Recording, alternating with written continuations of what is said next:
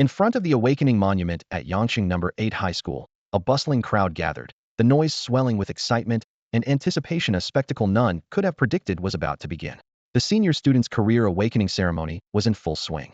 Zhang Shan received a branked assassin. Li Si fell to a dranked shooter. Wang Wu became a cranked fistmaster, each new title declaring both honor and despair. The atmosphere was tense. At the crossroads of fate, joy and sorrow intertwined.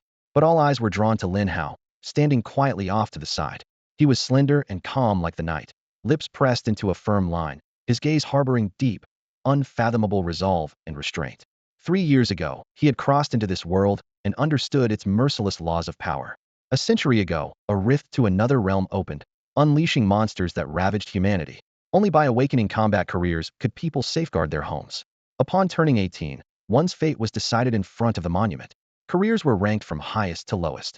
SSS, SS, S, A, B, C, D, and E. High-tier combat roles formed the backbone of city defenses and received the highest honors, while low-tier ones were often looked down upon or mocked. Next, Ning Yuanxi. The name rang out. The vice mayor's daughter of Yangqing, stunning and gifted. With graceful steps, she touched the monument. Thunder erupted and purple lightning crackled as the radiant light of enshranked thunder sage burst forth, illuminating the entire plaza. Cheers erupted. Principal Mo Rin repeatedly praised, "Excellent. Excellent. UNC truly is the pride of the Ning family and our school's pride." Ning UNC smiled, eyes sharp and confident, scanning the crowd before pausing subtly on Lin Hao, a flicker of hidden curiosity crossing her face. Then Lin Hao's name was called. The mood instantly darkened. Everyone held their breath. The principal's hopes ran high, secretly wishing his younger brother could inherit the sister's rank glory. Lin Dong's legend was still fresh in their minds. They longed for Lin Hao to create another miracle. He stepped onto the stage calmly and placed his palm on the cold stone. A faint glow barely sparked, not even close to Ning Yuan's brilliance. Finally, his career appeared. Insect Tamer, rank E, the lowest level combat career, with skills limited to ordinary insect contracts. Silence fell for a moment. Then laughter and whispers of disbelief erupted. Insect Tamer? So he takes care of bugs? Is he planning to work on a farm? His sister's a top shadow dancer. How could her brother end up like this? The mocking stings pierced his heart like icy needles. The principal's expression darkened, disappointment obvious, but he forced a weak encouragement. Lin Hao, don't lose heart. Even a rank is a combat career in history. There have been legends of raising high-level battle insects, iron-armored centipedes guarding cities. His words felt hollow, only thickening the heavy air. From the crowd, Ning Yuanxi frowned, her curiosity turning to regret and faint pity. She hadn't expected Lin Dong's brother to suffer such a fate.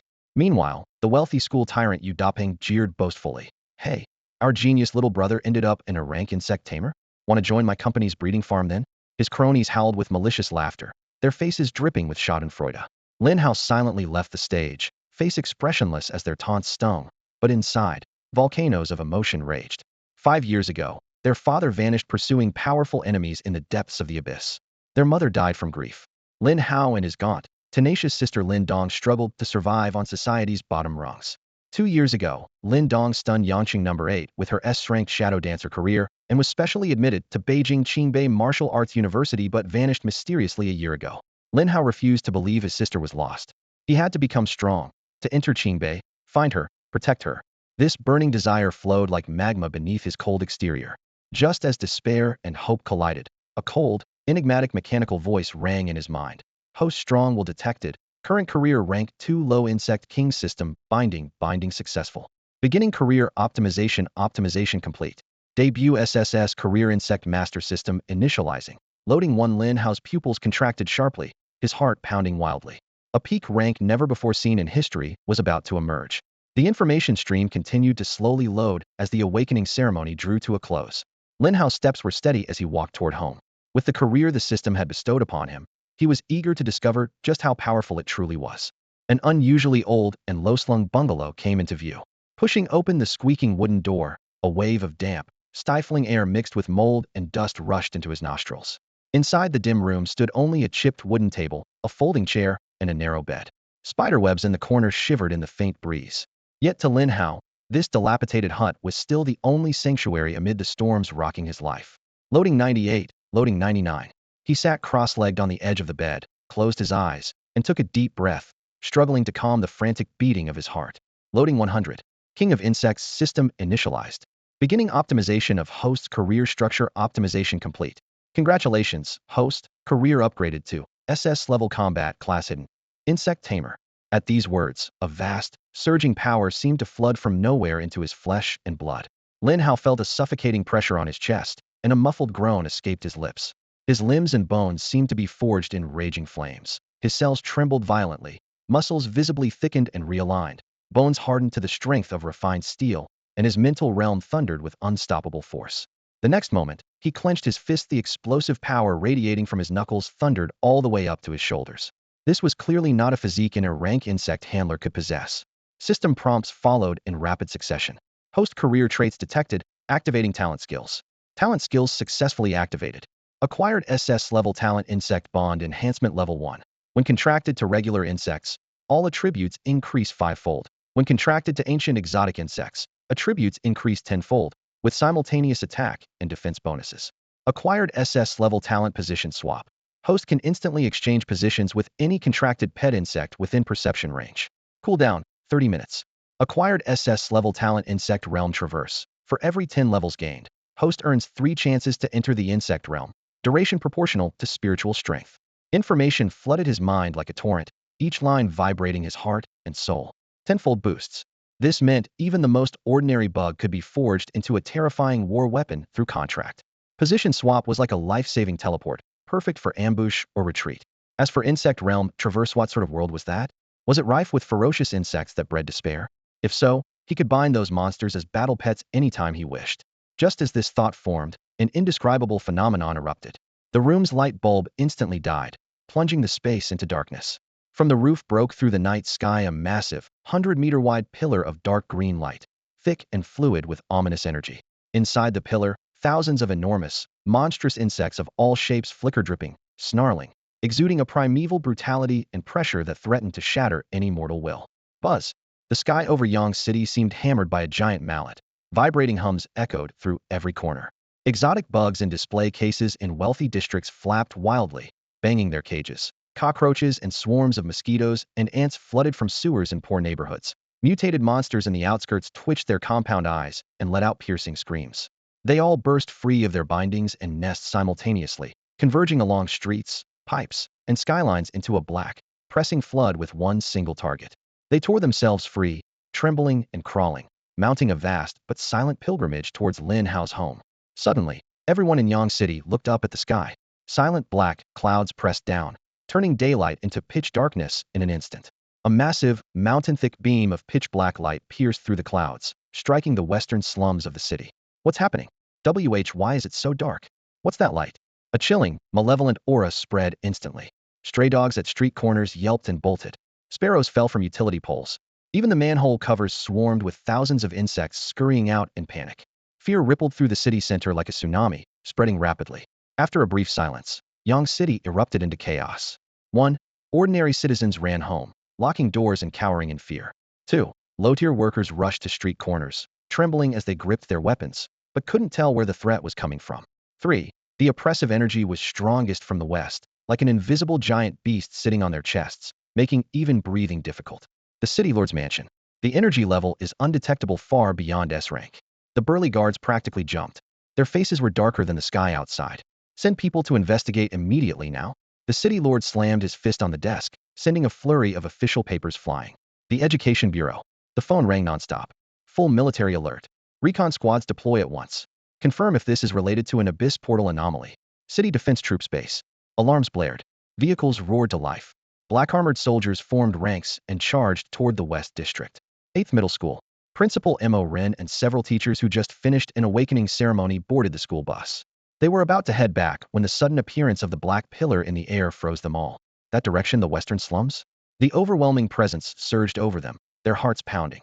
The energy concentration is far more terrifying than when Ning Yuan awakened. Could it be SS rank? No, probably higher. Mo Ren clenched his teeth. There have been students with delayed awakening before. We must go now and find out whether it's a student or some major figure. The bus sharply turned, engine roaring as it sped toward the slums. Inside the most remote row of shabby houses in the slums, black light and dark clouds flooded into the boy's body. Suddenly, the sky cleared. Lin Hao slowly opened his eyes. Power surged within him like a roaring ocean, deep and boundless. His gaze was sharp as a blade, flashing in an instant. Half an hour later, He clearly sensed several strong presences approaching. Expected the anomaly has drawn them here. The SSS rank was too conspicuous. Right now he just wanted to keep a low profile past the martial exam in 2 weeks, then go to the capital to find his sister. Any other trouble, he wanted to avoid. Knocks came repeatedly on the door. Strange figures patrolled outside, but no one noticed the cramped little room. Finally, familiar footsteps stopped at the door. Lin Hao, are you inside? Open up. It was Mo Rin. Lin Hao drew a deep breath and opened the door. PR principal? Why are you here? He whispered. Mo Rin ignored the greetings, eyes wide. Did you see the black beam just now? Hear strange sounds? Feel a strong energy presence? Lin Hao smiled bitterly, shaking his head. Anomaly? I only awakened an E-rank profession. I was in a bad mood, so I just came back to rest. Didn't notice anything. Several teachers and military police behind Mo Rin peeked inside. The worn bed and peeling walls barely held a trace of energy. Looking at Lin Hao's dejected expression, no one would link him to such a terrifying phenomenon. Mo Rin sighed, patting his shoulder. Rank doesn't define everything. Take your sister as an example, work hard. The group then split up, searched the neighboring houses, broadened the scope. As footsteps faded away, Lin Hao's confused, bitter expression vanished. Calm returned to his face, but a blade of resolve flickered in his eyes. No news of his sister still. The words Qingbei Martial University burned in his heart like fire. I have to grow stronger, faster. As the door closed, his gaze landed on the blue interface floating in midair. Host, Lin Hao. Profession, Insect Tamer SSS rank. Level 1. Power, 15. Agility, 15. Spirit, 30. Constitution, 15. Talent skills. 1. Pet enhancement level 1. 2. Position swap cooling down. 3. Insect World Traverse levels 110, uses 33. Current pets, none. Insect World Traverse, Lin Hao muttered, tracing the skill icon with his fingers. His instincts told him this was the key to his rapid rise in strength. That night, the internet and public opinion in Yangqing exploded completely. Headlines across major forums flooded the screen in an instant. Breaking. Unknown level awakening phenomenon shockingly appears in Yangqing. Suspected S rank, or even higher. Black light pillar shrouds the west side of the city. Tens of thousands of insects bow down, blessing or curse. Expert analysis. Unprecedented energy fluctuation, possibly linked to the interdimensional portal opened a century ago. Mysterious powerhouse hiding in our city. Military has stepped in to investigate. Wild speculation flew everywhere, yet not a single rumor connected this city-shaking anomaly to the poor boy from Yangqing No. 8 middle school who had just awakened as an air-rank profession insect handler. Late at night, silence finally blanketed the city. Lin Hao sat on the cold cement floor of his shabby rented room, took a deep breath, his voice hoarse but steady. Activate. Insect Realm Traversal. A burst of white light exploded, and his figure vanished from the room in an instant. After a brief sensation of space tearing, he stepped into an unfamiliar realm. Towering trees rose like pillars, their branches tangled in intricate knots, trunks covered in slick moss.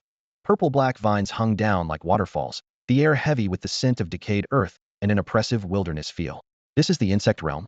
Lin Hao murmured to himself, feeling his mental energy drain like a bursting dam.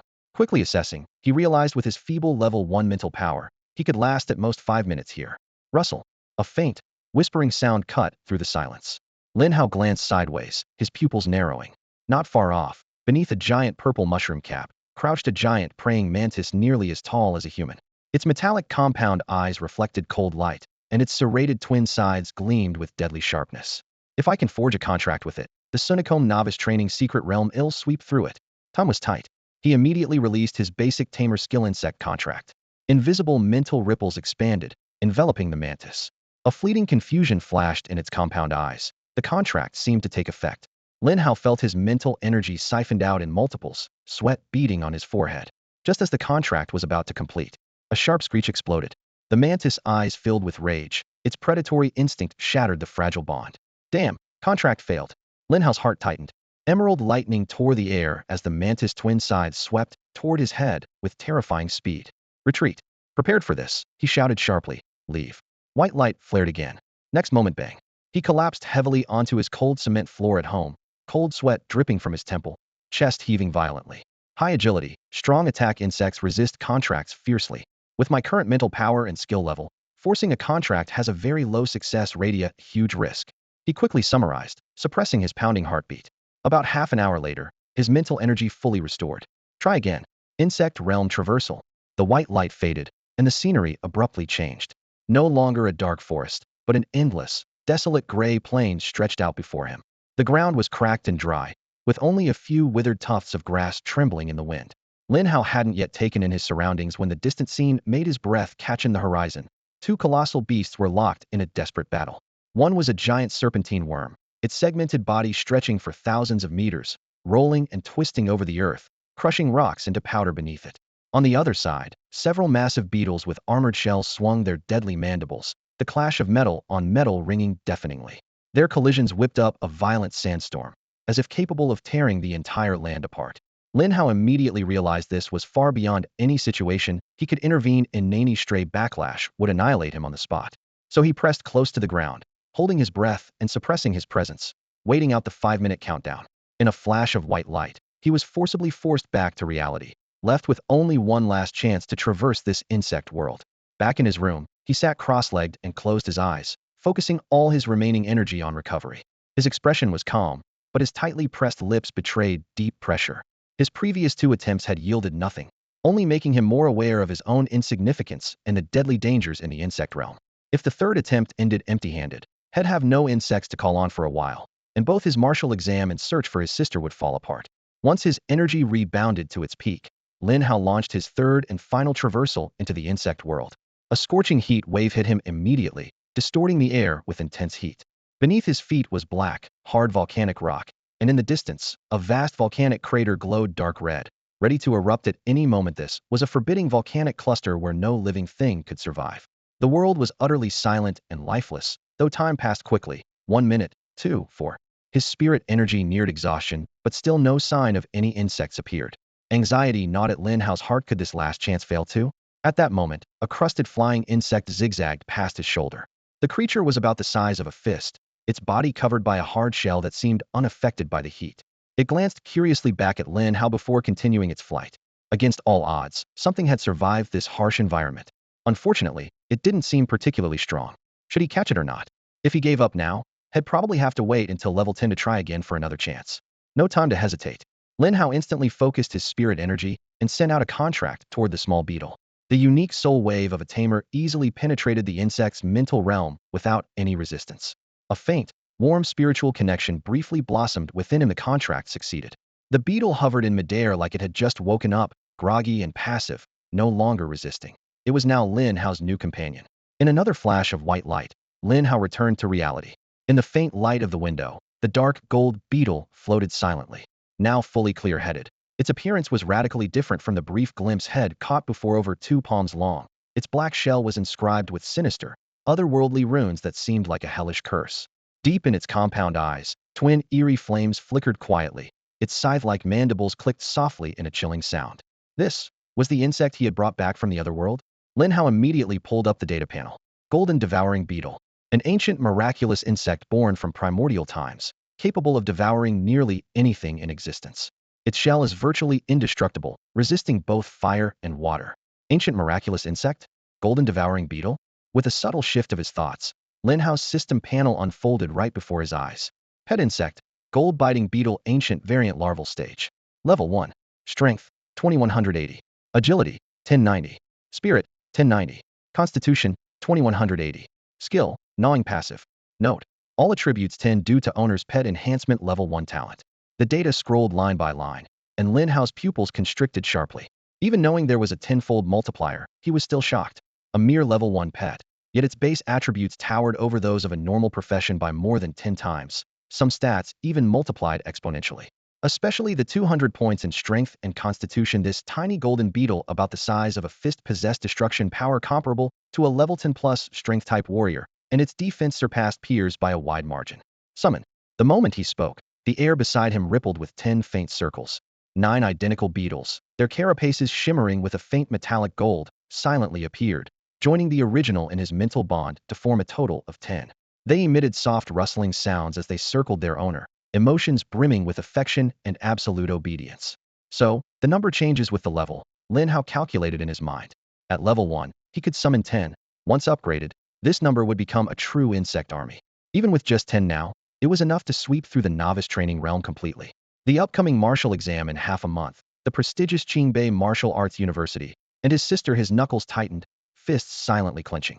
That day, the school organized a trip for combat profession students to venture into the novice training secret realm.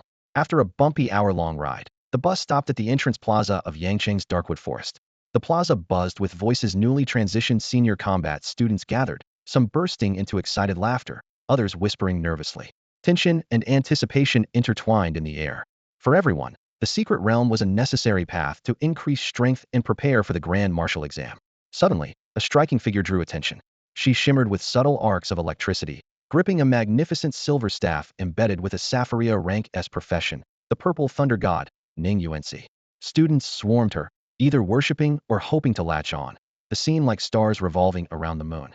Ning Yuanci's gaze swept around, quickly settling on a lone figure in the corner who stood out awkwardly. Lin Hao. Her brow furrowed lightly, memories passing of her own radiant senior, Lin Dong. Then looking at this erranked profession boy sharing the Lin surname, a complexity stirred within her, regret tinged with a faint pity bordering on superiority.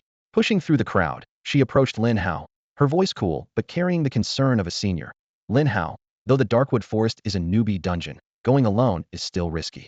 My team is one short. You can join us, responsible for whom? Scouting or support tethering. Her words immediately attracted envious glances from those around. Teaming up with Strength Powerhouse was practically the safest and most effective start.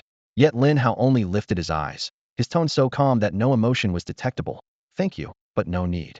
Ning Yuanci was taken aback. She hadn't expected such a straightforward and firm refusal, not even a polite excuse to soften the rejection. One of her followers sneered immediately. TSK, really ungrateful. Miss Ning kindly brought you along. And you, an rank bug tamer, still show such attitude? Ning Yuanci raised her hand to stop the other, her gaze locking onto Lin Hao with her brows furrowed tighter. Lin Hao, solo running dungeons as an rank pro is slow and dangerous. If your sister knew. I know what I'm doing. Lin Hao interrupted calmly but firmly, his tone steady and resolute. This is my path, and I'll walk it myself. Being rejected openly shocked Ning Yuanci's expression, her earlier pity instantly burning into anger. She stared at Lin Hao, her voice chilling like shards of ice. Stubborn. I hope you won't regret this later. With that, she swept away, electric sparks faintly flickering between her sleeves, as if even the air trembled for a moment. At that moment, Yu Dapeng arrived at the plaza and took in the whole scene. The young master of the Yu family, in a rank tank clad in dazzling golden heavy armor that gleamed sharply in the sunlight, was followed by 7 or 8 well-bred subordinates. He had long admired Ning Yuanci and harbored resentment toward Lin Hao. Now, seeing Ning Yuanci's invitation snubbed and Lin Hao humiliated, he immediately smelled an opportunity to step forward. Born in the slums, awakened as an rank waste profession, with a missing sister who better than Lin Hao to serve as a stepping stone, Yu Dapeng strode forward, blocking Lin Hao's way and loudly mocking. Well, isn't this the infamous bug tamer Lin Hao from our 8th school? Miss Ning gave you a meal, and you just repay her with shame? His voice deliberately rose, silencing the surrounding crowd. Students who had mocked Lin Hao just yesterday now smirked with malicious delight. Lin Hao's expression remained calm, as if the noise around him meant nothing. Yu Dapeng continued his taunts. Rank big shot. Will you go feed pigs at the breeding base or raise chickens at the farm? Just so happens my Yu family owns a large pig farm missing a supervisor. Want the job? His underlings burst out laughing. Smart choice, Brother Peng. Ranks need a rank awareness. Maybe he really can raise battle chickens. Pity, they're just food. Laughter poured over Lin Hao like filth. He finally stopped moving, lifting his eyes with a completely unreadable gaze fixed coldly on Yu Dapeng's twisted smug face. To him, all the mockery was meaningless. The only thing off limits was his sister. Do you want to die? His voice froze the air like an arctic wind, instantly cutting through the laughter. Lin Hao's eyes were a cold, deep abyss. The temperature around them seemed to plummet. Yu Dapeng shivered before anger surged. Relying on his rank tank defense and the backing of his family, he shouted in defiance, "Listen here. Your sister Lin Dong might already be dead." Buzz. Before he could finish, 2 streaks of golden light shot out like lightning, leaving only afterimages. Clang. The sharp sound of metal shattering ripped through the air. The golden armor on Yu Dapeng's chest, said to be bulletproof, was instantly pierced through in 2 fist-sized holes by 2 strange insect-like creatures, shards flying everywhere. A heart-wrenching scream erupted. The golden light didn't stop, tearing through flesh beneath the armor, blood spraying. The wounds were so deep the bone was visible. Gold-devouring bugs. 2 silver-white, armored gold-devouring bugs perched on the torn armor, their mandibles clicking in a sickening rhythm. The entire crowd went silent. Smirks and noise froze on faces, turning quickly into terror. What's that? An rank bug tamer's bugs can bite through golden armor. Ning Yuanci's silver staff trembled slightly. Shock painted across her face. So this was the power Lin Hao relied on to reject her. Yet this strength completely overturned her understanding of bug tamers. Yu Dapeng collapsed to the ground, his golden faceplate crushed, overwhelmed by pain and the shadow of death. The two bugs rested coldly on his chest, awaiting their master's command. His entourage's faces drained of color as they backed away hastily, no one daring to help or intervene, fearing becoming the next prey. Lin Hao stepped closer, each step echoing like a blow to the crowd's heart. His tall figure cast a shadow over Yu Dapeng's face. His indifferent black eyes held no anger or pride, just an impartial examination. Do you know? I could kill you anytime. I'm sorry, Lin Hao. Brother Hao. I was wrong. I shouldn't have said those reckless things. My mouth got me into trouble. Please spare me. Have mercy. Tears streamed down Yu Dapeng's face as he knelt on the ground, his voice trembling as he desperately kowtowed, begging for forgiveness. There was no trace left of his earlier arrogance. At that moment, a powerful aura rapidly approached. Stop. What's going on? Principal Mo Run landed swiftly, his gaze instantly sweeping over the scene, the shattered alloy armor on the ground, the bloodied Yu Dapeng, the strange buzzing golden insects hovering in midair, the cold expression on Lin Hao's face, and the frightened students trembling nearby. All the details quickly came together in his mind, and he already understood most of what had happened. The two golden metal-devouring insects, radiating a cold, eerie glow, were especially striking. Mo Ren's heart sank. He was privately shocked. This was no power an ordinary rank insect handler could control. Images of last night's strange celestial phenomena flashed in his mind, and a wild, unsettling guess brushed past him before he forcibly pushed it aside. Taking a deep breath, Mo Ren looked at Lin Hao with a complicated expression, curiosity and shock mingling in his eyes before letting out a helpless sigh. Lin Hao, put away your pets first. His voice sounded slightly dry. At the thought, Lin Hao moved subtly. The two golden lights quickly retracted as the metal-devouring insects disappeared behind him, restoring calm to the air.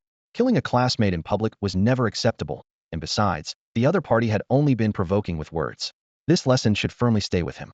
Mo Run turned toward the curled-up Yu Dapeng on the ground, his tone cold and stern. Yu Dapeng, did you provoke this first and insult Lin Hao and his family? I was wrong, Principal. I apologize to Lin Hao. I truly know I was wrong. Yu Dapeng bit his broken teeth, sweating profusely with pain, nodding repeatedly. Using your family status and rank to bully others, speaking without filter, you only brought disgrace upon yourself. Mo Ren snorted heavily, then looked back at Lin Hao, easing his tone. You were impulsive, but there's reason behind it. Go into the instance first. We will deal with everything after the martial exam. He fixed his gaze on Lin Hao, as if trying to uncover all of the boy's secrets. Lin Hao returned the look calmly, nodding slightly with no objection. His footsteps resolutely passed over the fallen Yu Dapeng, without a glance at the complicated looks from the surrounding students, heading straight toward the twisted, rotating portal that shimmered with eerie light, the gateway to the dark forest instance. Among the crowd, Ning Yuanci stared at his back. All her previous disdain and anger had long vanished, replaced by deep curiosity and a strange shock. The quiet boy before her now seemed wrapped in layers of mist she could not penetrate. Elsewhere, as Yu Dapeng was helped to his feet by his underlings, his eyes still wide with fear, a strange glint flashed deep within. It wasn't hatred, it was a twisted reverence born from being crushed, even worship. Suddenly, he thought clinging to this newly appeared giant might hold more promise than currying favor with Ning Yuanci. Inside the portal, Lin Hao's vision flipped instantly. The damp, decayed leaves mingled with a faint metallic scent of blood assaulted his senses. Deep within the shadowy forest, uneasy snarls echoed faintly. His expression remained unchanged, but a sharp glint flickered deep in his eyes. At the edge of the shadowy forest, a plain stretched out where the trees met the grasslands beneath Lin Hao's feet. Low shrubs and hardy wild grasses swayed in the breeze, offering a wide yet concealed vantage point. Let's begin. No sooner had the words left his mouth than 10 ripples of dark golden light erupted in the air beside him, revealing 10 voracious golden-devouring insects. Go. Kill every monster you encounter. The streaks of dark gold shot forward like meteors, their speed leaving only afterimages before disappearing into the dense vegetation. Lin Hao's senses linked with the pet insects. Countless fragmented images surged through his mind. Quickly, he pieced them together and filtered the critical targets. In the first shared view, a level 1 irritable pheasant pecked at seeds, its plumage bright but eyes fierce. In a flash, the dark golden shadow dove like a ghost. The pheasant didn't even scream before its hard skull was shattered by the insect's sharp jaws, blood and feathers spraying. Level 1 irritable pheasant killed. Experience 10. The golden jaws snapped open and closed without pause, lunging immediately at the next signal. In another vision, a level 2 grass wolf hid in the grass, sturdy like a calf, fangs bared. It just lifted its head when a dark golden streak struck its chest like a falling star. Crack! The sound of ribs breaking was sharp. The wolf's solid chest caved in, propelling it backward into an ancient tree. It slid down, twitching, dead. Level 2 Grass Wolf killed. Experience 20. The notifications flooded in rapidly. Level 1 Irritable Pheasant killed. Experience 10. Level 2 Grass Wolf killed. Experience 20. Level 1 Irritable Pheasant killed. Experience 10. Lin Hao had expected the horrifying strength of the golden devouring insects. But even so, their killing efficiency stunned him. The difference was like a gladiator against a toddler. This was a dimensional crush. If that's the case, let's clear the novice realm with maximum efficiency. The 10 golden insects transformed into tireless miniature harvesters, sweeping across the plains. Irate pheasants, grass wolves, and even occasional level 3 porcupines couldn't last a second. The experience bar visibly skyrocketed. Less than 5 minutes later, a buzzing glow swept over his body. Level up. Current level, 2. Strength 10, Agility 10, Constitution 10, Spirit 20. Pet summon limit increased to 30. Lin Hao raised his hand and tore open 10 more spatial ripples. 10 fresh golden devouring insects appeared and instantly joined the slaughter, doubling the kill rate. Level 2 Grass Wolf killed. Experience 20. Level 3 Porcupine killed. Experience 30. Level 1 Irritable Pheasant killed. Experience 10. The notifications streamed faster than before. Just minutes later, a familiar warm current surged through his limbs again. Level up. Current level, 3. Strength 10, Agility 10, Constitution 10, Spirit 20. Pet summon limit increased to 40. His spirit power, now even stronger, Lin Hao summoned another 10 golden devouring insects without hesitation. 40 dark golden blades spread out like a net, covering a wider area with increased speed and density. From entering the realm to this moment, only 10 minutes had passed, and he had soared from level 1 to level 3. Such rapid leveling would amaze any genius. Most students would just be forming teams and stepping into the novice realm now. If the realm weren't large enough, they might not even find monsters to fight. Lin Hao's gaze passed over the plain, fixed on the deeper shadowy forest. The ancient trees there were taller and denser, the light dimmer, with occasional guttural beast roars. The cold, resolute face of his sister Lin Dong, who had shaken all of Jiangning province and set the legendary 8 hours to level 10 record, clearly appeared in his mind. Not fast enough yet, he muttered. To break this record, it couldn't be anyone else. It had to be me. As Lin Hao commanded 40 gold-devouring bugs, like a dark golden storm of death, to press into an area densely populated by level 4 monsters. On the other side of the secret realm, a rugged plain of jagged rocks and low-thorn bushes reeked faintly of sulfur. This was the territory of the level 2 Flamefang rats. Ning Yuanxi led a temporary squad of 5 who were locked in fierce combat. Lightning chain bind.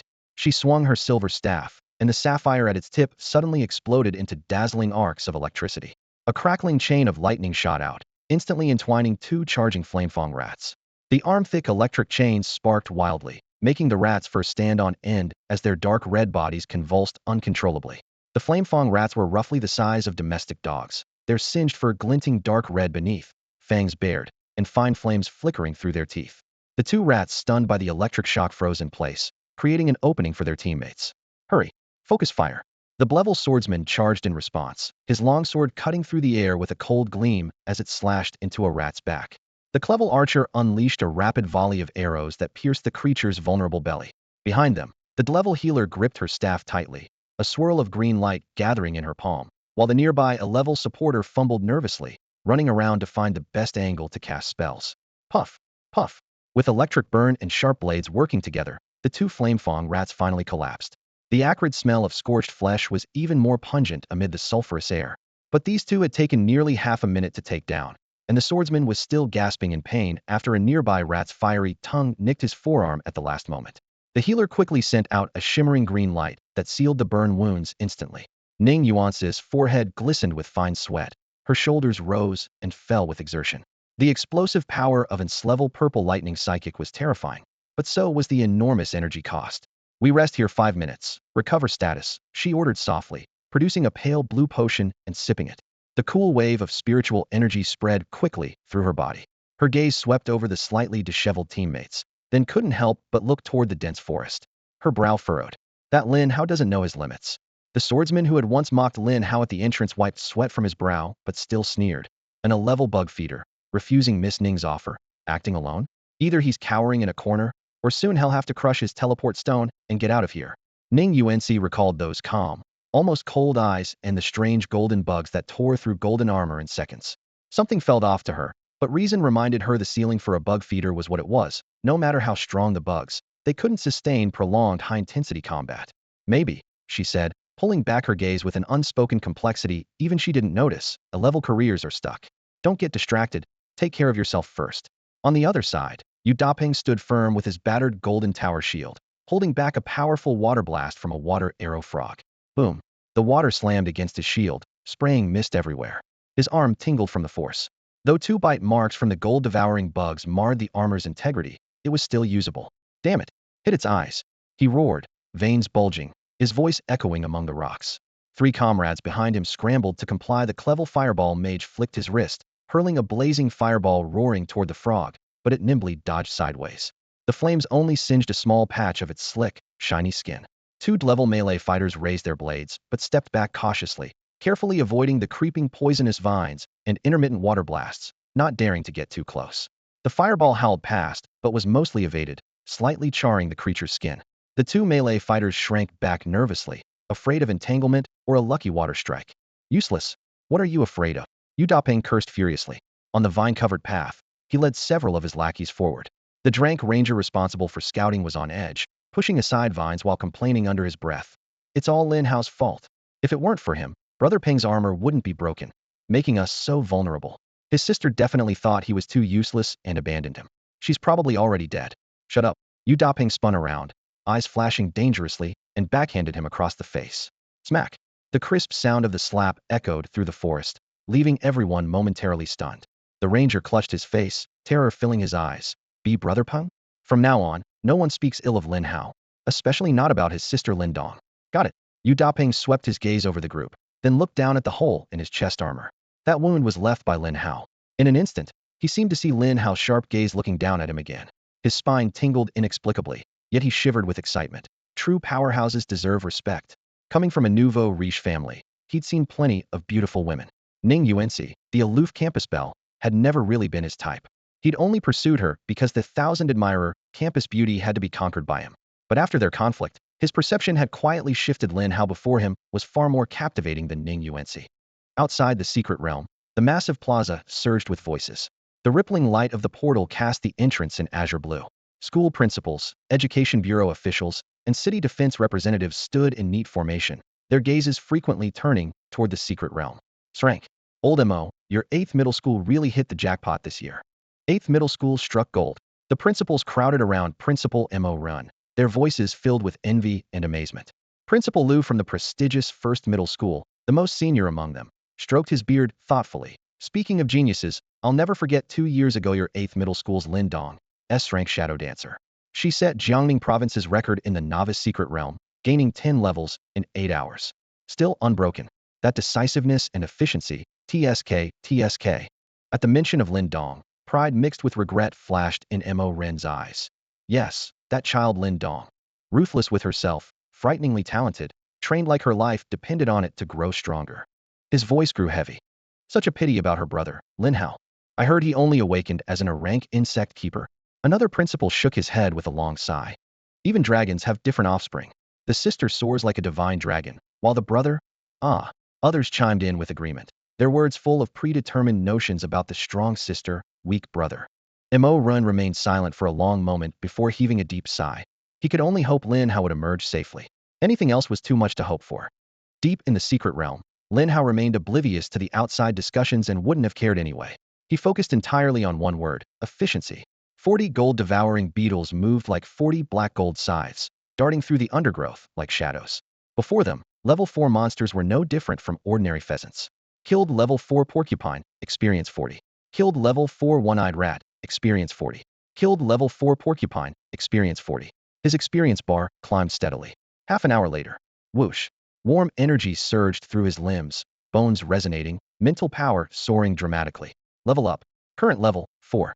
Strength 10, Agility 10, Constitution 10, Spirit 20. Pet summon limit increased to 50. Feeling the surge of power within, Lin Hao didn't pause. He raised his hand and summoned 10 more gold-devouring beetles, sending them into the next wave of hunting. Deeper in the plains, the silhouettes of level 5 grassland wolves and level 6 two-headed snakes flickered in and out of view. Before entering the secret realm, he had carefully studied the basic map and monster distribution. Now his steps were precise, each one following the most efficient route. Sister's record was 8 hours. He looked down, as if he could see through the earth to those faces outside, some pitying, some mocking. I'll be faster. With those calm words, Lin Hao strode forward. Crossing through a relatively sparse thicket, the sharp smell of sulfur was replaced by a stronger, more nauseating stench of decay. Ning UNC led her freshly rested team into the ironclad scorpion habitat marked in red on the map. She raised her silver staff, arcs of electricity crackling at her fingertips as she warned in a low voice, "Be careful. Ironclad scorpions have incredible defense, and their tail stingers are poisonous." The formation quickly spread out. Swordsmen took the front line, archers moved within the center, while healers and support stayed in the rear. Everyone held their breath, inching steadily toward the designated target, a nest of ironclad scorpions. However, amid the dust-covered ground, there were no giant armored pincers raised or tail stingers gleaming in warning. Only the whistling of wind squeezing through cracks in the rocks and the sickening scent of blood remained. "What's going on?" The intel said there'd be plenty of scorpions here, someone muttered under their breath. When the team climbed a gentle slope and the view below came into sight, the entire squad froze as if struck by a petrification spell. Hiss!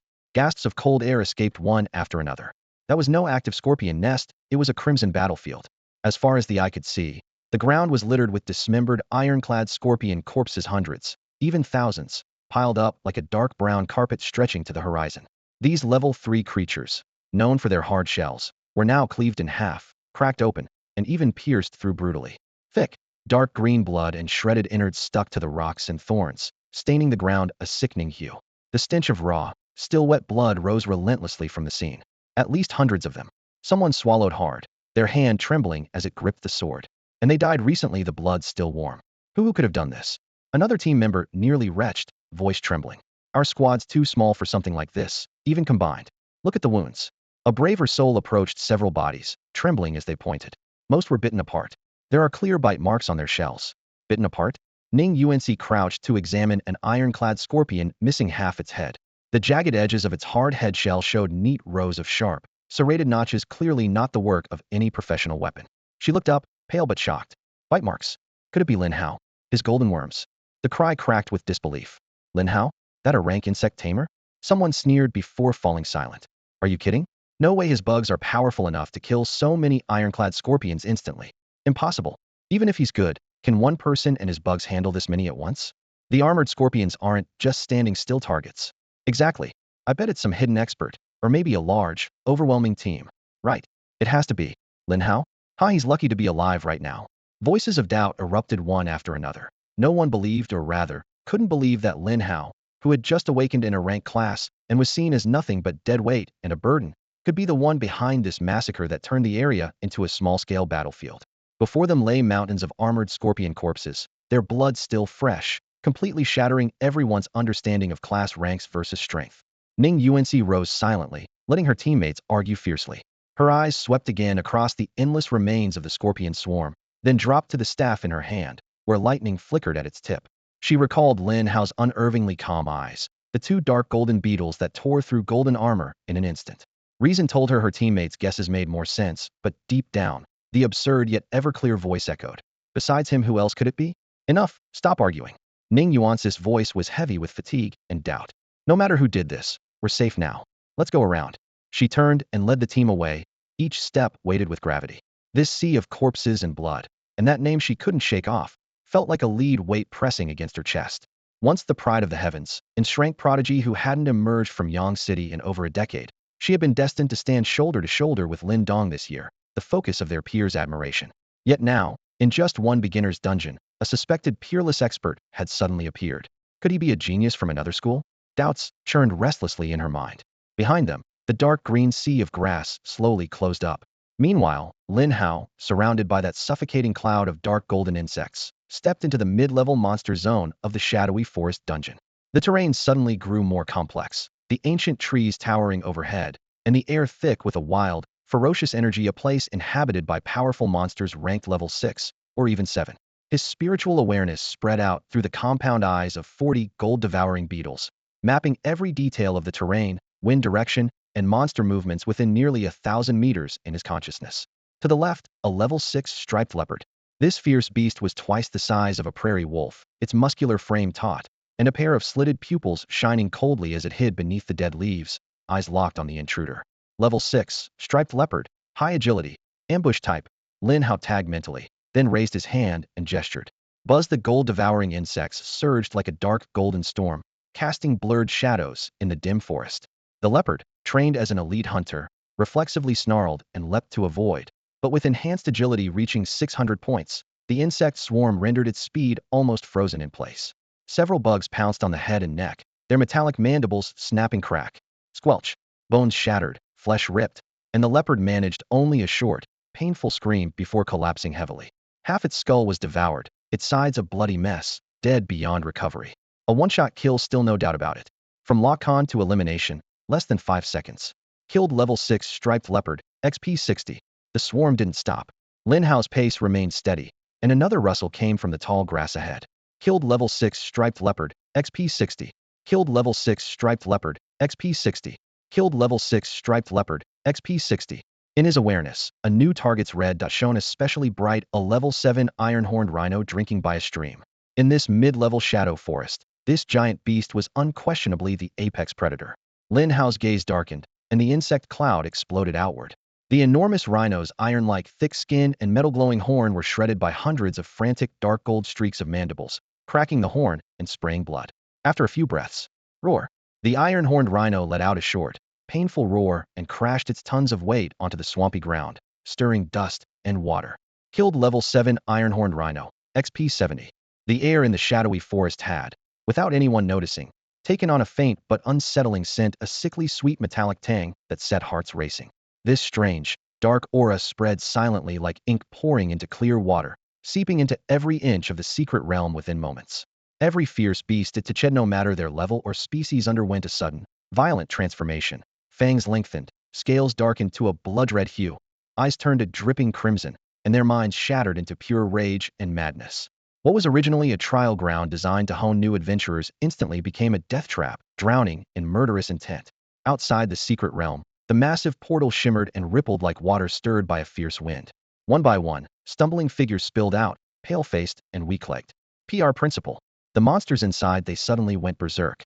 A student from 8th middle school collapsed as soon as he was teleported out, trembling as he pleaded with Mo Run, who had rushed over upon hearing the news. I faced a level 2 one-eyed rat.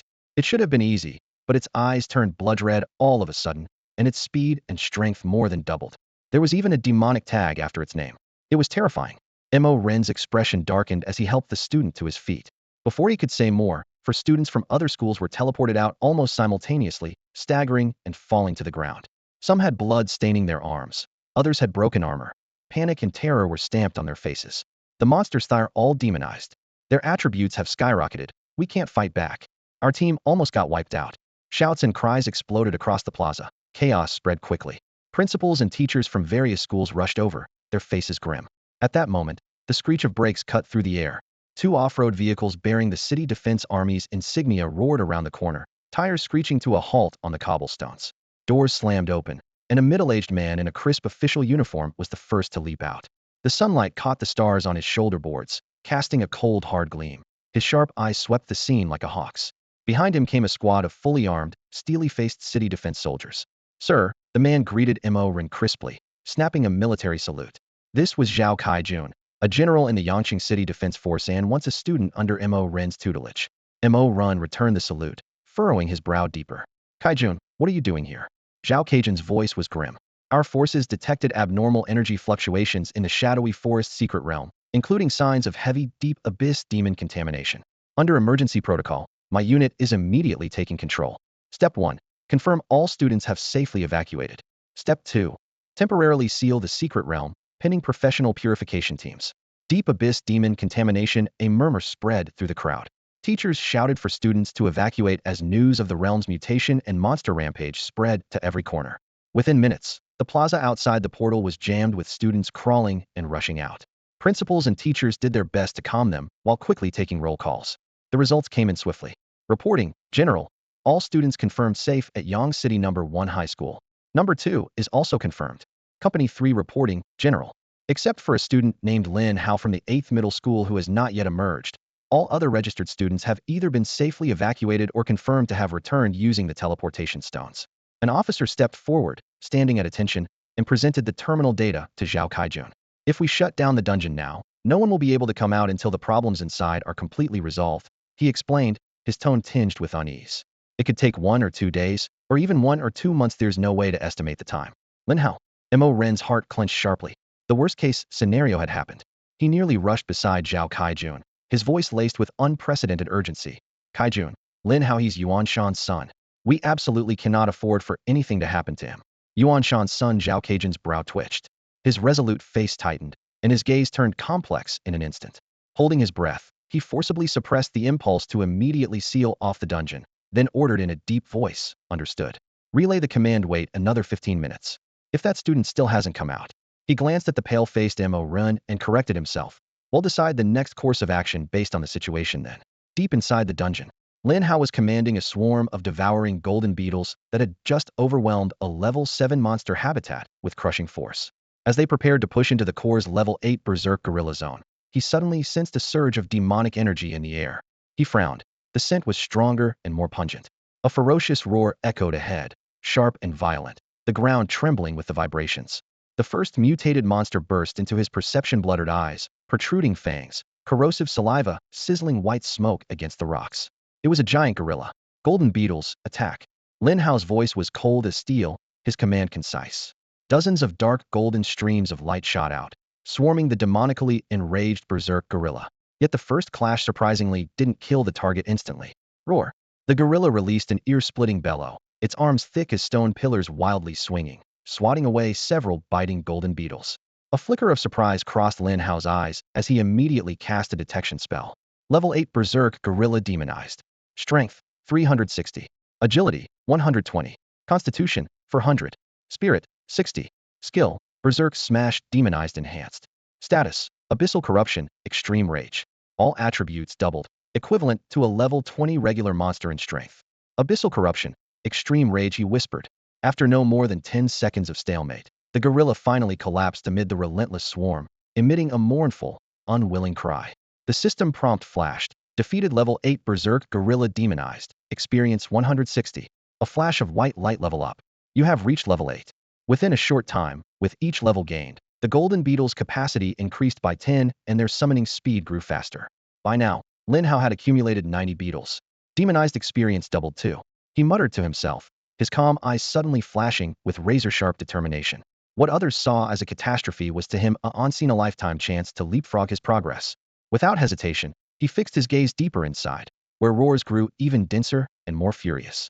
With a thought, spatial ripples spread out, and another 10 golden beetles were summoned, the full quota at level 8, just one short of maxing out. Summoning limit, 90 beasts, reached. Clear out all demonized monsters. The command was given, and the swarm surged forward with a howl. The devourer beetles surged toward the monsters whose attributes had skyrocketed due to demonic corruption, monsters that, to Lin Hao, were like double experience packs. Their wing shells buzzed and clashed like sharp metallic screeches, forming a tide of black gold flooding out at Lin Hao's feet. He advanced steadily, penetrating deeper into this perilous yet opportunity-filled secret realm.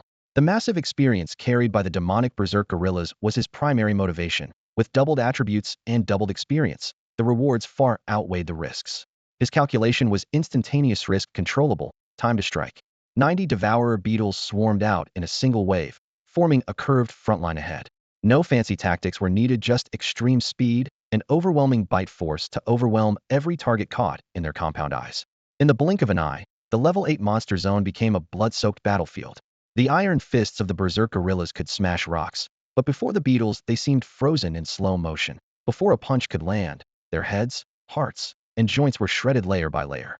Crunch, puffed, roar, bones cracked, carapaces pierced, death cries and system alerts rang out one after another. Killed level 8 demonic berserk gorilla. Experience 160. Killed level 8 demonic berserk gorilla. Experience 160. His experience bar surged at a nearly imperceptible speed. Just 15 minutes later. Buzz. Level up. Current level, 9. Strength 10, Agility 10, Constitution 10, Spirit 20. Maximum summon devourer beetles increased to 100. Lin Hao clenched his fist, feeling the surge of new power, but remained calm. He could clearly sense that every single beetle under his command had leveled up too, their collective combat power rising another notch. Without hesitation, he instantly summoned the newly added 10 beetles. In an instant, a full 100 devourer beetles descended like nightfall, blanketing the path ahead and greatly boosting his clearing efficiency. The swarm seemed tireless. Wherever they passed, roars and crashes quickly fell silent. A sickly sweet bitterness of blood and magic filled the forest air, piled high with shredded gorilla corpses. 10 minutes later, the last demonic berserk gorilla was devoured amid a wailing roar. The zone plunged into deathly quiet. Lin Hao's experience bar steadied at 80 of level 9, just a hair's breadth from level 10. Upon reaching the next level, he would gain 3 more chances to traverse the insect realm. Raising his hand, he flicked decisively, commanding the swarm to charge into the final area. Outside the secret realm, the atmosphere was tense. No students had been teleported out for a long time, and everyone felt a heavy stone pressing on their hearts. Lin Hao, the only one yet to return, was shrouded in uncertainty. Alive or dead, no one dared say. Dressed in tattered clothes, Yu Dapeng craned his neck toward the glowing portal, furrowing his brows, his voice barely audible. Hao Ji, why aren't you out yet? It's been almost 4 hours since you went in. It's filled with nothing but crazed monsters. Those who had once been terrified by Lin Hao's overwhelming strength now harbored a reverence that had twisted into an almost pathological worship and dependence. Not far away, Ning Yuanxi gripped her silver staff tightly, her fingertips turning slightly pale. She had already reached level 6, which was absolutely top tier among her peers and should have filled her with pride. Yet at this moment, a shadow lingered on her beautiful face that she couldn't dispel. He really doesn't know what's good for him. She deliberately raised her voice, as if explaining to those around her, or perhaps trying to convince herself. A mere rank insect breeder, thinking he can venture alone into a demonized secret realm just because he has a few mutated bugs? He's probably cowering in some corner right now, too scared to even use his teleportation stone. If he weren't Lindong's brother, I wouldn't even bother with him.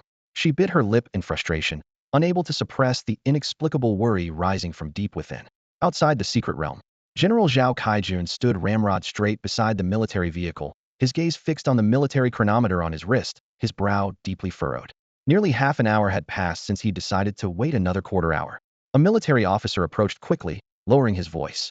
General, the secret realm's energy contamination is still rising. If we don't seal and cleanse it immediately, the realm could completely collapse at any moment. I suggest.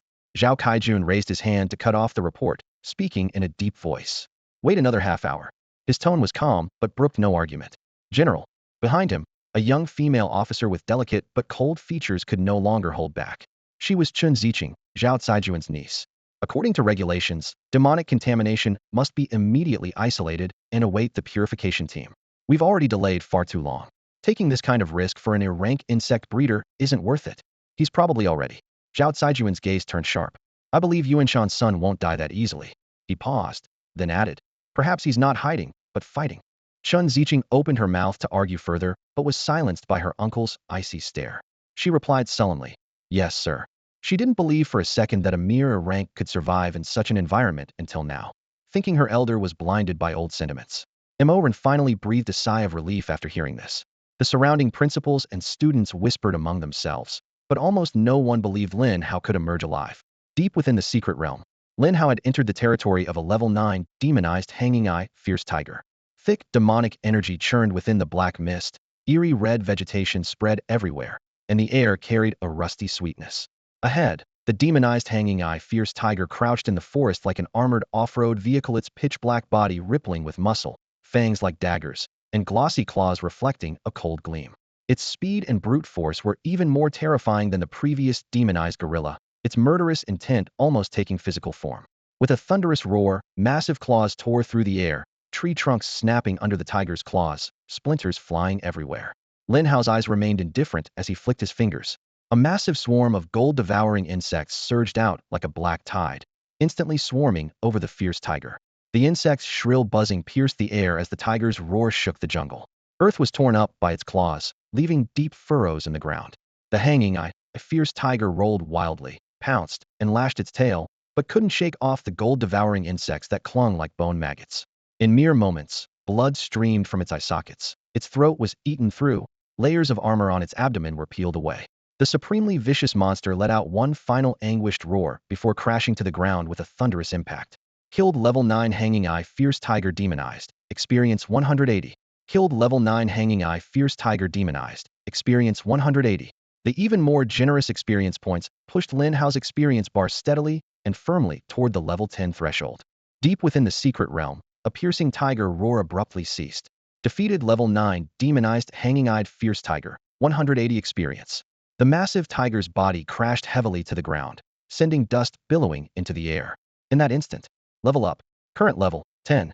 Strength 10, Agility 10, Constitution 10, Spirit 20. Insect summon limit raised to 110. Ding. Congratulations, host reached level 10 and gained 3 opportunities to use Insect World Shuttle. Lin Hao felt a surge of energy flood his body. His mind cleared to a crystalline calm. A faint trace of satisfaction flickered in his steady gaze. One goal achieved, yet he allowed no time for boasting. Ignoring even the newly granted shuttle chances, he immediately summoned an additional 10 devouring golden insects. In a blink, his 100-strong insect legion swelled to 110. The dense swarm of armored shells converged into a rushing black torrent, emitting a grating hum like a deadly storm consuming all in its path, sweeping toward the remaining demonized monsters. The attribute boost from leveling to 10 sharpened the insects' biting, piercing, and splitting skills, drastically improving their killing efficiency. Defeated level 9 demonized hanging-eyed fierce tiger, 180 experience. Defeated level 8 demonized berserk gorilla, 160 experience. Experience points surged relentlessly, the bar visibly climbing at a rapid pace. Once the vast level 9 demonized creature zone was wiped clean, Lin Hao's progress confidently settled at level 11 with 30 experience. It was time to leave. From the moment he entered the secret realm until now, it had been just 4.5 hours. She had skyrocketed from level 1 to 11. If this information leaked out, it would overturn the entire understanding of the profession system. Lin Hao scanned his surroundings. The forest, corrupted by abyssal demonic energy, was now eerily silent except for the slaughtered ground beneath his feet. The swirling black mist no longer spread randomly, but seemed drawn by an invisible force, slowly drifting towards the realm's core.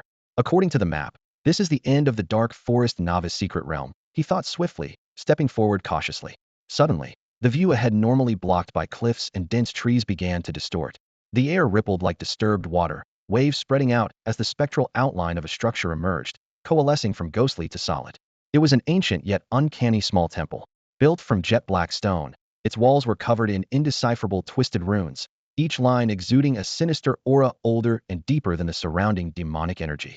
The temple had no door. Instead, its front held a swirling vortexan, unceasing whirlpool that resembled a gaping black maw, threatening to devour anything near.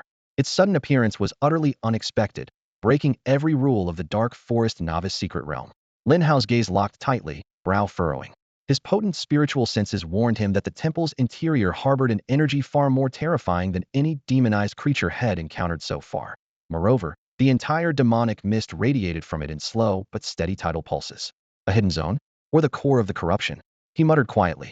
Such a building could not be a natural formation of a novice secret realm, nor was it marked on any map. Think. The user wants me to translate and polish Chinese text into natural, native speaker level English. They've given specific instructions. 1. I should act as a native English speaker. 2. Translate and polish Chinese sentences into natural English. 3. Don't translate word for word, but make it natural, common, and easy to understand. 4. Ensure fluency, accurate word choice, proper grammar, plural forms, pronouns, and gender-specific terms. 5. Pay attention to proper nouns like place names, dynasties, Chinese mythology. 6. Use pinyin for people's names. 7. No languages other than English should appear. 8. Every sentence must end with punctuation. 9. If the Chinese text contains certain phrases about rewriting novels, I should filter those out and only translate the main content. 10. Output should only contain the translated English content. 11. Must not end with English letters, must end with punctuation default period. The text appears to be from a fantasy gaming novel describing a battle scene. I need to translate this naturally while maintaining the action and drama of the original. Think. 120 gold-devouring beetles hovered around Lin Hao, their low, wary buzzing revealing they too sensed the immense threat emanating from the temple ahead. Lin Hao stood motionless, rapidly weighing his options. The black vortex before him concealed unknown and extreme risks, yet might also harbor equally rich rewards: massive experience, rare drops, perhaps even the key to uncovering the truth behind the secret realm's mutation. He now commanded 110 gold-devouring beetles, which had transformed and grown stronger as he advanced to level 10. Moreover, he held one position swap as a life-saving measure, allowing instant escape should the situation spiral out of control. Let's try it. With his decision made, he hesitated no longer. All the gold-devouring beetles buzzed and converged, swiftly forming circular defensive rings that wrapped around their master like flowing chains of dark gold, entering maximum alert. Lin Hao drew a deep breath of the air thick with demonic energy and blood, his gaze sharp as a blade, locked onto the endlessly spinning black entrance. The next moment, he stepped forward, steadily approaching the ancient temple that radiated malevolent energy. Upon entering the temple grounds, a scorching, viscous pressure struck him, heat, the suffocating blend of sulfur and decay nearly overwhelming. On the obsidian walls, twisted and grotesque murals depicted demons conquering and devouring worlds, their evil emanations assaulting his mind and making his scalp prickle. In the center of the great hall, a dark crimson blood pool bubbled and churned, wreathed in blood mist. Above it crouched a colossal creature. It towered over 10 meters tall, clad in obsidian-like heavy armor with muscles bulging like rocky peaks. A bovine head raised menacingly, its curved massive horns gleaming with metallic coldness, while crimson eyes blazed like twin furnaces, exhaling scorching white vapor. In its beast-like hands, it gripped a black stone axe as large as a pillar, its chipped blade still radiating murderous intent capable of tearing through anything. The moment Lin Hao crossed the threshold, the bull-headed giant jerked its head up, its blazing pupils locking onto the intruder. Warning. Encountered level 15 Lord-tier creature, demonized Minotaur. Lin Hao immediately cast detection without hesitation. Demonized Minotaur Lord. Strength, 4,000. Agility, 1,000. Spirit, 1,000. Constitution, 3,000. Skill, Death Trample Lord Skill. Status, Abyssal Blessing, Extreme Rage. Its attributes utterly crushed ordinary professionals, enough to shatter their will instantly. Yet Lin Hao showed no fear, his pupils contracting as he rapidly analyzed every detail. Direct confrontation meant certain defeat. Victory lay only in attrition warfare. Scatter. Target the joints, eyes, and mouth. Mental commands flashed like lightning.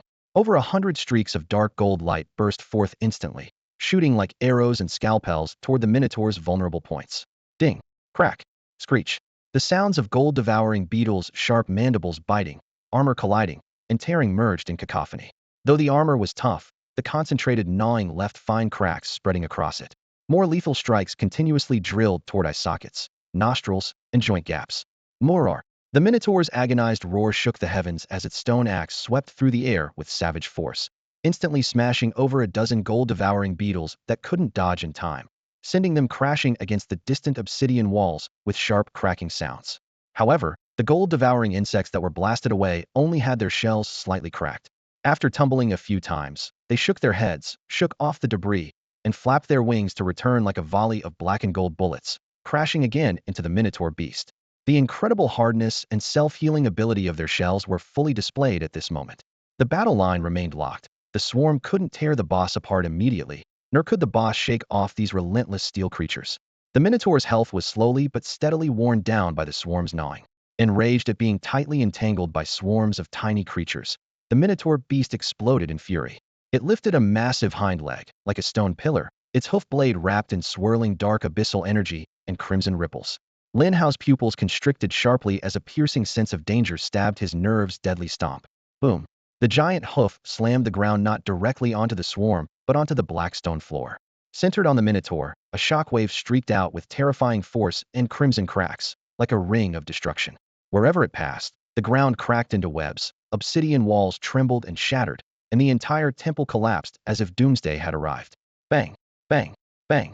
More than 30 gold-devouring insects failed to dodge in time. Their shells were shattered, bones exploded, and they were blasted high into the air. A few smaller ones were embedded alive into the walls, black and gold blood spraying everywhere. Lin Hao, dozens of meters away, felt as if hit by a massive hammer to his chest, blood surging and ears ringing. But he stood firm without wavering. This was only the prelude. As the deadly stomp ended and the dust had yet to settle, the burning red eyes of the Minotaur locked precisely on a lone slender figure in the distance through the rubble, and Dustit instinctively sensed that this seemingly fragile human was the true commander. Moo! A harsh roar shook the air. The massive stone axe was raised high above its head, abyssal energy wildly surging along the blade, black arcs of light tearing the space. In the next instant, it was about to cleave Lin Hao and the ground beneath him into powder. This axe strike was far more powerful than the stomp. Sealing off all of Lin Hao's escape routes, the fatal blow left no chance to evade. Yet Lin Hao's expression remained calm and unflustered. He didn't even move his feet. As the axe reached its peak, a thought flashed through his mind. Position swap. The spatial rules twisted with a crash. Lin Hao's figure vanished into thin air, instantly replaced by a gold-devouring insect that had been lurking 300 meters away, now standing where Lin Hao had been. Rumble. The giant axe swung through empty air, only cleaving a bottomless chasm in the black earth. The Minotaur paused, clearly confused by the sudden disappearance of its target. Meanwhile, Lin Hao had already teleported to a safe spot and immediately issued new orders without hesitation. The swarming gold-devouring insects surged again like a black tide, ruthlessly targeting the wounds just gnawed open. The Minotaur repeatedly unleashed powerful attacks, its massive body reaching the limit. Its wounds were torn open further, flesh turned inside out, and dark red demonic blood gushed out like a cascading waterfall. The Minotaur let out a roar filled with pain and fury. It tried to turn its massive head to lock onto Lin Hao, but heavy blood loss and unbearable agony made its huge body feel like it was weighted down with lead, moving sluggishly, as if trapped in quicksand. A swarm of devouring beetles clung to it relentlessly, their shells gleaming coldly between the hellfire and blood. They dragged this Lord-class beast into a grueling war of attrition. With its devastating brute strength utterly restrained, the Minotaur's swings grew slower and slower, its deafening roars fading into weak, guttural growls. When the giant stone axe was raised only halfway, its limbs suddenly stiffened. Its blazing red eyes darkened instantly. Then thud, the beast collapsed to the ground like a collapsing mountain, shaking the entire temple and sending dust flying in every direction with another violent tremor. The scent of death spread in an instant. Defeated Lord-level monster, demonized Minotaur. Experience 40,000. A massive surge of experience flooded into Lin Hao's body, more overwhelming than all the monsters had faced before combined. Buzzing energy beams shot skyward, banishing every shadow around him. Level up. Current level, 11. Level up. Current level, 12. The thrill of jumping 2 levels barely settled through his limbs when a sudden, eerie change shattered the silence again. The Minotaur's corpse visibly shriveled and contracted, as if invisible claws were squeezing every last drop of essence from it. Then, viscous black-red smoke began to pour violently from between the creature's fangs, curling and twisting in the air before finally condensing into a seductive but blurry female wraith. Constructed from pure abyssal energy, dark red runes swirled around her. Though her face remained obscured, a cold, hateful, and arrogantly contemptuous gaze pierced the air to lock onto Lin Hao. "And you dare defile my vessel?" The hoarse, ethereal voice thundered deep into Lin Hao's soul, suffused with a rage and scorn so potent the air seemed to freeze. His muscles tensed instantly. From this apparition, he felt an abyssal aura far purer and more terrifying than that of the Minotaur. Still, he forced himself to stay calm, his eyes sharp as blades as he studied her. "You could die 10,000 times, and it still wouldn't be enough to atone. You have angered this holy lady, and I will skin you alive someday. Feast upon your flesh." Freed from her vessel, the abyssal soul seemed unable to linger. The female wraith writhed violently in midair, growing increasingly transparent. "You little thing, this holy lady has memorized your face. One day, I will find you again." With those words, the soul's energy abruptly snapped. The apparition shattered amid chaotic distortions and faded as if it had never existed. Silence returned to the temple. Lin Hao stood surrounded by the swarming beetles, their shells stained with demon blood, hovering quietly. He exhaled slowly, his gaze drifting between the shrunken corpse and where the apparition had disappeared, eyes deep with thought. Vessel abyssal holy lady, so this is the source of the realm's corruption? The threat was terrifying indeed, yet the enemy had brazenly invaded the human world and wreaked havoc with such arrogance. Lin Hao's gaze sharpened, a cold sneer escaping his nostrils. "Next time we meet, they'll tear your true form to shreds. Let's see if you still dare talk big then." In front of the temple, the abyssal maiden's threat still seemed to hang in the air, leaving a chilling aftertaste. Lin Hao stood silently, quickly assessing the damage among his swarm of bugs. Dozens of gold-devouring beetles had cracked shells and jagged edges, but thanks to their astonishing self-healing ability, the injuries were already rapidly closing. Not a single one was truly lost in battle. After confirming this, he gathered all the beetles back by his side and turned his gaze toward the center of the battlefield. The massive corpse of the bull-headed beast had lost its blood-red sheen, gradually turning to ash. Right beside the corpse, a complex pattern traced in shimmering white light emerged and slowly rotated a small teleportation array, clearly the exit. The Mishianto upgrade and eradicate the contamination inside the secret realm had been more than accomplished. As for the abyssal maiden's lingering threat, that would have to be dealt with in the future. Without hesitation, Lin Hao stepped into the array. The white light flashed brightly, enveloping him in a slight sense of weightlessness before he vanished in an instant.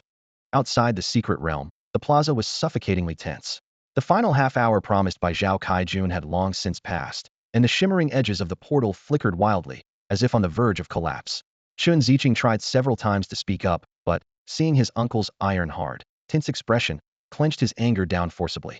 Principal Mo Ren's lips trembled as he muttered to himself, seemingly regretting letting Lin Hao enter alone. Yu Dapeng simply collapsed to the ground, holding his head, no longer restless, as if resigned to the cruel conclusion that Brother Hao was lost. Ning Yuanci gripped his staff so tightly his knuckles turned white, biting his lip hard. The faint flame of hope was all but snuffed out. Almost everyone had accepted the outcome as inevitable. Zhao Kaijun was about to issue the solemn order to seal the area when suddenly, the turbulent crystal portal stabilized for a brief, fleeting moment. In that instant, a slender but proud figure sliced through the mist like a sharp sword, quietly stepping out. Lin Hao had returned. Though his school uniform was torn in many places and stained with dried, darkened blood and dust, it remained neat. His expression calm, eyes deep and unfathomable, showing no sign of fatigue. If anything, an indescribable gravity radiated from him. The entire plaza fell utterly silent.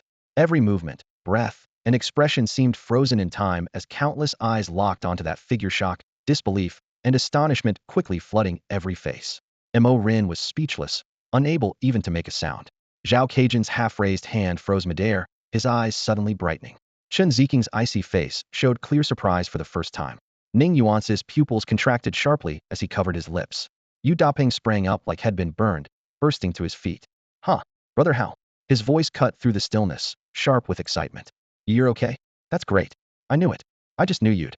He babbled incoherently as he tried to rush forward, but Lin Hao only glanced at him coldly, giving a slight nod in response. Then, his gaze calmly swept across the entire crowd before settling on Mo Rin and Zhao Kaijun. By then, the crowd, finally snapping out of their stupor, began to sense that something was seriously wrong. They noticed Lin Hao standing still, his expression unnervingly calm, as if completely detached from the chaos around him. Even more bizarre was the faint, yet profoundly deep energy fluctuations emanating from him. Yu Daping, standing closest, was the first to react. Almost instinctively, he raised his hand and activated the most basic professional skill, elementary detection. A subtle ripple of energy swept across Lin Hao. In the next moment, Yu Daping stiffened as if struck by an invisible thunderbolt. His eyes widened so much they nearly popped out of their sockets. His mouth opened wide enough to fit an egg inside. The ecstasy on his face was instantly swallowed by terror as he shouted in a cracking voice. Level 12. His voice exploded across the silent plaza. What level? 12. Are you kidding me? Yu Daping, have you lost your mind? After a brief silence, a wave of doubt surged through the crowd like a volcanic eruption. Ning Yuanci was jolted awake by the shock, and her silver staff clattered to the ground though she barely noticed. Her flawless face drained of color, drained almost of blood. Almost on reflex, she cast detection on Lin Hao as well. Level 12. Such a simple number, yet it exploded in her mind like a billion thunderclaps, leaving her scalp tingling and breath caught. Really level 12. She murmured in stunned disbelief. All her pride and confidence were crushed by this cold figure. The level 6 she had fought tooth and nail to reach suddenly seemed ridiculous and minuscule. An indescribable wave of bitterness and loss engulfed her. The principals, tutors, and surviving students from other schools also began casting detection spells. The plaza flickered continuously with bursts of light, accompanied by one breathless gasp after another. His gods, it's really level 12. 4.5 hours level 12. Monster, and this is still in a rank pest controller. The initial noise and skepticism were quickly replaced by overwhelming shock, awe, and even fear. The students who had been mocking Lin Hao earlier wished they could crawl into the ground in shame, their faces flushed like boiled liver, overwhelmed by humiliation. Principal Mo Rin trembled uncontrollably, tears welling in his eyes, whispering over and over, good boy, such a good boy." The clouds of despair were swept away completely by a flood of pride and joy. The usually composed Zhao Kaijun slowly lowered his half-raised hand, unable to hide his shock. He stared at the calm, almost indifferent youth in the square, as if seeing him anew. After a long pause, he exhaled heavily with a low sigh. The younger generation is truly formidable, truly formidable. Then, he glanced sideways at Chen Ziqing, who stood frozen as well. She met her uncle's gaze but suddenly lowered her head, cheeks burning with embarrassment. All the words she had uttered earlier ranked trash, asking for trouble, not worth it, felt like invisible slaps, each one forcing her to keep her head down. 4.5 hours level 12. Lu, the most senior principal from the first middle school, shakily adjusted his glasses. His voice was hoarse and trembling. This not only shatters Lin Dong's 8 hours to level 10 record, it utterly pulverizes it. Unprecedented, unheard of. This is a miracle. An absolute miracle. Only then did the other principals fully realize the gravity of the situation. Their eyes reddened with excitement as they exclaimed one after another. The 8th middle school, no, our entire Yang City, has produced a true dragon. Their eyes turned to Mo Rin, filled with envy and even jealousy. Voices roared and all eyes fixed on the center of attention. Throughout it all, Lin Hao quietly stood there, as if the spotlight wasn't even on him. He glanced at the tearful Mo Rin and nodded slightly in thanks. Yu Daping wanted to step forward with more to say, but was cut off by Lin Hao's indifferent look. He knew what they were all shocked about, so what? The noise and shock in the square still lingered. The crowd, stirred like a restless surface of water, struggled to find calm again anytime soon. The looks cast toward Lin Hao had completely changed, faces filled with awe, curiosity, and disbelief all at once. Suddenly, a new anomaly arose. The abyssal demonic energy and chaotic power surging out from the secret realm's glowing door, which had crashed like waves against the shore, abruptly receded. The distorted and flickering light screen visibly smoothed out, regaining a soft and bright radiance. The sharp, metallic sweetness and sulfurous stench in the air quickly faded, dissipated by the wind within moments. Pollution gone. A city defense officer murmured, eyes on the energy monitor in his hand. The curve plummeted sharply, then swiftly returned to a safe level. The secret realm is stabilizing. Energy fluctuations are back to normal. A technician shouted excitedly. Everyone's hearts raced. They all knew the crisis was over. All eyes turned back to Lin Hao. The timing of the dangers perfectly matched the moment the young man exited the secret realm. Confusion deepened in their gazes. Could it really be that he had single-handedly solved the cause of the realm's chaos? General Zhao Caijun's eyes gleamed with sharper intensity. He quickly stepped over to Lin Hao, his composed face radiating admiration and a hint of probing curiosity. Lin Hao, well done. Not only did you make it out alive, but your strength has improved dramatically. It seems that the secret realm's changes must be connected to you, right? Lin Hao raised his eyes slightly and nodded to the general who had given him extra time. I encountered a core and destroyed it. He briefly mentioned the demonic minotaur beast and the ghostly figure of the abyssal saintess, then fell silent. Zhao Caijun felt an even deeper shock inside. To have single-handedly dealt with the core that caused the entire realm's demonic transformation, such courage and strength were far beyond a typical rank, maybe even beyond an ordinary strength talent. Drawing a deep breath to steady his racing thoughts, he fixed his gaze intently on the youth. Lin Hao, would you be interested in joining the city defense forces? I can assign you directly to my personal squad, with full access to resources, intelligence, and equipment to help you grow faster. He paused, then added, I could even arrange for you to train at the wilderness camp. It's dangerous, but that's where strong warriors rise rapidly. Thank you for the offer, General, Lin Hao replied calmly but firmly. My goal is the Qingbei Martial Arts University. Zhao Caijun blinked in surprise, but not a trace of annoyance crossed his face. Instead, his respect grew stronger. Having a clear goal and not being tempted by immediate gains showed a mindset more valuable than talent.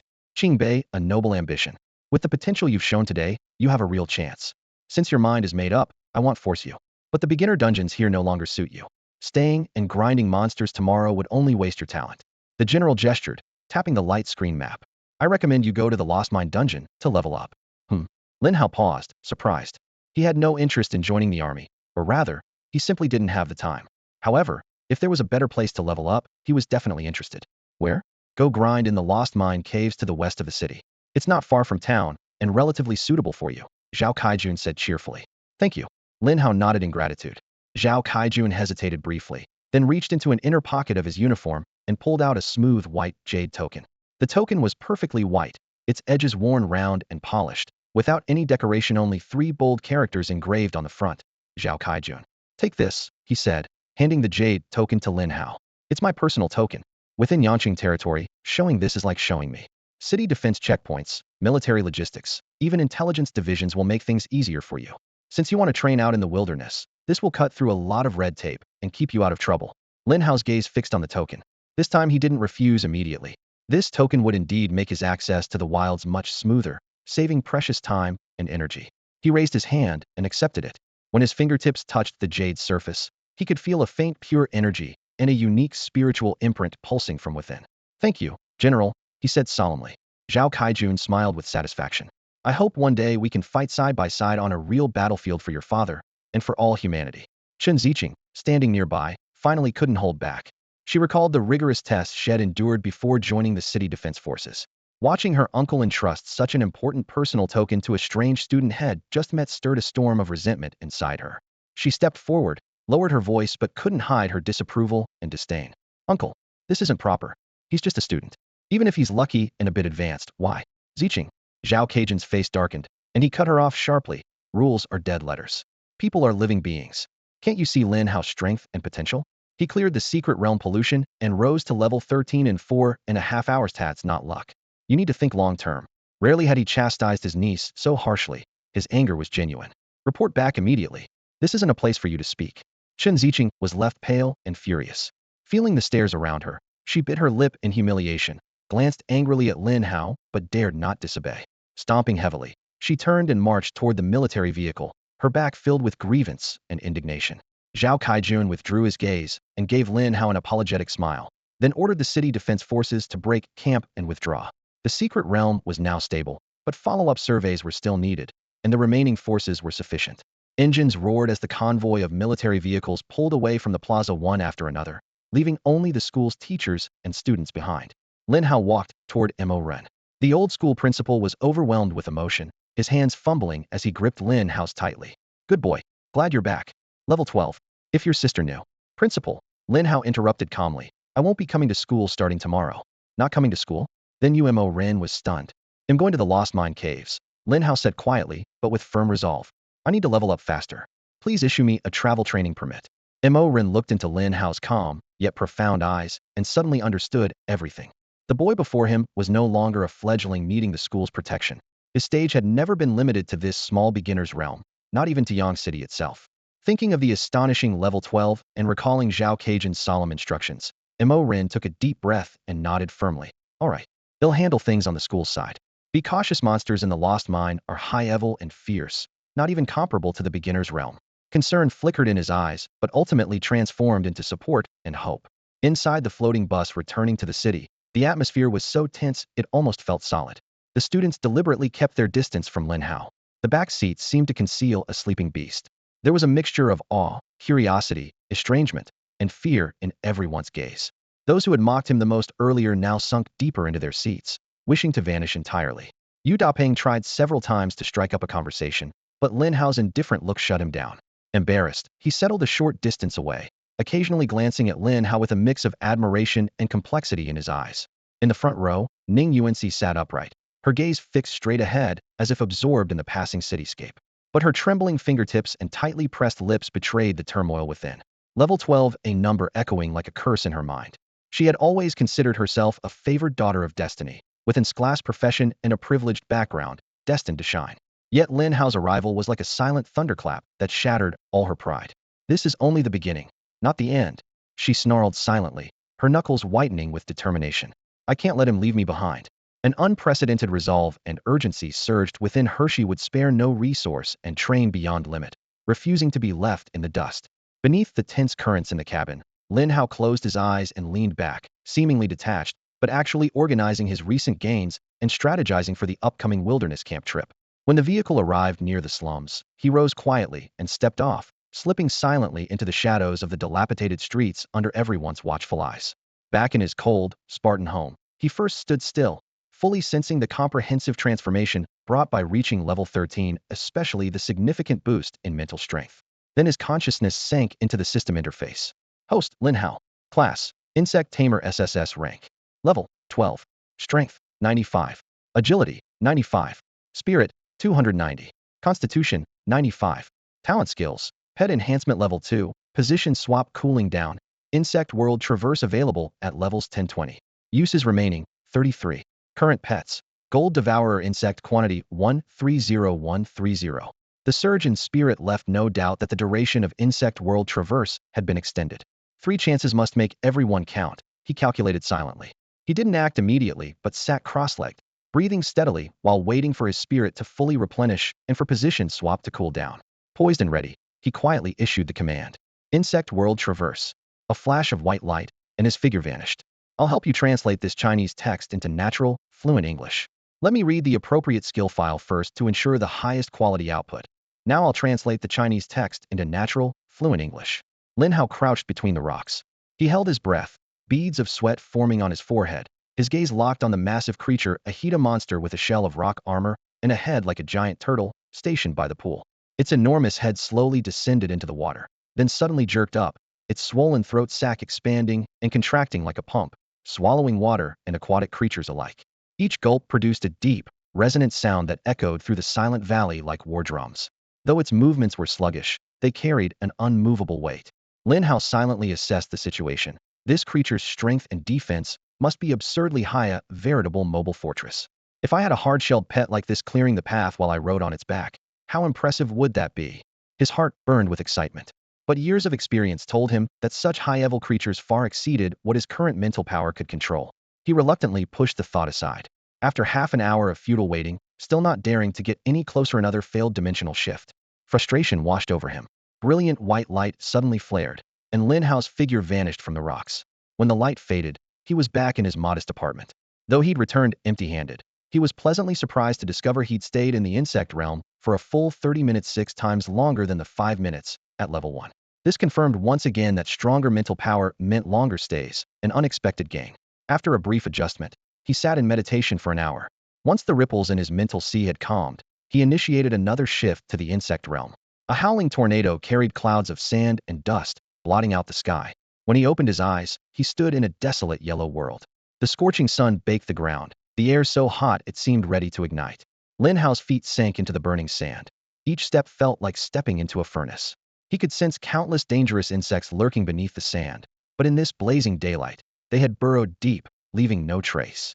With his half-hour nearly up and having covered less than half a li, he looked around at the swirling sand and stones, not a single insect in sight. This trip would likely end empty-handed too. Just as he was smiling bitterly, inspiration struck. Could he summon his contracted insects here? Come forth, my companions, he called softly. Buzz. 20 palm-sized golden devours suddenly materialized around him, their shells reflecting a metallic gleam that stood out starkly against the yellow sand. They hovered in midair, awaiting orders. Lin Hao's eyes lit up. It really worked. If he'd known this earlier, he could have searched boldly. With these golden devourers as guards, his safety factor would skyrocket, and his efficiency could increase hundredfold. Unfortunately, time was almost up. He quickly recalled them. White light flashed again, and his form vanished. Back in his apartment, 2 consecutive shifts had nearly depleted his mental sea, leaving a dull ache in his mind. He slumped against the chair back, breathing heavily, estimating he'd need several more hours of rest before attempting today's final try. As sunset painted the windows, the room held only paper and pen. Lin Hao spread out his pages, carefully organizing the day's observations, writing down his experiences and conclusions. 1. As levels increase and mental power strengthens, time spent in the insect realm extends proportionally. Hypothesis. Once mental power reaches a certain threshold, one might remain in the insect realm continuously for days, months, or even years. The operational possibilities would increase exponentially. 2. Contracted insects can be summoned within the insect realm. Hypothesis. This allows full utilization of golden devourers to search for rare insect species or break through dangerous areas in groups, or perhaps engage various strange insects in combat there. I just don't know if killing the insects in the bug realm will yield some unique items different from those in this world. All sorts of possibilities raced through Lin Hao's mind, his heart pounding like a drum. He forced himself to suppress the surge of excitement and sat cross-legged to restore his spiritual energy. 3 hours later, his energy was fully replenished. Insect realm traversal.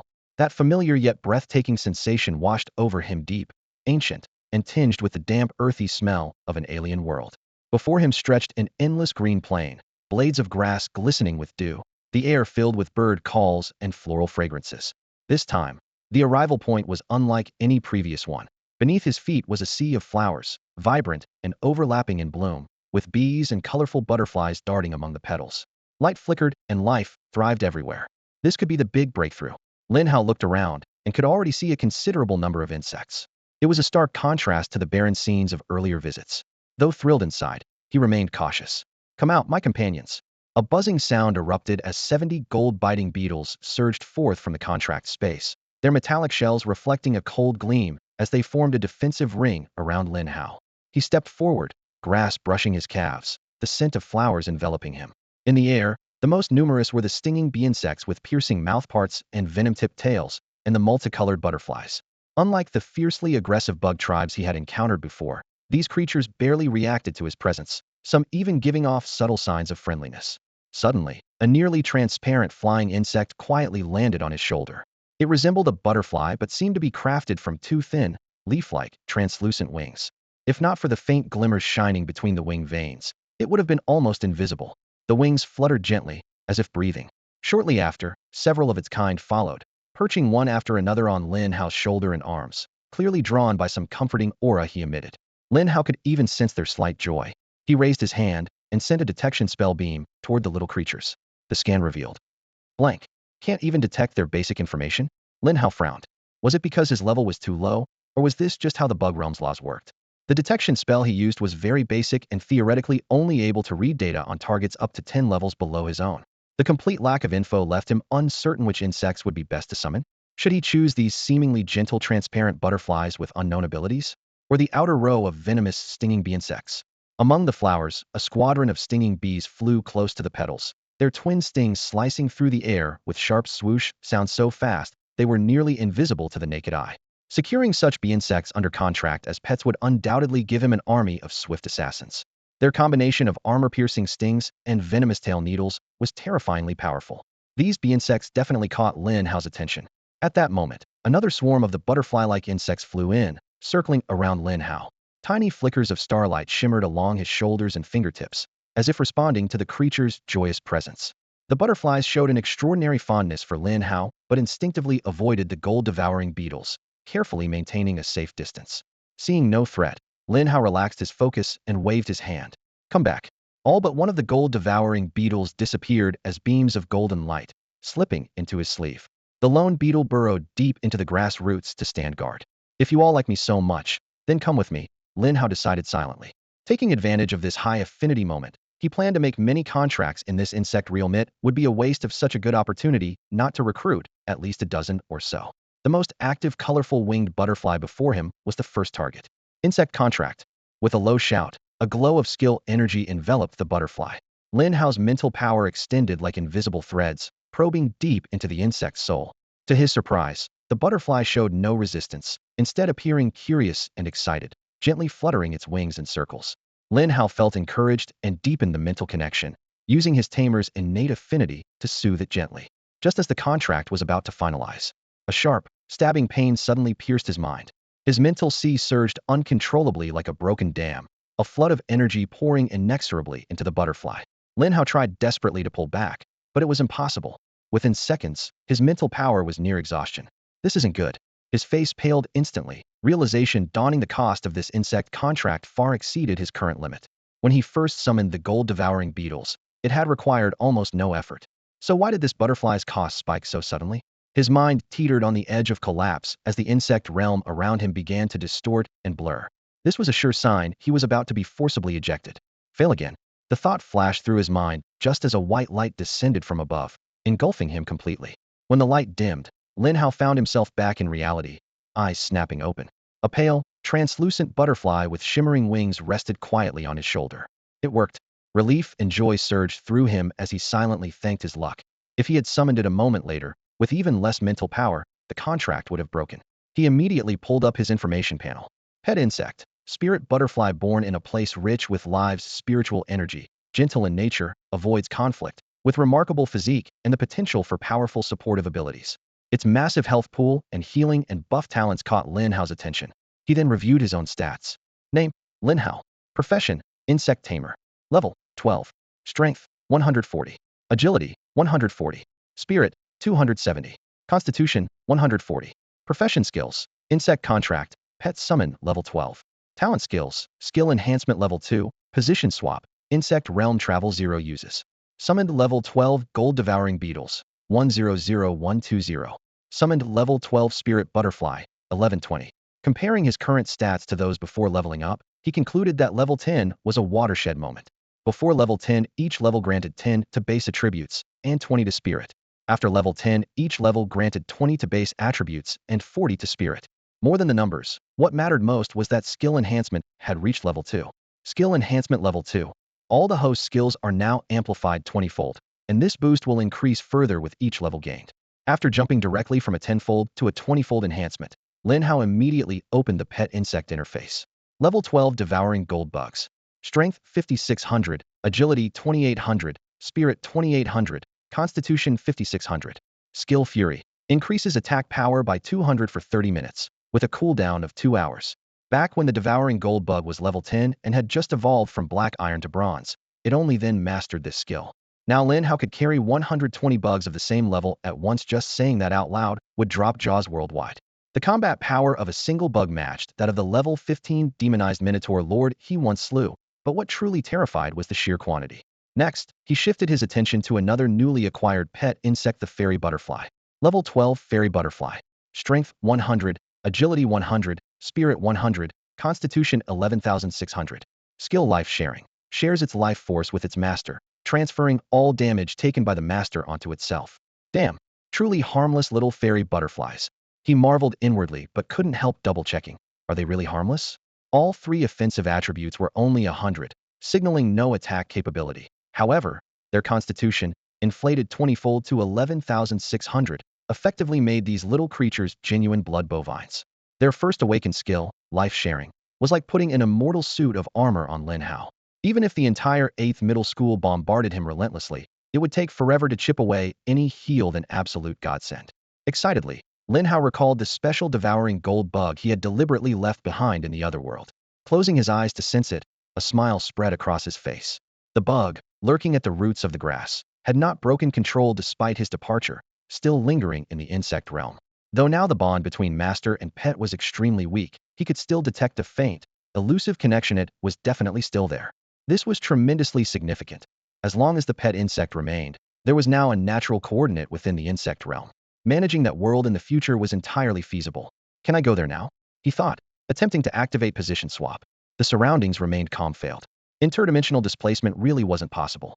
Lin Hao wasn't disappointed. He was almost certain that the next time he entered the insect realm, he would be able to swap positions with the bug. Then he could establish a base on that grassland, gradually expanding and exploring the entire insect realm. That world, whose exact location was unknown, was utterly outrageous. Every single bug seemed invincible. Lin Hao desperately wanted to reach level 20 and return there. At that point, he would exhaust all his spirit power to summon 10 fairy butterflies and 120 devouring gold bugs all at once, storing them in the pet space and unleashing them at will. The mental calculations had nearly drained his spirit energy. His vision darkened. He lay down to rest, patiently waiting for his energy to recover. Tomorrow, the Lost Mine Cave introduced by Zhao Kaijun. The next day, Lin Hao researched the Lost Mine Cavern and found that the monsters there ranged from level 15 to 20. For ordinary beginners, that place was practically a death trap, but for truly skilled players, the experience gained far outpaced any novice dungeon. In Yang City, on the west side of town, Lin Hao stepped out of the teleportation circle and stood at the entrance of the Lost Mine Cavern. To his surprise, a dungeon once rumored to be unpopular was now bustling with activity. The area outside the portal was alive with voices, and players of all professions gathered in crowds. Need one more for normal difficulty 5-man. Hurry up and join. Looking for a healer. Ready to enter as soon as you arrive. Lost Mine Dungeon recruiting skilled players long-term, elite clearance. Shouts rose and fell like waves in the air. Further away, some players even set up stalls. Health potions, city price. Grab them while you can. Buying Nightstar or materials at high prices. Lin Hao ignored the noise and walked straight to the dungeon portal, pulling up the holographic screen for details. Lost Mine Cavern. Entry requirement, level 20 professional players. Difficulty, normal, elite, nightmare, hell. Monster levels, 2025. The system's difficulty rating was blunt. Even on normal mode, monsters were twice as strong as same-level wild mobs and densely packed. Normal mode required at least 3 players to enter. Elite needed a full team of 5 experienced players.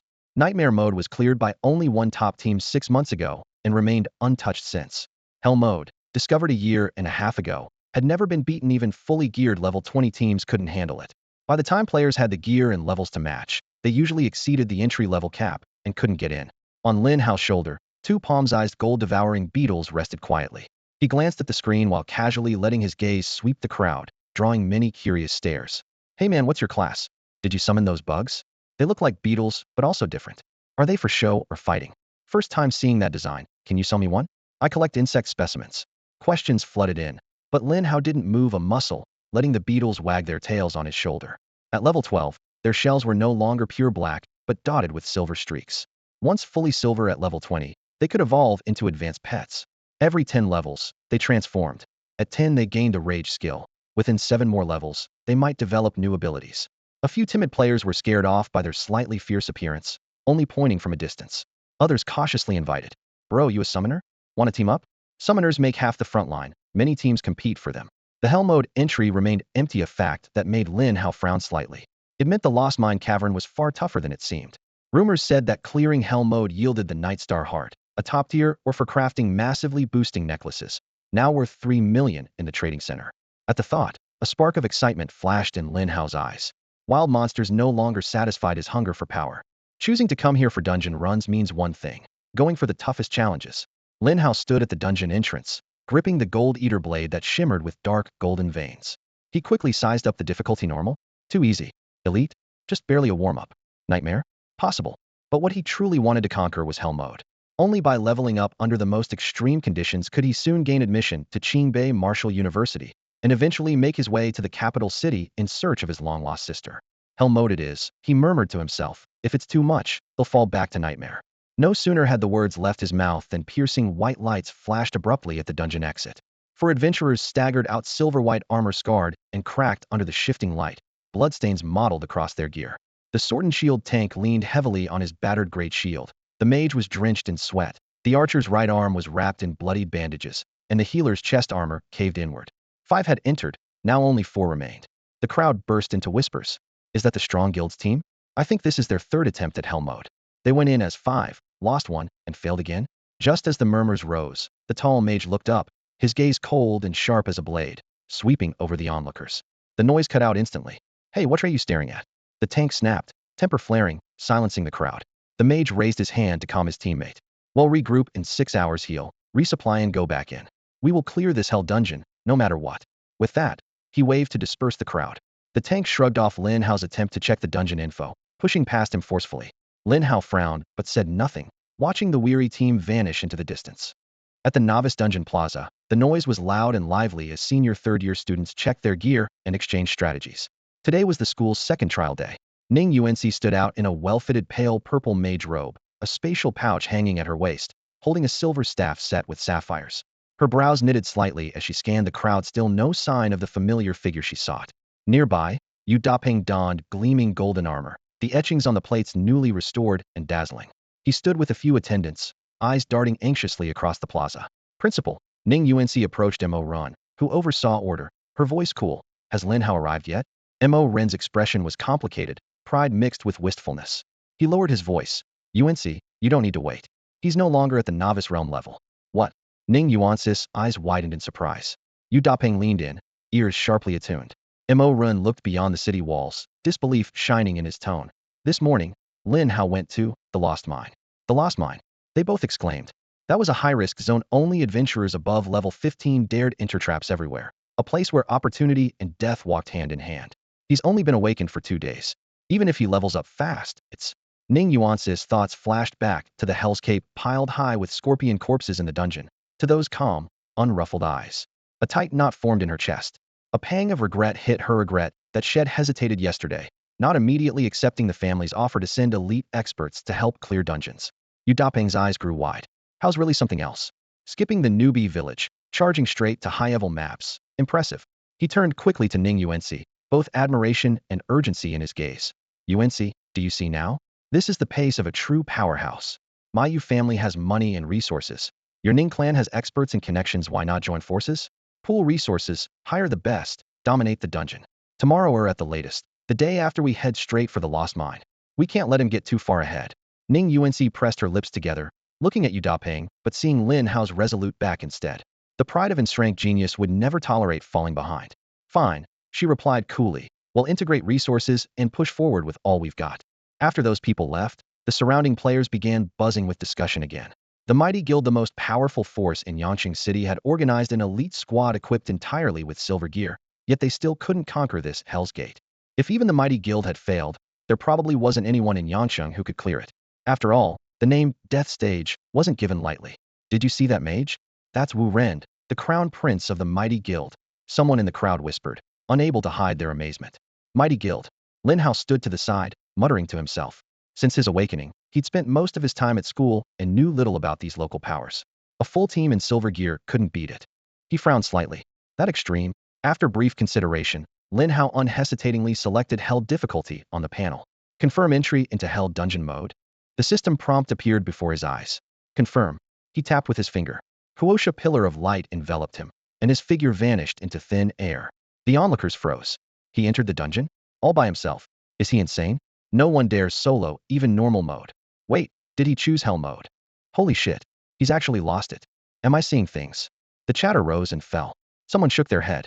This must be some newly awakened student who doesn't know anything and just rushes in. One person can't even clear normal difficulty, and he's going for Hell. Does he have a death wish? I'm not running any dungeons today. I'm staying right here to see how he dies. This suggestion immediately gained support. Right, I'm watching too. Let's wait for the show. So a dozen or so players simply dragged over stone benches and camped at the dungeon entrance, ready to witness how this hothead would meet his end. Lin Hao felt his vision blur, and suddenly he found himself in a dark cavern. The rough rock walls around him were supported by dilapidated wooden beams. This had once been a bustling mine, abandoned after the monsters arrived. Dim, cold light flickered between the walls from scattered nightstar stones. Energy minerals formed over millions of years, excellent for crafting, though too few in number to warrant the risk of coming here. He surveyed his surroundings, got his bearings, and strode deeper inside.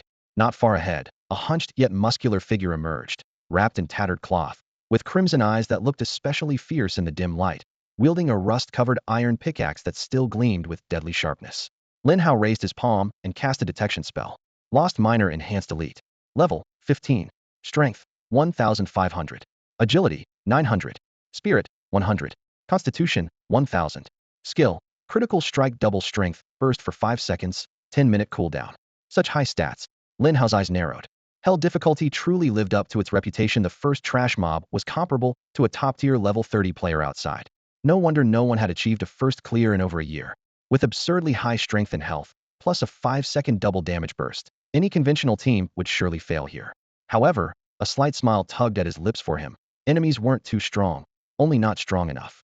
After all, the bigger the waves, the pricier the fish. The stronger the monster, the richer the experience.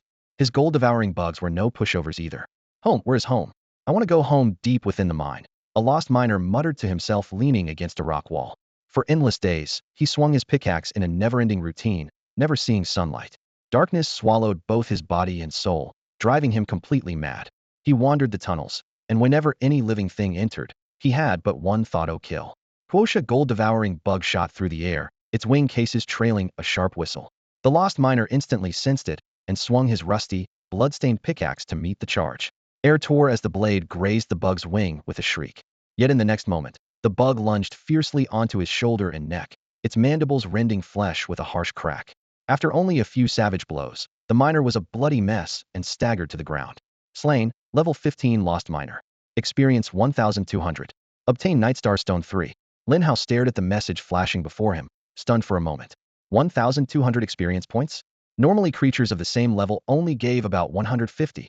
Then it clicked he had chosen Hell mode, where elite monsters drop double experience. Nightmare and Hell levels each double the previous layer's rewards. Awesome, Lin Hao growled. In the beginner dungeon, killing a level 9 monster only yielded about 90 experience per foe, but if monsters were dense, higher level enemies could rocket his progression. An idea struck him. Come forth, my companions. Buzzing over 100 gold-devouring bugs materialized from the void, dark clouds swirling thickly around him. Individually they seemed fierce yet somewhat juvenile, but as a unified swarm, their cold, menacing hunger sent chills down his spine.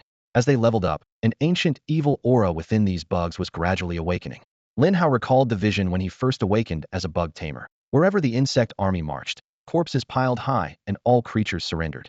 If this swarm reached levels 30 or 40, they might really radiate the presence of primeval beasts. He raised his hand and waved. Go. 100 gold-devouring bugs formed into a jet-black spear, piercing through the air toward the mine's depths. Another 40 circled around him like a black cosmic shield. Lin Hao stepped forward, boots crunching on debris-strewn rocks, following the ghostly blue glow of scattered nightstar stones deeper and deeper. The swarm struck headlong into 5 wandering lost miners. A single bug was terrifying enough, but this overwhelming assault crushed them outright. The miners didn't even raise their picks before being shredded into a spray of blood and mist. Slain, level 15 Enhanced Elite Lost Miner. Experience 7,000. Obtain Nightstar Stone 4. Slain, level 15 Enhanced Elite Lost Miner.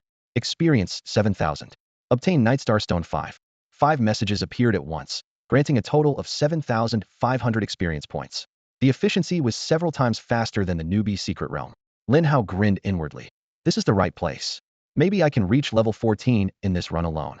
Guided by the cold, pale light of the Nightstar stones embedded in the cave walls, he pressed onward into the depths. Slain, level 15 Enhanced Elite Lost Miner. Experience 7,000. Obtain Nightstar Stone 3. Information kept streaming across Lin Hao's screen. The higher the level, the slower the experience gain, except in this dungeon, where leveling up was much faster.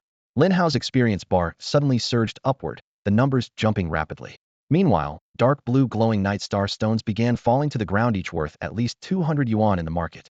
Remembering the days before his awakening when he could barely afford a meal, Lin Hao understood why everyone longed to become a combat class. Swinging a sword earned money far faster than twisting screws. They might as well be from different worlds. After just 5 minutes, his experience had already hit level 14 with 30. In the Lost Mine, monsters appeared every few steps, and all were enhanced elites, granting 8 times the experience of their counterparts outside.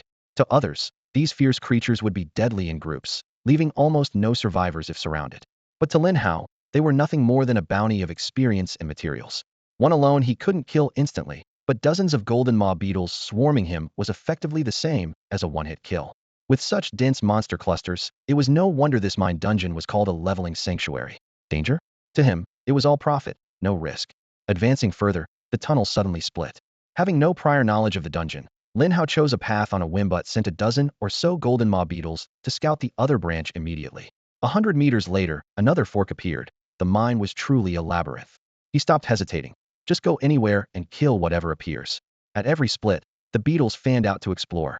As the insects crawled forward, their trail, monster locations, and terrain details all flooded his mind, forming a three-dimensional map of the mine. His experience shot up like a snowball rolling downhill, his stats refreshed almost instantly. Even more interestingly, many beetles returned from dead ends back to forks, confirming his suspicion that the mine's tunnels interconnected. 10 minutes more, and his level reached 12 with 80.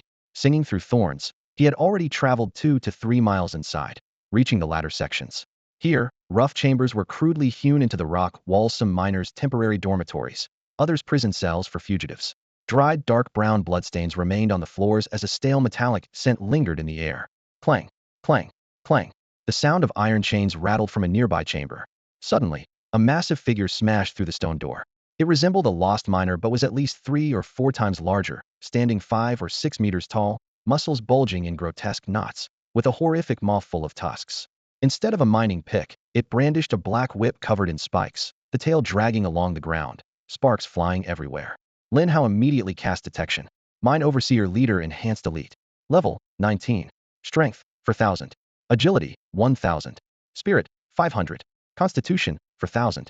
Skill, Summon Overseers can call nearby monster leaders below own level, often considered second only to dungeon bosses in strength. His stats were terrifyingly high. Lin Hao's eyes fixated on the skill description. Intrigued, this summon ability sounded fascinating. It called all nearby monsters over at once. So this is like clearing the area all over again, a big group fight? A group fight? Lin Hao let out a low, excited roar in his mind. Exactly what he wanted. When the last golden devouring beetle buzzed back to his side, he patted his pouch and signaled his army to attack. Buzz buzz buzz. 20 golden devouring beetles suddenly accelerated, shooting like streaks of black and gold lightning toward the foreman at the center of the mine. Their metallic, scale-like wings sliced through the air with sharp, piercing sounds. The foreman sensed the deadly intent immediately and swung his iron whip wildly, shouting fiercely. Crack! Crack! A few beetles were whipped away violently, smashing against the rock walls and spraying green juice. But the rest forced their way in close, snapping their sharp teeth together to tear chunks of flesh. In less than 10 seconds, the foreman was covered in wounds, his massive body staggering. He violently shook off 5 or 6 beetles, then turned and fled deeper into the mine, letting out strange, mournful howls as he ran. Ew. The sound, like a mix between a beast's roar and a horn blast, echoed through the complex rock walls, instantly resonating throughout the entire mine. Thud, thud, thud, thud. Heavy, chaotic footsteps surged out from every branching tunnel. Countless monsters drawn by the signal flooded in like a tide. As the torchlight flickered, Lin Hao made out their forms. Lost miners with ashen faces, brandishing rusted tools. Roughly 400 or 500 of them, at least. If he hadn't cleared out a large portion earlier, their numbers might have topped 1,000. Go!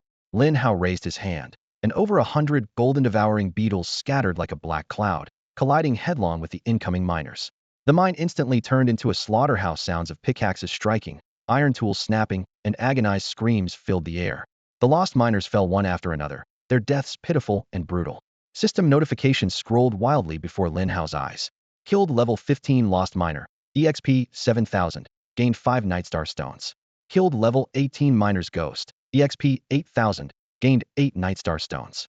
White light flashed in waves as his experience bar visibly surged upward. This much experience, awesome.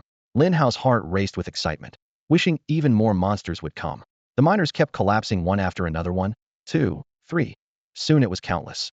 Along with the experience surge, a white glow suddenly burst forth. Lin Hao reached level 13. He immediately replenished his beetle ranks, summoning 10 more recruits. In moments, the terrifying black tide of 140 golden devouring beetles swept through the mine, wiping everything out. Meanwhile, The foreman, relentlessly torn apart by over 20 beetles, finally exhausted his strength. His massive body crashed heavily to the ground. System notification. Killed foreman, EXP 40,000. Obtained bronze equipment, miner's shoes. Obtained bronze equipment, miner's bow. Another hefty haul of experience and loot. Lin Hao secretly thought the foreman was the best teammate. One howl, and all the nearby monsters were drawn in, saving him the trouble of searching through the entire mine.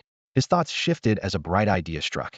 Next time he entered the dungeon, he could head straight to the foreman's location, send a few beetles to attack it, and drive it mad again, summoning all the monsters in the mine at once, then wipe them all out in one go. After some further consideration, Lin Hao was convinced this plan was very feasible. If anyone knew what Lin Hao was thinking, they'd probably spit blood. Why was the Lost Mine dungeon so brutally difficult? The toughest challenge was right here. No team could withstand 100 raging monsters attacking all at once, even the strongest groups. Once the monster tide scattered them, the only outcomes were total wipeout or desperate retreat, no other choice. After clearing the scattered remains and dropped loot, Lin Hao steadily approached the cavern's end. Before him lay a massive cave, completely unlike the narrow mine tunnels before, a spacious, square chamber big enough to hold thousands. At its center, a towering platform rose like a sheer cliff, crowned with a huge stone throne. On the throne sat a humanoid behemoth 10 meters tall and 7 or 8 meters long, resembling a grotesquely fat but powerful giant monster. Just from its overwhelming presence, it was clear this was a pure brute force boss.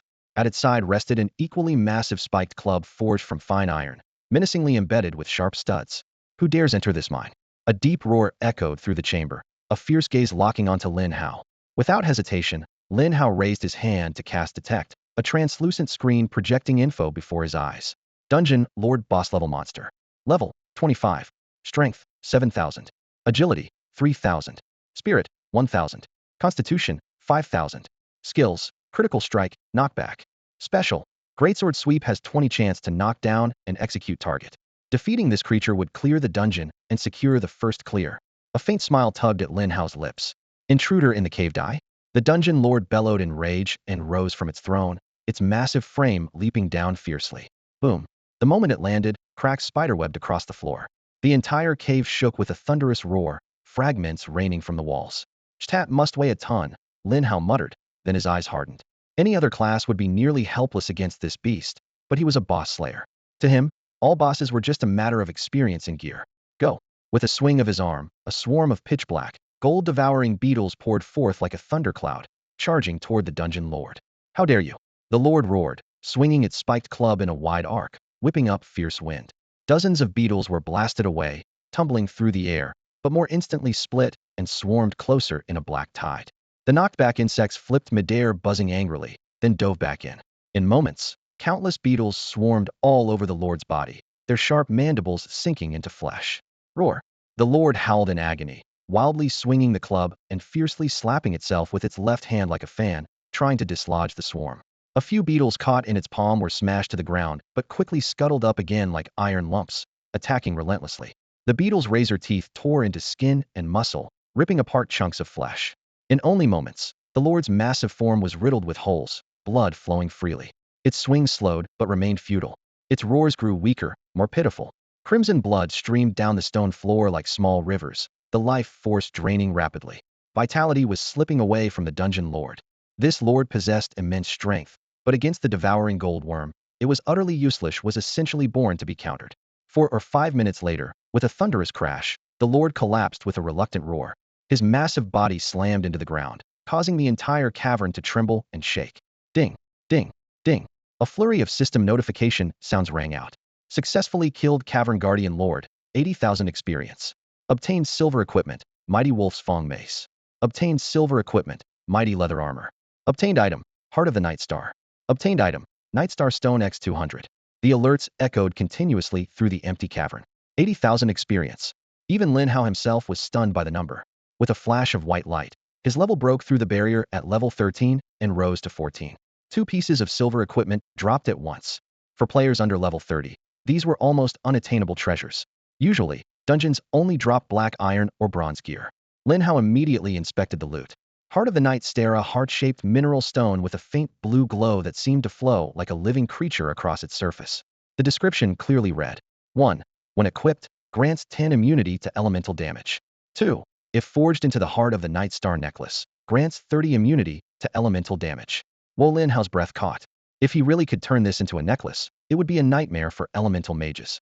After clearing the hell-level dungeon, a blue and white teleportation array lit up at the end point. Lin Hao didn't hesitate and stepped into the formation. Whoosh! As the dazzling light faded, he found himself standing outside the dungeon entrance. It had only been about 2 hours total, but to outsiders, this hell dungeon was enough to crush anyone's spirit. The bustling chatter of players suddenly fell silent. Is that guy still alive? That kid's been in there for hours, finally giving up? Guess he was hiding everywhere inside but couldn't last any longer, so he ran out. Youngsters, just trying to show off by forcing the hell dungeon. The crowd was full of pity and disdain, especially for show-off players. Suddenly, someone checked the dungeon panel and exclaimed, "What? Look, the hell dungeon's first clear." Everyone around froze, then surged forward. No way. There hasn't been a powerful team in there recently. For over a year, hell difficulty has been a death sentence. No guild has managed it. Who does the first clear record say? Read it out. The players at the front shouted. Lin Hao. The first clear is by Lin Hao. Lin Hao? Never heard of him. Not a team clear, but a solo clear? The crowd grew louder, scrambling to find this Lin Hao. But when they tried to track the young player, he had already slipped quietly away in the crowd. The dungeon cooldown time was 12 hours before he could enter again. He arrived in the morning and cleared the hellish Lost Mines Dungeons challenge within 3 hours, still before noon. Lin Hao moved with smooth precision and immediately left after defeating the last monster. With the 12-hour cooldown ticking down, he planned to return later. This dungeon was exhilarating, though the wait time between runs was a bit long. Not wanting to waste the downtime, he quickly decided to head to the wilderness, vast and endless, teeming with monsters. Though the gear drop rate wasn't as high as in the dungeon, it would let him fight non-stop. According to terminal data, Yang City had converted several small castles outside the city into satellite bases and defensive outposts, built on the ruins of abandoned residential towns. Permit holders could teleport directly into these forts. Lin Hao selected Yang City Fortress Number 1.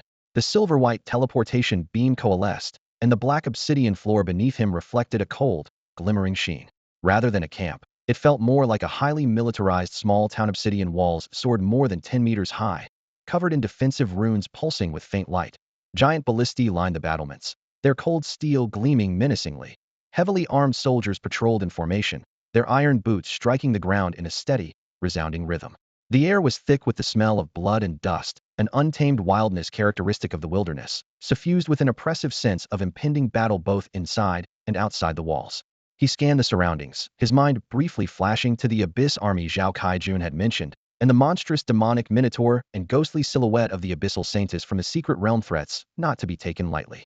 To survive, he had to grow stronger, strong enough to shatter every obstacle, reach the capital, and protect that person. The thought flickered and vanished as he composed himself and headed toward the fortress gate, the towering steel gate more than 10 meters tall. A line formed at the gate for inspection. Most were groups of seasoned professionals traveling together. Lone, young ones like Lin Hao were rare. When it was his turn, a soldier with a stern expression blocked his way. ID badge, exit permit, level report. Lin Hao handed over his training application and personal badge issued by 8th Middle School. The soldier glanced at them and immediately furrowed his brow. Level 14? Classy pest handler?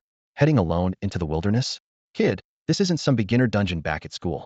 Monsters below level 20 outside the city are still tame if something goes wrong out there. You won't even know how you died. Lin Hao's voice was calm, but resolute.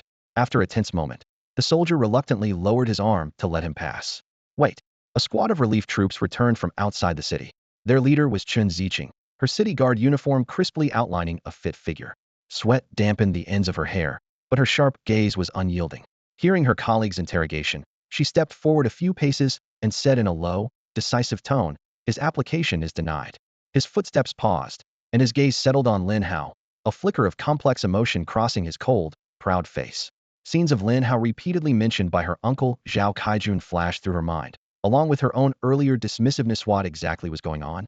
Chun Ziqing steadied herself and stepped forward 2 paces. Captain Chun. 2 armed soldiers stood at attention and saluted. One of them pointed to the youth at the front of the formation. Report. This student is level 14, profession rank E, applying for solo departure from the city. According to regulations, anyone under level 20 without a senior profession leading is generally denied passage to prevent unnecessary casualties. Chun Ziqing raised her eyes, her gaze lingering on the young man. Lin Hao? I remember you weren't level 12 with an A-rank profession before, huh? Level 14 now? The sudden change made her heart skip a beat. Her surprise was brief, quickly contained, her tone still firm. So what if you're level 14? It's not safe outside the city lately. Monitoring shows small-scale beast surges near the Black Wind Hollow to the south, with abnormal energy fluctuations. What if something happens to you going out alone? Her words, besides referencing the rules, carried a usual disdain for rank professions, faintly suggesting his strength was just luck. Lin Hao lifted his eyes calmly and interrupted directly. Thank you for the warning. I have my reasons for going out. No, you can't go? Chen Ziking's stance hardened. The young man made no further argument, restraining his emotions deep inside. He stepped sideways half a pace, wrist subtly turning to reveal a smooth, jade token resting steadily in his palm, which he then handed over to the inspecting soldier. Engraved on the jade surface were 3 bold characters, Zhao Kaijun, radiating a faint but unmistakable aura of authority. The soldier's pupils constricted sharply as his fingers just touched the token. The suspicion on his face instantly turned to shock and fear. He snapped to attention with a sharp "Sir," his voice rising a general's order. Seeing this is like having the general himself here. The shout caused all the guards nearby to straighten instantly. Even Chen Ziqing froze in place. She never imagined Lin Hao would wield her uncle's personal token over something so small, and in public, she had just been slapped hard across the face. She looked up at the jade plaque representing the highest authority, then down into the youth's calm eyes. The rebuttal caught in her throat. Her face flushed and paled in turns, her chest rising and falling uncontrollably, fingers almost digging into her palm. The sudden deference from the soldiers mirrored her earlier self-righteousness, so ridiculous it had been. Her lips trembled, but she swallowed her words, only managing a suppressed snort before turning her face away. Now may I go? Lin Hao's voice remained steady. The soldier immediately stepped aside, his tone filled with utmost respect. Of course. Please go ahead. Do be careful out there. If you need support, just fire a signal flare. He even presented several military-grade rescue flares with both hands, gray-green cylinders, as thick as a thumb, their metal casings gleaming coldly under the lights.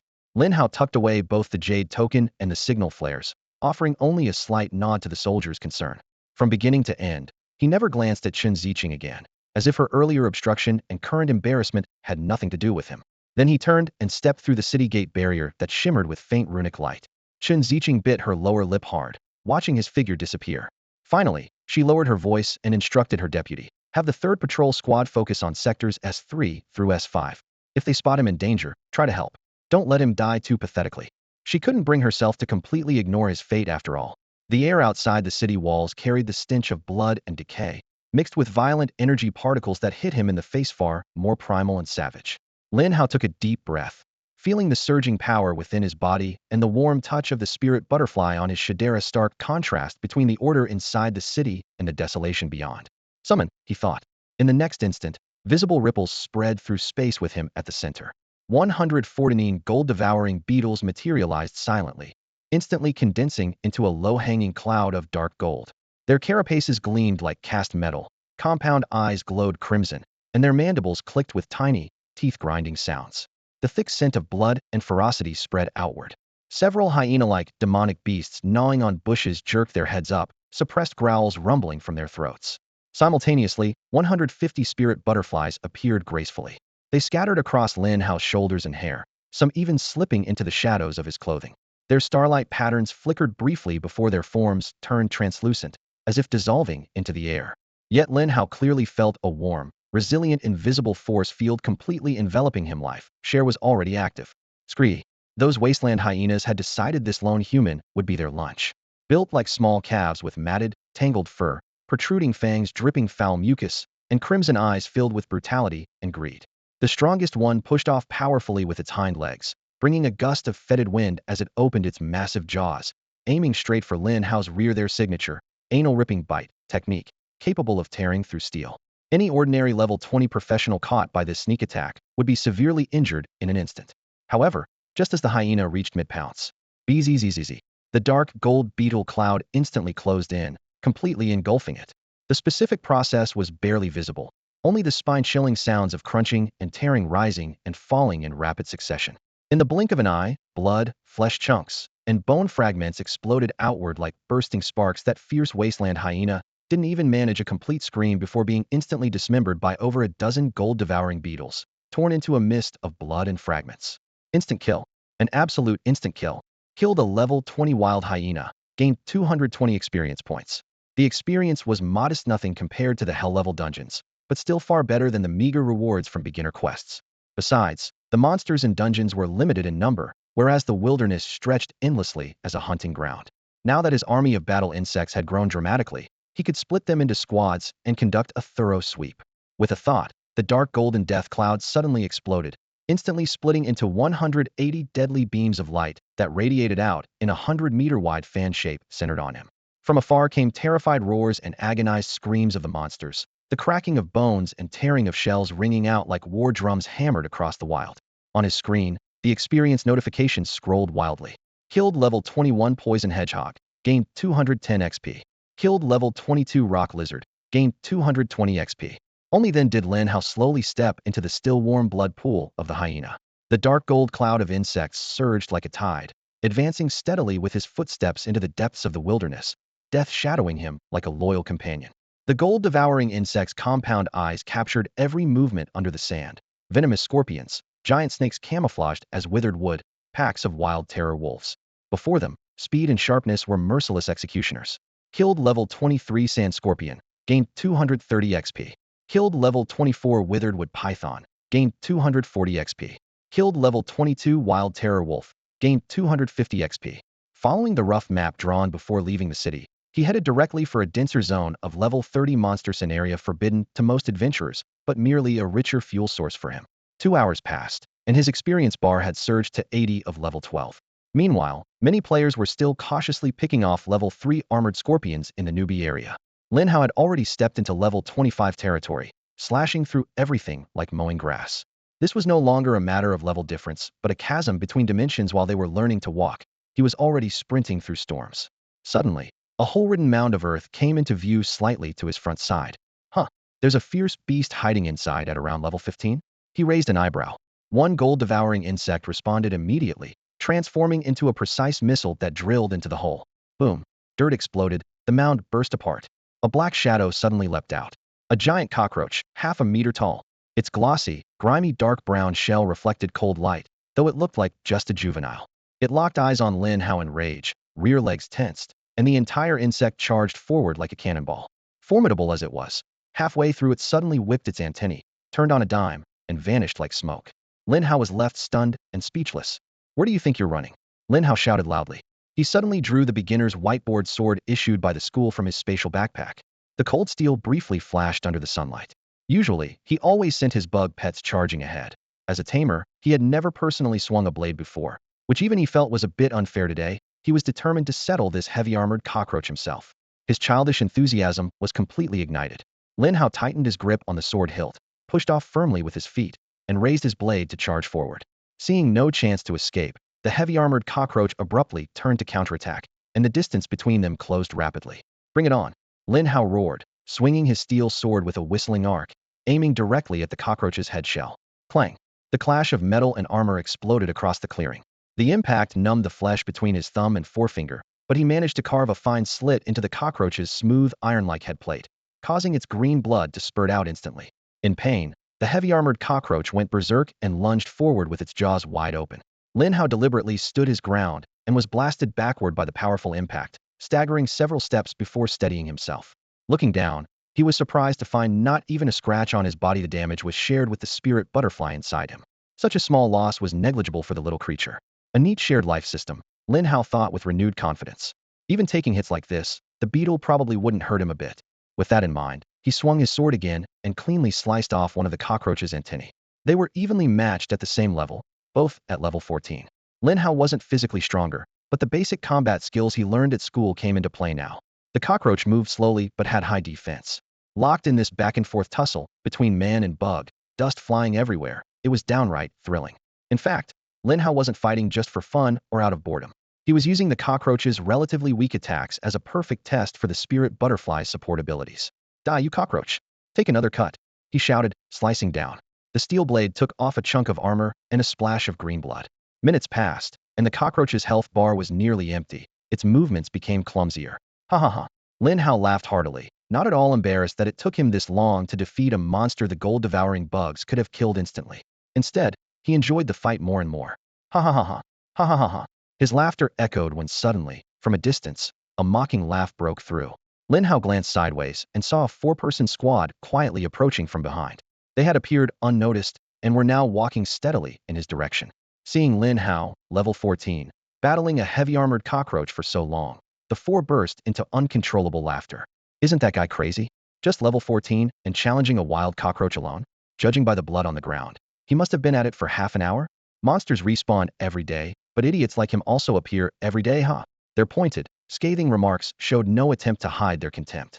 It was Lin Hao's first encounter with a team of adventurers outside the city, and it immediately reminded him of the city guard's warning the wilderness was half lawless, monsters tough, but humans even more dangerous. His guard instantly shot up. With a thought, dozens of gold-devouring bugs spread nearby whistled back, stealthily hiding in the grass to surround silently. The group came quickly and soon drew near. Lin Hao recognized the lineup: a tank swordsman, an archer, a mage, and a healer, a fully equipped team. Each was level 25 or above, two even at level 26. To them, Lin Hao's level 14 was nothing, no more than an ant. They cared nothing for his feelings, and their ridicule grew louder and nastier. Lin Hao kept fighting the cockroach while glancing sideways to monitor their movements. With the current devouring power of the bugs, if these top-level players did make a move, he was confident he could take them down. But if it was only verbal taunts, he had no desire to spill blood over it. Just as he was about to finish the fight with a few more cuts, something unexpected happened. A fiery ball shot from the mage's fingertip flew scorching toward Lin Hao. His eyes turned cold, and with a swift strike, he finished off the dying cockroach, then leapt back several steps. Boom! The fireball smashed into the cockroach's corpse. It turned out that the mage's skill wasn't aimed at Lin Hao, but at the dying cockroach. He wanted to snatch that last bit of experience, and at the same time play a trick on Lin Hao. Unfortunately, his reaction was just half a beat too slow, and the experience was still absorbed by Lin Hao's stats. Clearly, he had done such petty moves many times before, so when he acted, the others watched with detached amusement, as if watching a show. The mage's action sparked laughter from the team. Haha, Zhou, you're getting stronger. One little fireball taking down that heavily armored roach. Your skill proficiency must have gone up a lot. Or maybe you saw him struggling and just decided to help out. Amid the teasing, everyone treated Lin Hao like a joke, unaware of the mage's true intentions. Surrounded by his teammates, Zhou face shifted from pale to flushed as he locked his gaze on Lin Hao. The experience from such a small monster was insignificant, but the clear malice behind it weighed heavily on Lin Hao's mind. Just as he was about to speak, the swordsman suddenly called out, "Stop making things complicated, move faster. If we delay any more, we'll lose track of that guy." The others fell silent. Their laughter died down instantly. Several of them hurriedly ran off into the rocky, thorny wilderness, seemingly rushing to carry out some more pressing task. Watching their retreating backs, a cold gleam flashed through Lin Hao's eyes. "Consider yourselves lucky this time. If you really provoke me, I won't hesitate to let you feed the worms." To them, he was nothing more than an easy target, a cockroach they could swat without concern. But to Lin Hao, these teammates were no different from the monsters lurking in the wild.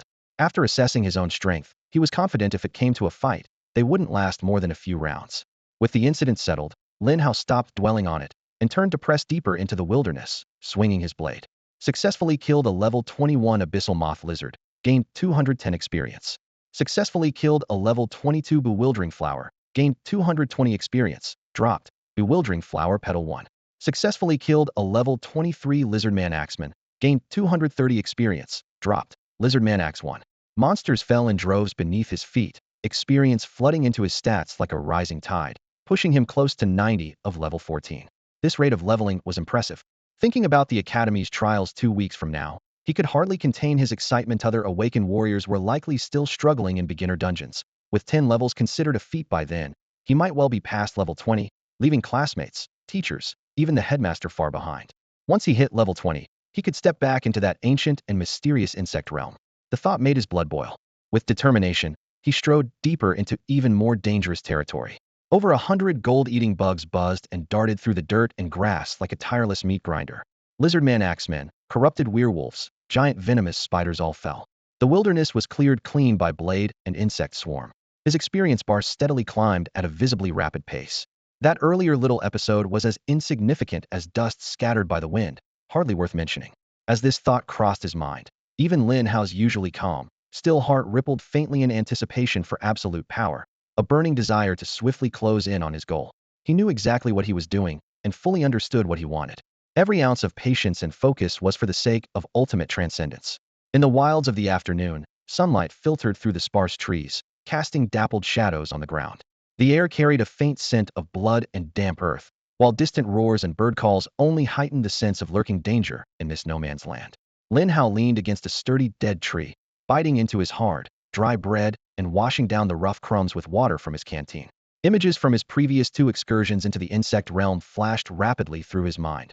The overwhelming unknown brought by random teleportation. The near helplessness in front of high-level insect clans every seemed vivid and sharp. His brow furrowed briefly before relaxing. Next time, he would use position swapping to lock onto the prairie giant worm whose spatial coordinates he had marked. He planned to set up a temporary base safely in the grassland area first. This would at least double the efficiency of searching and taming new pet insects. If all went well, he might even bring back 6 or 7 different insect species. Imagining the diverse insect army he could command in the future, even his usually calm eyes sparkled with intense fire. What an incredible force that would be. His gaze drifted to the distance, thoughts quietly settling on his sister, Lin Dong. Once the martial arts champion of Jiangning Province's exams and admitted with overwhelming advantage to the prestigious Qingbei Martial University sought by many, she had already approached level 20 upon leaving Yangqing, far ahead of her peers. Now, 3 years later, with her talent and resources from Qingbei, she was likely at least level 30 to 40. Lin Hao silently calculated, his eyes growing sharper. Merely matching her past level was not nearly enough. The vortex that had kept a top-tier genius at 30 to 40 levels utterly missing was undoubtedly perilous and unpredictable, had to grow faster and stronger to get into Qingbei, find, and protect his sister. This goal burned like an intense flame within him, driving him to never rest for a moment. He swallowed the last mouthful of bread and stood up, his eyes scanning the forest. Within a 300-meter radius, the dozen or so level 26 lizardmen axemen had already been reduced to scattered bones by the 190 metal-biting insects he had summoned. Now he had stepped into denser woods, the territory of the level 27 sword-armored beasts. These beasts resembled giant pangolins, covered in thick, blade-like scales that made their offense and defense far superior to the lizardmen. The thick trees blocked sightlines, turning the dangers sharply upward. Lin Hao shifted his mindset, contracting the scouting and attack radius of the metal-biting insects from 300 meters down to 200 meters to maintain absolute control and avoid accidentally attracting large, uncontrollable monster groups. Swish, swish, swish. A few sword-armored beasts patrolling nearby spotted him first. With hoarse roars, they lunged forward on all fours like arrows. Their sharp scales scraped deep grooves into the tree trunks as they charged. Yet crashing toward them were several streaks of even faster black lightning.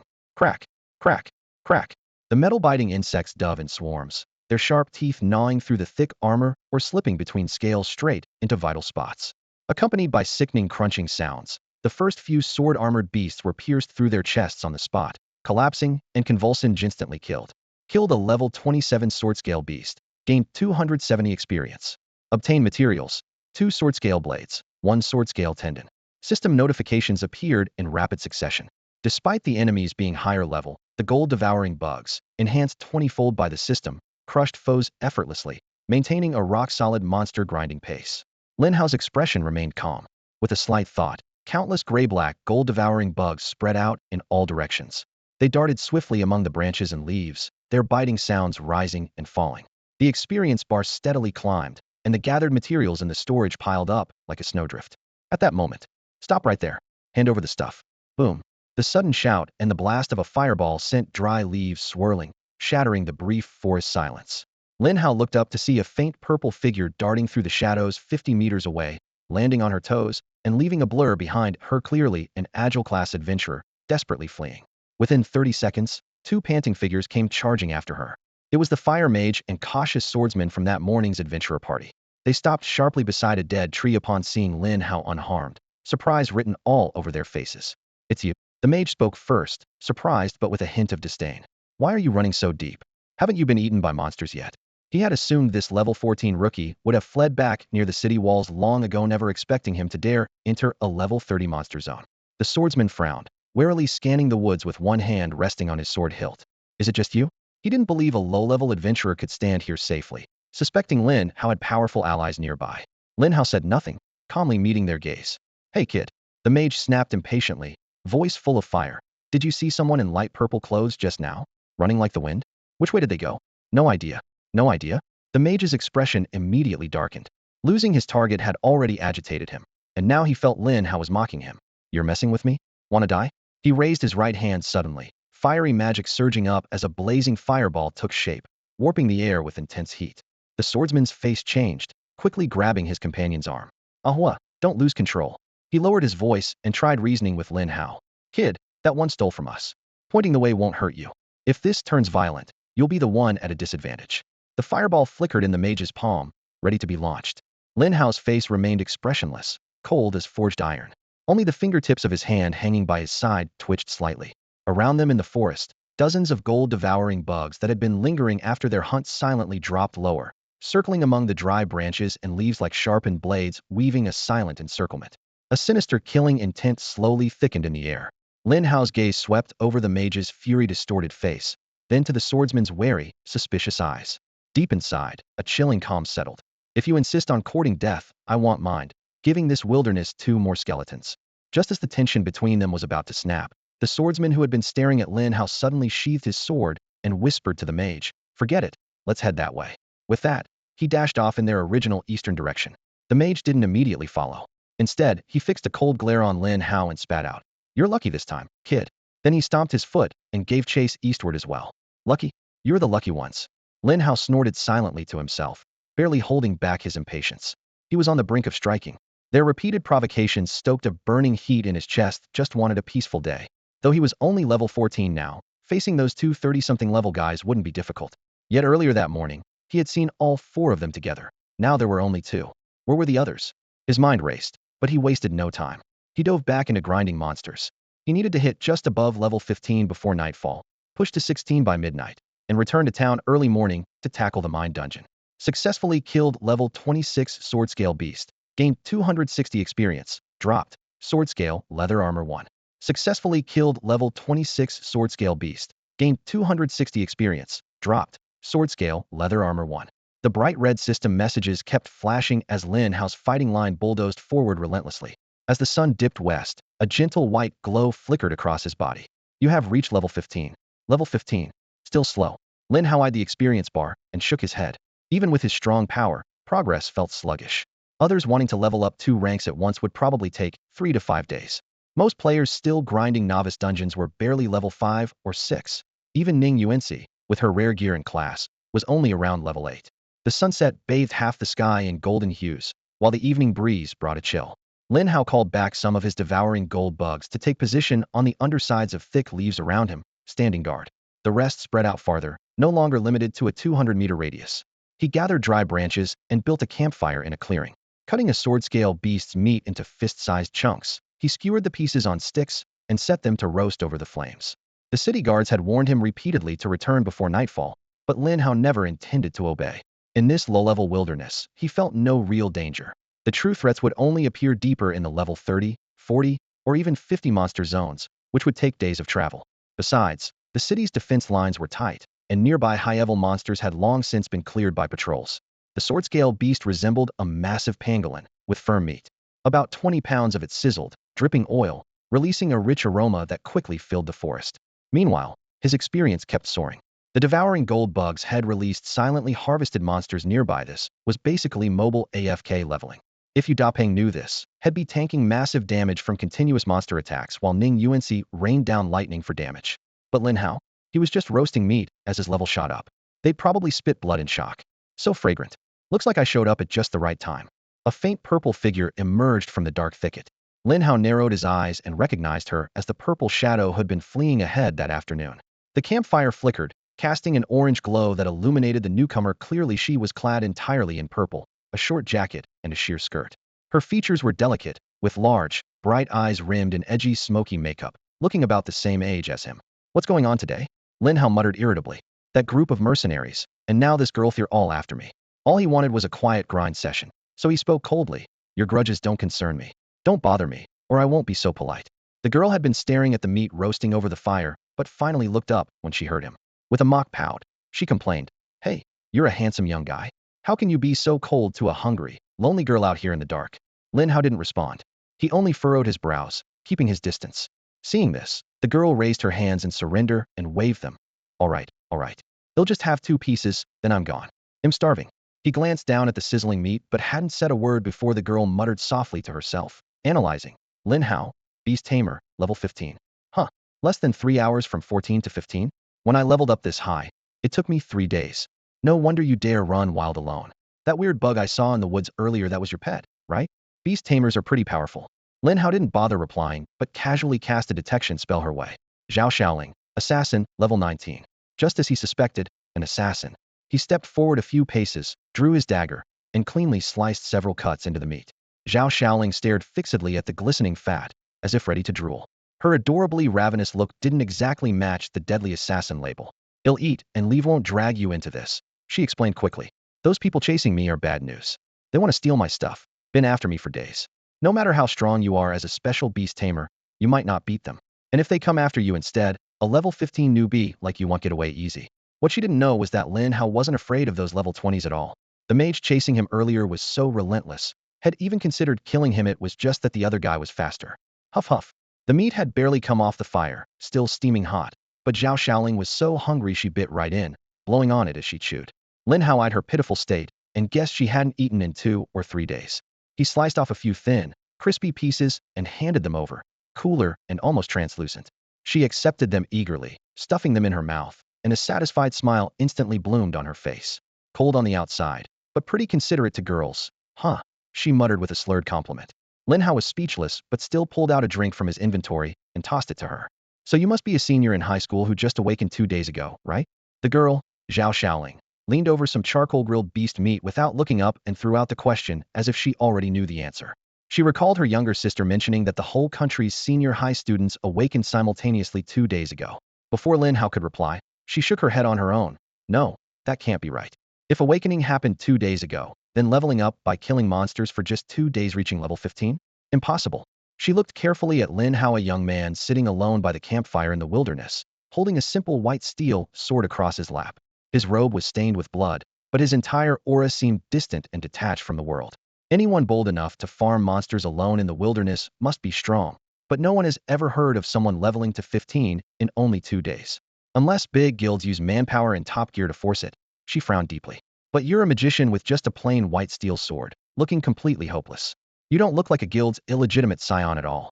This just doesn't add up." Lin Hao wanted to stay silent, but seeing the skepticism on her face, he replied calmly, "I really did awaken 2 days ago." "Really? 2 days ago?" Zhao Xiaoling's skewer froze in midair, shock written all over her face. "Never heard of leveling so fast. You really aren't as simple as you seem. Your level may be low, but your power must be terrifying." Her words rushed out as her eyes sparkled. "The big martial exam is in half a month. You'll be able to enter any academy you want. Have you chosen a school yet?" Lin Hao said calmly, "I want to go to Qingbei Martial Arts University." "That's what I guessed." Zhao Xiaoling threw the bone into the campfire and laughed heartily. "If you get into Qingbei, you'll have to call me senior sister." Lin Hao paused. "You're a student at Qingbei? But you're only level 19. If Zhao Xiaoling had just entered Qingbei last year, a level 19 after a year would be slow progress indeed. His confusion showed clearly. Zhao Xiaoling gave a little knowing laugh, as if she had guessed his thoughts. "My situation is special, but I really am from Qingbei. Here, look." She tossed him a metal school badge. Lin Hao flipped it over. The front had the 6 characters Qingbei Martial Arts University carved like a blade, and the back read Zhao Xiaoling. It was genuine. He handed back the badge and casually asked, "Have you heard of Lin Dong? He got into Qingbei 2 years ago." "Lin Dong?" Zhao Xiaoling frowned, racking her memory, then shook her head. "No idea." Disappointment flickered briefly before fading, and Lin Hao lowered his gaze. That was his sister desperately needed news of her. "Girlfriend? Family?" Zhao Xiaoling asked, curious. "My sister." "Her profession?" Lin Hao was silent for a moment, but still answered, "Shadow dancer, I think." Zhao Xiaoling's lips curled slightly. "Shadow dancer, huh? Like me, assassin type," but midway her expression changed suddenly. Lin Hao's heart skipped a beat. "What is it?" She paused, waved her hand dismissively. "Nothing, just suddenly remembered someone.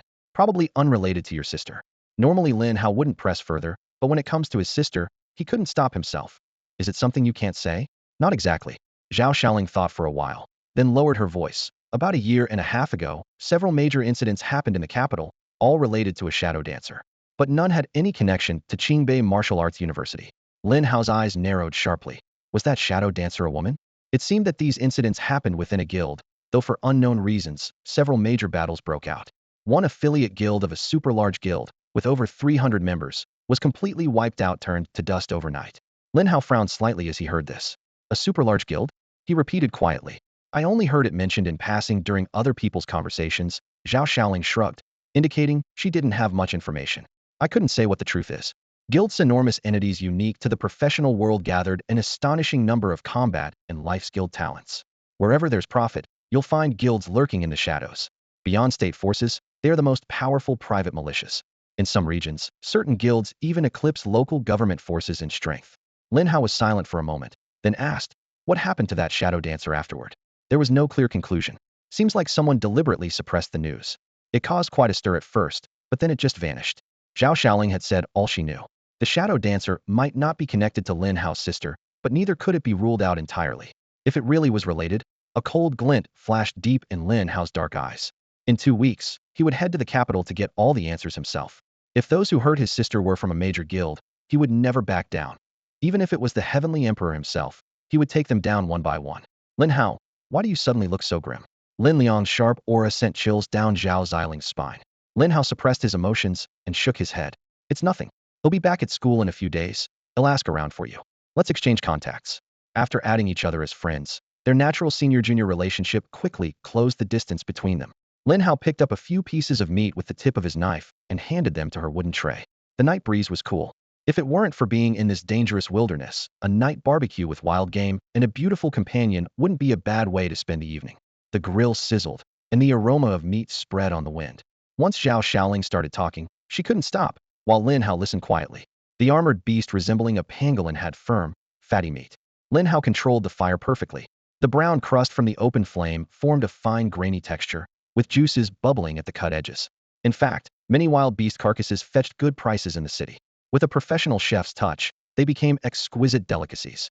Some adventurers specialized in hunting rare ingredients, known in the community as gourmet hunters. Lin Hao had read in books about them. The most famous gourmet hunters were known as the 4 culinary kings. Zhao Xiaoling suddenly tilted her head and asked, "Do you want to know why those people have been chasing me for days?" "No, I don't," Lin Hao replied flatly.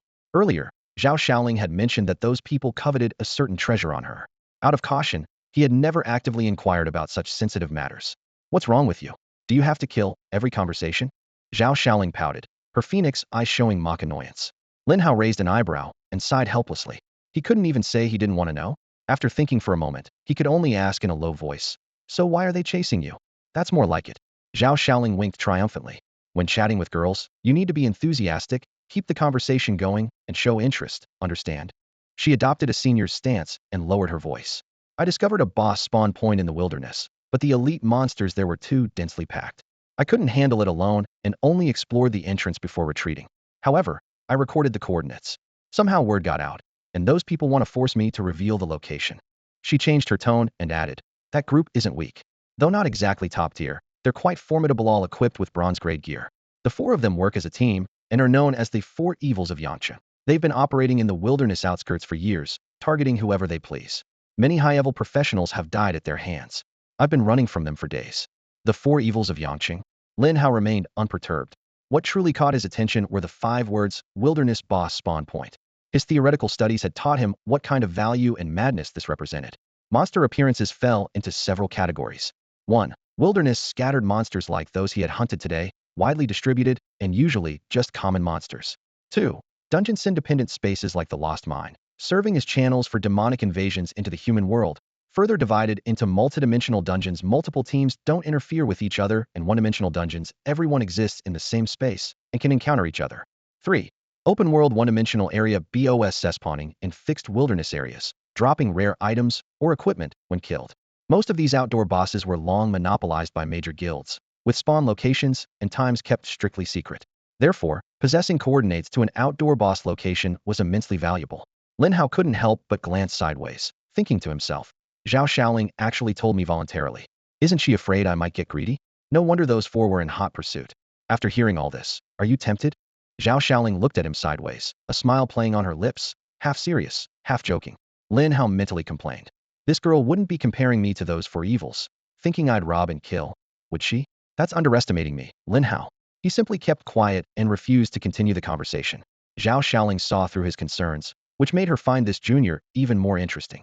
She added in a light-hearted tone, "If you want to know the location, I can tell you." "I don't want to know." Lin Hao refused expressionlessly. "Hehe," Zhao Xiaoling said. "Even if we reported this location to the guild or the professional trading center, we could get a hefty reward. But I have no intention of going either route. I want to find a partner, go in and farm some kills for fun, and then sell the coordinates once I'm bored." Lin Hao didn't say anything, just quietly watched her. Of course, he was curious about the outdoor boss, but right now he cared more about leveling up and growing stronger.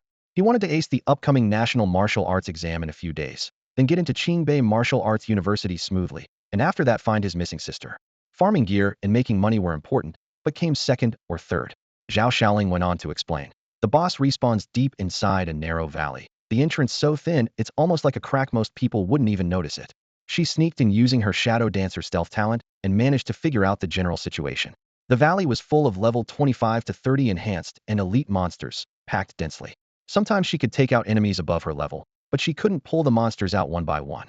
As for the boss, she didn't dare scan it for fear of exposure and could only guess it was about level 35. Lin Hao estimated he could handle level 25 to 30 monsters no problem, no matter how dense. But since the coordinates were discovered by Zhao Xiaoling, they weren't really his. After finishing the details, Zhao Xiaoling fell silent and just locked eyes with Lin Hao. Half a minute. A minute passed. The atmosphere turned slightly charged. 2 minutes went by before Lin Hao finally broke the silence coolly. Why are you staring at me like that? The corner of Zhao Xiaoling's mouth curled up. I thought you'd be unfazed by a girl staring at you. After all that boss intel I gave you, don't you feel even a little tempted? How tempted? You mean like those 4 guys who forced you to hand over the coordinates? Lin Hao replied evenly. You don't need to force me. Just say the word, and he'll tell you. Heck, he'll even give it to you for free. Women's thoughts are hard to read. She suddenly stretched lazily, her figure curving into an S shape. Her already stunning form looked even more enticing. All right, Lin Hao, do you think you can handle those monsters? Lin Hao pondered briefly before answering calmly. You want to team up? Take down that outdoor boss together? Zhao Xiaoling stepped closer, studying his eyes carefully. Oh, you're tricky. You clearly understood, but didn't say it, forcing me to come right out with it. You never asked for help or like dealing with others, huh? After spending some time with him, she basically had his temperament figured out. To be honest, I originally invited a few of my girls, but they can't make it. Your performance just now surprised me, so I want to try with you. You have a pet that can lure out the monsters one by one, and he'll handle the kills. It'll be tough, but at least there's a chance. If it doesn't work, we'll find another way. Profits split 70-30-70 for you, 30 for me. How about it? She held the resource, yet offered him the lion's share. That's generous for any guild. Lin Hao didn't care much about the split though. What mattered more was the experience from all the dense elite monsters and the huge reward from that boss. Besides, if that shadow dancer in the capital really was his sister, then her situation might be very dangerous. Had to grow stronger quickly. Amen. Lin Hao's voice was firm. A flash of surprise lit up Zhao Xiaoling's eyes. You little man, your thoughts are hard to guess. I almost thought this boss didn't interest you. All right, since you're on board, let's rest 2 hours then head out. 2 hours later? At night. Lin Hao was a little surprised. Yeah, the night suits stealthy assassins like me better. Daytime just makes it harder to move. What, any problems? No problems. I don't mind. Lin Hao nodded. Good then, we leave in 2 hours. Although Lin Hao had been grinding monsters all day with intense effort, it was actually his pet Swarm doing the fighting. Hadn't lifted a finger himself, totally hands off. He barely expended any stamina or energy, while Zhao Xiaoling clearly looked a bit tired. The young woman flipped her wrist and pulled a soft gray blanket out of her storage space, spreading it by the campfire. He'll rest a while. In about 2 hours, we're probably in for a tough fight. You rest. Don't worry, he'll keep watch. Lin Hao nodded. Finally, no more sleeping up in the trees. Zhao Xiaoling chuckled, lying down fully clothed. Within half a minute, even, steady snoring rose up, leaving Lin Hao both amused and bewildered. How long had they known each other? And already she trusted her safety to him? Aside from a few golden-biting beetles patrolling, he quietly recalled most of his troops into his spatial ring to let them recover. Leaning against a big rock, he half closed his eyes to rest. The wild monsters nearby had all been cleared out by his beetles, and the night wilderness was silent except for insect chirps and occasional crackles from the campfire. 2 hours passed in the blink of an eye. Zhao Xiaoling rolled over and sat up, looking refreshed. The boss is not far from here, about an hour's walk. Let's go. After quickly tidying up, she raised her hand and gestured at the void. He'll invite you to a party. Zhao Xiaoling has invited you to join a party. Accept? Yes. It was Lin Hao's first time teaming up with someone, and the interface immediately showed team with Zhao Xiaoling. She then produced a jade green pill and handed it to him. Clear vision pill. Taking it halves the effects of the dark on your sight. Not as good as daytime, but enough. Lin Hao had read about such valuable pills in books, but never actually held one before. Without hesitation, he tilted his head back and swallowed it. A warm sensation shot to his forehead, and when he opened his eyes again, the night seemed diluted into a hazy dawn, with his vision much clearer. Such an incredible pill. It must be crafted by the finest alchemists, he thought silently. The two hurried westward under cover of darkness. The night was naturally the hunter's domain, with all manner of monsters lurking in the grass and rocky crevices, ready to ambush at the slightest misstep. But for Zhao Xiaoling, a trained assassin, this was her home turf. Her figure blended seamlessly into the shadows, the cold glint of her short dagger flashing. Along the way, beasts around level 20 fell before they could even roar. Watching the experience bar jump, Lin Hao estimated their party gains to be about 60 of what solo grinding would yield. Her combat strength was absurdly high, no wonder she dominated the wilderness. Even the feared four evils of Yang City hadn't been able to touch her. She must have the backing of some elite family in the capital. An hour later, a narrow valley entrance appeared in the night. We're here. The entrance is tight, but inside is another, much larger world. The entrance lies between two mountain peaks. The two stood before a jagged crevice strewn with loose rocks.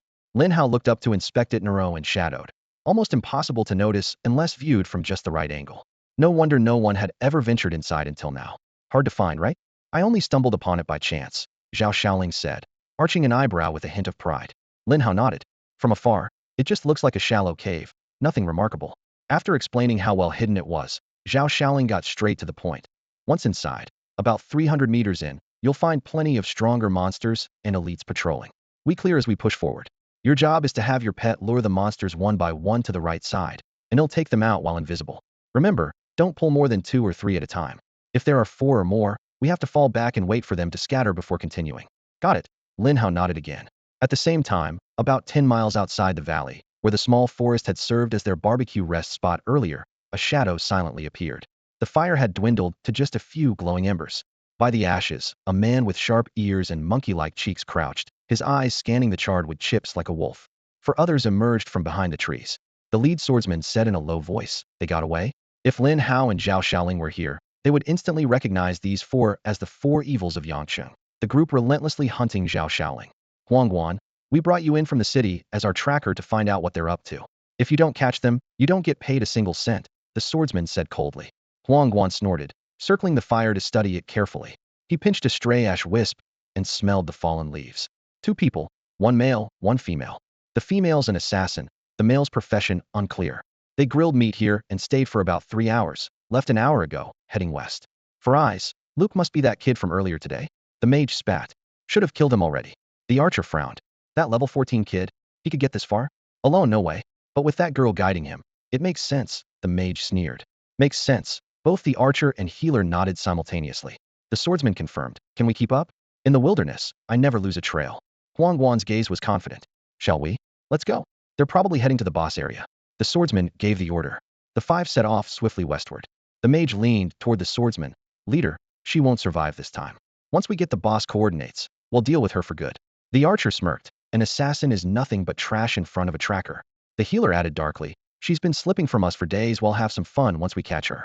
Huangguan ignored them, walking at a steady, unhurried pace, but never losing the trail of Lin Hao and Zhao Xiaoling. Unaware that pursuers were closing in, Zhao Xiaoling and Lin Hao finished clearing the small fry in the narrow passage.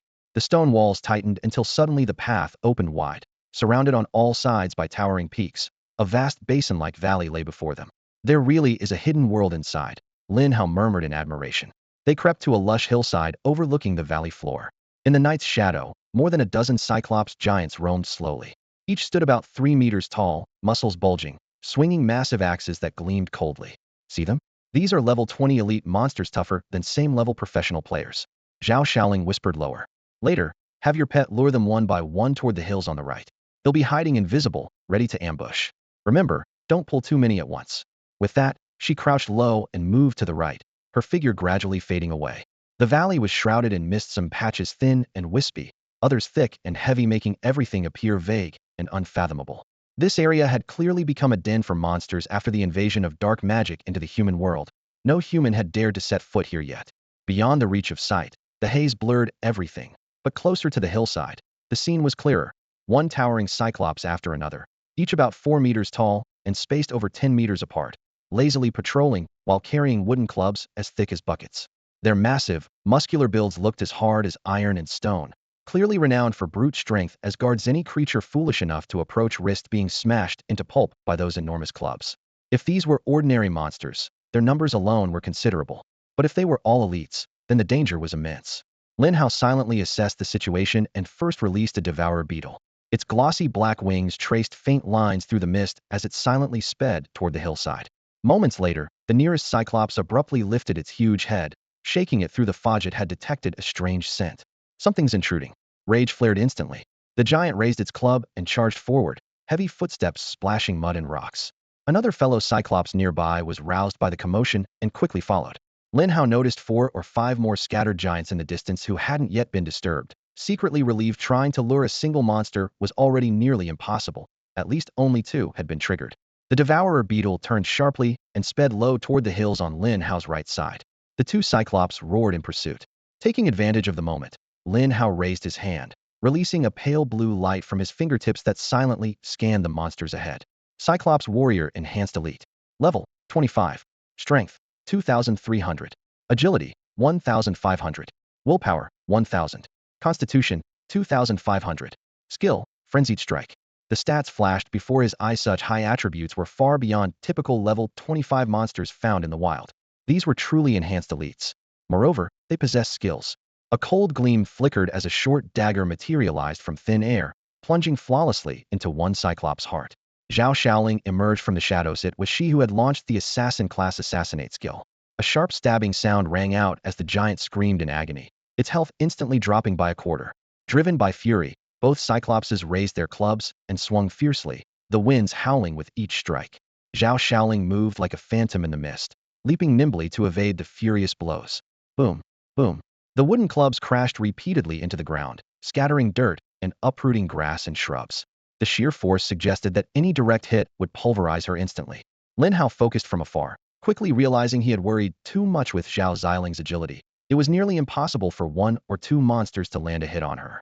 Her flowing robes billowed, long hair whipped by the gale, and her skirt lifted momentarily, revealing slender, pale legs. When the giant's attacks briefly slackened, she seized every opening, repeatedly stabbing the same giant's torso with her dagger. Aside from the initial burst damage from assassinate, each subsequent strike removed about a fifth of the monster's health. At this rate, ignoring the first attack, about 20 strikes could take down one warrior. Growing frustrated after missing continuously, the 2 cyclopses became more furious, their single eyes bloodshot and their heavy breaths roaring like thunder.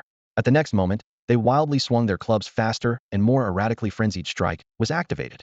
The sound of wood slicing through air became a fierce storm, and their assault suddenly doubled in intensity. Even with Zhao Xiaoling's strength, she dared not be careless against the 2 enhanced Cyclops warriors wielding Frenzied Strike. Her figure flickered several times, creating distance from the Cyclops below. On the hillside, the one-eyed giant chased frantically, swinging 2 tree-trunk-thick wooden clubs. The air was torn apart by heavy strikes, explosive sounds echoing across the hills one after another. Gravel flew from the ground, turning the area into chaos in an instant. Zhao Xiaoling darted left and right, forcefully controlling the monster's rhythmic cycle of 1 dodge, 2 pursuits, playing out repeatedly in this narrow terrain.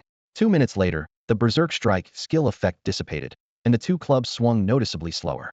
Zhao Xiaoling seized the opening, her dagger flashing coldly as she precisely stabbed under the first Cyclops' ribs again. Her strategy remained unchanged. Concentrate firepower to completely eliminate one first, then turn to deal with the other. This approach was flawless. Even Lin Hao would make the same choice, though the efficiency was too slow. Lin Hao watched intently and quickly reached a conclusion. While ensuring her own safety, Zhao Xiaoling could indeed handle 2 or 3 monsters, but the time cost was too high. If 4 or 5 rushed at once, she would struggle considerably. Your team has killed Cyclops Warrior Enhanced Type Elite Monster, gained 1,000 experience points. Obtained Cyclops Heart 1. Please select Item Collection Method. Team Leader Pickup, Free Pickup, Dice Roll Pickup. Lin Hao directly selected Team Leader Pickup. 1,000 points. Even in a 2-person team, the experience was this high. If soloing, one probably gave 1,500 points. Now only 1 Cyclops Warrior remained. With the pressure suddenly reduced, Zhao Xiaoling circled her target rapidly, the sound of her dagger cutting through wind growing more frequent, her attack rhythm nearly doubling. Lin Hao now had complete confidence. Come out, my companions, he muttered quietly, and 40 gold-devouring beetles roared forth, a black mass swooping directly toward the group of Cyclopses down the hillside. Just as the gold-devouring beetles flew out, your team has killed Cyclops Warrior Enhanced Type Elite Monster, gained 1,000 experience points. Obtained Cyclops Heart 1. Zhao Xiaoling successfully killed the second one. Panting heavily, she called out to Lin Hao in warning. Lin Hao, be careful pulling monsters. Don't attract any more. In regular team monster grinding, a tank must stand at the front to stabilize aggro, while damage dealers output safely from the flanks or rear. As an assassin, Zhao Xiaoling was fragile and couldn't tank hits. Without a healer, getting hit would be extremely troublesome, so she had to be cautious upon cautious. Lin Hao asked with concern, Zhao Xiaoling, are you alright? I'm fine, still good. She waved dismissively. Watch me. Wait until I'm stealth before pulling more. Her words had barely fallen when the team panel suddenly erupted with messages. Your team has killed Cyclops Warrior Enhanced Type Elite Monster. Gained 1,000 experience points. Your team has killed Cyclops Warrior Enhanced Type Elite Monster. Gained 1,000 experience points. Your team has killed Cyclops Warrior Enhanced Type Elite Monster. Gained 1,000 experience points. The long string of notifications nearly filled the panel. Zhao Xiaoling froze, thinking her eyes were playing tricks. Upon careful review, the experience and loot information was indeed refreshing continuously. What's happening? She widened her bright eyes. If she wasn't certain the system couldn't malfunction, she would have thought the panel had crashed. What was going on? Her gaze fell on Lin Hao in the distance. He maintained the same posture from when they were talking, seemingly having done nothing. Didn't you see the panel messages? Zhao Xiaoling forgot about stealthing and quickly walked toward Lin Hao. What messages? Lin Hao thought she was whispering. Monster grinding experience. How are monsters dying one after another? The speed is ridiculous. I spent 4 or 5 minutes on 2, and in these 4 or 5 minutes, at least 50 or 60 Cyclops warriors died. Is the system glitching? Lin Hao was speechless, thinking she was making a fuss over nothing. No glitch, I killed them. You? That's impossible. Zhao Xiaoling stared at Lin Hao in disbelief. Watching Zhao Xiaoling's shocked, confused, and incredulous expression, Lin Hao chuckled inwardly. This speed is just my everyday routine. I've only unleashed less than half of my devouring gold bugs, and am still wearing armor made from over 100 spirit butterflies combined. If she knew the full truth, she'd probably be even more terrified. He remained calm and casually explained, my pet bugs are clearing monsters down there. The number and XP value of monsters here is quite good. Hopefully, I can hit level 16 and make this trip worth it. Following his gaze down the slope, Zhao Xiaoling saw a swirling fog obscuring small shapes. One by one, Cyclops warrior monsters inexplicably collapsed with great crashes, as if cut down by an invisible blade, their screams echoing. She turned back to stare at Lin Hao, and only after a full minute did she finally exhale the tightness from her chest. Lin Hao, once again you've shattered what I thought I knew.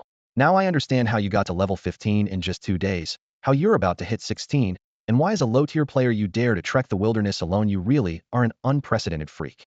Lin Hao rolled his eyes. Geez, your whole family are the freaks. Come on, let's go.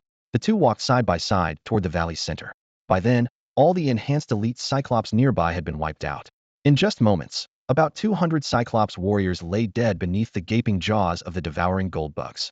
Yet Lin Hao hadn't unleashed even half of his bugs. She had no intention to release them all. Feeling half his firepower was already more than enough, and more would just be a messy group brawl. Zhao Xiaoling nodded and followed closely. A few dozen devouring gold bugs led the charge, their golden armored shells gleaming coldly beneath the moonlight. Over the roar of kill, kill, kill, the information panel refreshed rapidly. Your team killed enhanced elite Cyclops warrior, gained 1,000 XP, obtained Cyclops Heart 1. Similar messages streamed continuously down the screen. Zhao Xiaoling couldn't help glancing at Lin Hao repeatedly, yet the young man's expression remained indifferent, as if none of the experience points concerned him. She whispered in awe, Lin Hao, I admit you're powerful, but I never expected you to be this strong. Honestly, I'm completely convinced by the Bug Tamer class now. Lin Hao replied casually, it's not all because of the class. I've had some other special encounters.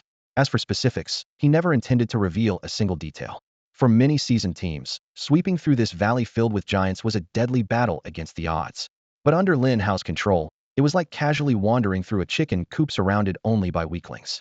The night was dark and misty, the cursed land still terrifying, yet walking beside him gave Zhao Xiaoling an unexpected sense of security. She recalled her own recent solo try here. Being stealthy still left her tense at every step, and in the end, she was cornered by monsters and forced to flee in panic. When they first teamed up, she hadn't held high expectations, only wanting to borrow his pet bugs for drawing monster aggro, even suggesting a 7,030 split 70% for her, 30 for him, always believing she was the main damage dealer. She had always believed she was the main force. So it made perfect sense for Lin Hao to take the night shift while she got some rest. What she hadn't expected was that they would be pushed into such a desperate situation. Zhao Xiaoling realized she was just a bystander riding along. So she said, Lin Hao, it looks like you're the main force now. Before, I said we'd split it 70-30, me 70, you 30. Let's switch that. She worried the earlier division might have upset him. Lin Hao smiled gently. You don't have to worry about that. I don't mind. Let's just stick to what we agreed before, okay? He turned his head slightly, giving her a faint look. Do you understand what I mean? Zhao Xiaoling finally relaxed and smiled back. I get it. To her, the small share of profit was just game tokens for experiencing the rules, but Lin Hao's attitude surprised her. People often fought bitterly over fame, and fortune. Fathers turned against sons, brothers against each other, friends betraying friends. But Lin Hao, just starting out, seemed to treat wealth like passing clouds, never enslaved by material things. She silently judged that someone like him was destined to shine brightly in the future. Lin Hao had no idea how many little calculations she was making in her mind. Had he known, he would have denied it wasn't that noble. Life was tough, and even the tiniest gain was worth fighting for. His backpack was stuffed full. Earlier in the wilds, he even kept some nearly worthless junk instead of discarding it. At that moment, a monster stepped out from behind the rocks, its body easily twice the size of an ordinary Cyclops warrior. In its hand wasn't a crude wooden club anymore, but a massive iron-spiked mace. Cyclops Captain Enhanced Elite Monster Boss. Level 23. Strength 6,900. Agility 4,500. Spirit 3,000. Constitution 7,500. Skills: Frenzied Strike, Roar, Stomp. Its stats were roughly triple those of a normal Cyclops warrior, but it still couldn't withstand Lin Hao's gold-eating beetles. 8 or 9 of the little creatures swarmed onto it, biting with sharp teeth, their black shells gleaming coldly in the moonlight. The captain roared and launched a frenzied strike, his giant wolf-tooth mace slicing through the wind, but the huge weapon was clumsy against these tiny thumb-length killing machines. 4 or 5 beetles swiftly took down nearby Cyclops warriors before turning back toward the captain. Suddenly, warg! The captain opened his mouth and unleashed an ear-splitting roar. Visible shockwaves rippled outward, blasting rocks everywhere and staggering a dozen beetles. The roar echoed through the valley, alerting the remaining monsters. The whole valley's Cyclops horde suddenly began charging. The captain leapt high again and stomped down, smashing a deep crater and knocking back a dozen nearby beetles. Boom, boom, boom. The thunderous pounding of footsteps came from all directions, shaking the ground like an earthquake. Roughly counted, over 600 or 700 black shadows surged forth, all enhanced elite Cyclops warriors with an occasional captain mixed in. The valley seemed on the verge of collapse under their charge. This is bad. Zhao Xiling's face drained of color.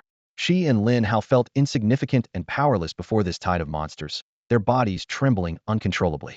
This valley was a death trap. Ordinary warriors were manageable, but once a captain was involved, the entire valley's monsters would swarm in for the kill. Did they still have a chance to survive? Lin Hao stared at the overwhelming flood of monsters, frowning deeply. 40 gold-eating beetles probably weren't enough to hold them back. Come out, me little friends. The next second, 90 more black, savage, murderous gold-eating beetles appeared out of nowhere, layering themselves thickly around him like a dark king surveying his subjects at night. Ah! Zhao Xiling's pupils shrank sharply, and she gasped in shock. Lin, your pet insects, you actually have this many? 159 powerful, gold-devouring beetles surged toward the approaching wave of enhanced elite Cyclops warriors. Rage erupted. In an instant, all the gold-devouring beetles activated their fury, simultaneously boosting their attack power by 200 for half an hour, with a 2-hour cooldown. It was like doubling their already terrifying damage output. Their fierce strength surged dramatically as murderous intent swept through the valley. A howling wind whipped up, shadows of the beetles rolling like a dark storm cloud, crashing into the overwhelming tide of giant warriors. The beetles' speed climbed even higher amid the carnage. Zhao Xiaoling stared in disbelief as ranks of Cyclops warriors toppled one after another like stalks of wheat under a reaper's blade. Moments ago, the onrushing giant warriors had terrified her into despair, convinced she wouldn't survive the night. But to her shock, this outdoor boss spawn point concealed such a deadly trap. Had she and her sisters come as a team, they likely would have been wiped out instantly. A chill ran down her spine as she realized she had greatly underestimated the brutal reality of first time clearing the opening spawn was an entirely different beast from later runs. No wonder few small squads could hold their ground. Guilds often resorted to overwhelming numbers, turning these boss spawn zones into near-exclusive guild territories. She glanced covertly at Lin Hao beside her. Facing such immensely strong giant monsters, this man remained calm as ever. She had just witnessed the single-target power of his pet beetle, but now she was even more stunned by how many he truly commanded. A respectable level 10+ professional player unleashing such terrifying combat power. Imagine what he could become after further growth.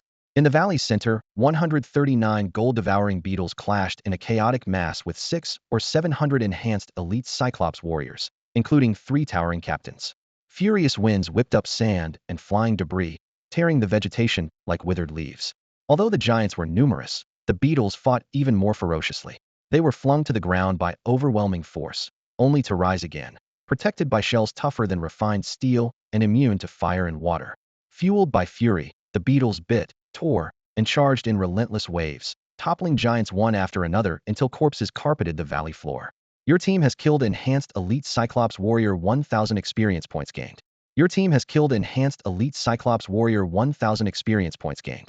The screen flooded with rapid experience notices, information streaming like a waterfall. Zhao Xiaoling was completely dumbfounded. Then new messages popped up. Your team has killed Cyclops Captain. Enhanced Elite Monster Boss 3,000 experience points gained. You have obtained silver equipment, Giant's Armor. Clearly, even the captain-level monster had been devoured alive by the gold-devouring beetles. The terror of this valley and the strength of these monsters could crush any expert squad. Yet Lin Hao single-handedly, relying solely on his pet beetles, had shattered this deadly battlefield into a rout. With the relentless massacre, the giants' numbers visibly dwindled, likely to be wiped out entirely within another 10 or so minutes. At that moment, Lin Hao checked his experience. Barrett had already reached level 15 at 60. After killing these monsters, I should level up to 16. Even if I fall a bit short, it won't be a big deal. Lin Hao was thinking this, when suddenly Zhao Xiaoling's whole body glowed with a soft light. The next moment, she leapt up, cheering. Got a level up? Yes. I reached level 20. Zhao Xiaoling clutched her chest, her eyes sparkling like stars. This level took me over a whole week to grind. Before he could say anything more, Lin Hao's face suddenly darkened. While the golden-biting bugs fought fiercely against the Cyclops warriors, he distinctly felt a cold gaze piercing the night, locking onto him briefly. But when he searched, whoever it was disappeared instantly. Then, faint chanting drifted over the valley, like a wind-dripped whisper that made it hard to pinpoint the source. Suddenly, the chanting sharpened, pounding like a heavy hammer on his chest. Alarm bells rang loudly in Lin Hao's mind. A powerful spell was taking shape. Could there be a terrifying archmage lurking nearby? Before the thought fully formed, a wave of icy dread surged over his heart. Not good, a mage's spell. Boom. A blazing white sun, dozens of meters wide, erupted in the valley sky. Its dazzling light flooded down, turning darkness instantly into daylight. Scorching heat waves warped the air, the temperature soaring as if inside a 1,000-degree furnace. Death's Sun Forbidden Spell. Zhao Xiaoling screamed. The searing light covered everything, turning the valley's plants, soft rock walls, and trees into blackened charcoal amid crackling sounds. Lin Hao felt his skin burning as if torn by fire tongues, his soul nearly evaporating. Bang! One by one, his spirit butterflies appeared around him, their wings singed and shedding glowing fragments activating life link. They bore his fatal burns for him. No!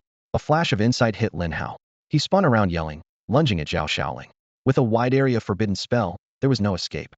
He wrapped his arms tightly around her and dove down, using his frail body to shield her from the deadly rays. Blistering pain engulfed him. Another spirit butterfly fell, disintegrating into sparks as it took the lethal damage for him. Not only did the fiery sun illuminate the entire valley, it also tore a glaring column of light through the surrounding wilderness.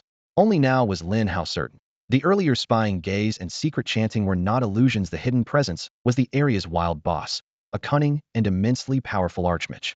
The mage hadn't fought alongside the Cyclops because he judged, after seeing the golden-biting bug's ferocity, that those one-eyed giants and their captains were doomed anyway.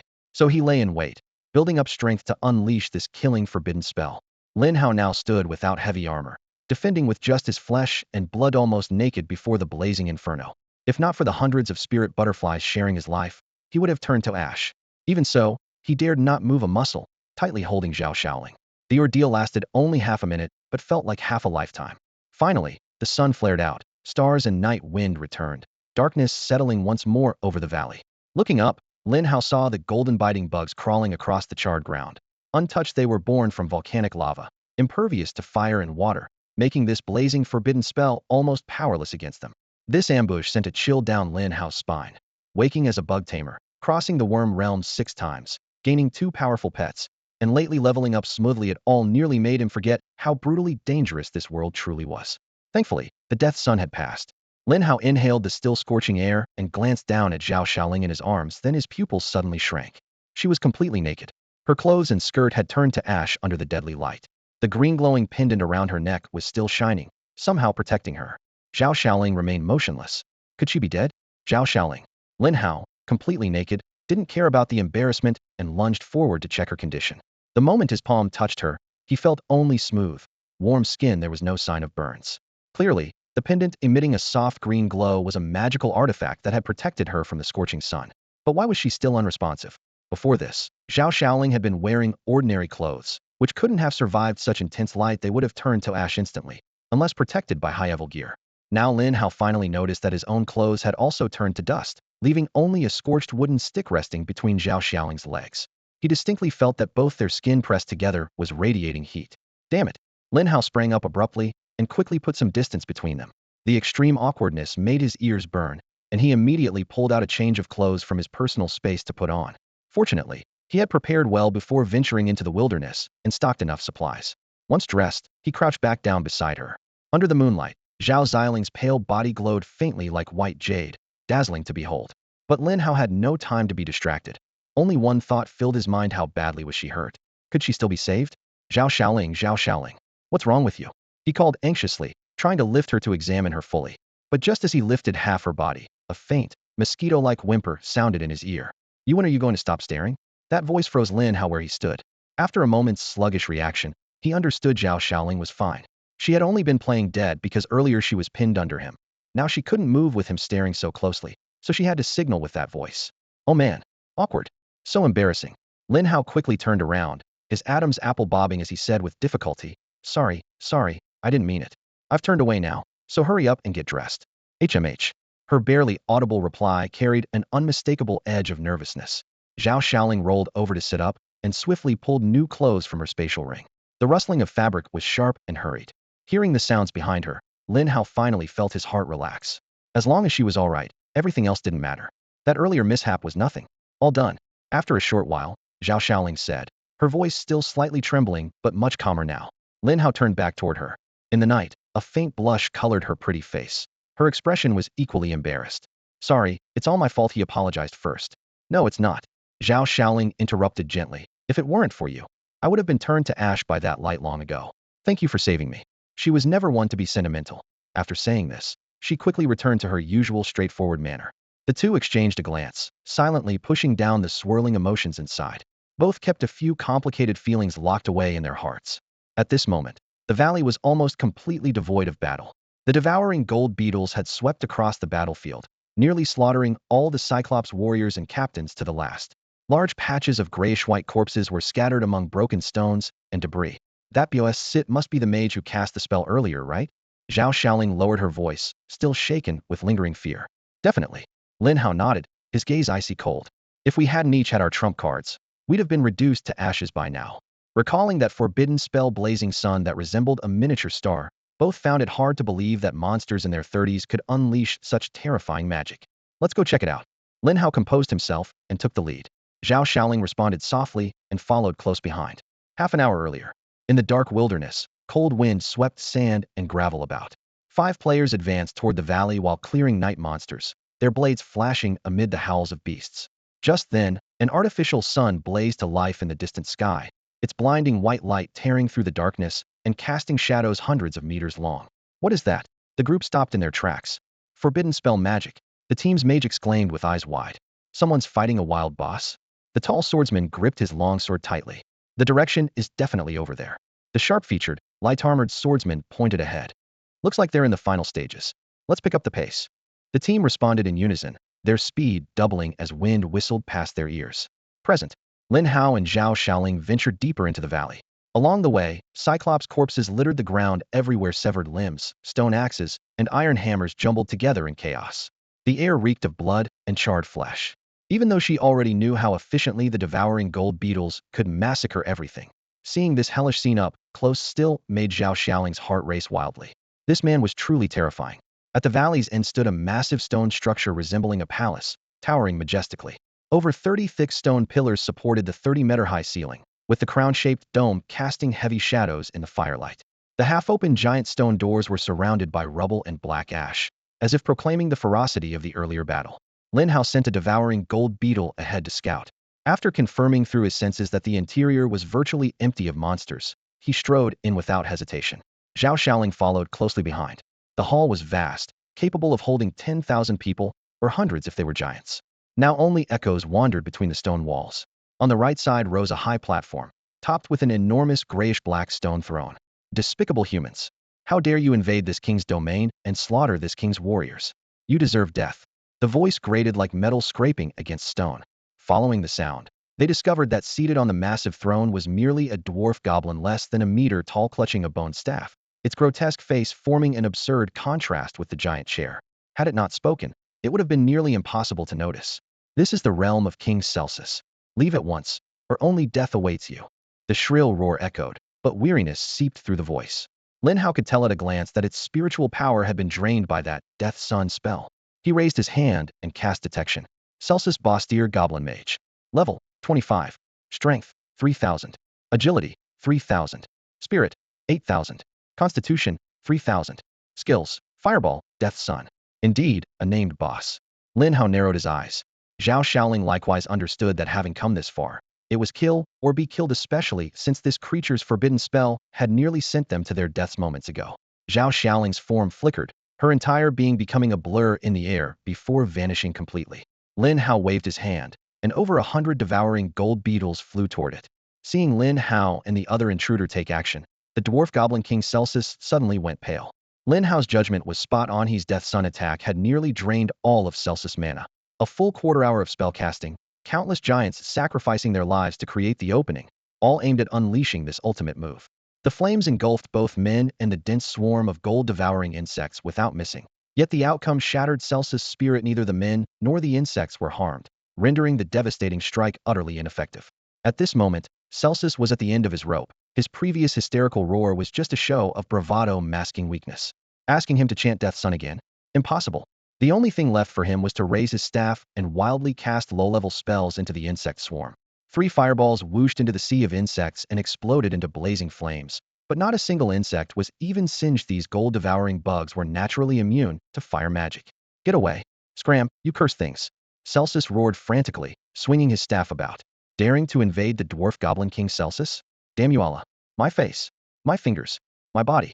A dense mass of gold-devouring insects crawled through the gaps in his armor as he writhed in pain on the high platform, then suddenly fell with a thud.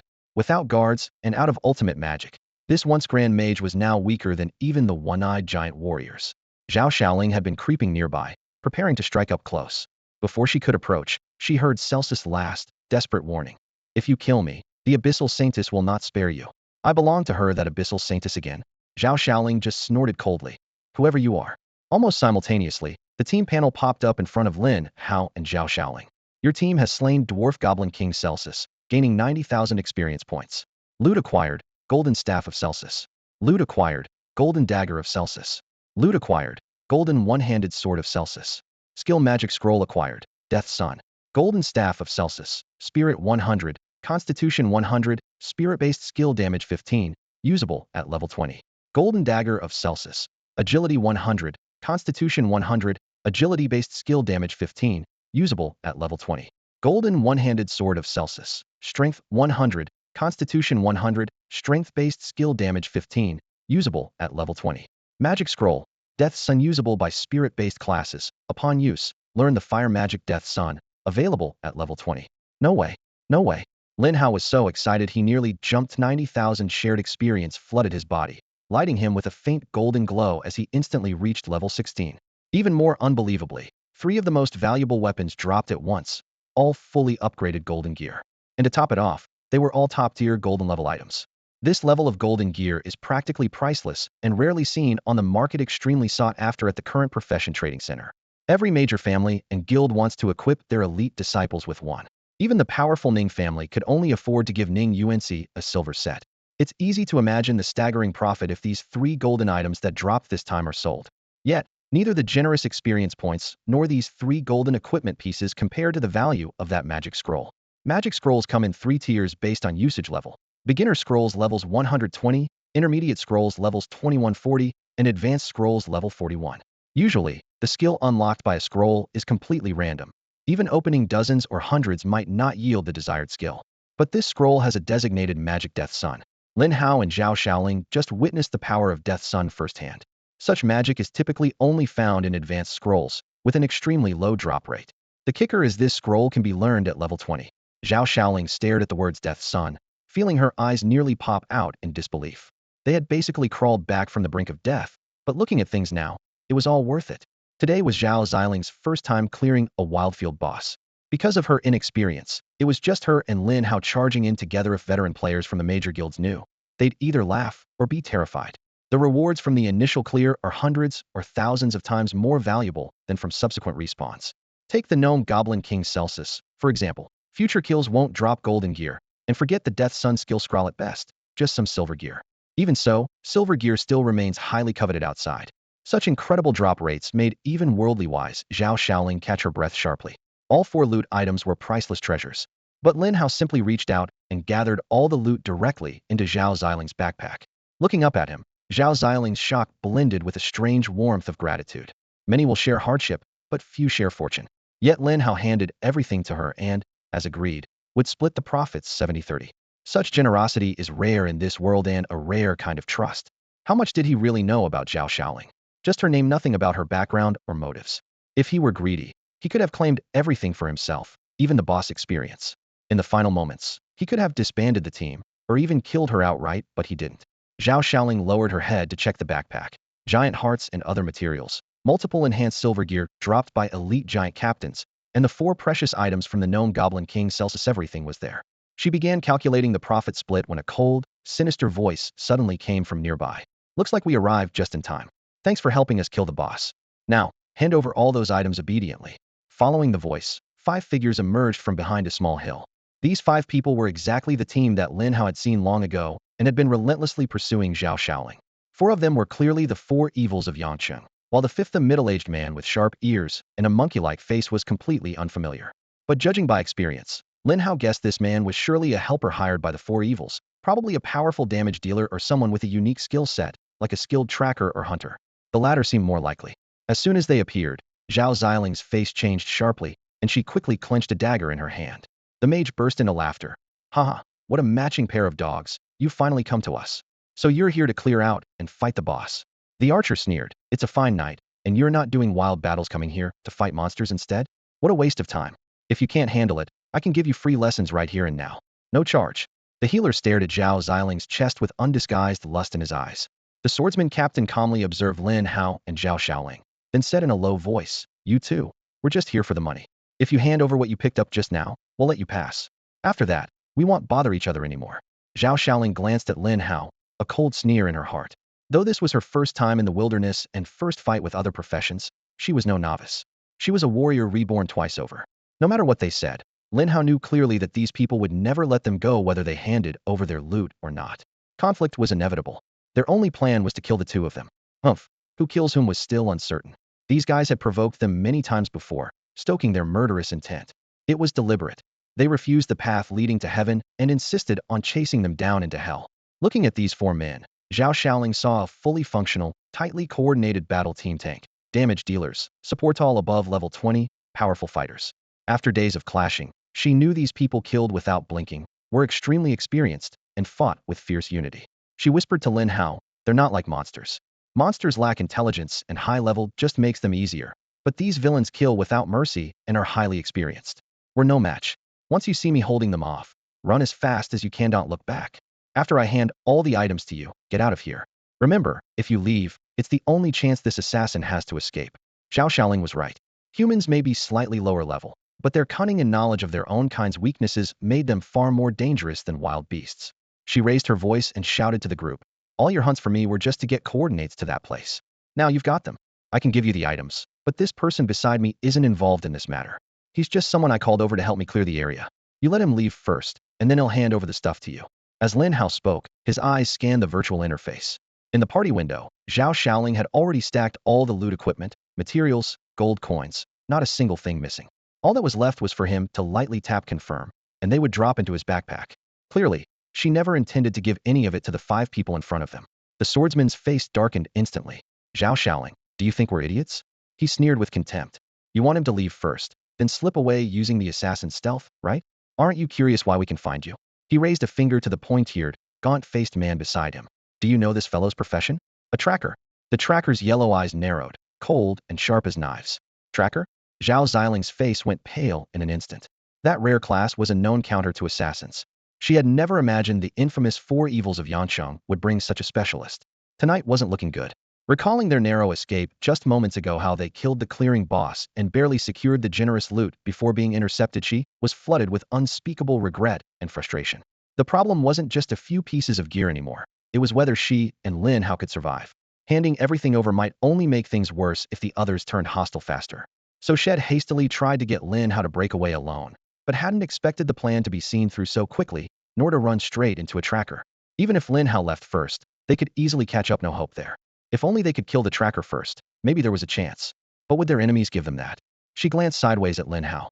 The youth's expression was calm and still, like a motionless pool of water, utterly unreadable. Hey, race the deal, Lin Hao said suddenly, his voice clear and audible to everyone. I don't want to kill either. They'll give you one last chance, drop everything on the ground, including the clothes you're wearing, and they'll spare your lives. His words hung in the air. The five exchanged glances, stunned for a full 2 seconds. Even Zhao Xiaoling was momentarily taken aback. Then, uproarious laughter exploded from the other side. Haha, this guy must have no idea what he's saying. An idiot, for sure. A pair of sleeping dragons and hidden phoenixes. Boss, why waste words? Kill them, and the gear will drop naturally. The swordsman snorted coldly and gave a slight nod. Suddenly, the air trembled as an invisible arrow sliced through space the archer had struck first. Faint shimmering patterns appeared above Lin Hao and Zhao Xiling's heads, clinging like shadows. It wasn't a lethal attack, but a special mark. Damn, we've been tagged, Zhao Xiaoling exclaimed. The marking arrow not only instantly nullified the assassin's invisibility, but also greatly boosted the archer's accuracy and damage. Move, she commanded in a low voice, flashing her body to the right side of Lin Hao, more than 10 meters away, clearly trying to split their attacker's focus and buy him a chance to escape. The swordsman raised his hand, and a heavy shield slammed open, forming a barrier at the front of their formation to protect the other four. His stance was disciplined and steady, showing no slack despite Lin Hao and Zhao's lower levels, every move betraying a veteran's battle-hardened skill. Boom! A fireball blazing with crimson light shot from the mage's palm, roaring as it hurtled straight for Zhao Xiaoling. Immediately after, whoosh, whoosh, 2 sharp arrows whistled through the night as the archer fired twice more. At the rear, the healer raider raised a staff, casting layered augmentation auras over his teammates. Soft waves of pale gold rippled over them. The entire team moved with practiced coordination, clearly well-drilled and ready for battle. The fireball and arrows clearly anticipated Zhao Xiling's path. She was forced to make a sharp turn, stumbling back to Lin Hao's side, her face pale as she whispered, "We're done for." Seizing the opportunity, the enemy mage raised his staff again, conjuring an even larger fireball swirling with blood-red flames. Die! His eyes blazed with murderous intent. Boom! The massive fireball exploded in midair, and just as he thought victory was certain, he froze when the flames cleared. 5 dark golden devouring insects appeared. Lin Hao had commanded them to intercept in advance. These devouring bugs, immune to fire and water, treated the blazing inferno like a mere tickle. Not even the deadly burning sun could harm them. The gigantic fireball was torn apart, and the bugs only hesitated briefly before buzzing fiercely toward the 5-man squad. Twang, twang, twang, twang, twang. The bowstring snapped in rapid succession as 5 arrows flew straight at the insects. Clang, clang, clang, clang, clang. The arrow tips struck the insect carapaces, sparks scattering, but it only caused the swarm to falter slightly before pressing onward. What the hell are these bugs? They're immune to fire, and arrows have no effect. The 5 faces turned pale in unison. Don't underestimate them. Stay alert. In an instant, the 5 devouring insects reached the swordsman. Roar! The swordsman bellowed furiously, activating taunt. Immediately, all the bugs turned their focus to him. Protective aura. A shell-like light shield enveloped the swordsman. With sharp screeches, several bugs bit into the shield, whose glow visibly darkened in response. The swordsman's heart skipped a beat. Could even the aura be chewed through? What he had no idea was that these creatures were ancient, known as devourers of all things. The archer and mage refused to slack off, unleashing skill after skill. But the fire magic left only a faint dark red stain on the insect shells, and the arrows mostly bounced off harmlessly. Cold sweat beaded on their brows. Their attacks were ineffective, and no shield, however strong, could last forever. Snap! With a crisp sound, the protective aura shattered. Resistance aura. The swordsman growled, activating a second shield that exploded outward, sending the 5 insects flying back several meters in a shockwave. But the bugs flipped in midair and lunged again the next second. Damage them. I can't hold on much longer. With 2 layers of defense down, the swordsman felt as if his heart had fallen into an icy pit. It was the first time he had faced a monster impervious even to weapons. He raised his shield to block and swung his one-handed sword in wide arcs, struggling to knock the bugs away. Smack! 1 devouring insect was flung aside by the sword, but 2 had already latched onto the shield's surface, and the remaining 2 slammed hard into his breastplate. Agonizing pain ripped through his nerves as the thick, heavy armor dented instantly, 2 bloody holes revealing the pale flesh beneath. The healer's voice trembled with panic, casting healing spells rapidly in succession. A warm glow covered the wounds, stopping the bleeding and knitting the skin at an astonishing speed. But before even a breath passed, the devouring insects tore viciously again. Blood sprayed, and the freshly healed flesh was ripped open once more. Screech! The swordsman cried out in continued agony. The healer panicked, frantically casting one healing spell after another at the swordsman as if fueled by magic. In just a few seconds, his mana rapidly drained, sweat beads rolling down his forehead. The archer and mage's eyes widened in shock as two golden-eating insects slid off the shield, fiercely biting into the alloy surface with a loud crunch biting through the shield itself. That was unbelievable. What the hell are these monsters? Big brother, it's no use. We can't hurt them at all. We have to retreat immediately. The mage's voice trembled, almost shouting. The swordsman understood all too well, but the two insects latched onto his arm and shoulder like steel pincers. The pain was excruciating, forcing him to writhe on the ground. In the distance, Lin Hao stood with his hands behind his back, a faint, half-smile on his face. I gave you one last chance, and you refused. Can't blame me for this. The valley's a nice place to die tonight. At that moment, Zhao Shaoling stopped hiding, bursting out of the grass in terror, shouting at the group, "Attack that man quickly! Kill him, and the bugs won't be a threat anymore." The swordsman gritted his teeth and managed to catch the crucial detail. Right.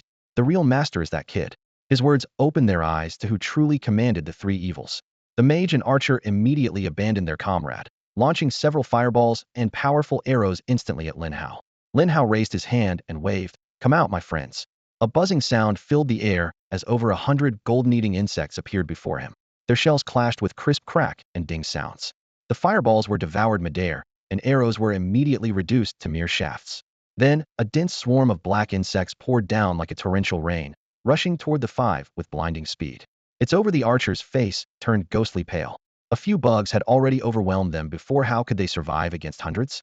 Except for the swordsman pinned to the ground screaming in pain. The archer, mage, and healer instantly collapsed, turning and fleeing madly, abandoning even their companion. Only then did they realize the tracker had already fled much earlier. Darting over 100 meters ahead after witnessing 5 bugs was already hopeless. Seeing hundreds compelled him to run wildly, regret filling his guts. But could he outrun golden-eating insects? In the blink of an eye, the healer and mage were knocked down, their screams echoing through the valley. The archer was then swarmed. Soon after, the tracker at the front was caught as well. "Ah, help! Stop please! Spare me! I'll give you everything I have." Screams, wails, and pleas intertwined, yet no one dared to come to their aid. Lin Hao stood unmoving, expression cold and indifferent. Within less than half a minute, the desperate cries abruptly ceased. Zhao Shaoling froze on the spot, shivering, limbs numb. Before her eyes, the once arrogant 5 lay reduced to a pile of pale white skeletons. Above them, the endless swarm of golden-eating insects formed a dark cloud, crouching over the bones, gnawing relentlessly, as if not even sparing the bones themselves. The sudden and stark contrast of the situation still hadn't fully sunk in for her. The moment the 5 of them appeared, she felt herself plummet into despair.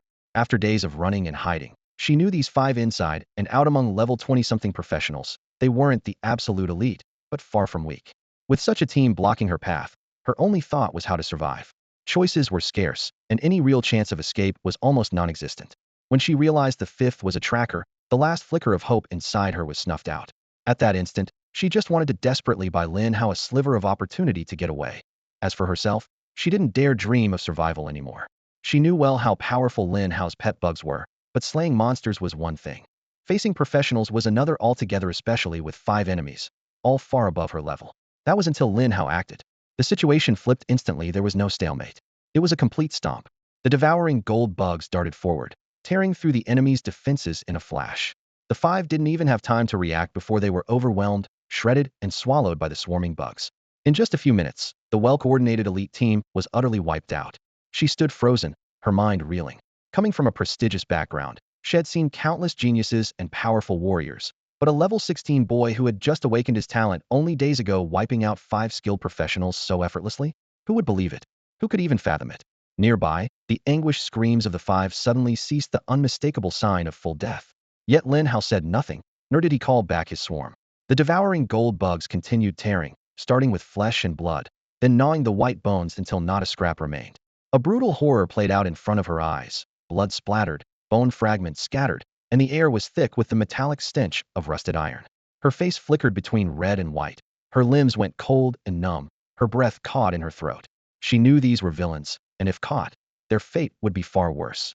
She had even steeled herself to take her own life on the spot, if necessary. But seeing 5 human bodies convulse in agony and turn to bleached bones nonetheless sent a chill straight through her soul. She shut her eyes, unable to bear looking at the scattered white bones, and lacked the courage to face Lin Hao behind her. From beginning to end, he hadn't uttered a word, calm and detached like a mere observer. It was his hand that sealed this massacre. At that moment, Zhao Xiaoling suddenly realized that the companion by her side was not the shy, sweet junior she thought she knew, but a cold, ruthless, decisive presence with a heart of iron more terrifying than the fiercest demons of the abyss. As her mind swirled with turmoil, a hand gently rested on her trembling shoulder. For a moment, she feared she'd collapse in shock, but instead, warmth and steadiness radiated from the palm, like a solid wall that shut out all fear. The demon she had imagined shattered in an instant. Her shaking stopped, the icy dread melted away.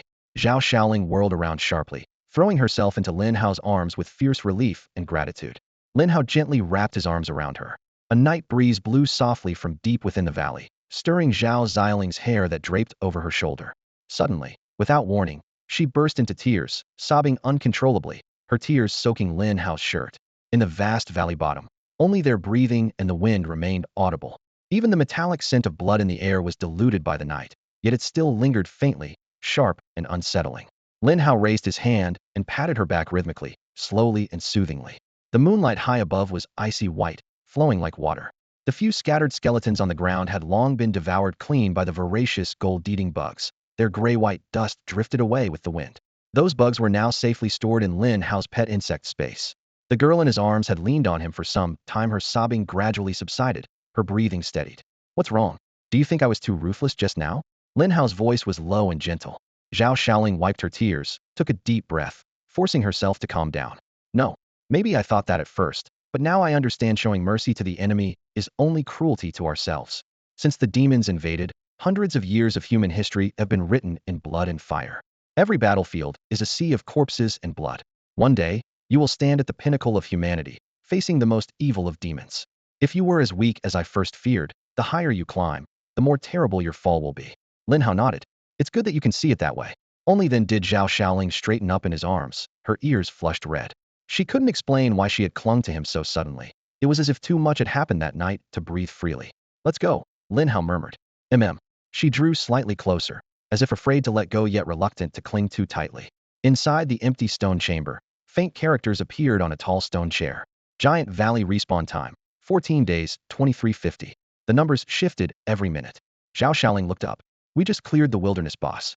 The respawn time is 15 days. By then, I won't be in Yang City anymore." "Lin Hao, do you plan to come back and farm it?" "No." Lin Hao shook his head. "They'll be taking the National Unified Martial Arts exam then, and after that, I have to leave Yang City. Then sell the respawn info to the Professional Guild Trading Center. Make some profit." She winked. "Sounds good." Half a mile from the valley, they decided to wait in a cave until dawn before leaving. A campfire was lit at the entrance, the flames casting a warm red glow on the stone walls. Zhao Xiaoling leaned against Lin Hao as they sat, handing him their loot one item at a time except for a golden dagger she insisted on keeping. Everything else she surrendered. A golden staff, a golden one-handed sword, silver equipment, Giant's armor strength 50, constitution 50, power of strength skills 5, usable at level 20. Silver equipment, Giant's helmet strength 50, constitution 50, power of strength skills 5, usable at level 20. Silver equipment, Giant's boots constitution 50, speed 10, usable at level 20. Plus 2,000 giant hearts. She wouldn't let him refuse. "Take it," she said firmly. The flickering firelight brightened the expression in her eyes. Daybreak approached. Morning sunlight spilled over the wilderness, steam rising as the mist evaporated. When they reached the city gate, a black car was waiting from a distance. Zhao Xiaoling pocketed her phone. "My family sent someone to pick me up. I won't be able to level up with you in Yang City for the next half-month. They'll wait for you in Beijing, okay? You have to come find me, alright?" Lin Hao looked at her, nodding earnestly. "Yes, I promise I'll come to Beijing." Watching Zhao Xiaoling's figure fade into the distance, Lin Hao's lips curved into a faint smile. At the city gate, the morning breeze carried a light mist. Under the towering gray walls on both sides, Chen Ziqing, the flat-top city guards, and Zhao Hu stood together, their expressions tense. These were the very soldiers Lin Hao had encountered when leaving the city the previous day. What? A whole day and night, and no sign of Lin Hao in the outskirts? He didn't return last night either? Chen Ziqing frowned deeply, staring at Zhao Hu. Zhao Hu saluted and lowered his voice. "Yes. We've combed the entire 3-kilometer area outside the city walls multiple times, but didn't find a single footprint." Recalling yesterday, Lin Hao had left the city with Zhao Kajin's token. Although Chen Ziqing was reluctant, she eventually permitted it. Afterwards, she had told Zhao Hu to increase patrols and keep a close watch on him. After all, he was a key focus for her uncle. The flat-top city guard scratched his short hair anxiously and asked, "Could something have happened? He's only level 14, just recently awakened. Normally, he shouldn't have gotten more than 3 kilometers away, and there's no reason for him to vanish completely." Chen Ziking's anger flared up. I wanted to stop him, but you let him go. The flat-top guard was at a loss for words, defensively whispering. He had the general's token and official permission from the academy to leave the city. How could I refuse? You have no idea how big a mess you've caused. Chen Ziqing ground her teeth. The flat-top guard froze. What do you mean? Do you even know who that kid is? Isn't he Lin Hao, the hidden awakening from the 8th middle school? Wrong. Chen Ziqing enunciated clearly. He's the son of Marshal Lin, the only child of Lin Yuanshan. What? Both the flat-top guard and Zhao Hu exclaimed at once. Zhao Hu murmured, Marshal Lin 10 years ago, when the monsters attacked the city, he was the one who turned the tide and saved Yang City. The atmosphere instantly grew grave. The flat-top guard paced nervously. What do we do now? Zhao Hu. Chen Ziqing spun around. Take 3,000 city guards and expand the search radius from 3 to 5 kilometers to a thorough sweep. Yes. Zhao Hu acknowledged and hurried off. I'm going to find my uncle, see if there are other options. I hope that kid's lucky and hasn't died out there. Chen Ziking's voice was heavy with worry. The flat-top city guard gripped his spear tightly. What about me? He knew in his heart that if anything really happened to Lin Hao, he'd never find peace in his life. You stay at the city gate. If he returns, notify us immediately. Before she finished speaking, the flat-top guard suddenly pointed into the distance. Wait, look, who's that? Outside the city gate, morning sunlight gilded the ground, and a figure walked slowly, stepping on the dew. Lin Hao? Chen Ziqing blurted instinctively. It really is him. He's safe. Zhao Hu's face lit up with joy. Lin Hao entered the city, blinking as he noticed all eyes fixed on him. Huh, you're all here? Chen Ziking's anger, bottled up all night, exploded instantly. Didn't I tell you you had to return to the city at night? You're not allowed to sleep out in the wild. Where on earth have you been? Who said I can't stay overnight? Lin Hao asked coolly, his eyes calm. Remembering the awkwardness of being stopped yesterday, he wasn't in the mood to be polite now. Chen Ziking's chest heaved with fury. You, Lin Hao. We were up all night worried sick, and you come back acting like it's no big deal. The flat-top city guard chuckled awkwardly. Lin Hao, it's good you're back. Ziqing was really worried about you. He smiled and teased lightly. He was genuinely worried that Lin Hao might be in trouble, so seeing him return safely made him very happy. Lin Hao cast a sideways glance at Chen Ziqing. This girl still cares about me? No way.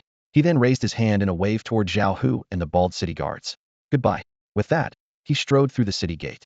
Chen Ziqing stomped her foot angrily, about to lash out, when Zhao Hu suddenly exclaimed, Wait, he's level 16? No way, it's true. He was only level 14 when he left yesterday. The bald city guards exclaimed in disbelief. Really level 16? Chen Ziqing was equally stunned, momentarily forgetting her anger. This is ridiculous, Zhao Hu muttered under his breath. I remember Commander Zhao said Lin Hao only hit level 16 on his 4th day of awakening, right? Yeah, that's right. With Commander Zhao's speed, he easily got into Qingbei Martial Arts University that year, the bald city guards added. Then what about Lin Hao? He could easily be this year's top scorer in Jiangning province, Zhao Hu said excitedly. I wouldn't dare say he's top scorer, but just in Yang City, it's making waves, the bald city guard said admiringly. 3 days to level 16, I was only level 8 back then, not even close to 10. TCH, Chen Ziqing sneered. It's just quick leveling at the lower stages, you guys blow it way out of proportion. Zhao Hu and the bald city guards looked at her strangely, their gaze sharp. Why are you staring like that? Chen Ziqing felt her heart skip a beat. Though she had work authority over the two, she still respected her elders. Zhao Hu smiled warmly. Ziqing, that tone sounds like a grudge. Do you like that guy? The bald city guards immediately chimed in. If you really do, just say so. We can ask Commander Zhao for help. He and Lin Hao's father are brothers in arms. With his backing, it's a sure thing. You're talking nonsense. Chen Ziking's cheeks flushed bright red. I'm not listening. She spun around and almost ran off, leaving laughter echoing at the city gate. None of the teasing at the city gate reached Lin Hao's ears. He headed straight to the Adventurers Trading Center and sold all the small items had earned from grinding monsters over the past day and night at official buyback prices. He received 100,000 credits. The Giant's Heart was the most valuable item. It was the first time in his life had held so much money, and his fingertips trembled slightly. The trading center offered 3 consignment options. 1. Sell directly to the official store for a slightly lower price, but instant payment. 2. Set a custom price and wait for another adventurer to buy. 3. Limited time auction with a reserve price and time limit. Highest bidder wins. He put 3 silver tier weapons into the third option without setting a reserve price. After 3 days, the highest bidder would get them. As for the rare materials dropped by the Elf King, he decided to hold on to those for now. After restocking some supplies, he checked the time and set off again. Whoosh, a slight dizziness washed over him. Lin Hao appeared in front of the Lost Mine dungeon. Lin Hao planned to go home and rest for a while. During his break, an unbelievable piece of news spread. What? He's already level 16? No way. Zhao Kaijun nearly dropped his teacup in shock. That's way too fast. Chen Ziqing was equally stunned. Tell me about it. He strolled back into town this morning with his head held high, absolutely brimming with pride. Zhao Kaijun pondered for a moment before suddenly saying, "If that's the case, maybe we should invite him to join our upcoming assault on that place." "Uncle, is it wise to let him go there?" Chun Ziqing hurriedly shook his head. "He's only level 16. Sending him would be a death sentence. Let's hold off for now and see how things develop." Zhao Kaijun waved his hand, putting the subject aside for the time being. Meanwhile, at the entrance to the Lost Mine dungeon, a team of 7 appeared in the morning light, 2 middle-aged men leading 5 young adventurers. Almost all 5 wore matching silver gear, with a few bronze pieces polished to a shine. Their overall combat power rivaled the elite squad from the renowned guild. Most eye-catching was a sword and shield Tonka stocky figure clad in heavy plate armor from head to toe. He removed his helmet, gasping for air. Sweat plastered his hair to his forehead. Clearly the price of maximum defense was unbearable heat. Beside him stood a female lightning mage gripping a silver staff. If Lin Hao were there, he would instantly recognize her as classmate Ning Yuanci. The chubby tank next to her was none other than Yu Dapeng. Next to the dungeon entrance, the energetic middle-aged man Ning Tianling moved over a folding chair and sat down comfortably, soon joined by another middle-aged man, Ning Xingchen. "Yuanci, your dad and your third uncle put this team together for you today. Don't worry, well, make sure you crush that Lin Hao kid underfoot," Ning Tianling said with a laugh, patting his daughter's shoulder. "Third uncle insists on staying outside and watching with my dad. I'm not waiting for you guys, I'm jumping into the dungeon first." Ning Yuanci waved dismissively. "Go ahead," Ning Xingchen nodded. "You're level 12, Dapeng's 10. Levels don't matter, just follow those 3 guys to soak up the experience." The day before, Lin Hao had gone out into the wilderness, but the school still organized students to refresh the easier dungeons as usual. After discussing it, Yu Dapeng and Ning Yuanci decided to mobilize family resources. 1. Craft powerful new gear. 2. Invite high-level members. 3. Use dungeon cooldown tokens to treat Lost Mine as a springboard for leveling up. "Ning, let's clear the normal mode 2 or 3 times to get to around level 14, then rush the elite dungeon," Yu Dapeng said excitedly as he stood slightly ahead. Ning Yuanci's eyes drifted beyond the fortress walls, staring into the wilderness. "What's up? Still thinking about Lin Hao? He spent the whole day out there yesterday. How many levels could he have gained? Maybe 1 or 2 at most," Yu Dapeng snorted. "Once we finish farming EXP, we'll leave him in the dust. He's probably around 13 or 14. All right, let's go in." The 5 of them stepped into the shimmering light curtain and vanished immediately, officially entering the Lost Mine dungeon at normal difficulty. Outside the dungeon, a conversation unfolded. "Hey, Yuancis never liked borrowing family power before. What got into her this time?" said Ning Xingchen, calling himself the third uncle with a chuckle. Ning Tianling fanned himself thoughtfully. "I heard she got fired up about some kid in class named Lin Hao.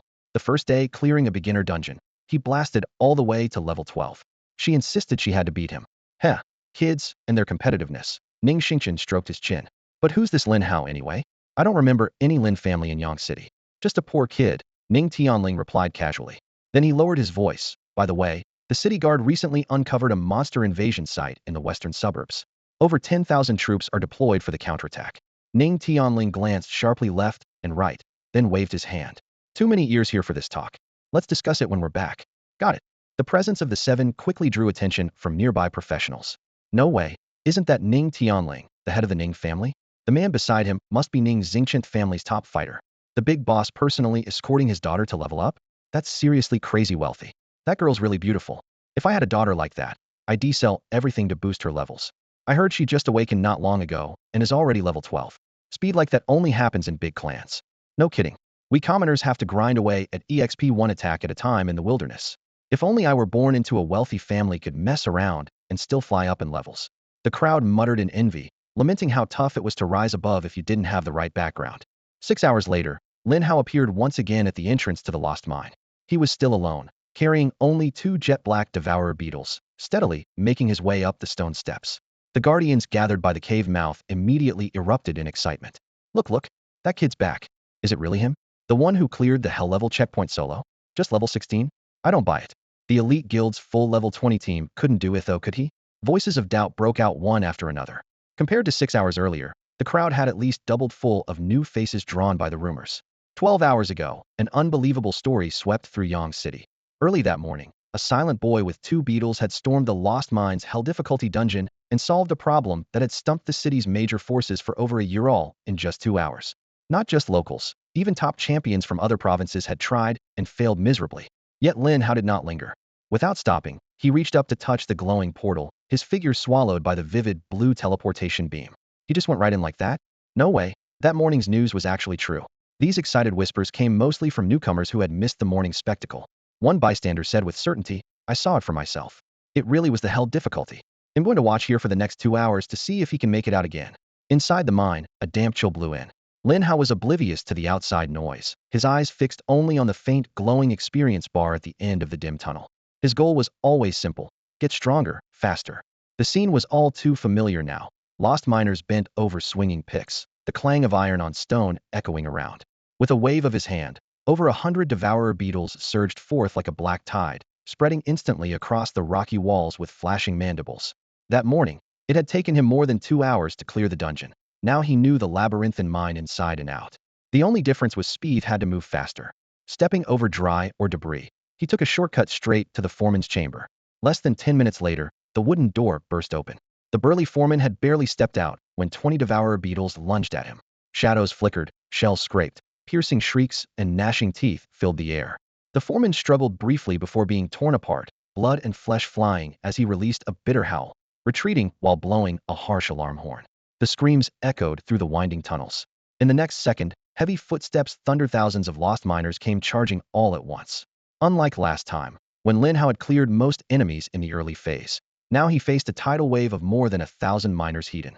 In the previous fierce battle, with only 140 devourer beetles, he had defeated 500 or 600 lost miners and miner spirits. Because he had cleared over half the enemies at the start, this time the confrontation would be far tougher. For now, he was only clearing a few dozen scattered on the path. Deep within the mine, a roaring tremor shook the stone walls, dislodging rubble. The echoes rolled outward like distant thunder rumbling underground. As the deafening noise grew, miners surged from the darkness like a tidal wave, flooding the hillsides too numerous to count. Lin Hao's eyes instantly turned bloodshot, murderous intent flaring within. 150 gold-devouring beetles, like 150 grim reapers, charged forward in formation at his mental command. Their black, chitinous shells reflected an eerie, cold glow. Screams, roars, and the sharp clang of pickaxes against rock intermingled into a cacophony. The narrow tunnel instantly transformed into a hellish battlefield. Over 1,000 combatants clashed in close quarters, flesh and insect shell flying. Choking dust mixed with the coppery stench of blood filling the air. Though Lin Hao's mindset had steadied after multiple brutal battles post-awakening, this moment's ferocity still ignited his blood with excitement. 10 minutes later, the tunnel lay littered with stacked corpses of miners and ghostly remains. A flash of white light from the system notified his level up, now level 17. This dungeon is still the best for farming mobs cluster nicely, and XP is plentiful. He breathed in deeply, quietly pleased yet slightly dissatisfied. If only the numbers were doubled. Experience needed per level is ridiculously high now. Gathering his beetles, Lin Hao pressed onward along the tunnel until he reached the stone palace entrance.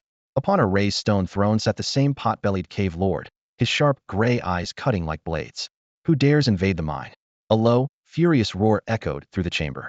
You fatso, we meet again. Lin Hao grinned, and without waiting for the cave lord to stand, unleashed his beetle swarm. The tide of insects engulfed the lord. Within 2 minutes, a terrible, anguished scream rang out before the lord collapsed with a heavy thud. The system messages flooded in. Successfully killed the cave guard lord, XP 100,000. Obtained silver equipment, giant strength bow. Obtained silver equipment, giant strength boots. Obtained item, Nightstar Stone X 300. Scanning the loot, Lin Hao sighed softly. Still no Nightstar heart. As expected, unique drops on first clear are either 1 vacant or take half a year, even a full year, to respawn. He recalled the morning's Nightstar heart he hadn't processed yet before entering the dungeon. Word had spread that a level 20 guild of elites had been eyeing both the hell mode clear and the heart itself. They had been badly beaten and failed to run, so the spoils all fell into Lin Hao's hands. The thought of that guild prince's reaction, surely spitting blood 3 times over, brought an involuntary smile to Lin Hao's lips. Checking the time, less than 20 minutes had passed since entering the dungeon. Compared to the first run, which took over 2 hours, this efficiency was at least 10 times faster. He approached the teleportation array. A flash of white light whisked him out of the dungeon. Outside, many were still discussing his sudden dungeon run. Suddenly, a beam of white light appeared, and Lin Hao materialized at the exit. One nearby professional player was stunned. Didn't he just go in? How is he already out? Isn't it less than 20 minutes? Another asked. From afar, someone shouted, look, that guy's out already. Boom, rumors exploded like wildfire as the crowd surged in, circling him like a net. Brother, what's going on? Less than 20 minutes? Did something go wrong inside? Someone pushed to the front, facing Lin Hao. If he didn't finish, why would he come out? Lin Hao replied coolly. What? Finished already? Clearing a hell dungeon in 20 minutes? That's insane. Nah, bullshit. I don't buy it. Others doubt it. Even a 5-man team struggles to finish an ordinary dungeon in 20 minutes, let alone one person soloing hell mode. The debates swirled louder and louder. In the distance, two middle-aged men sipping tea noticed the growing crowd surrounding Lin Hao and the uproar of chatter. Curious, they glanced over in his direction. Lin Hao was about to leave. He had no interest in wasting time with these onlookers. With less than 10 days until the National Unified Martial Arts exam, he needed to improve his skills as much as possible beforehand. Besides waiting for the cooldown on the Lost Mine dungeon, he was already considering running other dungeons or grinding monsters in the wild. Just then, the teleportation circle suddenly flashed brightly, and a 5-person team staggered out. The leader, a chubby guy, immediately spotted Lin Hao and exclaimed, "Brother Hao, you doping?" Lin Hao was surprised too. He hadn't expected to run into an old classmate here. Among them was a girl holding a silver glowing staff. Ning Yuanseho flashed a look of delight at seeing Lin Hao, but quickly suppressed it, pretending to ask casually, "So, you want to enter the Lost Mine too? It's pretty tricky. All the monsters lure in at once halfway through. If you're not strong enough, don't rush in recklessly." She then turned her face away. Yu Daping glanced around helplessly and chuckled bitterly. "Ning Jia, brother Hao, what's going on between you two? Ning Jia, you always seem worried about him, but when you see him, you act so cold." "Yu Daping, what nonsense are you talking about? When have I ever worried about him?" Ning Yuan's cheeks flushed red, but her voice grew angrier. Besides them, the team had 2 other women and 1 more man. A girl holding a spellbook looked at Lin Hao with curiosity and smiled. "Si Yuan, is this the Lin Hao you always talk about?" Lin Hao noticed the spellbook immediately and figured she must be a healer class. Suddenly, his mind pictured that Mount Everest in their class, the girl who had said she wanted to awaken as a healer and specifically heal him who hadn't appeared since the newbie dungeon. Thinking of this, he couldn't help but glance at the healer's chest. Wow, that's big. Could the healer class really be linked to chest size? The girl caught his gaze, puffed out her chest slightly, and laughed. "He does look pretty good. No wonder UNC has a thing for him." Once again, his close friend stabbed him in the back, and Ning Yuan's face turned even redder. "Why are you all talking nonsense?" A slightly mature woman beside them frowned and noticed Lin Hao's glance, instantly tagging him as a ladies' man in her mind. The only other man sneered coldly. Just a poor class player after Ali thought he was someone special. He had long sensed Ning Yuan's awkward tone around Lin Hao and was annoyed. Now he took the chance to mock him mercilessly. Looking closer, Lin Hao was carrying 2 strange little bugs, wielding a plain steel knife, and dressed in a mismatched, odd outfit. You could almost call him a professional beggar. Is this kind of person really worth Ning Yuan's constant worry? The man felt a tight knot in his chest and sneered coldly. The scorn seeped clearly through his voice, and everyone present heard it without missing a beat. Ning Yuanzi frowned and shot him a sharp glare. "Xiao Yun, just because you don't speak doesn't mean no one thinks you're mute." Called out by name, Xiao Yun wanted to feign ignorance, but didn't expect Ning Yuanzi to openly stand up for Lin Hao. A sudden surge of anger flared inside him. Did I say something wrong? A spirit class wielding a mere whiteboard steel knife, if that's not a joke, then what is? If your family's really too poor to afford gear, I'd be generous enough to gift you something top-notch. Before he finished speaking, he flicked his wrist, and a bronze staff gleamed into being with a snap. Xiao Yun tossed it in the air and casually threw it down, the metal rolling a few times before coming to rest right at Lin Hao's feet. "A bronze staff? You probably haven't even laid eyes on one. Consider it a gift, out of respect for UNC." He smirked, his tone casual but dripping with condescending generosity. Among the watching players, someone gasped, "Whoa, whose rich kid is this? He just gives away a bronze staff like that?" Others envied him, scratching their heads nervously. "That's worth at least tens of thousands if sold. With that staff, his combat power would easily double. I'd kill for one. I'm stuck with a crappy staff myself." The crowd's eager gaze was like a spotlight on Xiao Yun. His chest swelled with pride. Sure, a bronze weapon was still valuable to him, but if he could put Lin Hao in his place and win all this admiration, it was well worth it. He could already picture Lin Hao bending down, gratefully picking up the staff with tears in his eyes. But the scene he expected never came. "Xiao Yun, what's your meaning?" Yu Daping clenched his fists in anger. "Who are you insulting with this bronze staff? You've gone too far. He's my classmate." Ning Yuan's voice turned cold as she scolded him. Nearby, the healer shook her head silently, clearly disapproving. Even the woman who had no prior fondness for Lin Hao frowned deeply. Lin Hao looked down at the staff by his feet, feeling nothing but childish immaturity from the other side. With mountains of gold and silver gear stacked in his backpack, what was this little trinket? Without the most basic respect, he couldn't be bothered to stay on the same team with such a person. Yu Daping's anger flared even more as he pointed and cursed at Xiao Yun. "You don't even know what respect means? I really pity UNC for having eyes that don't see straight." Surrounded by criticism, Xiao Yun's face flushed red. He had thought he would become the center of attention, but no cheers came, only sharp rebukes. Here was a level 19 silver-clad archer, There to help these 10-level rookies, only to be pushed back? Fine. Then play on your own. Furious, he withdrew his team permissions and decisively disbanded them. System notification.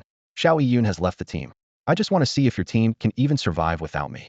Come crawling back when you need me. He sneered arrogantly, chin raised proudly. Now the 5-person party was down to just level 10 warrior Yu Daping, level 12 Ning UNC, level 11 healer, and the female buff support.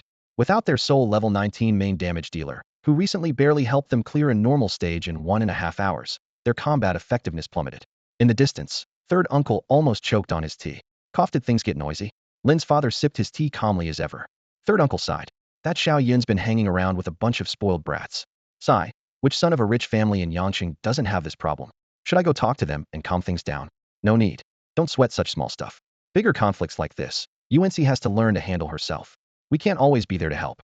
Xiao Yun, we appreciate your help earlier, but your words and behavior just now went too far. Ning Yuan's anger surged. Her cheeks, once flushed with a healthy glow, had now turned pale with fury. Who would have thought that the calm and refined Xiao Yun had suddenly transformed into someone so aggressive and confrontational? Lin Hao, join our team and raid with us. She threw out the invitation bluntly. Lin Hao was momentarily stunned.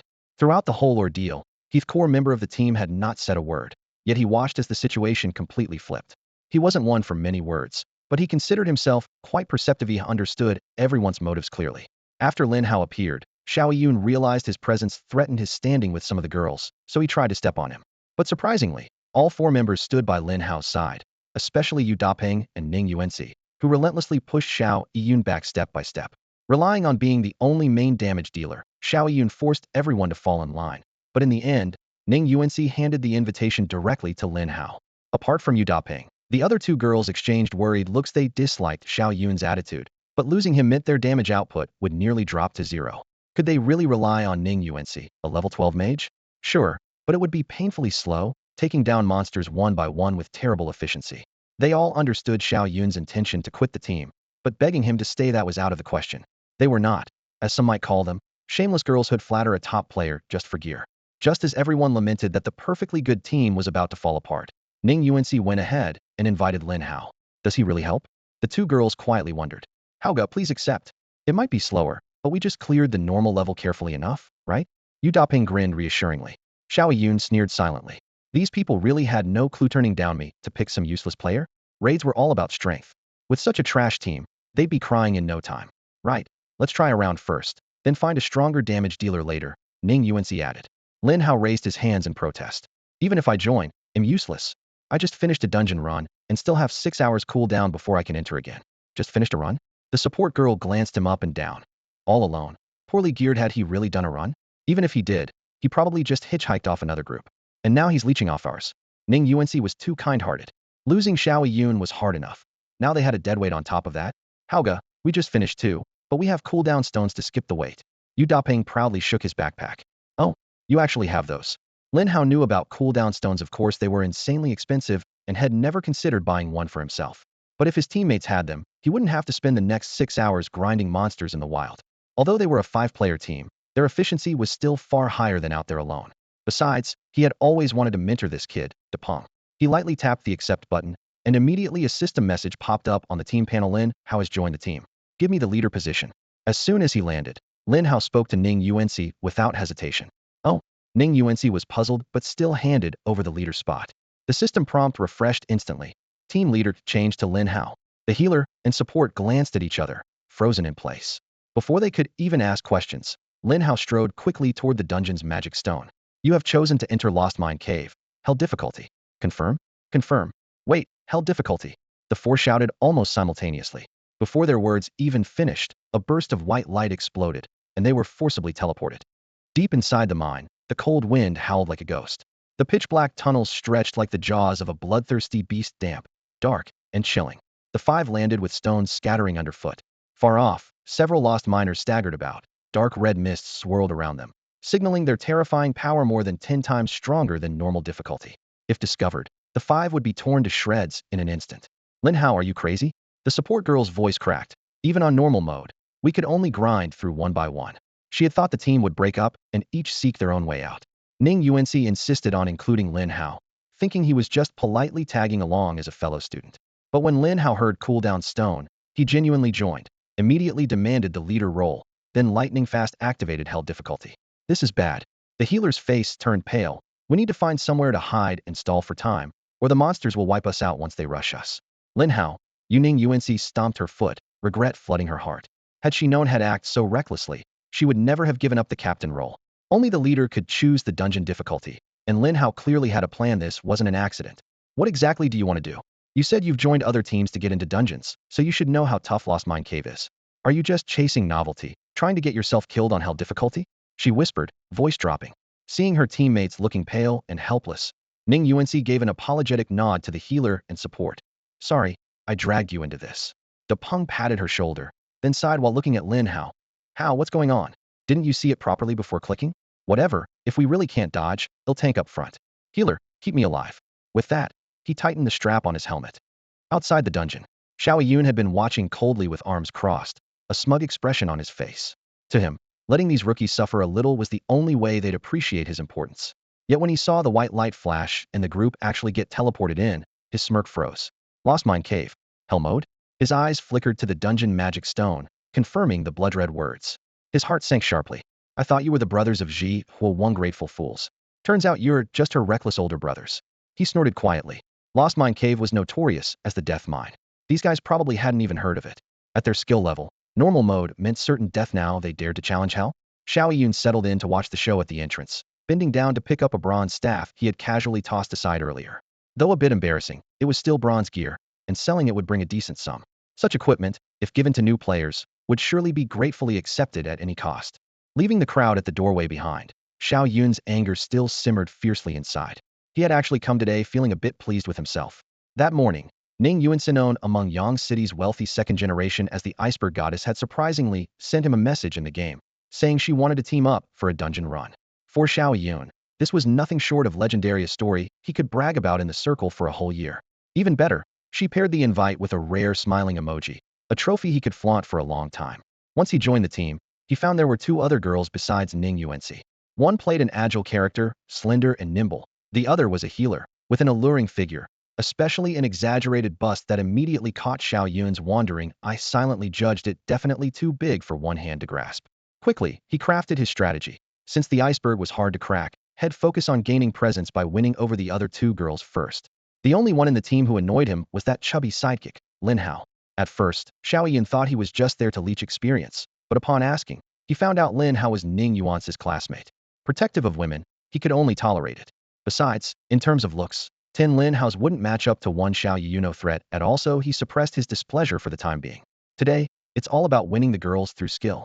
Holding this conviction, he pulled his bowstring to the limit in the first dungeon run. Arrows rained like a torrential downpour, damage numbers soaring, flooding the screen with 666 praises from the three girls. By the time they finished, his shoulder was stiff and nearly immobile, but the thrill was overwhelming. The girls' approval felt more exciting than hitting rare loot. But just as they exited, they bumped into another of Ning Yuan's classmates. Xiao Yun casually threw out some mockery, hoping to show his superiority, but Ning Yuanci suddenly snapped, like a cat whose tail was stepped on, firing back fiercely. The atmosphere instantly grew awkward. Yun, over here. A strong, commanding voice called from outside the crowd. Xiao Yun turned toward the voice, heart pounding. It was Boss Lin and Third Master. He hurriedly squeezed through the crowd, bending nearly at a right angle in respect. Boss Lin, Third Master. He had been too busy arguing to notice these two big shots were still nearby watching. Thinking of his clownish behavior, sweat broke out on his forehead. Come, sit here and rest for a moment. What happened? Third Master said with a friendly smile, patting the bench. Here was his chance. Xiao Yun immediately put on a pitiful expression, mixing 7 parts acting with 3 parts sincerity, and began to unload his woes. How he had worked hard leading the team to level up, only to be mocked by Lin Hao. How his goodwill was ignored. How the girls paid him no attention like a weaned baby whose bottle was taken away. He was close to tears. He exaggerated Lin Hao's faults until they seemed like grave crimes. Meanwhile, at the other end of the dungeon, the 4 players other than Lin Hao frowned in frustration, trying to find a safe corner to hide from monsters. Brother Hao, Yu Daping glanced back, then pointed sharply at Lin Hao in shock. You're already level 17. The healer girl shot him an impatient look and waved her hand dismissively. Level 17, so what? No big deal. The monsters will respawn soon, get ready. In her eyes, both Xiao Yun and she were level 19. 17 was just catching up, nothing to freak out over. But Ning Yuanci secretly checked Lin Hao's stats. Her pretty face instantly stiffened. Yu actually reached level 17. She had estimated Lin Hao was no higher than 14, never imagining Head closed the gap by 3 whole levels. Late-game leveling required vastly more experience. Getting from 15 to 17 often demanded more than the total needed from 1 to 14. Her breathing became unsteady. How did you do it? Yu Daping and Ning Yuanci exchanged incredulous looks. They had rushed to assemble teams to clear the lost mines specifically to put distance between themselves and Lin Hao in levels, finally seeing hope only to be overtaken so easily now. Both silently vowed they would make sure to beat Lin Hao next time. Players below level 20 simply can't handle this dungeon unless they're carried by someone with really powerful gear. They had originally hoped to surpass Lin Hao with this run, but it looks like that was wishful thinking. Level 17? What's the big deal? The battle support girl frowned, clearly puzzled. He awakened his class at the same time as us, Ning Yuanci reminded her. What? You, with your legendary level awakening talent and that equipment, are only level 12, and he's already level 17? The battle support girl suddenly understood, her expression turning shocked. Well, that is pretty ridiculous. Wow, Lin Gage is seriously amazing. The healer Lin Shi's eyes widened in a mix of shock and admiration. A few days ago, she had awakened her profession alongside Lin Hao and Ning Yuanci, so she was the one most keenly aware of the huge level gap. Her level hadn't even broken 10 yet, while his was already 17. She couldn't help but pout slightly. I'm not even level 10 yet. But as the healer tasked with casting spells from the back row, her level was far less important than the tank or DPS, so she held back her frustration for now. Lin Hao, the battle support Mu Shui, looked up with a hint of reproach. I don't know how you leveled up so fast in just a few days, and sure, nobody levels up like you do, but even if you're level 17, it doesn't change our situation right now. You're the one who led us into this hellish dungeon. So what do you suggest we do now? By the end, she couldn't help but lay some blame on him. Lin Shi, Mu Shui, Lin Hao just clicked too fast and misclicked. Don't blame him anymore. Ning Yuanci stepped in to smooth things over. He'll take responsibility for this mistake. He'll make it up to you after we clear the dungeon. Only then did everyone learn that the healer's name was Lin Shi and the battle support girl was Mu Shui. But Lin Hao gave them a faint glance and said, "Who said I misclicked? It's just a small hell-level dungeon, after all." The four exchanged uneasy looks, worried about how they were going to survive, while the instigator was acting so nonchalantly. Before they could say anything, Lin Hao lowered his voice. "Come out, my little friends." Buzz. Over 100 black and silver devouring gold bugs appeared from the void behind him, densely packed, their cold gleams swirling like a dark storm, encircling him completely. Their fierce, menacing aura exploded outward, making the four instinctively step back. Even Yu Daping and Ning Yuanci, who prided themselves on wide experience, felt the true power of Lin Hao's bug tamer profession for the first time. Lin Shi and Mu Shui, seeing this for the first time, had their pupils shrink with shock. What kind of profession is that? Mu Shui's voice tightened. Sounds like some kind of summoner. Lin Shi patted her rapidly beating heart and steadied her staff, still stunned. But I've never heard of any summoner who can call such strong pets. Yu Daping leaned in to examine the devouring gold bugs. Their silver-black shells glinted coldly in the dim mining tunnel light. He muttered, "How good. So these are your pet bugs?" Lin Hao nodded once, then flicked his hand. "Go." Buzz, buzz, buzz. Over 100 devouring gold bugs charged forward like a dark storm. Several level 20 lost miner elites wandering nearby barely heard the wind before being completely overwhelmed by the tide of insects. Your team has defeated level 20 lost miner elite, enhanced. Experience 2,100. Your team has defeated level 20 lost miner elite, enhanced. Experience 2,100. 4 or 5 such notifications immediately popped up in the party chat. What? The four stood frozen in disbelief. Instant kill? Instant kill. Those were level 20 enhanced elite monsters. Yet in front of the devouring gold bugs, they didn't even have a chance to struggle. The efficiency was beyond belief. This is insane. How is that even possible? Let's go, faster. Lin Hao said calmly, then strode deeper into the mine tunnel. Don't just stand there daydreaming. Hurry up and catch up. Yu Daping, seeing Lin Hao had already walked more than 10 meters ahead, quickly called back to the group. A few girls still stood rooted in place, exchanging confused glances. Enough standing around, Ning Yuanci urged. Just follow along. If you don't understand, look more carefully, it'll make sense eventually. Everyone hurried to catch up, only to realize Lin Hao's pace was astonishingly fast, much quicker than when they normally cleared regular dungeons. Such a reckless rush forward was basically suicide in their minds, but at the same time, system messages flooded the screen non-stop. Your party has defeated a level 20 lost miner enhanced elite. Experience 2,100. Acquired item, Nightstar Stone 7. The numbers flashed rapidly like automatic interest deposits into an account. Their palms grew sweaty. Was that all? Just a few steps and monsters gave out experience so generously? This wasn't just smashing through enemies, it was outright dominating. If they didn't know this was the hell difficulty of the lost mine, They'd have thought they'd wandered into a beginner's dungeon one much faster than any new player's quest. Suddenly, the tunnel ahead shook. A massive boss, covered head to toe in black rock-like armor and practically filling the entire passage, thundered into view. Instinctively, everyone raised their hands to cast detection spells. Mine Overseer Boss. Type: Enhanced Elite Boss. Level: 24. Strength: 5,000. Agility: 2,000. Spirit: 1,000. Stamina: 5,000. Skill: Summon Overseer's calls nearby lower-level monsters. As the stats popped up, the air grew noticeably colder. Everyone sucked in a sharp breath, their faces going pale. Who can withstand if it charges? No way the DPS can break through, right? They had seen this boss before on normal difficulty, but these numbers were at least 10 times higher. Just as sweat broke out on their palms and their minds went blank, Lin Hao raised a finger and said calmly, "Go." Buzz 20 golden devourer beetles emerged from their nests, transforming into golden streaks, darting toward the boss. Within seconds, the seemingly invincible creature was bitten and panicked, clutching its head and turning to flee in terror. This bizarre scene shattered everyone's understanding all over again. Engengang. The fleeing boss let out a strange, guttural roar. Not good. Battle support Mushue screamed. It's calling every monster on the map. It's going to attract all the monsters on this floor. The healer Lin Shi's voice trembled. Before they finished speaking, thunderous footsteps echoed from deep within the mine. The ground shook as if struck by rolling explosions. A tide of black monsters surged forward like an overwhelming wave, thousands of them, unstoppable and crushing. Yu Dapeng and Ning Yuanci instantly paled, their faces drained of color. They'd faced similar situations in normal levels, forced to retreat all the way back until they were cornered in a miner's break room, barely holding out for over 40 minutes to survive. But this time, there were even more monsters, and even the weakest were enhanced elites, each capable of tearing through any defense. Lin Hao, we have to find a room to hide. Ning Yuanci shouted desperately. Brother Hao, there are too many. I can't hold them. Yu Dapeng panicked. Lin Hao just raised his hand and said evenly, don't be afraid. Just stand here and watch carefully. Go. A sharp call. From the shadows, hundreds of gold-devouring beetles suddenly took flight with a buzzing roar, swarming the more than 1,000 miners rushing forward. Kill. Kill, kill, kill. Shouts and screams mixed with flying rocks and dust as hundreds of gray figures clashed fiercely inside the mine. The air seemed to tear apart amid the chaos, dust flying, stones scattering, sky darkening. Amid the piercing screams, countless miners fell one after another, blood spreading against the rocky walls. Your team has slain a level 20 lost miner enhanced elite. Experience 2,100. Your team has slain a level 20 lost miner enhanced elite. Experience 2,100. Your team has slain a level 20 lost miner enhanced elite. Experience 2,100. The team panel scrolled wildly, messages appearing so fast they blurred dozens, hundreds, countless.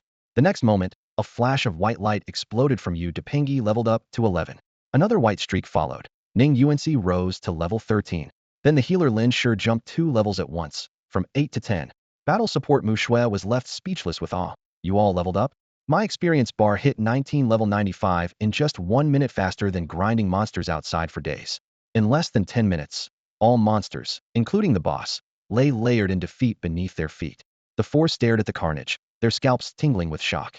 Let's go, time to fight the boss. Lin Hao stepped over the mountain of corpses, blood leaving long streaks on his boots. He took 30 or so steps ahead. Only then did the others stumble forward, as if waking from a dream. Through a corridor cluttered with rubble, a massive stone palace suddenly opened up. Towering pillars held up the dome, and atop a raised stone platform sat an enormous, several-ton fat man, motionless, half his face shrouded in shadow. Back in normal difficulty stages, the 5 of them had fought him for half an hour to finally kill him. How much stronger could he be on hell difficulty? Who's there? Dare to trespass the mine? A deep, buzzing voice echoed throughout the palace. The 4 tensed up and simultaneously cast detection spells. Cave Lord Boss level. Level 30. Strength 8,000. Agility 4,000. Spirit 1,000. Constitution 6,000. Skills: Critical Strike, Knockback. Special effect: Greatsword Slash has a 20 chance to knock the target flying. Seeing these absurd stats, their mouths twitched, their throats dried up, and their limbs went weak. Boom. The fat man abruptly leapt down, the platform cracking beneath him as stone shards flew wildly. He looked down on them with eyes sharp as blades. Fatso, we meet again. Lin Hao grinned widely. The cave lord was momentarily stunned, sensing the person before him looked familiar, but unable to recall where. Then he roared, intruders must die. Attack. Lin Hao waved his arm, and over 100 gold-devouring beetles surged into a black flood towards the boss. In just 2 minutes, the cave lord released a heart-wrenching scream before collapsing violently. Successfully defeated Cave Guardian Lord, experience 30,000. Obtained silver equipment, giant strength helmet.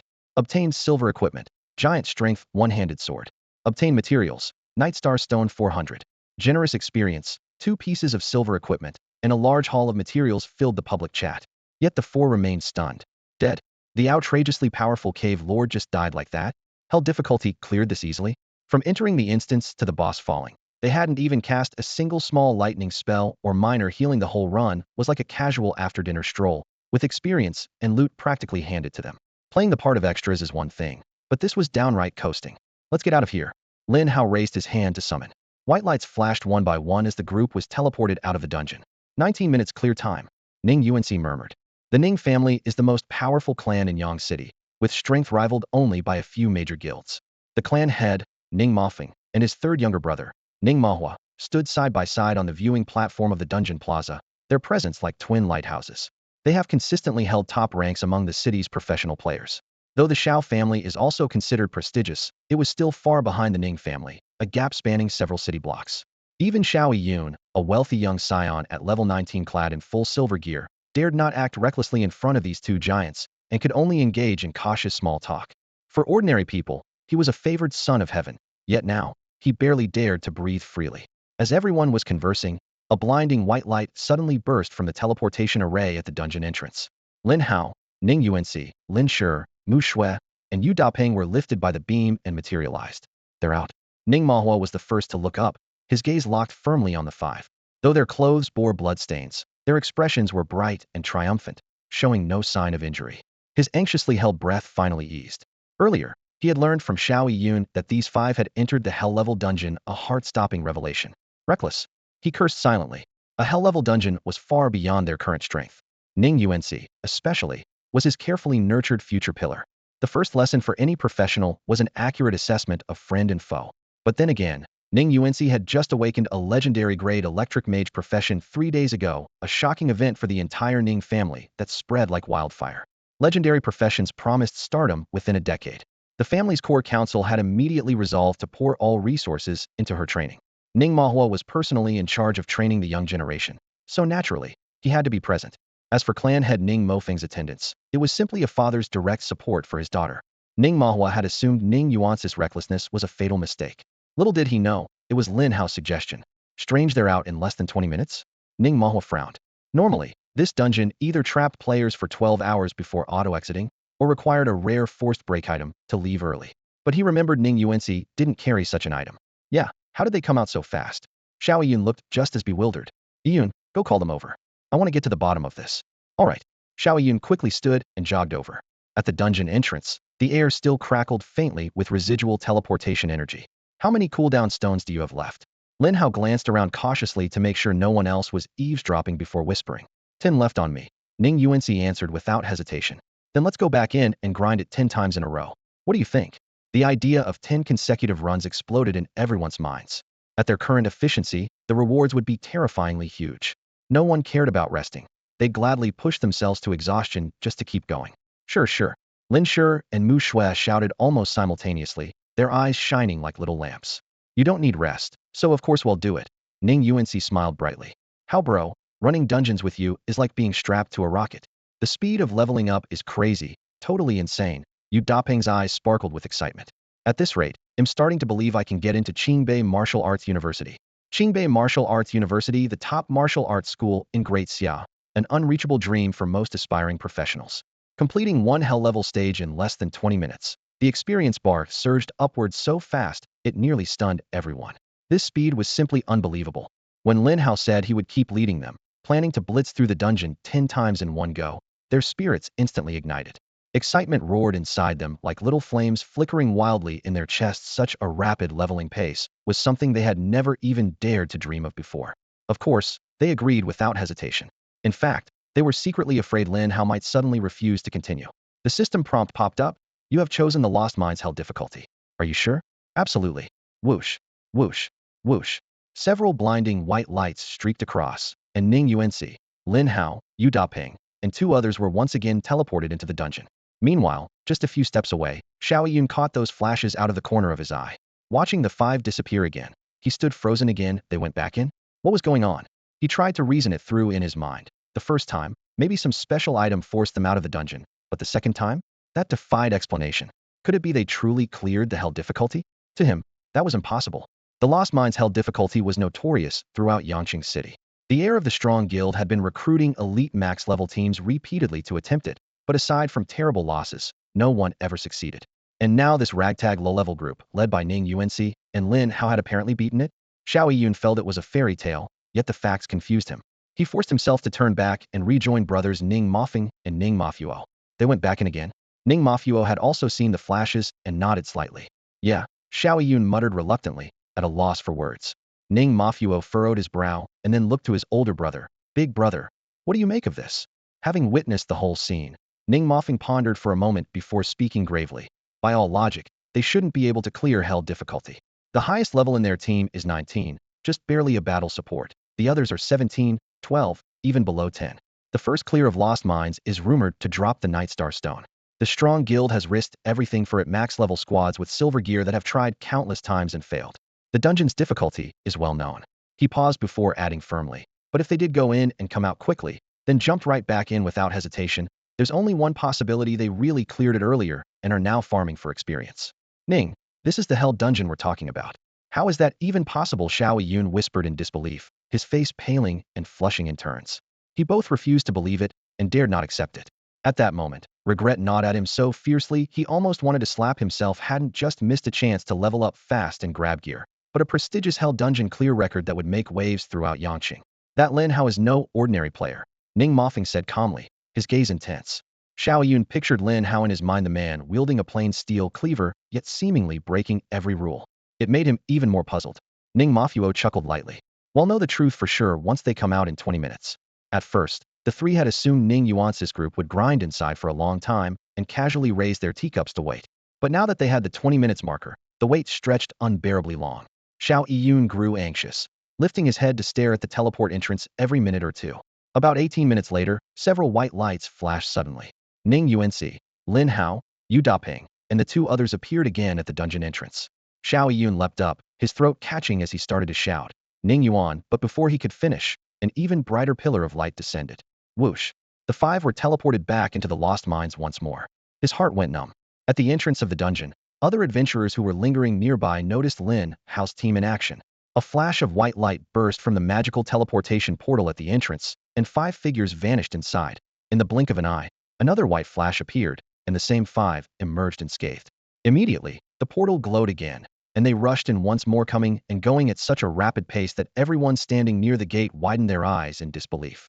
Holy crap! What dungeon are these guys running? They're insanely fast, someone exclaimed. What else could it be but a regular level? Another sneered, then frowned. Even for normal difficulty, that speed's insane. The murmurs grew louder. A few well-experienced adventurers assessed the situation. They probably loaded up on top-tier gear and chugged potions like crazy, no cost spared. One dungeon cooldown stone is 200,000 gold, and they've gone back and forth several times. It must cost them tens of thousands easily. Is a normal dungeon worth that much? You wouldn't understand the happiness of the wealthy. As the crowd shook their heads, impressed or doubtful, a sharp-eyed young man hesitated and said, Wait, didn't I just see the magic stone flash purple? Could they be going into the hell level? The dungeon magic stone's color signals its difficulty. White for normal, yellow for elite, gold for nightmare, purple for hell. Hell level? Don't be ridiculous, you saw wrong. I saw the purple light too. Clearing hell in under 20 minutes? You gotta be kidding. The voices of doubt and ridicule mixed together. No one believed it. 18 minutes later, the white light flashed again. Lin Hao and his 4 teammates stepped out, riding the teleportation waves. Some of the arguing crowd couldn't resist rushing forward. One of them started, Hey, kid, you just went into the... Before he could finish, the 5 had already stepped back onto the teleportation circle. In the next moment, a dazzling purple light erupted from the magic stone. No way. It really is hell difficulty. Did the dungeon magic stone break? Less than 20 minutes and they took 0 damage? Unbelievable. Completely nuts. At the moment the purple light exploded, it was as if a bomb had dropped at the entrance. Everyone was stunned. The few who had witnessed miracles yesterday were conveniently absent today, or they'd have been used to it by now. Every person there felt like they'd stumbled onto explosive news and quickly opened the Trader Hub, flooding friends and colleagues with frantic messages about what they'd seen. News spread like wildfire. Hundreds of adventurers at the scene soon gathered at the entrance again, their discussions growing ever louder. Another 18 minutes passed. Another flash of white light and Lin Hao's group appeared once more. Before the onlookers could react, The purple light surrounded them, and they vanished again. Out and back in. You can run a dungeon like this? Damn, I'm learning something new today. Among the crowd, a middle-aged adventurer who bore a slight resemblance to Wu Mengda sat rubbing his face. Had been slapped by his wife during an argument earlier, and just as the five dashed out, they nearly trampled him. He looked up dazed and muttered, "Wow, and again already. 18 minutes. The five appear. Instantly, they vanish again. Listening to the gasps around him and watching the endlessly cycling purple glow, his heart surged with the same astonishment as everyone else. This incredible scene kept repeating right before his eyes. He muttered again, "Ah, they're going back in." In just over 10 minutes, Lin Hao's five-man squad had exited the lost mine for the 5th time and rushed in for the 6th. The man crouching on the ground stared wide-eyed, frozen as if turned to stone, helplessly watching them go in and out, his mind numb from shock. "Honey, come out quickly to see this miracle," he whispered to himself, voice trembling. Most people around were ordinary players ranging from levels 10 to 20, their gazes fixed sharply on the figures. In the distant rest area, Ning Mofeng and Ning Mofire, siblings calmly sipping tea, set their cups down with stiff expressions. This frenzied, repeated assault on a high-risk dungeon was unlike anything they'd ever seen. Usually, players would meticulously plan, supply up, and rest repeatedly before daring to enter hell difficulty. Lin Hao's reckless pace made all those precautions seem like a joke. Xiao Yun stood beside the two veterans, watching that five-man team storm the dungeon door again and again, as if swept by a torrent. She saw every eye in the vicinity converge, exclamations bubbling up non-stop. In an instant, all the world's spotlights seemed to shine on that team. She thought, if I hadn't left the squad, I'd be standing at the center of that stage right now. Instead, she felt like a marginal clown. She recalled mocking Lin Hao moments ago, how she had arrogantly tried to force everyone to submit, with a little damage output, and even dramatically proposed leaving the team. Now, invisible hands seemed to be slapping her face repeatedly. Her cheeks burned with shame, and her whole face felt scorching red. The crowd kept swelling. Footsteps and chatter came like waves from all directions. Players from levels 10, 20, even 30 or 40 rushed in. Clearly, not all were here to run the dungeon. Many came just to catch the spectacle they'd heard about. The number grew from around 100 to 200 or 300, then 400 or 500, eventually nearing 1,000, surrounding the Lost Mines entrance in an unbreakable crowd. Amidst the noise, sharp, rhythmic marching sounds cut through the sea of people. An entire squad of level 20 players arrived, their gear gleaming like coated in gilded gold. Every face exuded dominance and wealth, their aura instantly suppressing all around. Leading them was a cold-faced mage, the crown prince of the Strongman Guild. "Strongman Guild is here," someone whispered, and the scene instantly erupted. The Strongman Guild was the most powerful players' faction in Yang City, long coveting the first clear prize of the Lost Mines. Helm mowed the Nightstar Stone. Despite repeated assaults, they'd suffered heavy losses without success. If the Nightstar Stone dropped only on the first clear, that meant Lin Hao's team likely already claimed it. The peach has been plucked. There's going to be fireworks soon. Someone rubbed their hands excitedly.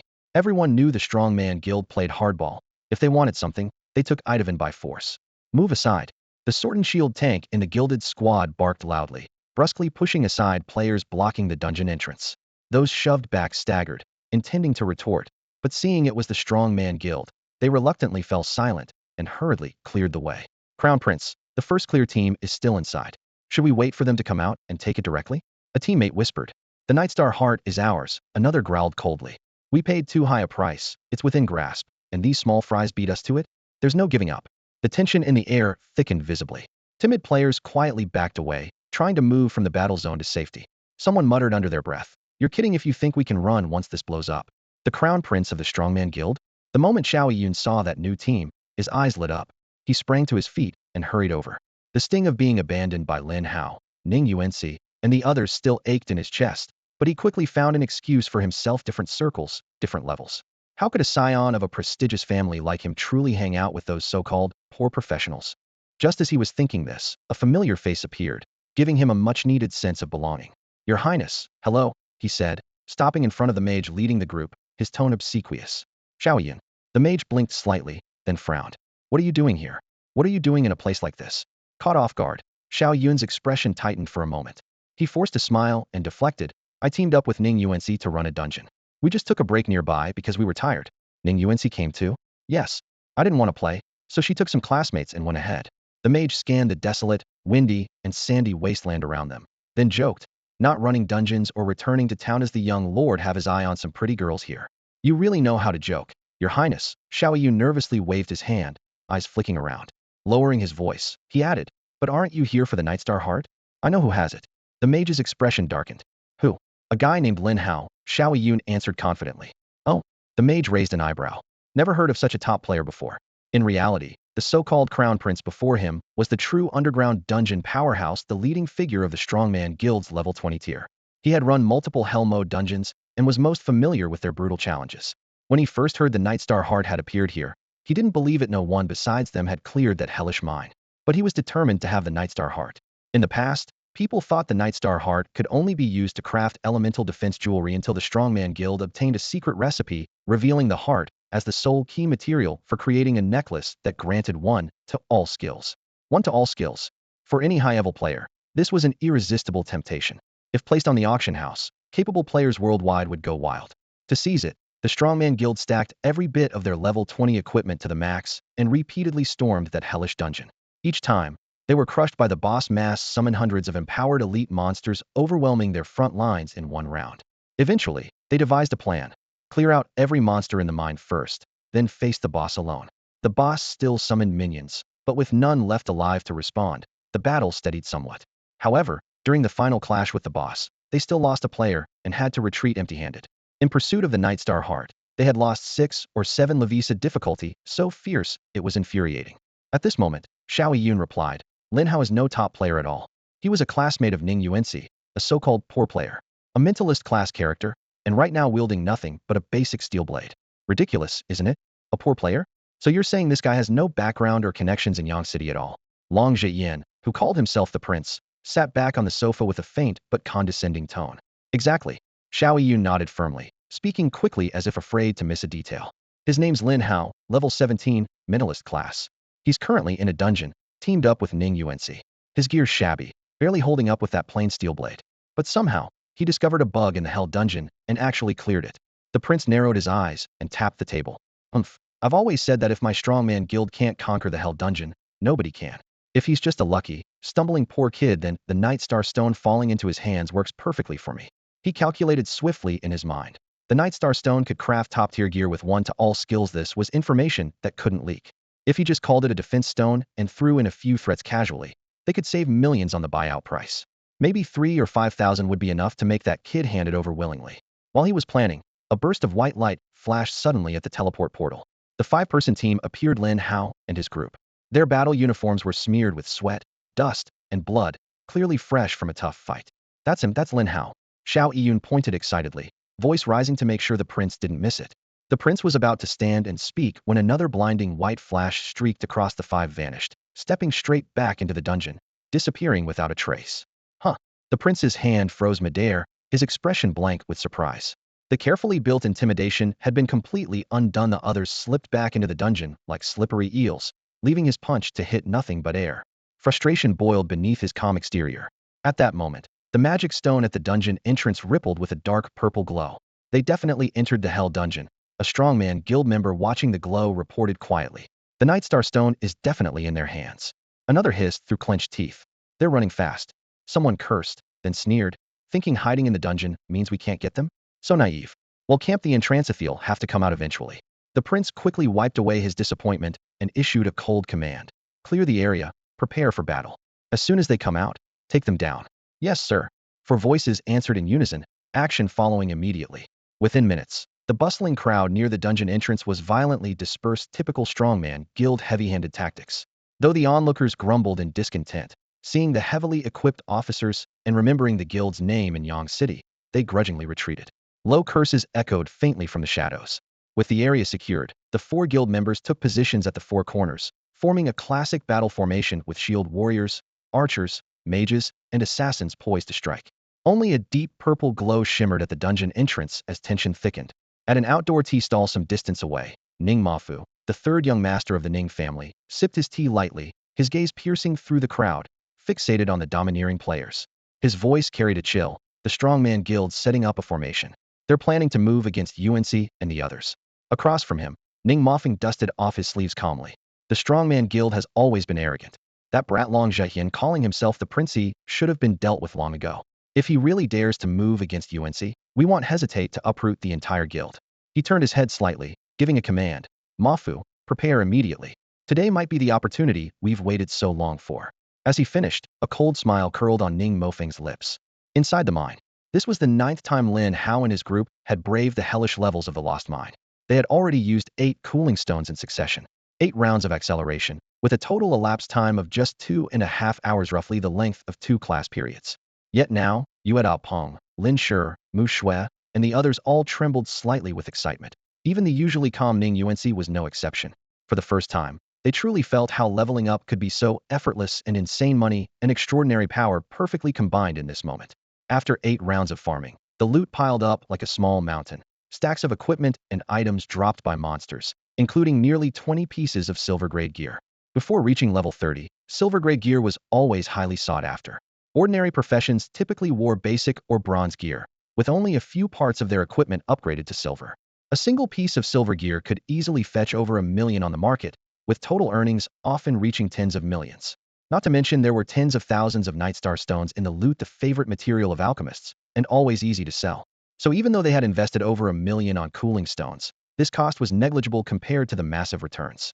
As long as they had enough cooling stones, they could afford to treat them like everyday consumables, risk-free profit.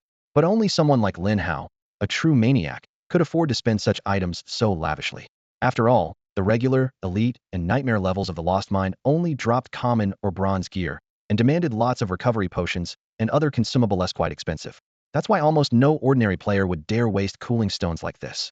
Originally, Ning Yuanci and Yue Daopeng had pooled their family resources to gather just 10 cooling stones, save for a final sprint at the Grand Marshal exam. Plus, cooling stones were scarce and rarely traded on the market, so Lin Hao hadn't seriously considered using them before. But after these 8 runs, they realized the financial gain wasn't even the biggest surprise. The sheer experience gained was staggering. Lin Hao jumped straight from level 17 to 19, and the next upgrade would cross the crucial level 20 threshold. Though he expected team experience sharing to cut down his gains, in practice the loss was minimal. Facing thousands of rampaging monsters each run, efficiency skyrocketed. Ning Yuance's advancement was even more dramatic. She shot up 5 levels from 12 to 17. She stared at Lin Hao with complex feelings, her heart filled with awe. So this was how Lin Hao had been farming all along. Previously, she and Yue Daopeng had secretly planned to level up before the big exam, hoping to impress Lin Hao with her progress. She had dreamed countless times of the shock and submission she imagined on Lin Hao's face when he saw her level. Just the thought gave her a thrill. But fighting side by side today, she finally understood that satisfaction was hers alone. Lin Hao was someone she could hardly ever surpass in the past, now, or in the future. She truly admitted it. She was completely and utterly convinced. For the first time in 3 years, ever since competing with Lin Hao in the same class, she was genuinely humbled. Fortunately, it's just a rivalry between classmates, not outright hostility. So if you can't win, the best option is to stick close together. Yu Dapeng's level soared from 10 to 16 in a single leap, a 6-level jump that nearly drove him crazy. After the dungeon ended, he almost dropped to his knees several times, clutching Lin Hao's leg and even upgrading his address from brother Hao to boss. Before awakening, Yu Dapeng was the class bottom student. Although his family was newly rich, they only expected him to live a comfortable but unambitious life. On awakening day, however, he unexpectedly gained a combat profession. His father, Old Yu, was so thrilled he threw a lavish banquet in celebration, transferred him over 5 million as pocket money, and provided a full set of high-level gear. His original plan was to reach level 11 or 12 before the big exams, enough to get into a decent advanced school. But teaming up with Lin Hao today shattered that expectation completely. At level 16, you could almost see the gates of Qingbei Martial Arts University, a name that had once seemed utterly out of reach, now within arm's reach. Overwhelmed with excitement, he kept pinching his arm, afraid it was all just a dream. The healer Lin Shi's gain was even more dramatic, jumping from level 8 straight to 15. 7 beams of white light exploded above her head one after another, each level up sending shivers through her whole body. Lin Shi was a student at 6th middle school. She had met Ning Yuanci and joined the team by paying money, thinking it would only slightly boost her leveling speed. She never expected to encounter such overwhelming fortune. Her look at Lin Hao shifted from indifferent to amazed, then to utterly captivated. Lin Hao's calm and aloof demeanor, which might not appeal to everyone, became an irresistible charm to her, drawing her closer. It was as if she could smell the masculine hormones radiating from him. She felt about to melt, her eyes reddening. If it weren't for Ning Yuance's presence, she likely would have pounced on him by now. The attraction of a strong person was exaggerated but real. Previously, Mu Shui, the team's highest level battle support, had risen from level 19 to 20 with 97 progress, just one more fight away from being locked out of the dungeon by the system. When she first saw Xiao Yian bullying Lin Hao, she had only objected out of moral duty and expressed some sympathy for Lin Hao. But now, her mindset had completely changed. Following Lin Hao meant rapid level-ups. But more than healer Lin Shi, she was more mature and valued the deeper significance behind strength. She judged that this ridiculously powerful young man who had just emerged was destined to become a top-tier powerhouse. If he developed smoothly, he would hold the highest level of authority. Mu Shue urgently wanted to form a good relationship with him, but struggled with how to approach him. Silently, she sighed. She was too weak to help him with strength, her figure couldn't compare to Lin Shi's, and her looks fell short of Ning Yuanxi's doubted she could follow him. Yet if she did, both she and the Mu family would see tremendous advancement in the future. Once again, the leader launched into a chaotic barrage of shouts. The first time they entered the dungeon, everyone except Lin Hao looked pale and was trembling uncontrollably, as if they were about to be killed by the monster claws any second. The second and third time they came back, though they still screamed amidst the overwhelming waves of monsters, at least they could keep their footing. But now, faced with the same tsunami-like onslaught, they were calmly chatting and laughing amid the blood-soaked waves of enemies. Don't you think there are still too few monsters? Lin Shi tossed out a healing spell with a light laugh. I feel the same. They used to look so terrifying, but now they just seem like cute little experience givers, Ning Yuanxi teased. Haha, I don't know why, but I want to go see that dead fatty again. Yu Daping laughed heartily, swinging his huge axe. Hundreds of gold-munching bugs swarmed and gnawed, instantly turning thousands of monsters into a bloody massacre with corpses piling up. Lin Hao stood amidst the sea of bodies with a calm expression, his gaze distant as if lost in thought somewhere else. Boss, what are you thinking about? Yu Daping glanced over curiously. Of course, Brother Hao is bored of this scene and can't get interested anymore, Lin Shi said proudly, straightening her chest and deliberately locking eyes with him, then teasingly glanced at Ning Yuanxi's chest. All right, Lin Shi, stop fangirling like that. Ning Yuanxi grimaced but felt a slight sense of alarm. Lin Hao did seem to have a preference for something big. Yu Daping patted his broad chest to reassure. Lin Hao, are you worried that we don't have enough cooldown stones? We'll use up 10 in these 2 rounds. You should rest first. We'll talk to the family to gather more so we can keep leveling here for days. Money's no problem. We've got plenty back home. Lin Hao shook his head. He looked up toward the dungeon's exit. Did you notice anything at the door just now when we went out? The door? Yu Daping was momentarily stunned. I didn't see anything special. Ning Yuanxi was confused as well. Then Mu Shue spoke up. I remember now the heir of the strong guild, Long Zheyin, was blocking the entrance with his team. His gaze was weird, like they were waiting for us. Right. I remember that too, Lin Shi agreed. Too bad the dungeon cuts off communications. Otherwise, I'd ask Xiao Ian outside what's going on. I think I saw him earlier. The first time Lin Hao came to this dungeon, he ran into the strong guild's arrogant hardcore, Helmode Team 1 sword-wielding tank even maliciously bumped into him. Since then, he had been extra alert to any surrounding movement. Now, after a moment's thought, he was sure those people standing guard at the door had heard the news that they'd cleared Helmode and assumed they held the heart of Night Star, an item the strong guild spent huge costs trying to get. As for their intention to block the door, to forcibly take it? In the wilderness, wasn't there a team known as the Four Evils of Yangqing, all professionals? Back then, they tried to snatch the boss drops from Lin Hao and Zhao Shaoling. What happened? All 4 of them died beneath a wave of bugs, swallowed alive and transformed into corpse insects, forever trapped in that remote valley. That battle marked Lin Hao's first kill, carried out with brutal, merciless precision to erase all traces. Since then, he seemed reborn, finally understanding that this world was nothing like school, cold and ruthless, where not only monsters but humans could kill without mercy. If he hadn't been strong enough that night, the outcome for him and Zhao Shaoling would have been far worse than the 4 evils of Yangqing's fate. After killing 5 in a row, a chilling murderous aura settled over Lin Hao. He quietly vowed that if the strongman guild dared to make a move, he would show no mercy. On the day he awakened, he made a promise to himself. He would find, help, and protect his sister. To do that, he had to become powerful. There was no room for weakness if he wanted to achieve his goal. Deep inside the stone chamber, Lin Hao looked at his 4 companions and spoke softly. The strongman guild is waiting for us outside. They don't come in peace. Be extra careful when we head out. But they want to attack you, yet they really want something I have. Everyone tensed. The fierce warriors outside really were blocking their path. Ning Yuanxi asked curiously, what do you have on you? I solo cleared the lost mine on hell difficulty yesterday. Lin Hao opened his palm, revealing a green stone about the size of his palm, glowing with a mysterious emerald light. The first clear reward the heart of the Night Star. That's what they're after. It's so beautiful. Lin Shi couldn't help but admire it. It really is the heart of the Night Star. Mu Shue said in shock. She had heard rumors that the lost mine on hell difficulty drops this item. The strongman guild's heir, Long Zheyin, had repeatedly tried to get it, but never succeeded. Ning Yuanxi frowned. I remember the heart of the Night Star can combine with other materials to make armor that reduces elemental damage. Are they willing to pay such a high price just for one piece of equipment? Maybe it's not just for gear, Mu Shui shrugged. Who knows its real purpose? Lin Hao put the stone away and said solemnly, no matter what, just stay safe. Don't worry about me. They're nothing to be afraid of. Yu Dapeng gripped his shield, his voice booming. If they dare make a move, he'll smash them to bits. Enough, don't cause trouble. He'll handle this. Dapeng, you're our tank, your job is to protect these three. All right. Yu Dapeng scratched his head and agreed. Lin Hao continued. Our main goal is still to clear the dungeon. We have 2 cooldown stones left. As long as we can choose the difficulty, we'll keep pushing forward. No need to let them slow us down. I agree. Ning Yuanci nodded. The Strongman Guild won't act rashly.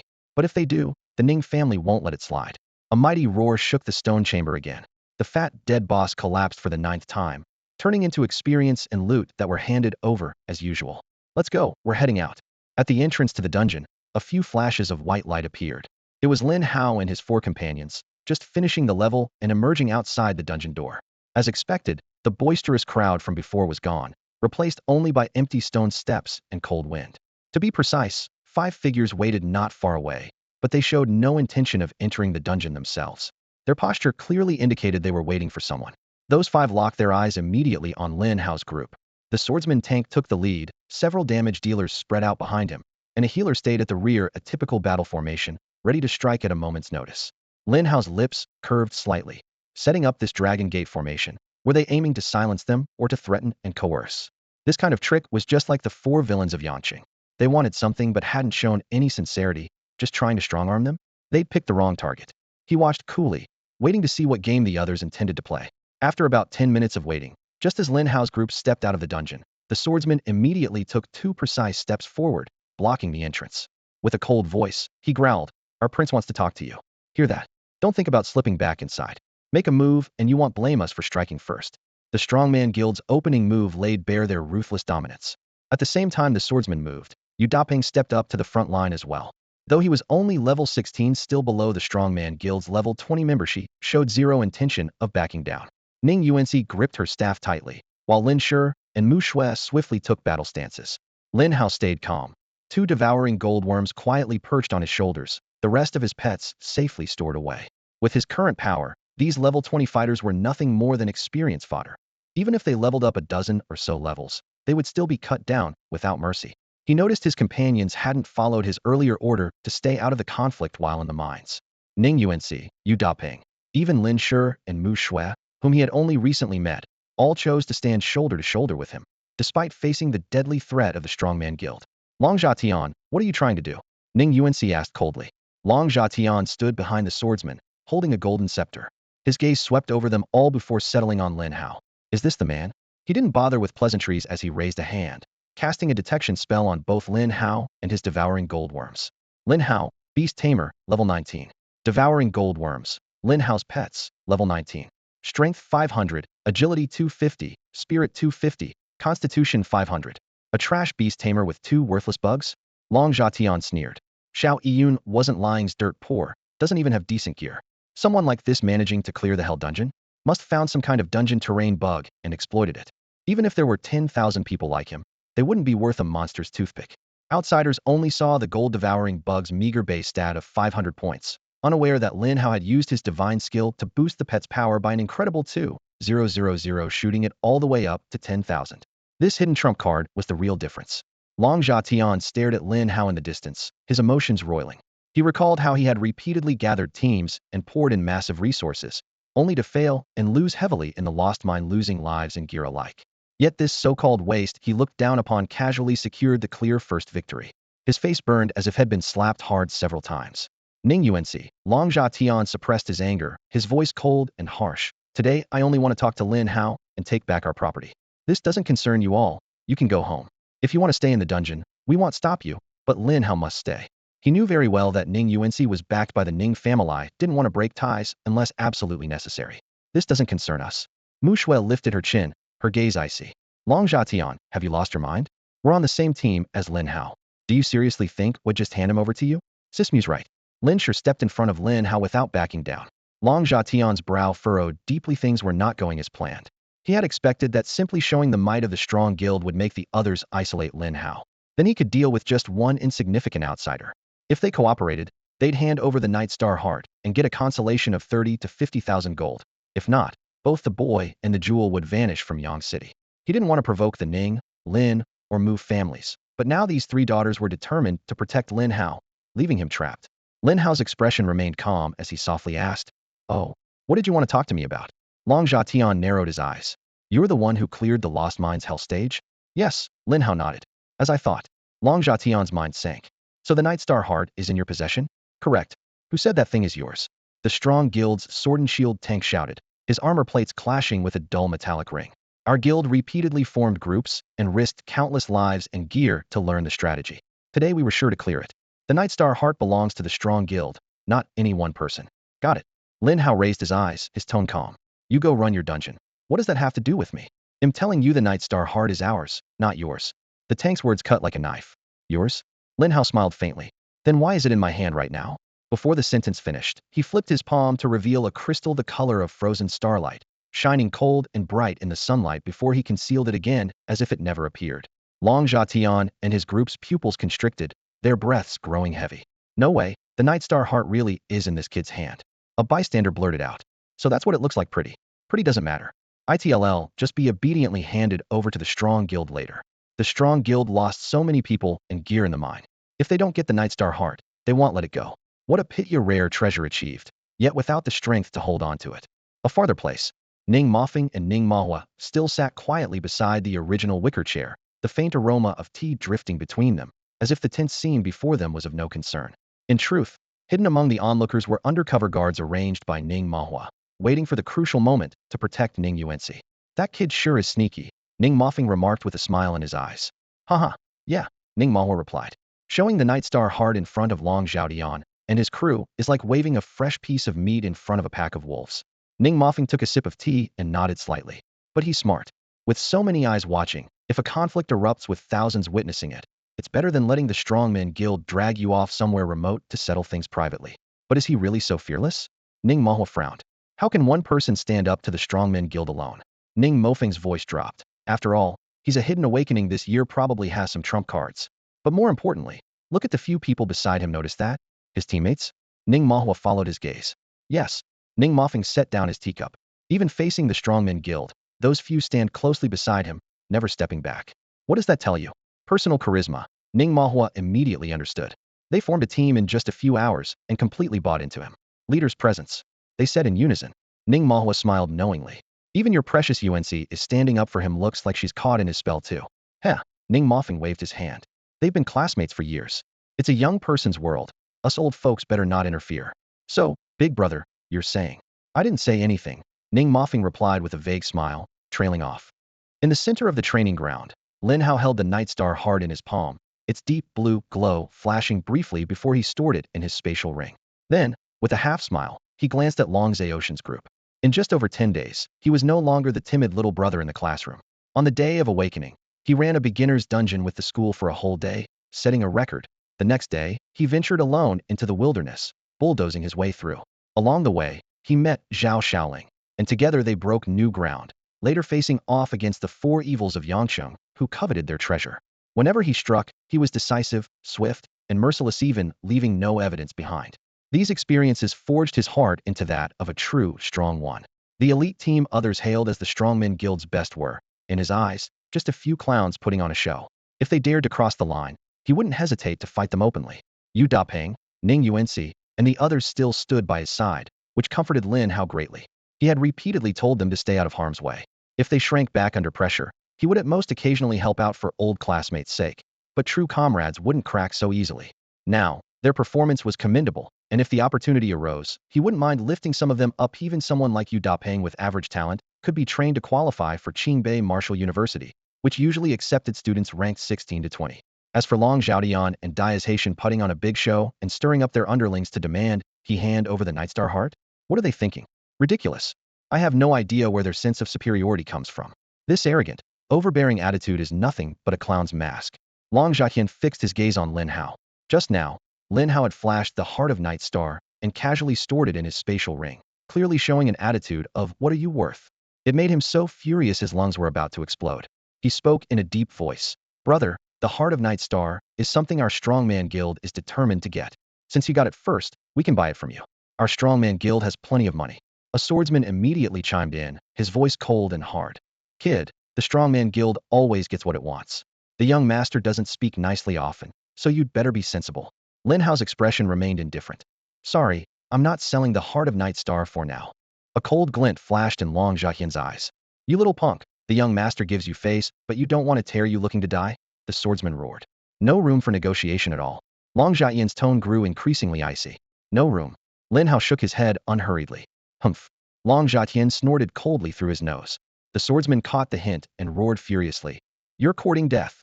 In an instant, a silver-white halo enveloped him attack enhancement. The archer flipped his left arm, and an iron longbow appeared out of thin air. His right hand held several sharp arrows gleaming coldly. The combat support quickly chanted, sending several buff bands wrapping around his teammates. In just a few breaths, the Strongman Guild's team had completed their entire pre-battle preparation, killing intent moving through the air like ice blades. Facing the overwhelming pressure, Yu Dapeng didn't retreat an inch, summoning a defensive halo to block the front. Lin Shi and Mu Shui gripped their staffs tightly, positioning themselves right next to Lin Hao. Ning Yuanxi questioned coldly. Long Jiayan, are you really planning to kill and rob in broad daylight? Have you thought this through? Long Jiayan's face darkened. A civilian class practitioner originally didn't take him seriously at all. Whether the other lived or died meant nothing to him. Not to mention Lin Hao had publicly shown the treasure and then put it away, clearly a provocation. But with over 1,000 people watching around them, he found he couldn't raise his hand. In the Strongman Guild, Long Jiayan had always been domineering, but committing violence in public wasn't a small matter after all. Fight the public backlash would be unpredictable. Don't fight lose, all face. The suffocating feeling of having his throat caught by Lin Hao made it almost impossible for him to breathe. The watching crowd erupted when they saw the Strongman Guild take battle stance. Here it comes. The show begins. Fight. Fight already. Getting to see a killing today this trip was worth it. Some were indignant. Well, when the deal fails they want to kill and rob. Though the Ning family background isn't weak either. The Strongman Guild is used to bullying civilians, but today they might have kicked an iron plate. Discussions rose one after another. Everyone could see that Long Jiayan had originally wanted to posture and intimidate his opponent into submission, but hadn't expected Lin Hao to be such a tough nut who wouldn't yield an inch. So, fighting wasn't right, not fighting wasn't right either. Long Jiayan's face alternated between green and white, as if he'd swallowed a fly. Haha, now he can't make a move. Can't not make a move either. His face has turned green. Even Long Jiayan has such a day. Indeed, now Long Zhaoshan's face was dark and grim to the point of intimidation. He suppressed the raging storm in his chest, lifted his head to glare around, as if his stare could freeze the very air, then fixed his eyes fiercely on Lin Hao and forced out, Kid, our Strongman Guild wants to buy your Nightstar heart. It's useless to you. Name your price. Originally, he had planned to settle Lin Hao for 30 to 50,000, but now those words stuck in his throat, and he had to grit his teeth and raise the number. Oh, this thing means something special to us, but it's useless to you. Long Zhaodian took a deep breath. He'll give you 1 million. 1 million? Lin Hao asked coolly, then shook his head, not for sale. The air froze instantly. Yulong Zhaoshan's fingertips trembled, and after a painful silence of 30 seconds, veins bulging, he roared, 10 million. I'm giving you 10 million. Hand over the Nightstar heart now. His voice was hoarse, eyes reddening, rage turning to obsession. He desperately wanted that Nightstar heart. But Lin Hao shook his head again, eyes casually lifting. 10 million? Too little. 100 billion. Not a cent less. If you can't pay, then forget it. Puff. The crowd around couldn't hold back any longer. Low chuckles rippled through them. Only now did everyone fully realize. Lin Hao had never once taken Long Zhaodian or the Strongman Guild seriously, had no intention whatsoever to sell, and seemed almost eager to drive him into a dead end. The spectacle brought a strange thrill to the onlookers. The Strongman Guild had long bullied and oppressed people in Yang City. Many had suffered losses at their hands to some degree. Now seeing Long Zhaodian silenced and shut down, some onlookers even gave Lin Hao thumbs up. Well done. Long Zhaoshan's chest heaved turbulently, anger about to explode like a volcano. You. Lin Hao stepped forward without retreating, voice cold and sharp. What's this? My item has to be sold to you? First you try to intimidate me, then, failing that, you want to steal it? Afraid to steal, so now you want to buy it with money? Can't get it now, so what's your next move? Aren't you people bored enough already? His every step pressed in like a hammer on Long Zhaoshan's chest. Bloodshot eyes trembled with rage, clearly on the verge of eruption. Long Zhaodian. A sudden shout shattered the tension. The crowd parted roughly as a man of about 40, accompanied by 3 aides, stepped between them. Fifth uncle, you came just in time. Long Zhaoshan's face lit up with relief at the arrival. Master Wu. Master Wu. His teammates hurriedly bowed in greeting. The middle-aged man was a senior core member of the Strongman Guild. His expression was grim as his sharp gaze swept the crowd before leaning close to Long Zhaotian's ear to whisper something. Long Zhaotian hesitated but still kept his head high. I have to get the Nightstar heart first, then we'll talk. Fifth uncle looked colder still. I advise you to follow your father's orders immediately. Long Zhaotian stared daggers at Lin Hao, lips pale with unwillingness. Your father also said that if you dare to make a move here today, you will no longer be considered part of the Long family, fifth uncle added.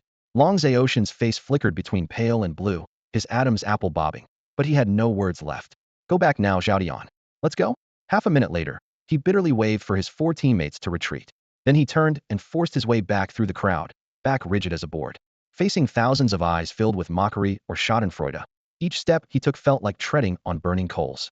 He felt like his face was being slapped again and again today. The man called Wu Shu cast a deep, penetrating look at Lin Hao. Well, truly a hero born young. With that, he turned and called his subordinates, retreating with Dragon Zhaotian looking battered and covered in dust. The thousands gathered in the square fell instantly silent. Just minutes ago, the tension had been so thick it felt like sparks would ignite at any moment. Yet in the blink of an eye, Yangcheng's most powerful guild had chosen to back down. The common players had been certain all along. No matter how things played out, Lin Hao would have to surrender the Nightstar heart and make the best deal he could from it. They had investigated Lin Hao and his seemingly ordinary pet bug, but found nothing extraordinary. Many in the crowd even had higher levels than Lin Hao. Everyone shared Dragon Zhaotian's judgment. Lin Hao probably got lucky exploiting some terrain bug in the dungeon, just a kid who stumbled into success. But just now, facing Dragon Zhaotian's relentless pressure, Lin Hao had not budged an inch. Anyone else might have surrendered long ago, but he held firm to the end and actually won. Lin Hao actually drove off the crown prince of the strongest guild. He won. The stunned exclamations exploded through the silence, spreading rapidly. It turned out that before the guild's might, they were not doomed to be crushed. They just lacked the courage that Lin Hao showed. He proved by action. Even without the greatest power, a fearless heart could push back oppression. Those once numb common players suddenly brightened in their eyes. Long oppressed by both monsters and tyrants, they had learned to hide away and just survive. Yet now, Lin Hao's figure stood like a sharp blade, slicing through their apathy. Many were so moved, they quietly straightened up, bowed deeply in respect to Lin Hao, and then slowly dispersed. Lin Hao's victory was no reckless bravado. His continuous pressure on Dragon Zhaotian seemed rash, but was perfectly timed, keeping control the entire time. He never underestimated the guild's power. Precisely because he knew their threat, he forced them into a well-lit corner, would never sell the Nightstar heart, but he also refused to let anyone covet it secretly. So he flaunted it openly, drawing out Dragon Zhaotian's greed, letting everyone see the guild's deadly intentions. From then on, if anything happened to Lin Hao, the 1,000 witnesses would immediately suspect the guild. This made him even safer than before. On the outskirts as the crowd thinned, Xiao Yun lowered his head, blending in, afraid to be recognized. During the confrontation, he had clearly seen Mu Zuho had been level 19 like him jump to level 21 in just 2 hours. Lin Hao had indeed led repeated runs through the Hell Dungeon and struck gold. In contrast, it would take Xiao months of grinding monsters to reach level 21. Such staggering fortune was slipping right past him, and thinking of this, Xiao Yun's heart ached with regret had missed his chance. A tense standoff came to an end just like that. Boss, what do we do now? As the crowd began to thin, Yu Dapeng spoke up first. He lowered his voice and kept glancing toward the distance, clearly unconvinced that the danger had passed. I think we should head back to the city immediately and start preparing and planning. Since the Strongmen Guild didn't get the Nightstar heart, they won't stop here. Today, they didn't dare to act recklessly because of the numbers, but if we cross paths with them tomorrow or the day after in some remote place, they'll definitely try to kill us. Ning Yuanci followed closely, worry etched on his face. Lin Hao, honestly, I still think you should sell the Nightstar heart to the Strongmen Guild. It's valuable, no doubt, but time is more important for you right now. As long as you can grow stronger, what won't you be able to get later? Also, he hesitated briefly and slowed his tone. Before the big exam, don't go back to your secluded place. It's too dangerous. You might want to consider staying somewhere else. Yes. Lin Shi suddenly interrupted with shining eyes. Lin Hao, come stay at my place. It's so much safer living with me. Her excitement made her body tremble, and the decorations on her chest fluttered wildly. Lin Shi, go bother someone else. Ning Yuanci rolled his eyes at her, then cleared his throat. Ahem. You could also come to my place. It's big enough anyway. Caught off guard by Lin Shi's interruption, he felt a bit awkward, making the invitation sound more meaningful than intended. Lin Hao waved him off calmly. Don't worry. Since the Strongmen Guild has backed off, they won't make a move for a while.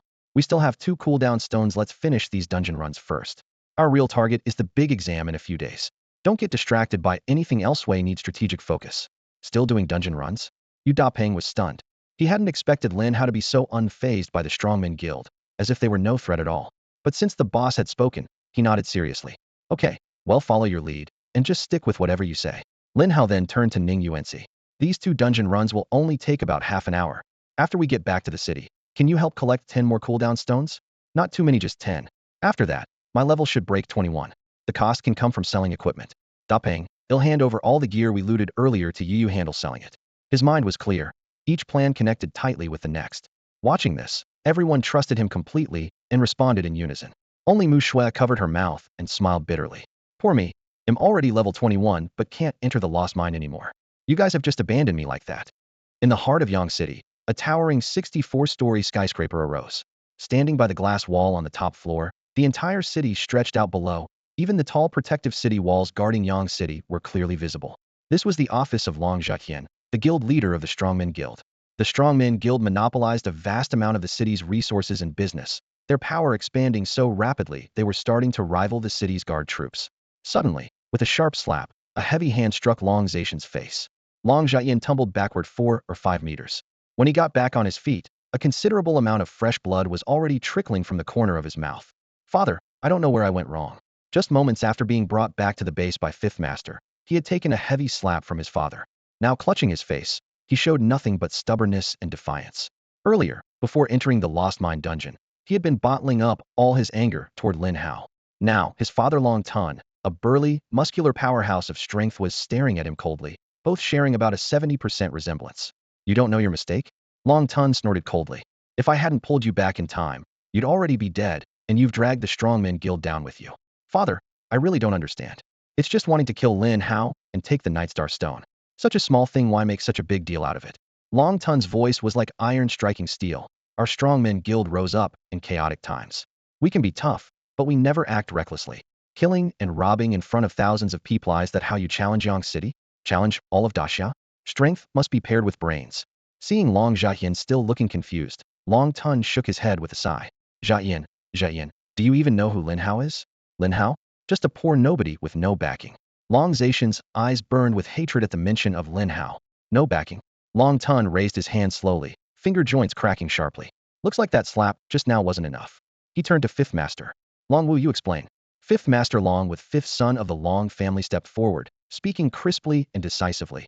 Based on current intelligence, Lin Hao is the son of Lin Yuanshan. After Lin Yuanshan fell into the abyss, the family became destitute. He has a sister who entered Qingbei Martial Arts University 2 years ago and hasn't returned or been heard from for over a year. A few days ago in the rookie dungeon, Lin Yuanshan's old brother-in-arms, Zhao Kaijun, met Lin Hao and handed him a general's order. With that card, he's basically half military personnel. As for strength, Long Wu glanced at Long Zhaqian. Lin Hao is this year's hidden awakened from 8th middle school, a new profession called a bug tamer. On awakening day, Master Zhao judged him a useless awakening. But from the rookie dungeon to hunting monsters in the wild, he's been ferocious beyond expectations. His level isn't high yet, but his combat power is astonishing. The 4 evils of Yang City all went missing recently. The last time they appeared was when they came into contact with Lin Hao. It's highly likely he killed them. If you had attacked him earlier, 9 times out of 10 you would have been wiped out.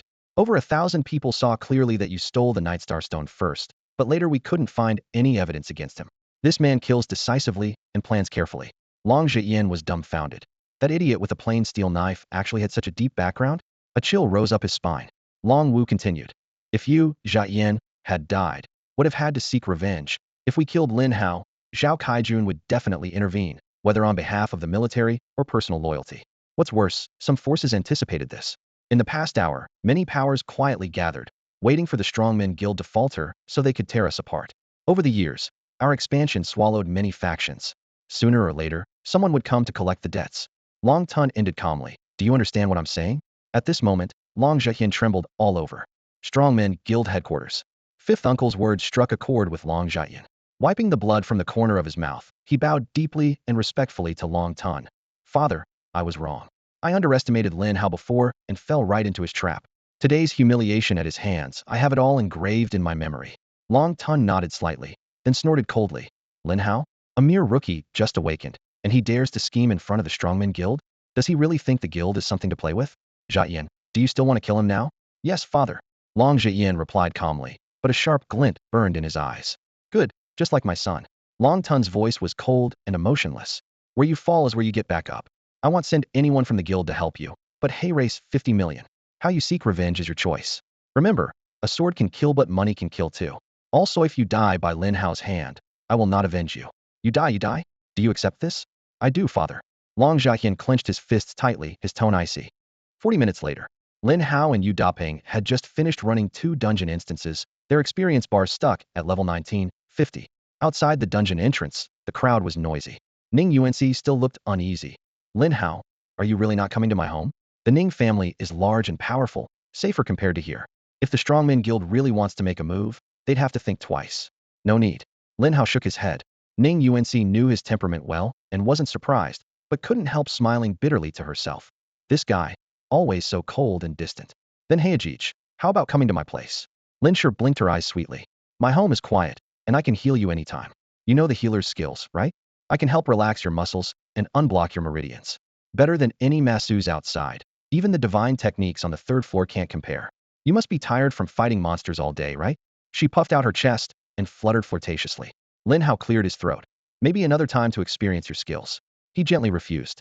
Lin Shure's eyes darkened instantly, tears welling up, but Lin Hao pretended not to see.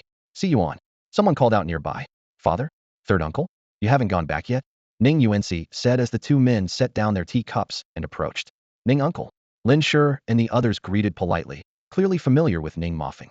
Ning Moffing smiled casually. Had some free time, so I had tea with your 3rd uncle. Then he switched tone. Finished the dungeon? Time to head back. Yeah, Ning Yuanci replied, then pointed to Lin Hao. Dad, this is Lin Hao I told you about. Lin Hao, this is my father and 3rd uncle. Ning General, 3rd Lord. Lin Hao greeted softly. Ning Moffing waved a hand. Xiao Hao, you and Yuanci are classmates. Just call me Ning Uncle. No need to be formal. Then he lowered his voice with a grin. We just got news from the Strongmen Guild. The Night Star Heart can actually craft equipment with all skills 1. We even got the production list. If you're interested, come to the Ning house sometime. Bring Yuanci along, and we can study it for days and nights. All skills 1 equipment? Lin Hao's eyes narrowed sharply. This is truly a legendary piece of equipment. The heart of the Night Star emits a chilling blue glow, like a miniature star resting inside its box. No wonder the Strongman Guild has been coveting it. Lin Hao's fingers brushed over the clear light, but deep down he knew that crafting this item was no easy feat. The unique craftsmanship and matching materials were tough hurdles to overcome. Right now, his top priority was to strengthen himself and prepare for the upcoming major exam. As for that precious crafting list, why would an outsider hand it over so easily? With that thought, he calmly replied, all right, Uncle Ning, but he'll visit another day. Lin Hao still chose to decline gently. Lin Sure secretly breathed a sigh of relief. Beside him, old fox Ning Yuanci really tried to lure brother Hao home with just a single list, but thankfully Hao kept his composure. Fine then, we'll wait for you. We're heading back now, said Ning Moffing with a flicker of admiration in his eyes and a slight smile. The 5 parted ways there. At dusk, Lin Hao arrived at his doorstep. A dark green Hummer was parked in front, with the words City Guard emblazoned boldly along its side. The door opened, and Zhao Kaijun jumped out, radiating both pressure and a grin.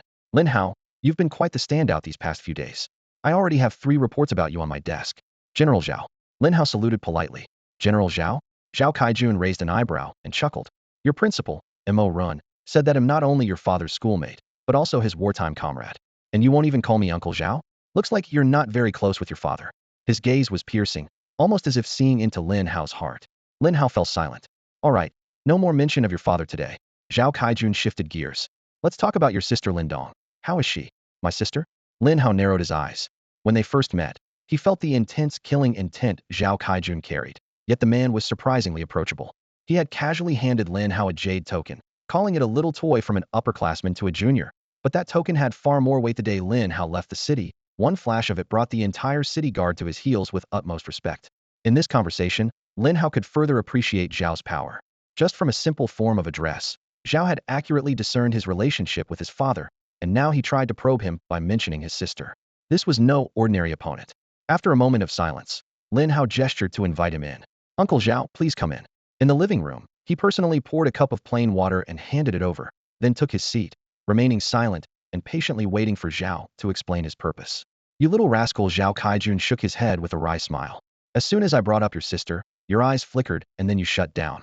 How old are you? But your thoughts are so deep. Lin Hao replied calmly. Since Uncle Zhao came all this way, I'm sure you'll explain everything clearly. All right, dealing with a smart one requires smart methods. Zhao nodded.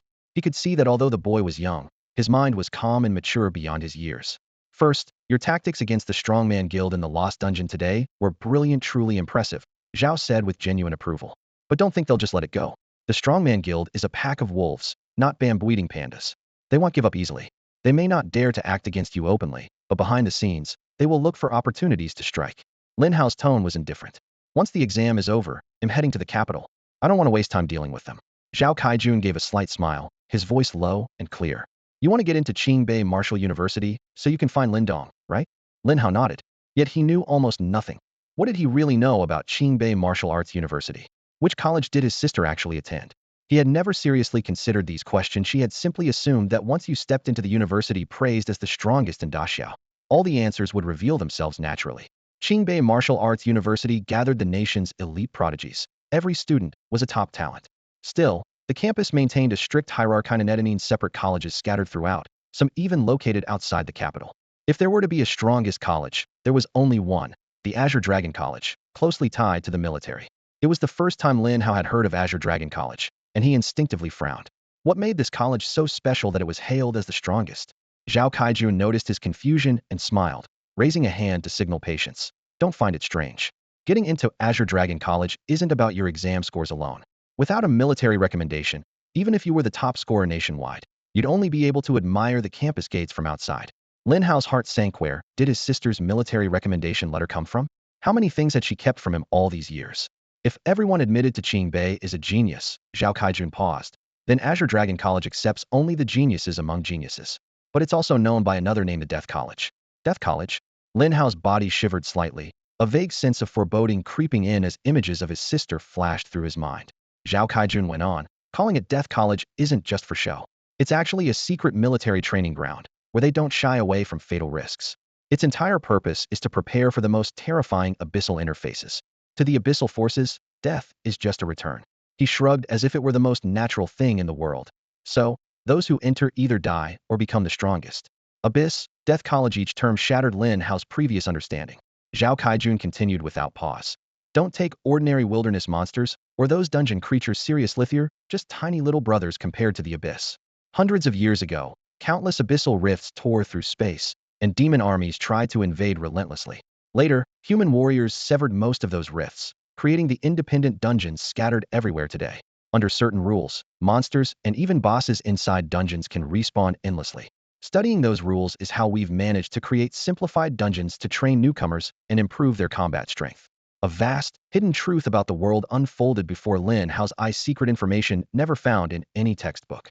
He suppressed his shock, turned his head to think quietly for a moment, and then spoke softly.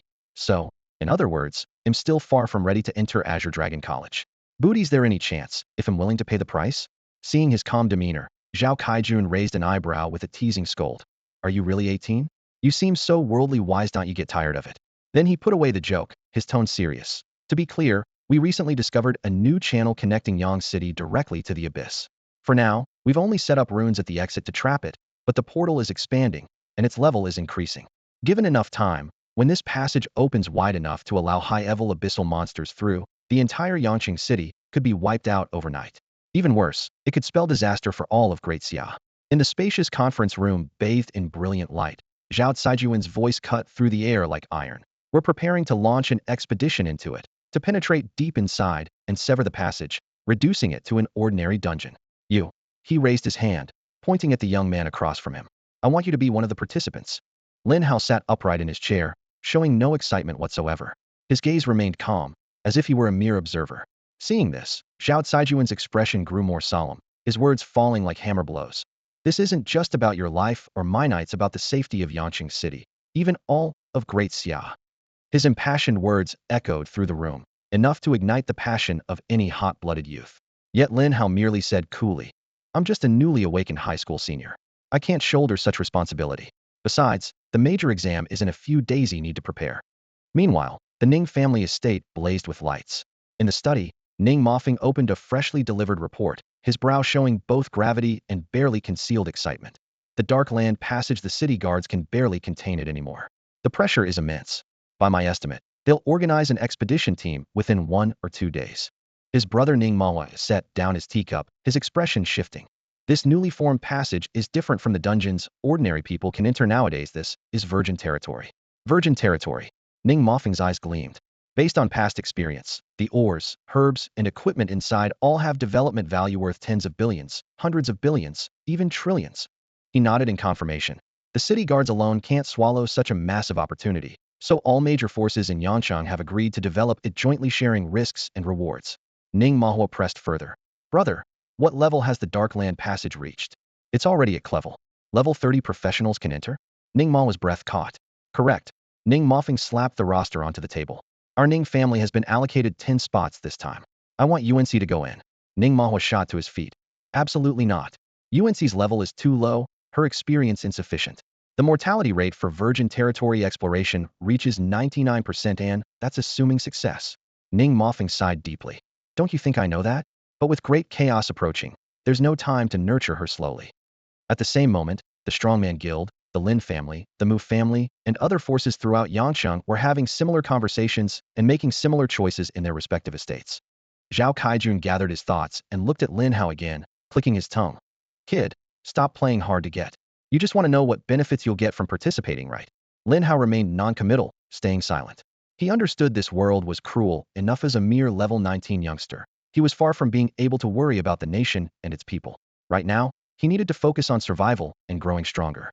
Would I cheat you? Zhao Kaijun snorted, extending 4 fingers.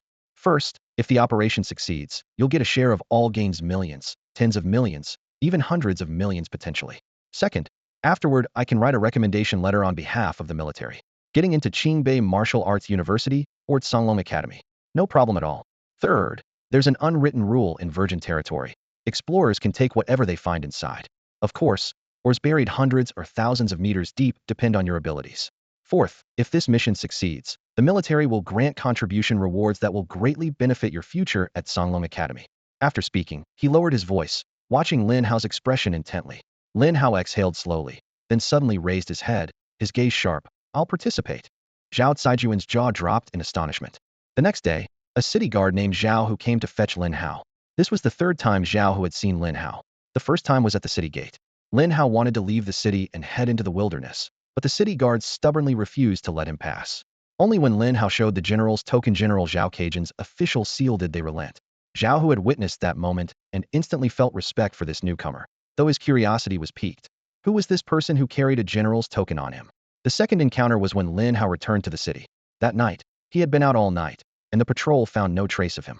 Chun Ziqing mistakenly thought something had happened to him in the wilderness and urgently ordered Zhao Hu to lead a search party. Just as dawn broke, Lin Hao casually strolled back from the wilderness, looking calm and collected, which infuriated Chun Ziqing on the spot. Now, at their third meeting, Zhao Hu stood at attention and gave a crisp military salute. Lin Hao, by order of General Zhao, I am here to take you to the Shadowed Realm. Lin Hao simply nodded and followed him without a word. The two of them hurried southwest through the wilderness, arriving about 15 minutes later at the entrance to a canyon. Looking out, the canyon should have been lush and beautiful, with green mountains and clear water, but instead, it was shrouded in tense military preparedness. Thousands of heavily armed soldiers were stationed all around, equipped with bows, crossbows, chevauxefries, and shield walls. An unmistakable aura of lethal readiness hung in the air. Most striking was the enormous, dark fissure at the canyon's center. Its edges crackled with electric blue serpent-like light that sizzled as it devoured the surrounding protective barrier. It looked as if it could tear through the shield any time, letting the rift expand endlessly. Zhao Hu pointed at the rift and explained, Lin Hao, this is just the outer perimeter. The real entrance is beyond. Let's go in. They stepped through the dim, gloomy light of the rift, and the scene instantly darkened. Lin Hao realized he was standing in a barren space. The air was dry, the ground cracked and lifeless as if all vitality had been drained away. In the distance hovered a swirling black hole. Several array mages hurriedly reinforced the ceiling formation, but its faint spiritual glow flickered unstably, as if it could collapse at any moment. Around them, dozens of soldiers gripped their weapons tightly, staring grimly at the rift. Zhao Hu's voice dropped to a whisper. This is the true entrance to the Shadowed Realm. Right now, its expansion rating is at level C. Soon it will tip over to level D. We'll wait here for General Zhao and the others to arrive. Lin Hao silently nodded. He had read about the classification of abyssal fissures before. A, B, C, D, and each level up meant higher tier abyss monsters could cross through. Level C let demons below level 30 invade, and humans could enter with professions of the same rank. If it reached level D, level 40 demons would swarm out. That would be beyond what Yang City could handle. The current ceiling formation was near its limit. Electric arcs at the rift's edges continuously tore at the protective shield. The next moment could bring a total collapse. What had been dry textbook knowledge now pressed heavily on Lin Hao's shoulders in reality. It was his first time seeing an abyssal fissure up close. Inside, he was both shaken and calm. Suddenly, an elderly man in a blue robe standing near the formation turned around, a look of surprise etched in his face. It was Master Zhao, the one who had presided over Lin Hao's awakening ceremony. He hurried over and carefully studied Lin Hao from head to toe. Lin Hao? Lin Hao met his gaze and nodded slightly. Master Zhao paused, then spoke the question weighing on his mind. Lin Hao, you just awakened recently. Why are you here? Don't you know how dangerous this place is? Master Zhao's face darkened like storm clouds, his eyes sharp as daggers. He whipped around to glare at Lin Hao beside him, his voice dripping with reproach. What the hell is the city guard doing? How could you bring a newcomer to a place like this? Even if it's for training purposes, this isn't somewhere they should be. Don't you realize this entrance formation could collapse at any moment? Lin Hao jumped at the harsh rebuke, scrambling to explain. Lin Hao is here to carry out this campaign mission. What? Participating in the campaign? Have you all lost your minds? Master Zhao slammed his palm on the formation platform, sending dust clouds billowing. When did the city guard become such a joke? I'll have to have a serious word with your General Zhao later. Lin Hao, who had remained silent until now, stepped forward with a steady voice. Master Zhao, I was indeed personally invited by General Zhao to participate in this mission. Zhao Kaijun invited you? Master Zhao froze, a glint flashing through his clouded yet sharp eyes. In the next instant, a detection spell bloomed in his palm, bathing Lin Hao in pale golden light. Lin Hao class, Bug Tamer, level 19? Master Zhao's pupils contracted in shock. Lin Hao, you're already level 19? Just days ago, he had presided over the awakening ceremony at 8th Middle School, witnessing firsthand Lin Hao's hidden awakening that could only be described as a death sentence start.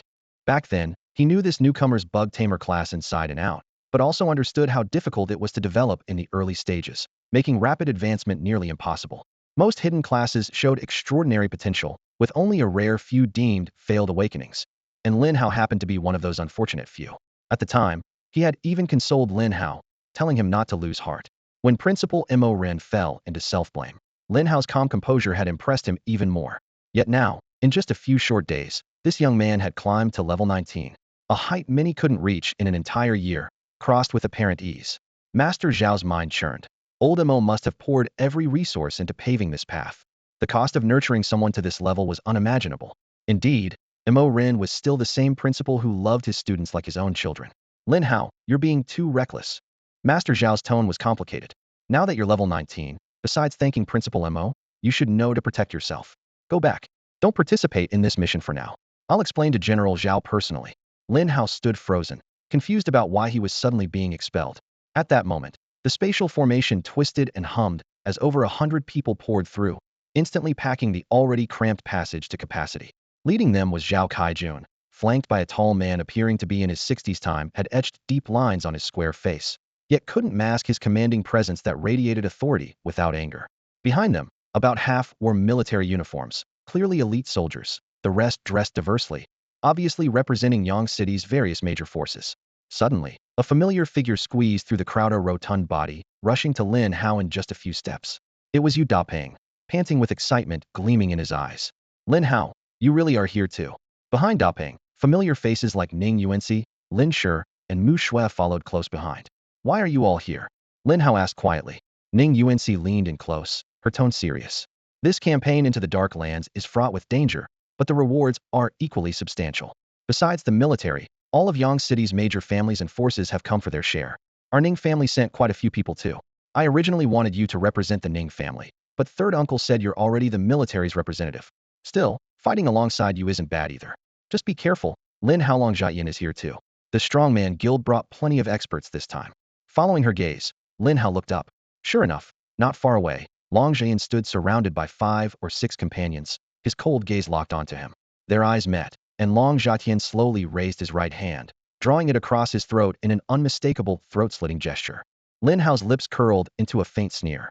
Long Zhatian, having just escaped danger, actually dared to bring reinforcements here to their deaths? The 5 or 6 companions beside him all stopped at the threshold between levels 29 and 30. Their professional badges glowed faintly on their chests. They deliberately lowered their heads to appear like ordinary participants, but the sideways glances they cast revealed a cold, undisguised hostility fixed on Lin Hao. Planning to make a move against him in this chaotic place? Lin Hao scoffed inwardly. Then they might as well prepare to become insects. Not far from Long Zhaodian stood a burly figure Long Wu. Lin Hao recognized him as the expert who had stopped Long Zhaodian at the dungeon entrance a few days ago and taken him away. Long Wu barely glanced at Lin Hao before withdrawing his gaze, as if silently warning, "I'm here, don't act rashly." Lin Hao scanned the surroundings and quickly noticed that each powerful family or guild had an elder standing beside them as a protector. Leading the Ning family group was Ning Mahua, Ning Yuan's second uncle. Ning Yuan's father, Ning Mafeng, was not present this time. Ning Mahua spotted Lin Hao and approached with a warm smile. "Lin Hao, we originally wanted to invite you to represent the Ning family in this expedition, but General Zhao beat us to it." Lin Hao paused for a moment, lowering his voice. "Uncle Ning, you know this shadowed land operation is extremely dangerous. Is it really appropriate for UNC to come along?" Ning Mahua smiled bitterly. "I'm against it too, but it's the family head's decision. If she wants to grow faster, she has to taste blood firsthand." He glanced at Ning UNC with an unmistakable concern in his eyes. Lin Hao understood perfectly. He dared to come only because of his super-level strength, but the Ning family was eager to rush her development. They had probably secretly prepared some safety nets for Ning UNC. The situation was likely similar for Yu Daping, Lin Shi, Mu Shui, and the others. But Lin Hao's safety net had always been nothing but his own strength. At that moment, a few middle-aged elders from the Yangqing faction walked over. Leading them was a round, chubby man with a thick gold chain hanging from his neck. His facial features bore a strong resemblance to Yu Daping. His eyes lit up as he took 2 steps to Lin Hao and grabbed his hand. "You must be Lin Hao?" Lin Hao sighed inwardly. Of course, this was Yu Daping's bold and boisterous father. He nodded in response. "Yes. Good, good, good." The chubby man praised him relentlessly. "Handsome and elegant, debonair like a prince. Daping considers himself lucky to have been your desk mate for 3 years 8 lifetimes of good karma." This kind of overly flowery praise made Lin Hao sweat a drop down his temple. "Uncle Yu, you're too kind." Yu's father patted his shoulder enthusiastically. "I've been telling Daping to invite you to our place for dinner, but the kid's been dragging his feet. After this mission is done, you have to come over. He'll invite all of Daping's cousins, young people who should mingle more, huh?" Saying that, he gave Lin Hao a big bear hug that made him sweat even more. Before the lively scene calmed down, a well-tailored middle-aged man in a suit also stepped forward with a smile. "Lin Hao, thanks to you, Xiaoshi leveled up yesterday. She mentioned this to me too. The Lin family sincerely invites you to visit to repay this great kindness." "Yes, Dad, you really should thank him. If it wasn't for Hao Gij, I'd probably still be level 8 now." Lin Shi walked over alongside him, looping her arm through the suited man's. She said to Lin Hao, "This is my dad. After I told him about us yesterday, he insisted on meeting you. Good to meet you, Uncle Lin." Lin Hao immediately adopted a respectful tone and bowed slightly. "You really are a hero among the young." The man in the suit smiled, patting Lin Hao's shoulder before adding, "The Mu family also appreciates your help with Mu Shui. If you ever need anything, Lin Hao, just let me know." Before Lin Hao could respond, another middle-aged man rushed over, equally warm in tone. Lin Hao thought to himself, this must be Mu Shui's family. A few middle-aged men soon formed a semicircle around him, blocking any chance to escape. "Come over to our place for a meal sometime. Don't forget the customary gift when we meet." They exchanged words enthusiastically, their warmth almost suffocating, as if they wanted to drag Lin Hao home immediately as their son-in-law. A trickle of sweat appeared at Lin Hao's temple as he pondered how to handle them, when suddenly someone waved at him from a distance. "Lin Hao, come here for a moment," Zhao Kaijun called from nearby. Feeling as if granted a reprieve, Lin Hao quickly apologized and squeezed out of the circle, hurrying toward Zhao Kaijun. Inwardly, he breathed a sigh of relief. If I'd been trapped a moment longer, who knows how I'd have escaped. Standing beside Zhao Kaijun was a familiar face dressed in full military uniform, radiating heroic poise, Chen Ziqing. Her gaze swept over Lin Hao with a faint nod before turning away. Lin Hao's heart skipped a beat. "She's joining this campaign too? Lin Hao, come here. Let me introduce you. This is the Lord of Yang City, Lord Chu Yuan." Zhao Kaijun stepped aside, revealing a tall man standing next to him. "Lord Chu." Lin Hao immediately saluted. Chu Yuan moved with the stride of a dragon and tiger, his expression calm and resolute, his presence commanding like a mountain or a deep abyss. From the moment he entered, no one dared underestimate him. Lin Hao had noticed this major figure before, but hadn't expected him to be the Lord himself. Chu Yuan glanced at Lin Hao and nodded. "As always, heroes emerge among the youth. They'll be counting on you talented young people to protect Yang City from now on." Earlier, Zhao Kaijun had briefly reported Lin Hao's stats, level 19, yet with considerable combat strength, worth giving a chance. Chu Yuan trusted Zhao's judgment, but understood clearly a level 19 player was worlds apart from a maxed-out level 30. Only if Lin Hao advanced another 10 levels could he truly contribute in the field. This campaign's entry limit was level 30. Nearly all selected fighters were max level or very close. Some lower-level kids from powerful families were also included, fortunately in small numbers, limiting impact on the overall force. The real backbone was military personnel. Chu Yuan raised his head and looked around, his voice ringing out like a bell. Everyone, the Shadowed Realm passage is about to expand to level D. You know what D level means better than I do if it falls. All of Yang City will become a hunting ground for monsters. This operation may be our last chance. I know many are eyeing the rewards inside. Take what you want, but the burden falls on us. 50 soldiers from the military, 50 from guilds, and noble families, 100 in total will enter the Shadowed Realm. Breaking the passage to the abyss isn't the hard part.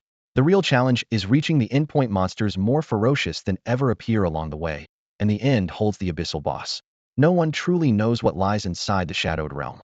I hope all warriors accomplish the mission and come back alive. I, Chu Yuan, will be here waiting for your victorious return.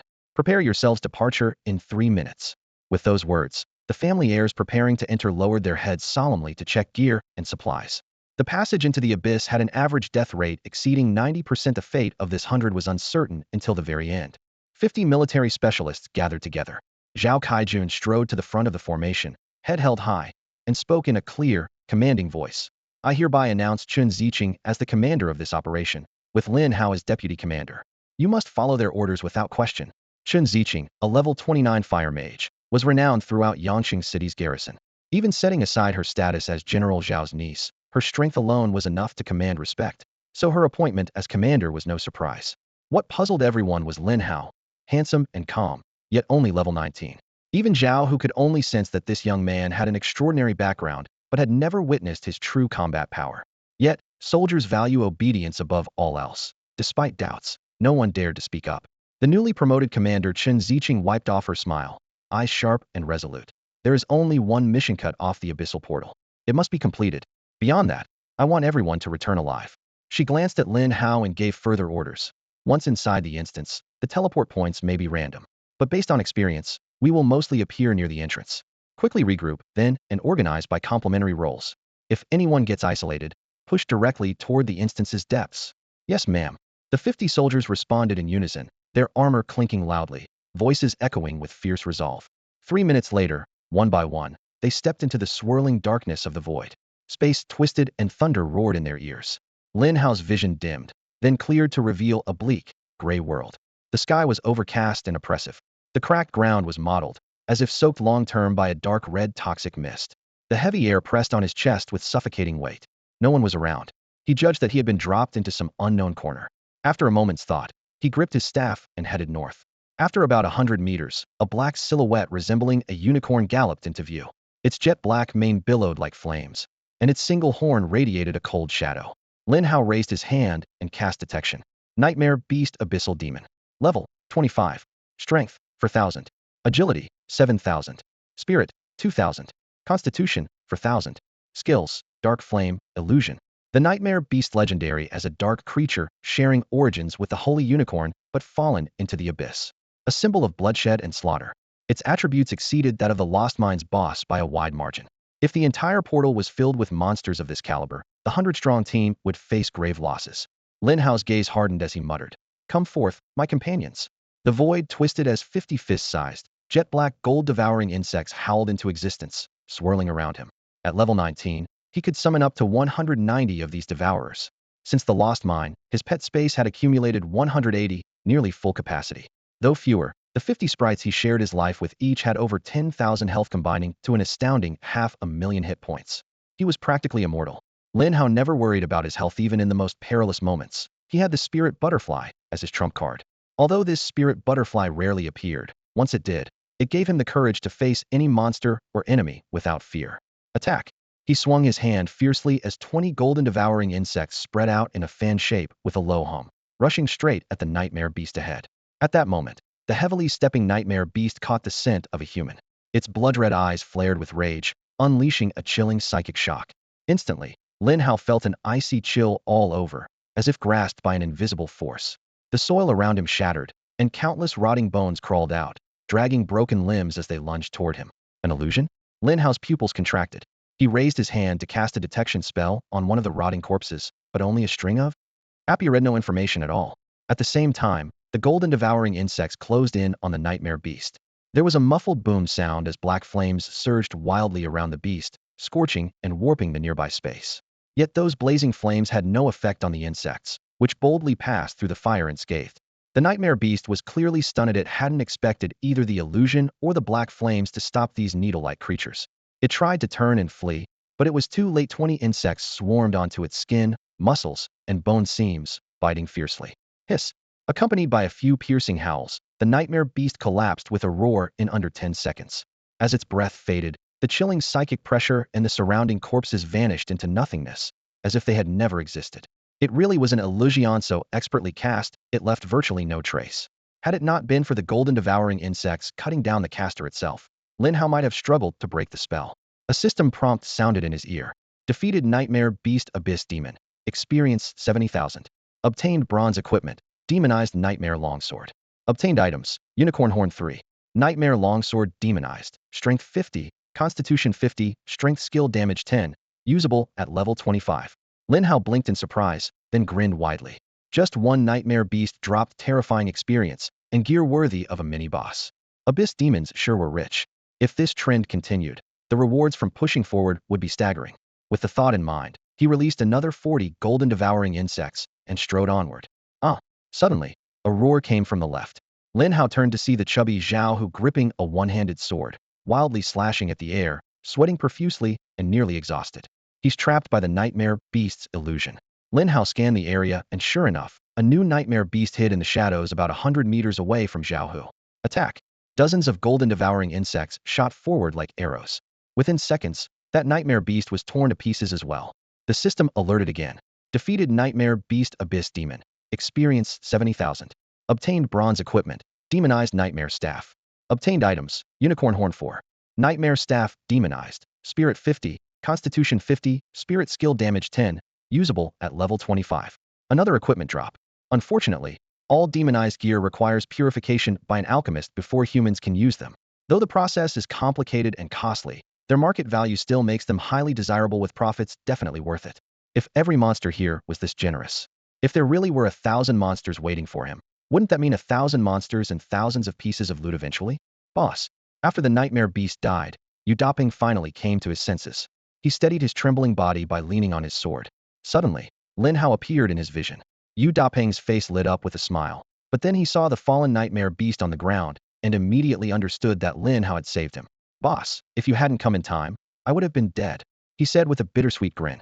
Lin Hao casually asked, how did you end up alone? Yu Daping shook his head and sighed. I was teleported here alone, didn't meet anyone. I planned to hide first and wait for the group, but I ran straight into that nightmare beast. I let my guard down and almost died by that monster's hands. His face still showed traces of fear. Only now did he truly realize how far stronger the abyssal demons were than anyone had imagined. Had he known how terrifying the creatures here were, he wouldn't have entered recklessly. Before this, had only heard from Ning Yuanci that Lin Hao would represent the military entering the Dark Realm, so he asked his father for permission to accompany him. Wearing his silver gear, he had thought he could fight level 30 monsters hidden, but this was an undeveloped abyssal passage. Demons of the same level were immensely stronger in both stats and skills than those outside. Boss, I was wrong. I can't survive here. Yu Daping looked pale as death. It's okay. With me here, you can't die no matter what you think. Lin Hao patted his shoulder. Stick with me. The demons here have rich loot, lots of experience and drops. We'll probably find plenty of ores and herbs as well. We need to gather quickly. You'll be team leader. Put all the items in your bag for now. Overjoyed, Yu Daping exclaimed, got it, boss. Yu Daping invites you to join the team. Do you accept? Accept. The two hadn't gone far when a pack of nightmare beasts suddenly appeared, about 30 in rough count. The dark aura surged like a tide, sending chills down the spine. Yu Daping's calves went weak. He could barely hold off one nightmare beast, let alone a whole horde. If just one got alerted, the rest would swarm immediately. Swallowing nervously, he looked at Lin Hao and asked, Boss, should we go around? Idiot. You can't avoid them anywhere here. Your job is to gain experience and gather items, Lin Hao said calmly. Attack. 90 gold-eating larvae like a miniature aerial bombing squad swooped in with a roar toward the nightmare beasts. Hissing, the swarm crashed fiercely, shadows twisting.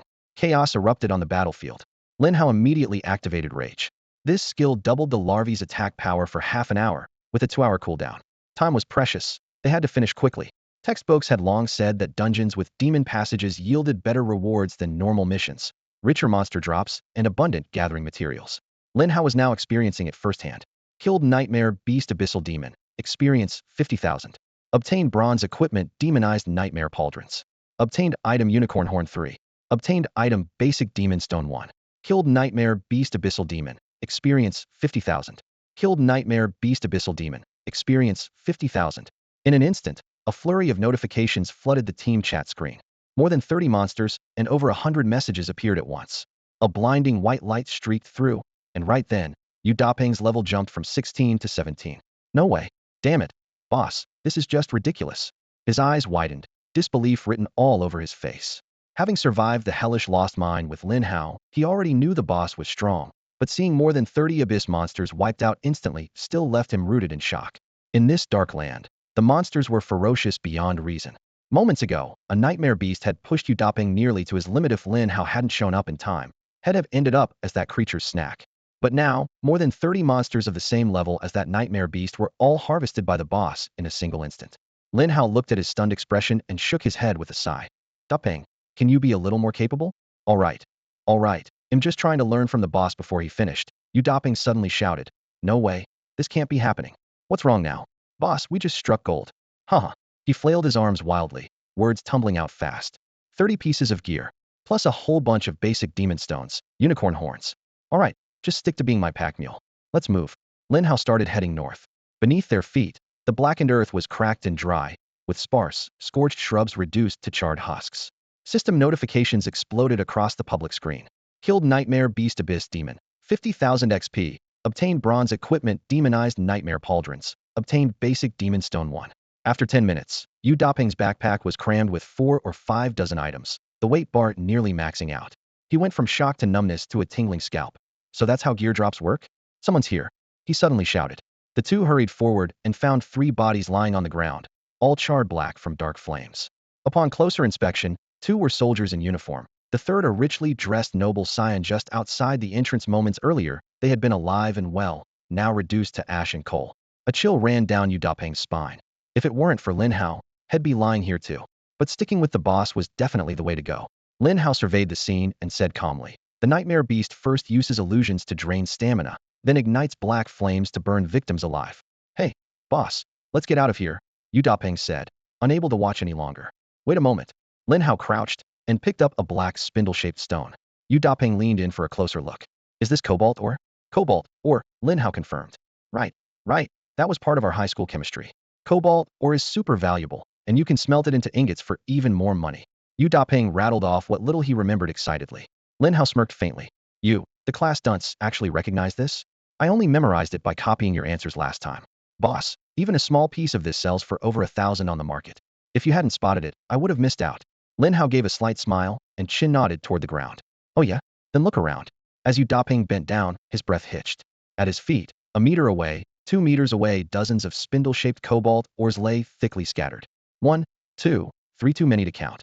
Looking up, the dark earth glimmered with a faint blue metallic sheen, like countless stars had been spilled across the ground.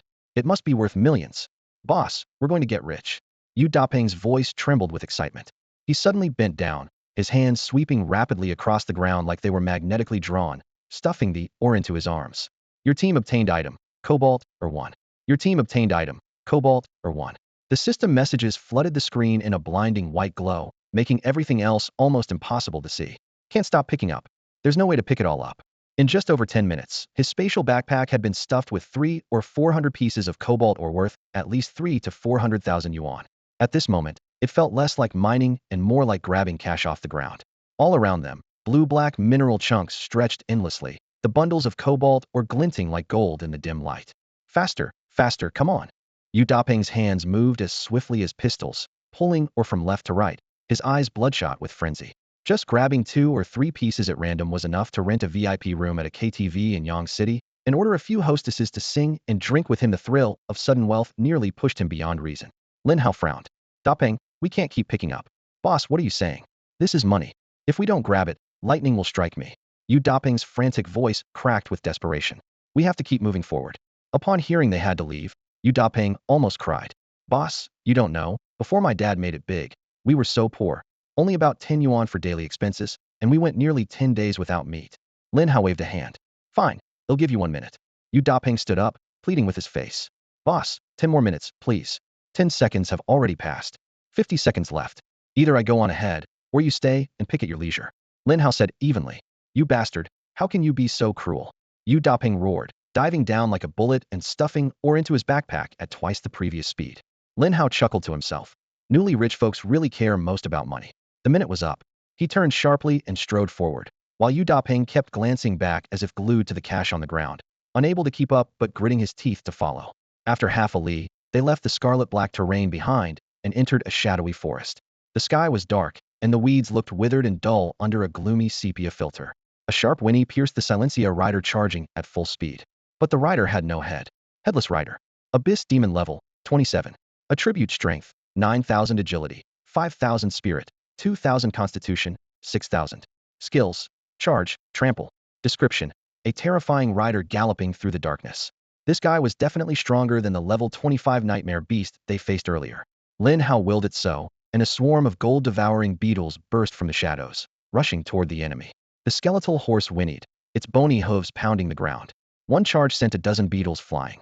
Then the rider yanked the reins sharply. The horse reared and slammed down, the trampling shaking the ground and cracking some beetle shells. But the rest of the beetles attacked fiercely, instantly enveloping horse and rider. Aorg the headless rider let out a tearing scream, tumbling his horse and man crashed heavily to the ground. Your team defeated the headless knight abyssal demon and gained 60,000 experience points. Your team acquired bronze equipment, demonized knight's sword. Your team obtained items, 3 beginner demon stones. The demonized longsword grants 60 strength, 60 constitution, and increases strength-based skills by 12, usable at level 30. Another wave of generous experience, gear, and items.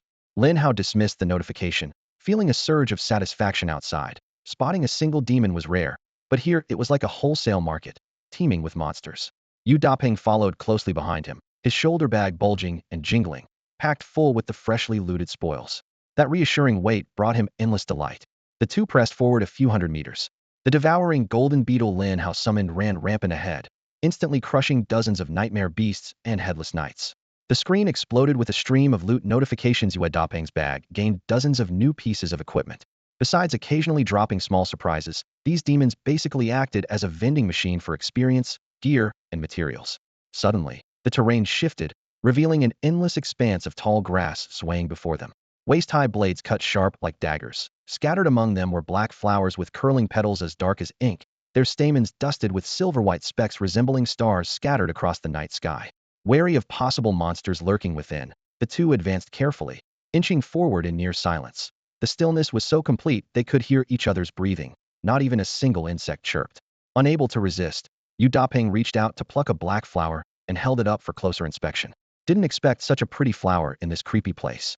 The jet-black petals sprinkled with glittering silver fascinated him. Boss, let me pick a few more. When we meet Ning Yuanxi, Lin Shi, and Mu Shui, you can give these as gifts.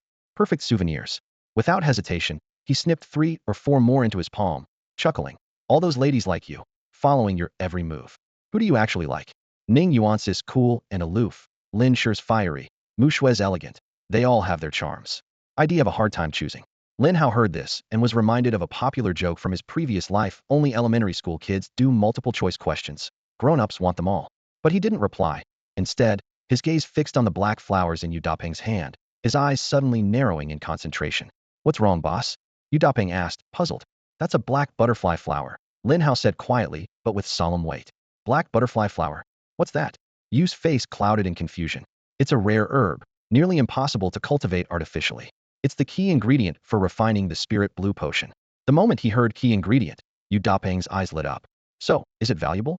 More valuable than cobalt? Or, Lin Hao replied, gesturing with his fingers, 1 black butterfly flower can be exchanged for 2 pieces of cobalt ore. Holy cow! Yu Dapeng gasped, glancing around at the endless sea of black flowers, his pupils reddening with excitement. How much is that worth? Lin Hao warned. You have to pick the flower intact from the stem to preserve its quality. You're not a horticulturist, it's hard to get it perfect each time. The few you picked earlier were slightly damaged on the edges, so their value was only a bit reduced, the book said so very clearly. Before Lin Hao finished, Yu Dapeng burst out, mine. They're all mine. Then he plunged into the flower field, using both hands to sweep through the blossoms like harvesting rice, furious and relentless. Your team obtained black butterfly flower X1. Your team obtained black butterfly flower X1. Notifications flooded in nonstop. Lin Hao rubbed his forehead in exasperation. There's no end to picking them. It's impossible to finish. Yu Dapeng muttered as he frantically gathered the flowers. Seeing Yu Dapeng in a near-crazed state, Lin Hao couldn't help but smile wryly. Dapeng, With all these flowers, how long are you planning to keep picking? The hillside at their feet was carpeted with black butterfly flowers, a sea of dark purple petals. A breeze swept over, stirring delicate ripples across the blooms. Outside, getting even one of these flowers was nearly impossible, yet here they were, strewn everywhere. Yu Dapeng's eyes were bloodshot, his hand clutching the flower stems trembling slightly. Boss, you're not planning to leave again and abandon these black butterfly flowers, are you? Lin Hao chuckled softly, but his tone firmed. You almost died here just now, remember? If the portal goes out of control and demons flood into Yang City like that horde, what do you think will happen there? It'd be rubble, Yu Dapeng murmured, finally stopping and meeting Lin Hao's gaze. Understand? We don't have much time left. We have to move quickly. Yeah, boss, you're right. He said it, yet his eyes still lingered longingly on the endless flower field. Lin Hao patted his shoulder. Once the portal stabilizes, people behind us will gradually develop these resources. I know. Yu Dapeng sniffled, like a child having candy taken away. But if we get them now, they belong only to us. They pressed onward. The dead. Every 100 or 200 meters, bodies lay scattered in disarray, soldiers from the military and sons of noble families alike. Over a dozen in total. Blood had dried dark brown in the cracks of the rocks, and a faint metallic scent hung in the air. Even Yu Dapeng's face darkened. Boss, what about Ning Yuanxi and the others? Could something have happened to them? Lin Hao remained silent. Yu Dapeng took a deep breath. Now, every time I see a corpse, I don't dare look at the face. Afraid it might be someone I know. Lin Hao waved his hand. 30 devouring gold bugs burrowed into the ground ahead to scout, while another 150 spread like a black tide in all directions. Whenever they met an enemy shadow, they attacked immediately. Lin Hao wanted to gain experience, but also to weaken the demons inside the portal as much as possible. Any life snuffed out was one more chance for Yang City to survive. Boom, boom, boom. Suddenly, in the distance, thunder roared and fire blazed. Fireballs, lightning, and wind thunder intertwined into a blinding streak of light. Dust filled the air, turning the sky dark. Yu Dapeng perked up. Boss, it sounds like there's a fight going on up ahead. Let's go check it out. You stay right behind me, no showing off. If anything happens, he'll shield you. Lin Hao reminded seriously. Okay. Yu Dapeng responded quickly but thought to himself it was embarrassing that a tank driver was hiding behind a psychic boss. Still, he followed obediently. After a few hundred more meters, the scene became clearer. Behind a low earthen mound, around 30 professionals crouched or lay prone, taking turns casting spells. Several bodies were lined across the top and foot of the mound. Nearly everyone fighting was injured, their armor soaked with blood. Lin Hao? You're still alive? Thank goodness. Suddenly someone called out joyfully. Zhao Hu ran over, his face alight with relief. We couldn't find you and thought you were lost. Lin Hao glanced past him at the mixed group, mostly military personnel, but also many from noble families. What's the situation now? Reporting to the deputy commander, Zhao Hu stood to attention and quickly updated him. When we teleported in, we had 50 soldiers, but only managed to gather 17. The rest are missing. We had no choice but to continue under the commander's lead, picking up scattered personnel along the way, including noble heirs. At the highest point, we had 48. With that, we finally started fighting off nightmare beasts and headless horseman demons. We suffered heavy losses after encountering a level 29 flying demoness. Now, fewer than 30 of us remain, many severely drained in stamina and spirit, barely able to fight. Zhao, who was speaking just then. Before he finished, a sudden piercing scream shattered the air from Afra's sharp, agonizing sound wave stabbed into everyone's minds like steel needles. All present staggered, their heads ringing painfully. Even Lin Hao couldn't help but clutch his forehead and frown. On the horizon beyond the hill, a gigantic monster with jet-black wings flapped upward, outlining a slender yet menacing silhouette in midair, that of an alluring female demon. She clutched a heavily armored warrior tightly, clearly a tank class. White fangs protruded from her crimson lips as she bit mercilessly into the warrior's throat. Blood sprayed down her chin like a draining fountain. The tank's agonized screams shattered the air, his limbs twitching weakly in the air. Within half a minute, his body shriveled rapidly into a withered skin and bones husk. The demoness' eyes gleamed seductively as she tore apart her prize, scattering flesh and blood like dark rain. On the ground, mages and archers hurriedly unleashed spells and arrows, flames and shafts streaking through the air, but only leaving futile trails behind. The demoness flapped her wings and effortlessly ascended out of their range. This very vampire demoness has already slain over a dozen of our comrades. Zhao Hu watched her retreating figure, his voice trembling. Meanwhile, the 20+ nightmare beasts and headless knights opposite them took advantage of the pause to withdraw as well, leaving both sides temporarily separated. No one in the human ranks dared to pursue. Seizing the brief respite, ranged classes quickly meditated to restore mana while healers cast one healing spell after another, green streams of light weaving between the wounded. Lin Hao, are you alright? A crisp female voice with military discipline called out. Chun Ziqing, clad in a tattered uniform, hurried from the flank, hair stuck to her face with blood and sweat, her pale face betraying how close she'd come to death.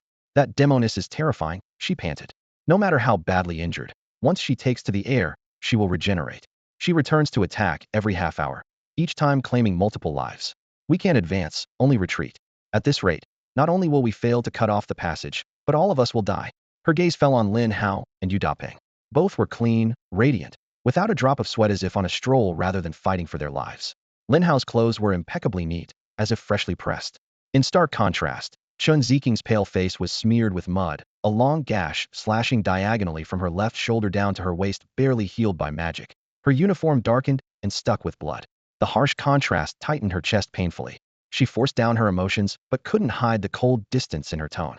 You two were at the rear. Didn't you encounter any monsters? She emphasized the words at the rear. We did, but they were average strength and easily dealt with, Lin Hao replied calmly. Huh?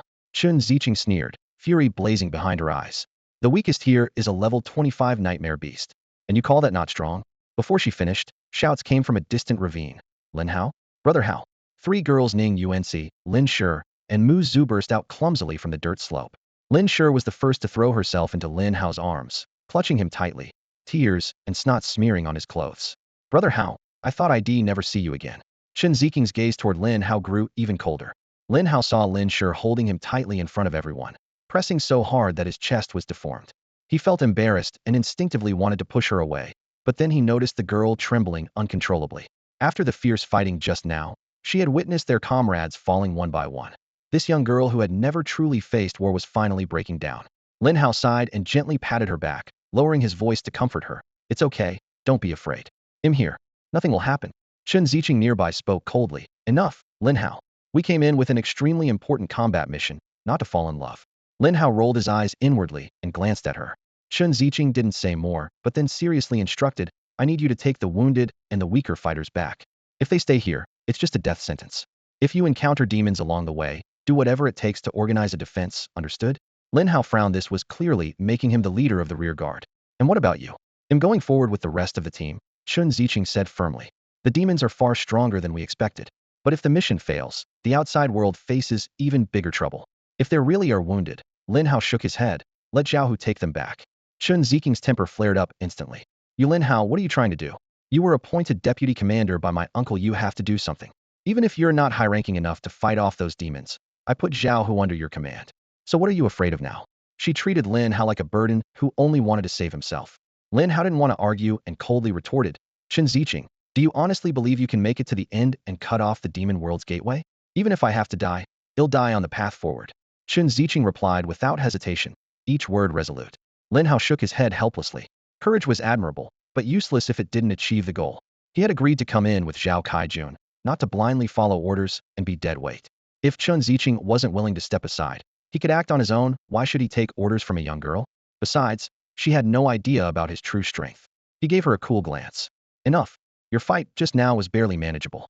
Let me handle what comes next. No. Chun Ziqing raised her voice. You're only level 19. Your combat power is too weak. You'll die if you go up there. Weak combat power? Lin Hao's face was expressionless. On what basis do you say that? Chun Ziqing clenched her fists, controlling her anger. I told you to retreat, so you'd be safer. At least keep yourself alive. But you refuse to be reasonable. What do you mean by this, Lin Hao? Seriously? You're just level 19, only slightly stronger than your girlfriends. People like you come here just to go through the motions, get a golden body, and snatch some benefits. My uncle supposedly has some connection with your father, so he's looking out for you. Does it have to be said so bluntly? Here, the real fighting force lies with those 30-level professionals. Now, even they can't hold back the demons in front of us. What chance do you have? You've been trailing behind us so easily because we've been clearing the monsters for you. You've barely faced a real demon and know nothing about these beasts. So why are you trying to show off now? Zhao Hu also urged from the side. Lin Hao, listen to Ziqing. It's way too dangerous ahead. Worried his words might hurt Lin Hao's pride, he added, besides, someone needs to stay behind to protect the wounded. Real battles against demons are tough all around. He had always held Lin Hao in high regard. Lin Hao carried General Zhao's token, but had never abused its privileges. Just now, when Chun Ziqing arranged for him to follow Lin Hao, Zhao Hu understood it was so he could secretly protect him. He had already decided, if danger came, he would rather die before Lin Hao. Did you hear that, Lin Hao? I'm the commander. As the military representative, you must obey my orders. Chun Ziqing gritted her teeth and raised her voice. She knew Lin Hao was headstrong, so she had to rely on her authority. How many demons did you kill just now? Lin Hao asked suddenly. Over 20, I think. Chen Ziqing frowned. Let me say this again. These demons are incredibly strong. A whole team can barely handle one. Yu Daping. Lin Hao cut her off. Boss. Yu Daping stepped forward to stand beside Lin Hao. Dump the equipment out from the backpacks. Let them see for themselves. Yes, boss. With a wave of his hand, Yu Daping opened the spatial backpack. In an instant, a cascade of light burst out, golden gear tumbling to the ground in heaps like little mountains. A rough count showed nearly 200 or 300 pieces. The air froze. The city guard soldiers were first stunned, then fell silent. They all had fought earlier, knowing normally one demon drops one piece of gear at best, and sometimes none at all. 200 or 300 pieces meant Lin Hao and his group had killed at least 300 demons. Yu Daping, the sword and shield bearer, was the tank. The damage output wasn't from him. So who was the real powerhouse? Lin Hao? A level 19 rookie? They had needed dozens together and suffered heavy casualties to kill a single demon before. Yet this kid could wipe out 300 on his own. Lin Hao, how many demons did you kill just now? Did you really get all this gear from them? Chen Ziqing's voice trembled with disbelief. If not, were the demons just giving it to me? Lin Hao shook his head calmly. But how did you do it? We can barely kill one. Chen Ziqing swallowed hard, still shocked. If she hadn't seen this pile of gleaming spoils with her own eyes, she wouldn't have believed it. No need to go into the details, right? Lin Hao said coolly. This all belongs to us. Don't think about grabbing any. Yu Daping barked, diving into the pile with practiced ease and quickly slipping the shining gear back into his backpack. Lin Hao, Yu Chen Ziqing couldn't finish her sentence. The dozens of city guards standing around were dumbfounded. Zhao Hu's grip on his spear trembled slightly. They were all level 30 professionals. They couldn't imagine how a level 19 Lin Hao's strength could surpass theirs by several times. How could that be possible? But the truth was right there before their eyes. This guy is always full of surprises and shocks everyone. Ning Yuanxi glanced at Lin Hao thoughtfully. She had once followed him through the Lost Mine hell-level dungeon. Although that place wasn't as terrifying as the battlefield before them, Lin Hao had passed through it as easily as drinking water. She had witnessed it with her own eyes. Mu Shui stood next to Yu Daping, lowering her voice. You actually killed so many demons just now? That's unbelievable. Her eyes widened as she said, Hey, Daping, did you just reach level 18? Yu Daping grinned broadly. Almost 19. Oh my god. Mu Shui whispered excitedly, trembling with enthusiasm. I knew Brother Hao was amazing. Daping, add me to your team. I want to join Brother Hao. With everyone watching, Lin Shi no longer embraced Lin Hao, but rested her hand gently on his arm. Back in the Lost Mine, she had already been completely won over by Lin Hao's strength. Chen Ziqing was equally shocked by Lin Hao's combat power, but after the shock came hope. Just moments ago, she had been almost desperate enough to ask Lin Hao to lead a retreat, while she stayed behind to hold off the demons and the succubus. Although she usually didn't get along well with Lin Hao, she didn't want him to die needlessly. Lin Hao, I don't know exactly how you fight, but you're so strong it gives me hope we still have a chance, Chen Ziqing said, taking a deep breath. You take command. He'll support you. Lin Hao shook his head. You handle the arrangements. He'll focus on the assault. That works. With time tight, Chen Ziqing immediately began assigning personnel based on Lin Hao's suggestion. There were 28 people on site, but 8 had lost their ability to fight and were resting on the spot under Zhao Hu's command. The remaining 20 were split into 4 squads according to their roles. To give Lin Hao face, and perhaps for safety, Chen Ziqing agreed to let several low-level members like Ning Yuanxi and Yu Daping continue with the team and assign them all to Lin Hao's squad. The girls were overjoyed, having expected to be left behind. Boss Yu Daping hesitated. Can I pass the squad leader position to you? My backpack just got full. I can't carry anymore. Everyone around was speechless at TSAT Yu Daping's level. His backpack should have at least 500 slots empty, yet it was full. It was clear how much loot he and Lin Hao had gathered in the last fight. Lin Hao replied calmly, Give the leader spot to Ning Yuanxi. Oh, okay. Just as they finished reorganizing, a piercing shriek came from afar. In the sky, a winged succubus charged back, leading over 100 demons. They're coming. Chen Ziqing's face turned grim. This time there are several times more than before. Everyone be careful. The group quickly took their positions. Tanks in front, DPS in the middle, support in the rear. Just as the tension peaked, a buzzing sound erupted from all directions. Countless black insects the size of fists soared into the air, flying like arrows toward Lin Hao, over 100 of them, swirling around him. Lin Hao, am I your familiar insect? Chen Ziqing asked curiously. Earlier at the entrance to the beginner dungeon, she had already heard about Lin Hao's profession from others. Lin Hao nodded lightly, but his gaze remained fixed ahead. At that moment, the sky darkened and roiled as the demoness flapped her dark green wings, leading a pack of nightmare beasts and headless night demons closer. Shadows engulfed the city, and a bloodthirsty aura swept over them. Attack! The commander shouted, and the tanks in the front line immediately raised their massive shields. roaring to draw aggro. Arrows rained down, ice spikes erupted, fireballs soared, and lightning flash skills of every kind poured out like a torrential downpour, slicing through thick smoke and chaos.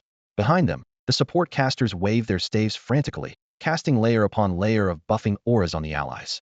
Even Lin Hao was surrounded by 5 or 6 golden lights, his attributes instantly boosted. But for Lin Hao, these enhancements mattered little. His true power lay in the swarm of golden devouring insects. Aside from his thick health pool, his close combat abilities were unimpressive. Over the years, he had been searching for ways to cover this weakness, but never found a breakthrough. Across from them, the demoness' eyes glinted coldly.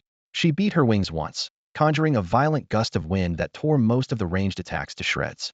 Scattered arrows and spells that did reach the demons only sparked faintly against their armor. No wonder we suffered heavy casualties. Just now the damage simply can't penetrate their defense. Lin Hao's heart tightened. He judged that the demoness was using a high-level technique similar to a storm shield, which directly neutralized all incoming harm. Looking at the demons beside her, all close to level 30, with attributes comparable to mini Besset, it was clear that ordinary players couldn't hope to match them. Only a well-coordinated large team stood a chance. "Go me, companions," Lin Hao ordered in a low voice. The next second, the swarm of golden devouring insects surged out from behind him like a golden tidal wave. Their buzzing drowned out the sounds of battle as they gathered in midair, forming a massive black and gold mushroom cloud. Hovering over the demons' heads, the swarm suddenly dove down. Ripping and tearing sounds erupted as shells were shredded and the monsters screamed in agony. Within moments, dozens of nightmare beasts kicked their front hooves into the air, and headless knights were forced off their steeds, black blood spraying everywhere. The demoness herself was ensnared by 20 or 30 of the insects, her wing membranes torn to shreds as she screamed in pain and fled wildly into the sky. One demon fell, then 2 in the blink of an eye, corpses piled up like a small mountain. Less than a minute later, the battlefield fell silent except for heavy breathing. Except for the fleeing demoness, every nightmare beast and headless night demon lay dead. Is it over? They're all dead? The crowd was stunned speechless. What are those insects? They're terrifying, someone muttered. Only now did they realize that when Lin Hao casually tossed out hundreds of pieces of gear earlier, it wasn't showing off, it was the real spoils of his hunts. So this was how he slaughtered monsters. We struggled in a group of dozens to barely hold the demons back, and he cleared the field alone in a minute? Shock spread through everyone watching. When they saw the large swarm of golden insects buzz back to Lin Hao's shoulders, many instinctively stepped back, chills running down their spines. If even such powerful demons couldn't withstand these devourers, how could mere mortals survive? Zhao Hu sighed deeply, feeling relieved in his heart. No wonder a level 19 like him earned General Zhao's trust. It's not connections, it's pure strength. The city guards' gazes all converged on Lin Hao, filled with awe and admiration. When General Zhao had announced Lin Hao as deputy commander, they had been confused, but now there was no doubt. Recalling the brutal fights in the dungeon, the hopeless pressure of the demons that had pushed them to despair, even preparing to die in battle if the mission failed, the outer magic formation would collapse, unleashing a flood of demonic energy that would drown the entire land in blood and war. But now, Lin Hao had single-handedly slain over 100 demons, forcing even the despairing demoness into panicked retreat. Hope was reignited like a blazing flame. Yang City was saved. Salute to Deputy Commander Lin. A city guard suddenly called out, coming to attention and touching the brim of his helmet like a blade. The other city guards quickly followed, all returning the salute. Lin Hao's expression suddenly changed, his face turning extremely grim. "What's wrong, Lin Hao?" Chun Ziqing immediately asked, a sense of foreboding welling up in her heart. Since she met Lin Hao, he had always been calm and composed. Just moments ago, she still vividly remembered his invincible figure sweeping through the demons with a swarm of pet insects. "The 20 or so pet insects I sent after the demoness, all of them are dead." Lin Hao's voice was low and serious. Since the start of the game, this was the first time something like this had happened. Whenever his mental energy was sufficient, he could summon the devouring golden bugs endlessly. He narrowed his eyes and looked toward the hazy distance in front of him. What exactly could kill all his devouring golden bugs in one fell swoop? Then, he scanned the more than 20 professionals around him and calmly warned, "There's an unknown powerful enemy ahead." Initial assessment. It has the ability to instantly kill all of us. Everyone, be extremely careful. What? The group shouted in unison, their faces changing drastically. Zhao Hu stepped forward, clenching his fists tightly. "Deputy Commander Lin, no matter what lies ahead, lead us onward to complete the mission of breaking the channel." The other soldiers shouted together, "Deputy Commander Lin, we are not afraid to die." Lin Hao nodded slightly. Perhaps in the next moment, all these soldiers would fall in battle, and he himself might not survive. But a warrior's destiny is to die on the battlefield. Summon fairy butterflies. After fighting alongside Yu Dapeng and slaying over 300 demons, he had reached level 20, but had never had the time to review his skills. His original plan was to reorganize before continuing to expand his summons, but the dungeon's danger far exceeded his expectations, and the death of over 20 devouring golden bugs set off alarms in his mind. 1, 2, 3 10 fairy butterflies gradually took shape. Summoning level 20 fairy butterflies consumed a huge amount of mental energy, draining Lin Hao's spiritual power almost completely. In this critical moment, he truly realized his weakness. Apart from basic attributes, he barely had any equipment bonuses. Since awakening, the devouring golden bugs were invincible, and he had been too lazy to upgrade his gear. Now all he could do was chuckle ruefully. His spiritual energy was seriously insufficient. Adding 10 new fairy butterflies to the 50 he already had brought his total to 60, raising his health to nearly 700,000. Normally, at around level 30, there were few enemies in the world capable of killing him instantly, but a deep unease still lingered in his heart. Move out. He adjusted his state and led everyone deeper into the channel. Deep inside the passage, on a mound of earth, the demoness looked pale. She shook off a nightmare beast that had been sucked dry into a desiccated husk and grabbed another to voraciously drain its blood. Each beast she drained partially healed her wounds, but full recovery was far from instant. Her body was covered with bite marks, riddled with holes, all thanks to the devouring golden bugs.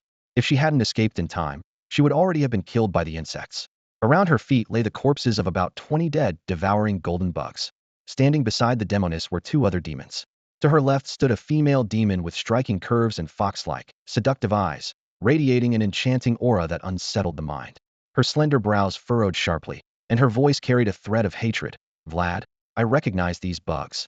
Not long ago, they joined forces with their master to kill my psychic vessel. On her right was a tall, gaunt demon resembling a vampire, named Vlad. He lowered his gaze to the mangled corpses of the gold-devouring bugs scattered at his feet, his tone calm but cold. Saintus, as you see, these bugs are extremely tenacious. If I hadn't just mastered the infinite toxin bestowed by His Majesty, we wouldn't stand a chance killing them. The seductive demoness Saintus snorted contemptuously, her eyes glowing a ghostly green. Vlad, your infinite toxin is already the deadliest poison in all the toxin realms. One strike infects the target. As long as there's even a drop of blood, the poison regenerates endlessly until the target completely collapses. If Lin Hao were present, he would instantly recognize this female demon. It was the strange blood mist that rose after he defeated the Minotaur beast in the novice dungeon. The Saintess continued speaking. These bugs' master is an insect tamer named Lin Hao. I didn't expect him to venture here too. Vlad, we must eliminate him. If he keeps growing, he will pose a huge threat to the abyss. On the other side of the passageway, Lin Hao was leading his team forward at great speed. Along the way, his gold-devouring bugs tore through nightmare beasts and headless knights, blood and shattered limbs littering the stone path. Yet the mysterious enemy who killed the bugs had not appeared, nor was the demoness who once forced Chen Ziqing to flee anywhere in sight. The nightmare beasts and headless knights were no match for Lin Hao's group and fell one after another, turning into experience and loot, all collected by Ning Yuanxi into her backpack. Along the route, they also found many rare resources. Cobalt, ore, and black butterfly flowers, which Yu Daping had recently made a fortune on, were abundant here, though the soldiers paid them no mind. The children of noble families busily gathered the treasures, but Lin Hao's group, pressed for time, only took a small amount and pressed onward. The most astonishing discovery was an apparently endless cricken or vein stretching far into the distance. Cricken ore was extremely rare. Rough estimates placed its full value in the hundreds of millions. Without the proper tools, though, all they could do was watch it gleam metallically as they hurried past. Unconsciously, they had reached the deeper half of the passage. The closer they got, the stronger the unease growing in Lin Hao's here. They knew he was approaching the source of that terrifying aura. Back on the other side, the Saintess and Vlad suddenly spotted 4 or 5 jet-black, gold-devouring bugs skimming along the rocky wall. Scouts released by Lin Hao. Wind. The Saintess parted her red lips, exhaling in one breath. Her breath materialized into a roaring tornado that swept the bugs high into the air. Infinite toxin. Vlad spread his cloak, and several cyan bats shot out instantly, crashing into the tornado. The bats exploded into clouds of blue-green mist, enveloping the bugs layer upon layer.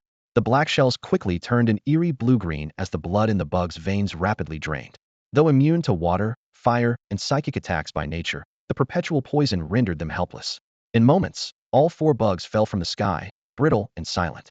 Several miles away, a sudden sharp tension gripped Lin Hao's soul, his pupils contracting violently. The aura coming from over there was one he feared most. Poison. As Lin Hao's team prepared to advance deeper into the passage, they suddenly encountered a large group of over 30 people. The two forces merged, effectively gathering nearly all the adventurers who had dared to enter the passage in one place. After a brief exchange of greetings, everyone took the opportunity to rest and reorganize their formations. In the crowd, Lin Hao immediately spotted Long Zhaotian. He had clearly been watching Lin Hao as well, closing the distance in a few strides with a cold tone. I really worried you'd die along the way. Now that I see you, I'm relieved. Keep the Nightstar heart safe for me. I've never failed to get what I want. Lin Hao gave him a faint glance, but said nothing. Unwilling to let it drop, Long Zhaotian sneered. Still playing tough? What good is fighting? Out here, connections matter. Isn't your buddy Yu Dapeng someone big? I suggest you know your place. His words were both mockery and a blatant threat. Lin Hao's gaze darkened, anger surging in his chest. You're already courting death. He had no intention of responding, but Long Zhaotian had struck a nerve. This man had to die. Sensing the cold and dangerous look in Lin Hao's eyes, Long Zhaotian snorted and retreated to his smaller squad slightly apart from the main group. In a low voice, he ordered 2 assassins beside him. Make sure he dies. Strip everything off him. If you fail, the 50 million we agreed on before you won't see a cent. Don't worry, young Master Long. The 2 level 30 assassins scoffed. A level 20 student alone is easy to handle. Killing is what we do best. After resting, the team pressed onward. Suddenly, Lin Hao stopped and turned to Yu Dapeng and Ning Yuanci. Dapeng, Yuanci, stay here. Do not go any further. Yu Dapeng asked nervously. Boss, is the terrible thing you mentioned just ahead? Lin Hao nodded. I'm not afraid. Brother Hao. Lin Sure stepped forward, grabbing his sleeve. He'll stay with you. And if the fighting gets tough, I can heal you. You and Mushue stay behind. Lin Hao shook his head. You've already proven yourselves and gained enough experience. Going any further is likely to cost lives, and that's unnecessary. Ning Yuanci grew anxious. Lin Hao, then you shouldn't go forward either. I'm different from you, Lin Hao said calmly. I represent the military. I can't back down before completing the mission. Parting ways with his companions, he hurried after Chun Ziqing and the others. Chun Ziqing whispered, Lin Hao, have you used the giant insect to scout that guy? Yeah, Lin Hao nodded. It's a poisonous vampire, plus a demon saint controlling wind elements. Poisonous vampire? Demon saint? Chun Ziqing frowned. Are you confident you can handle them? Hard to say, Lin Hao replied steadily. They're both capped at level 30, but I suspect these 2 demons forcibly suppress their levels through secret magic. They're basically bugged. Chun Ziqing thought to himself. Sounds familiar, doesn't it? But he kept silent. In the end, Yu Dapeng, Ning Yuanci, and the others chose to follow Lin Hao's orders and stay behind. They knew going forward wouldn't help. Lin Hao didn't argue anymore with Chun Ziqing, and Zhao Hewitt was a soldier's duty and they couldn't be persuaded otherwise. Let's go? Chun Ziqing motioned forward. All right. Main force, move out. When encountering scattered demons like the Headless Knight, the team could easily eliminate them. As for the large-scale demon legions that had appeared several times before, they surprisingly hadn't shown up this time, as if they had retreated to their final defense line. Lin Hao walked in the center of the formation, his peripheral vision catching Long Zhaotian and his group maintaining an ambiguous distance from him, their gazes cold yet burning. He frowned slightly. Lead the team ahead. I'll catch up shortly, Lin Hao said quietly to Chun Ziqing. Chun Ziqing raised an eyebrow in confusion, but seeing Lin Hao's calm expression, she didn't press further and waved for everyone to speed up. Lin Hao deliberately slowed his pace, gradually falling to the rear of the group. Regular members assumed he was exhausted and briefly asked, Are you all right? When he waved them off, they continued forward. Meanwhile, Long Zhaotian, accompanied by 2 assassins, a tank, and a support, also slowed down in sync. The lean assassin whispered, Perfect opportunity. If he kept hiding in the crowd, we'd have trouble striking. Now that he's isolated, I alone am enough. Lin Hao suddenly stopped, supporting himself on his knees and panting heavily, as if he might collapse from exhaustion at any moment. Hatred surged in Long Zhaotian's eyes. If not for Lin Hao, the heart of Nightstar would have been his. If not for Lin Hao, he wouldn't have been slapped publicly by his father and treated as worthless. Rage clouded his judgment, only wanted to ensure Lin Hao's certain death. Both of you go, Long Zhaotian commanded darkly. I want 100% results.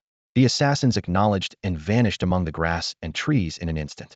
Silver light pierced the air as a dagger accurately struck Lin Hao's left ribs. Blood splattered, but Lin Hao only swayed slightly, his breathing rhythm undisturbed. The attacking assassin's pupils contracted sharply. This strike was enough to instantly kill an ordinary level 20 professional, and he had clearly hit a vital spot.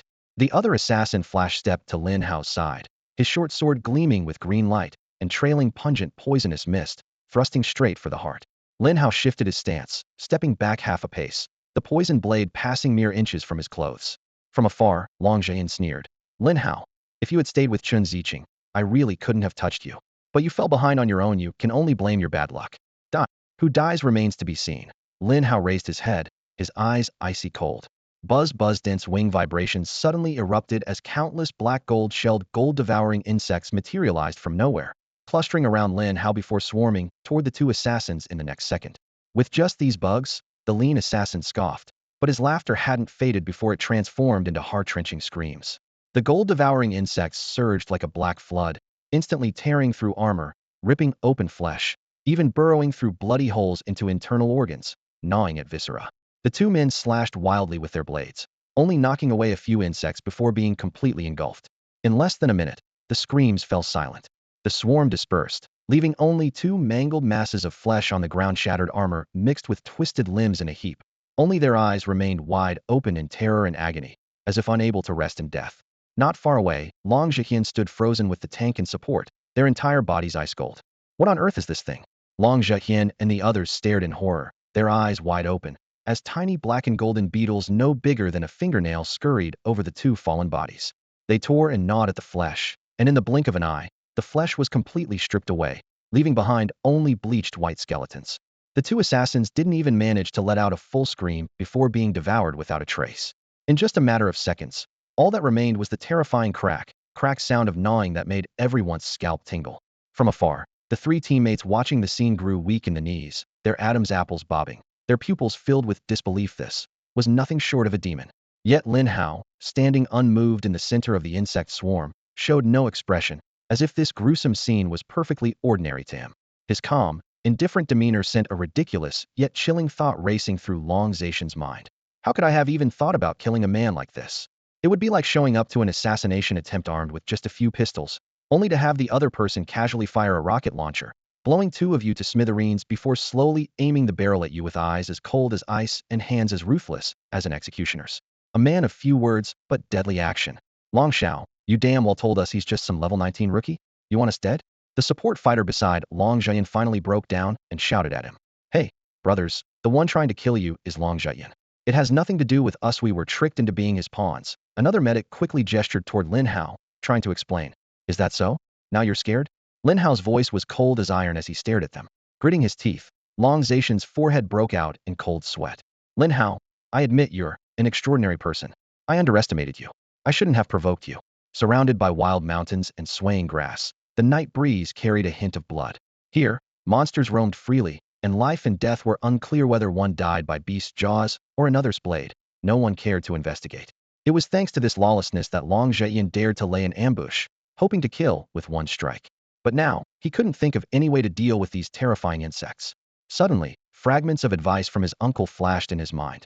In the newbie dungeons, he set godlike records. The four evils of Yansheng were most likely taken down by him. If you mess with him in the Lost Mine, you'll probably be killed instead. Back then, Long Zhejian nodded along, but didn't believe it. Yet the teeth and bones before him silently proved those words true, even underestimating the horror of Lin Hao. Why did no one seriously tell me that his profession skill is these gold-devouring bugs? Long Zhejian's heart pounded wildly as regret twisted in his gut. For a trifling Night Star heart, he'd provocatively cornered him step by step. Now there was no way out.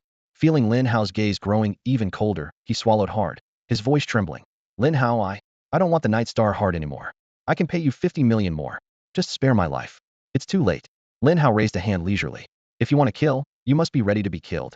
Before the words had even finished, the gold-devouring beetles hovering by his side suddenly fluttered their wings, turning into a buzzing black cloud and lunging at the three men. Even before they could react, the chilling murderous intent engulfed them like a wave. What the three were terrified beyond reason, forgetting even to draw their knives. Wherever the swarm passed, the grass withered and curled, the air thick with a pungent metallic stench of blood. Long Zhejian, I swear even as a ghost I won't let you go. The support shouted fiercely, turning to flee. The medic staggered after him, tears streaming down her face. But the black cloud instantly swallowed them whole. The sounds of cracking bones and agonized screams rose repeatedly, then were swallowed by the night wind, leaving only the rustle of wings. Big shot, spare us one life, please. The healer shouted as well, but didn't dare to linger and fled along with Zhang Fu. Long Zhetian's face instantly turned ashen. Known as the heir of the Strongman Guild, he had been running rampant in Yang City for years, preying on weaker profession users' victories he gained without honor, yet took great pleasure in. Many had knelt before him in public, tears streaming non-stop as they begged for mercy. At first, he would occasionally feel pity, but the thrill of slaughter quickly replaced it, until he even wondered if he was born a demon. But now, facing Lin Hao, he suddenly realized that his cruelty was nothing more than childish mischief beside him. Fear seized his limbs. He wanted to run, but his legs felt as heavy as lead. Lin Hao, him from the Strongman Guild. If you dare touch me. Before he could finish the threat, a swarm of black golden devouring beetles crashed down like a dark cloud. Long Tian barely raised a finger, failing to complete even a single spell, when excruciating pain erupted through every limb and bone like wildfire. Zhang Fu and the healer who tried to escape were likewise caught by the piercing buzzing, slammed to the ground without mercy. Though not the fastest creatures in the 4 dimensions, the beetles were terrifyingly swift, and with a single flap of their wings could quickly close in, leaving prey nowhere to hide. Within moments, all 3 were crawling with black and gold armored insects. The relentless gnawing mingled with the cracking of bones and tearing of flesh, like childhood nightmares ripping open reality right before their eyes. Chunks of meat were bitten off and slid into the beetles' mouths. Lin Hao, stop them. I'm sorry. I shouldn't have stolen your Nightstar heart. Seeing threats fail, Long Tian switched to desperate begging. Please, sir, spare me. Lin Hao, if you kill me, the Strongman Guild won't let you off. You'll regret it. Oh god no ah.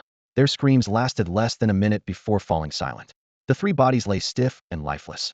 After 2 more minutes, so mangled in blood and flesh that no one could recognize them. Come back. Lin Hao raised his hand, and the swarm dissolved into streams, retreating into his spatial pocket. He had no patience for these petty clowns playing back and forth games once he acted. It was like thunder. Kill and erase all traces. He recalled his first kill. Those notorious 4 villains in Yang City kept harassing him, eventually even stalking him, trying to kill and steal from him and silence him in Zhao Shaoling.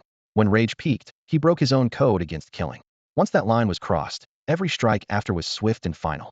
Lin Hao bent down and swept all their gear and belongings into his backpack space, without even glancing over them, seemingly casual, but leaving nothing behind. Finishing this, he set off, retracing the original path. Soon, he caught up with Chun Ziqing and the others. Where did you go just now?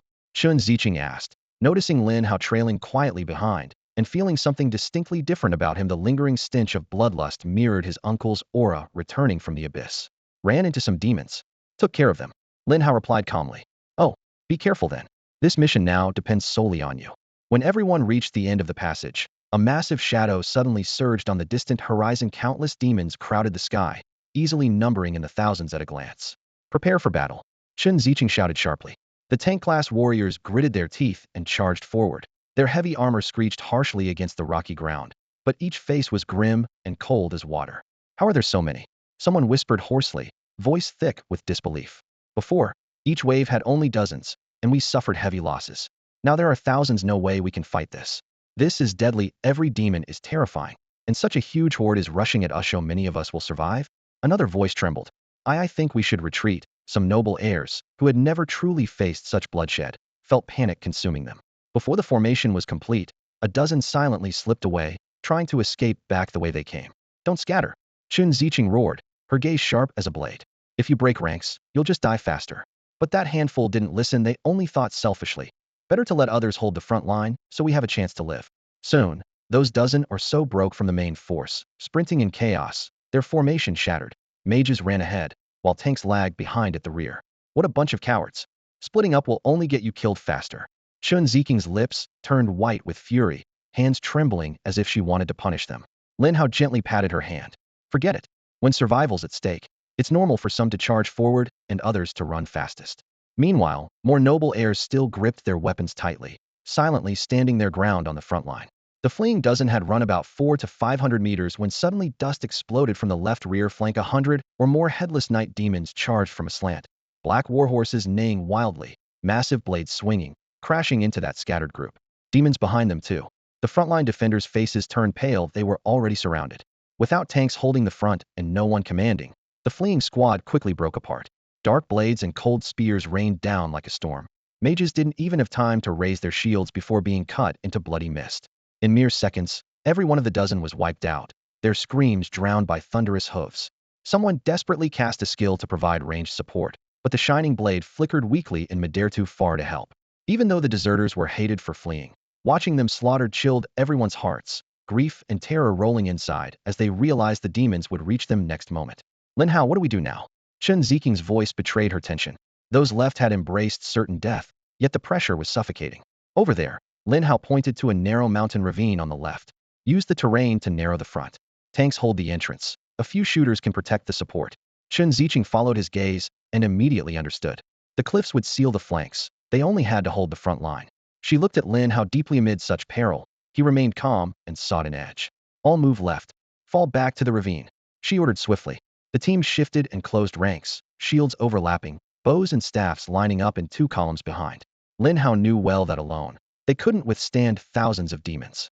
In his heart, he made a decision, more hesitation. Come out, my comrades. Swarms of devouring gold bugs materialized from thin air around Lin Hao, fewer than 170 of them. With a hum of flapping wings, they instantly split into several groups, flowing forward like a black golden tide toward the demons ahead. If it were only headless knights at this level, Lin Hao wouldn't be afraid no matter how many came. But behind that demon horde stood 2 utterly terrifying beings, each capable of obliterating the gold bugs in an instant.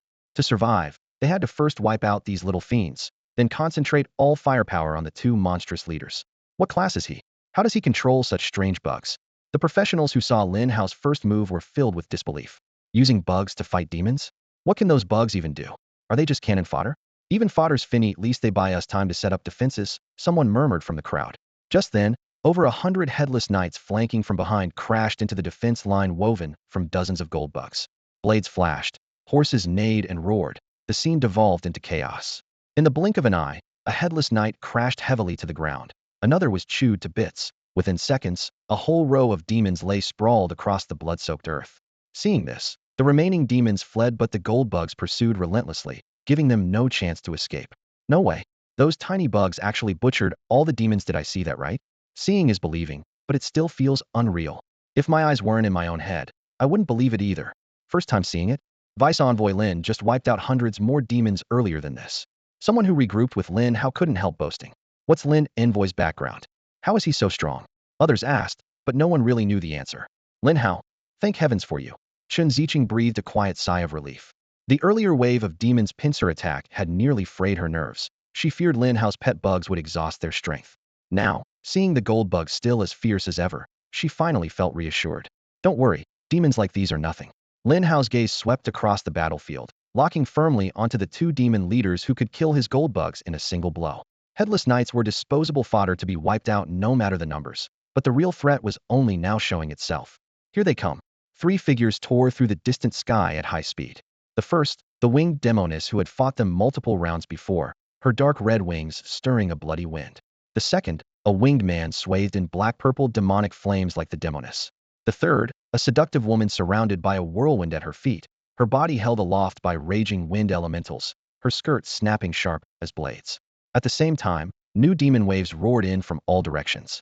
Tank, hold aggro Stadino retreat. Healers, lock down health and let the front line fall. Chen Ziqing shouted, directing 50 or 60 professionals. But under the surging demon assault, they were like a fragile boat on a stormy sea, any moment poised to be swallowed by darkness. Lin Hao's 170 gold bugs divided into a dozen groups, circling the perimeter in a rotating defense line. The battle erupted in full fury. Dust shook the ground, the earth rippling under pounding hooves. Screeches, roars, and the clashing of metal filled the air. Tanks stacked defense skills to the limit, sparks flying off shields. Damage dealers' spells, arrows, and combat skills cascaded like a rainbow waterfall. Supporters layered buffs and crowd control effects in swift succession. Demons fell wave after wave, yet some slipped through and collided with the human ranks.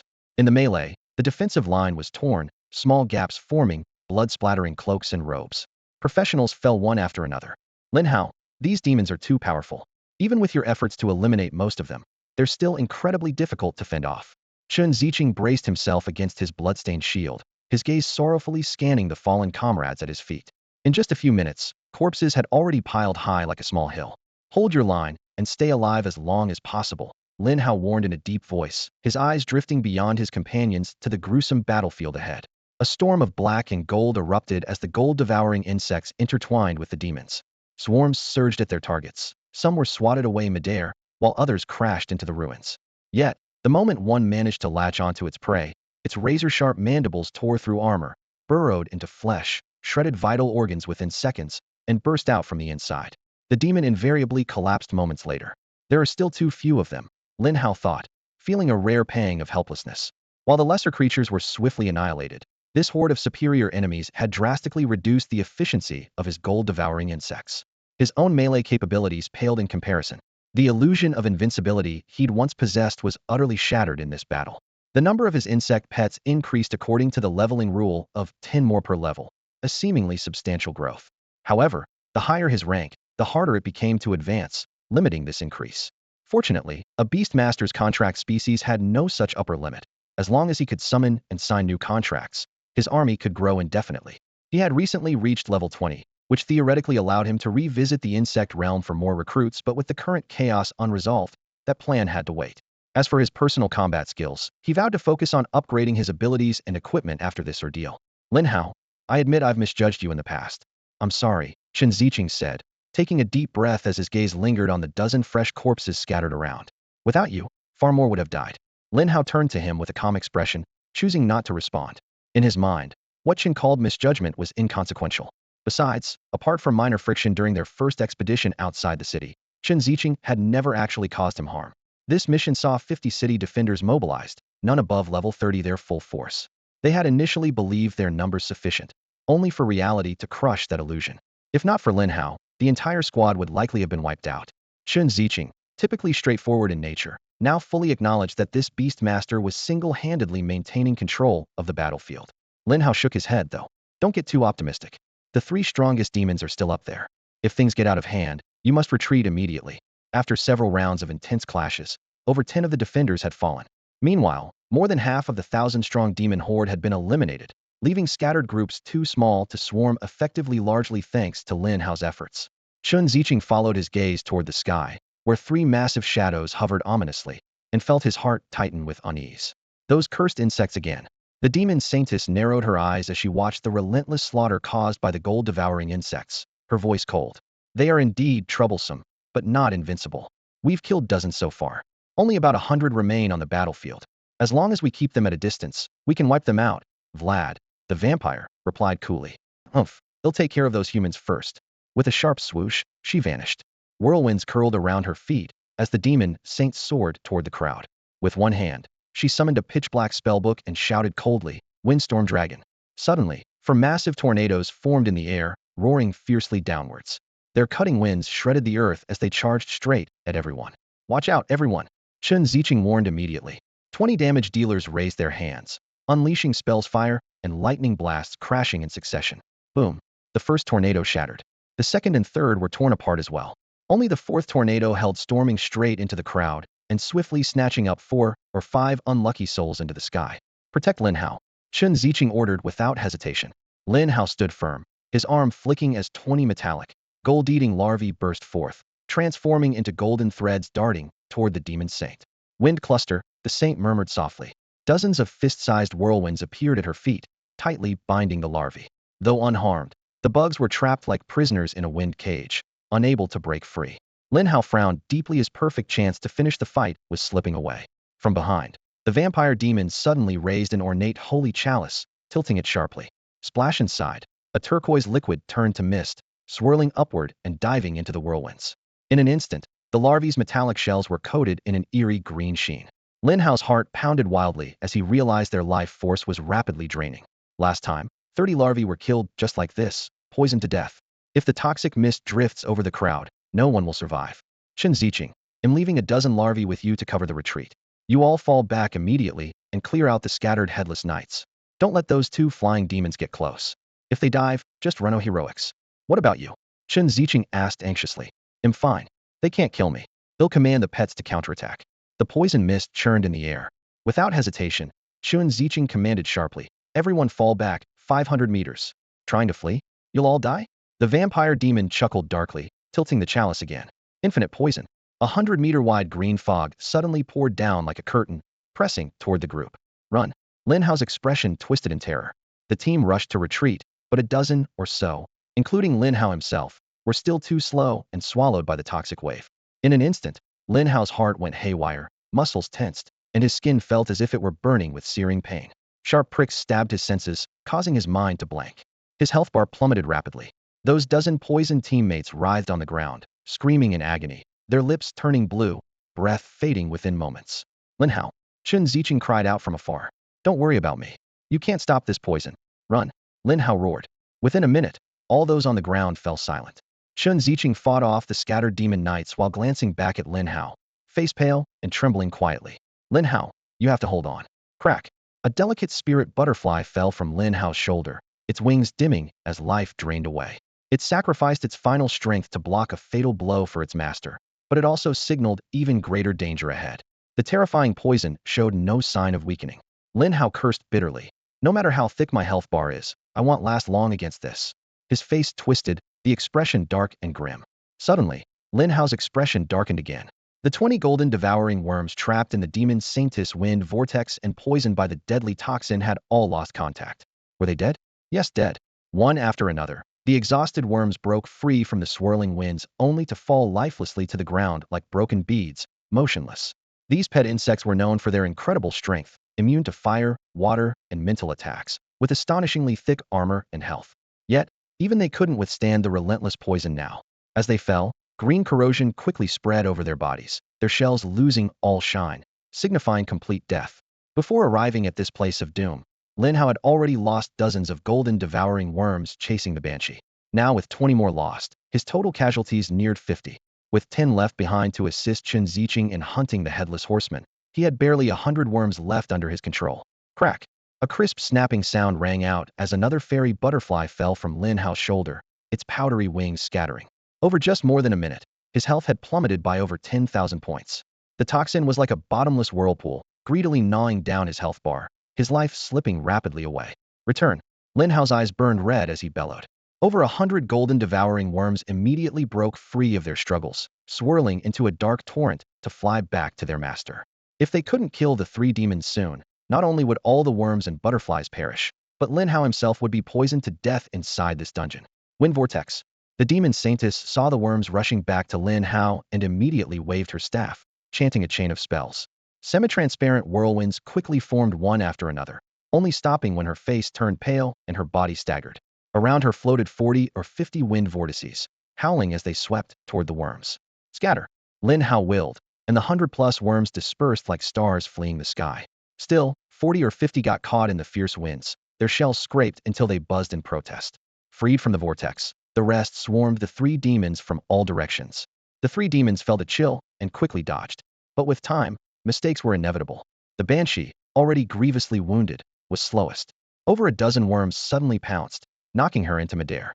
Except for a few knocked away by swiping claws, the rest tore through flesh and blood, relentlessly burrowing inside to gnaw on organs. Bloody droplets splattered everywhere as the banshee cried out in agony, folding her wings before crashing down in a cloud of dust. Wind barrier. The demon Saintis paled, hurriedly casting to raise several layers of airflow shields around herself. Each time a worm crashed into the barrier, it was blown away. But unlike the wind vortex, the barrier only repelled, not trapped. The worms would briefly circle and then roar as they attacked again. At the same time, many worms also lunged at the vampire demon. But the vampire was lightning fast, far quicker than the banshee or the demon Saintis's figure, blurring as it shifted through the air. It continuously spewed a ghostly green poison mist, targeting the 40 or 50 worms trapped inside the wind vortices, letting the toxin ravage them for cleanup. Flashing and weaving, it released toxic clouds again and again, contaminating the worms caught in the vortex. The gold-devouring beetles that had been attacking it all along followed closely behind him, but failed to latch onto it. Lin Hao cursed inwardly. His collection consisted mostly of close combat insect pets, while the demon Saintis wind shield and the vampire's incredible speed left his bugs with no opening to strike. If only he had a few ranged insect pets. Snap! Another fairy butterfly was shredded to pieces by a gust blade, its broken wings fluttering to the ground. He could only smile bitterly. Since awakening, he had traversed the insect realm and tamed the gold-devouring beetles, cleared beginner dungeons and battled in the wilderness, teamed up with Zhao Shaoling to take down bosses outside the wildlands, eliminated the 4 evils of Yang City, waged fierce battles in the Lost Mine, personally slaying the dragon Zhuoyan. He had swept across the lands almost invincible. Because of this, he had long grown used to the word invincible. But facing a true master now, his weaknesses were exposed instantly. No ranged insect pets, limited fairy butterflies, and few means for sustained combat. Had he not accidentally gained a fairy butterfly in the grass on level 10, he would have died countless times by now. If he could survive this deadlock, he could finally understand himself and figure out how to improve. Elsewhere, Chen Ziqing and the others formed a defensive line, locked in brutal combat against the headless knights and other demons. The 10 or so gold-devouring beetles Lin Hao had left darted back and forth, greatly easing their pressure and sparing the team from immediate danger. Chen Ziqing stood between soldiers and mages, her eyes fixed on Lin Hao's direction with a mixture of shock and worry. Half an hour passed, Yet Lin Hao was still locked in a fierce battle with the demon Saintess and the vampire demon. That banshee had been completely devoured by the gold-devouring beetles half an hour ago. The Saintess poison theoretically could drain over 10,000 health points per minute from a level 30 professional, yet Lin Hao had endured for 30 minutes straight. Doing the math, his HP must have been at least 300,000. Such a monster was unlike anything she had ever seen or heard of before, utterly shattering her understanding. But even if he has more tricks up his sleeve, his health can't be endless. Chen Ziqing bit her lip, her fists clenched white. Don't die. If he falls, we all go down with him. The portal will collapse. Demons will flood out. Millions in Yang City will be slaughtered in a single day. The thought chilled her to the bone, and she could only pray desperately. Lin Hao, you absolutely cannot die. At the heart of the battlefield, Lin Hao's face was ashen. After half an hour of intense fighting, less than half of his fairy butterflies remained. 60 to 70 gold-devouring beetles had fallen, with only 30 or 40 circling overhead. They charged repeatedly, but always got stopped by the wind shield or were deftly dodged by the vampire's ghostly movements. Am I really going to die here today? And oh, I still have to find my sister. I can't die. Lin Hao's eyes were bloodshot, fierce, and almost wild. In fact, the demon Saintess and the vampire were suffering just as much. The monster immune to their poison, the increasingly troublesome swarms of bugs, and their rapidly draining mana and stamina were all eating away at their willpower. After half an hour of high-intensity attrition, they were pushed to their limits. The Saintess wind shield grew thinner by the second, and the vampire's form began to show cracks. Lin Hao's gaze sharpened as he spotted a narrow opening. The wind shield had been torn. A gold-devouring beetle shot forward like lightning and bit hard into the Saintess' pale arm.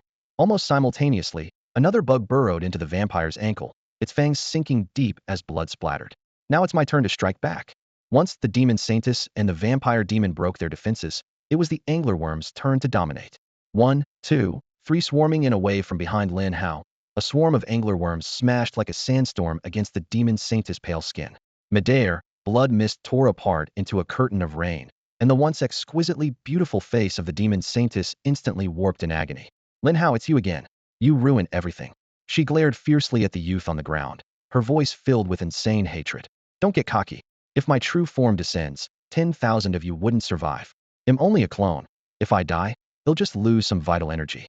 Mark my words, the entire abyss will remember you. As soon as you step out of the human world, you'll be hunted to the ends of the earth. Lin Hao looked up and sneered, casting his reply back into the sky. Pathetic loser, still so arrogant? The abyss hunting me? It'll overturn your nests sooner or later. Just wait. With that, a fury surged in his chest, almost burning through his insides. Fighting to the death with these two demons had come at a terrible cost. Nearly all of his 170 anglerworms were slaughtered, and his trump card, the spirit butterfly, was badly wounded. If the enemy hadn't broken first, he would have been the next to fall. Yet, in the ancient grudge between humanity and the abyss demons, any threat seemed insignificant. Lin Hao? The final scream ripped the air as the demon Saintess was torn apart by the worms, falling to the ground engulfed in blood mist. You have slain the demon Saintess Lord, gaining 500,000 experience points. You obtained Magic Tome, the Key of Solomon. At the same moment, the remaining anglerworms all turned sharply, swarming densely toward the vampire demon. Strange cyan-green patterns appeared on their shells, the mark of the opponent's poisonous backlash. Lin Hao had thrown all his cards onto the table. This fight was to the death. Fortunately, the vampire demon was also drained and exhausted. You are called Lin Hao, correct? The figure floated about 10 meters away, a gaping hole in his chest stripped of flesh, blood trailing like ink blown by the wind, powerless to spread. Among humans of equivalent level, you are the strongest, no, stronger than most careerists at level 50 or 60.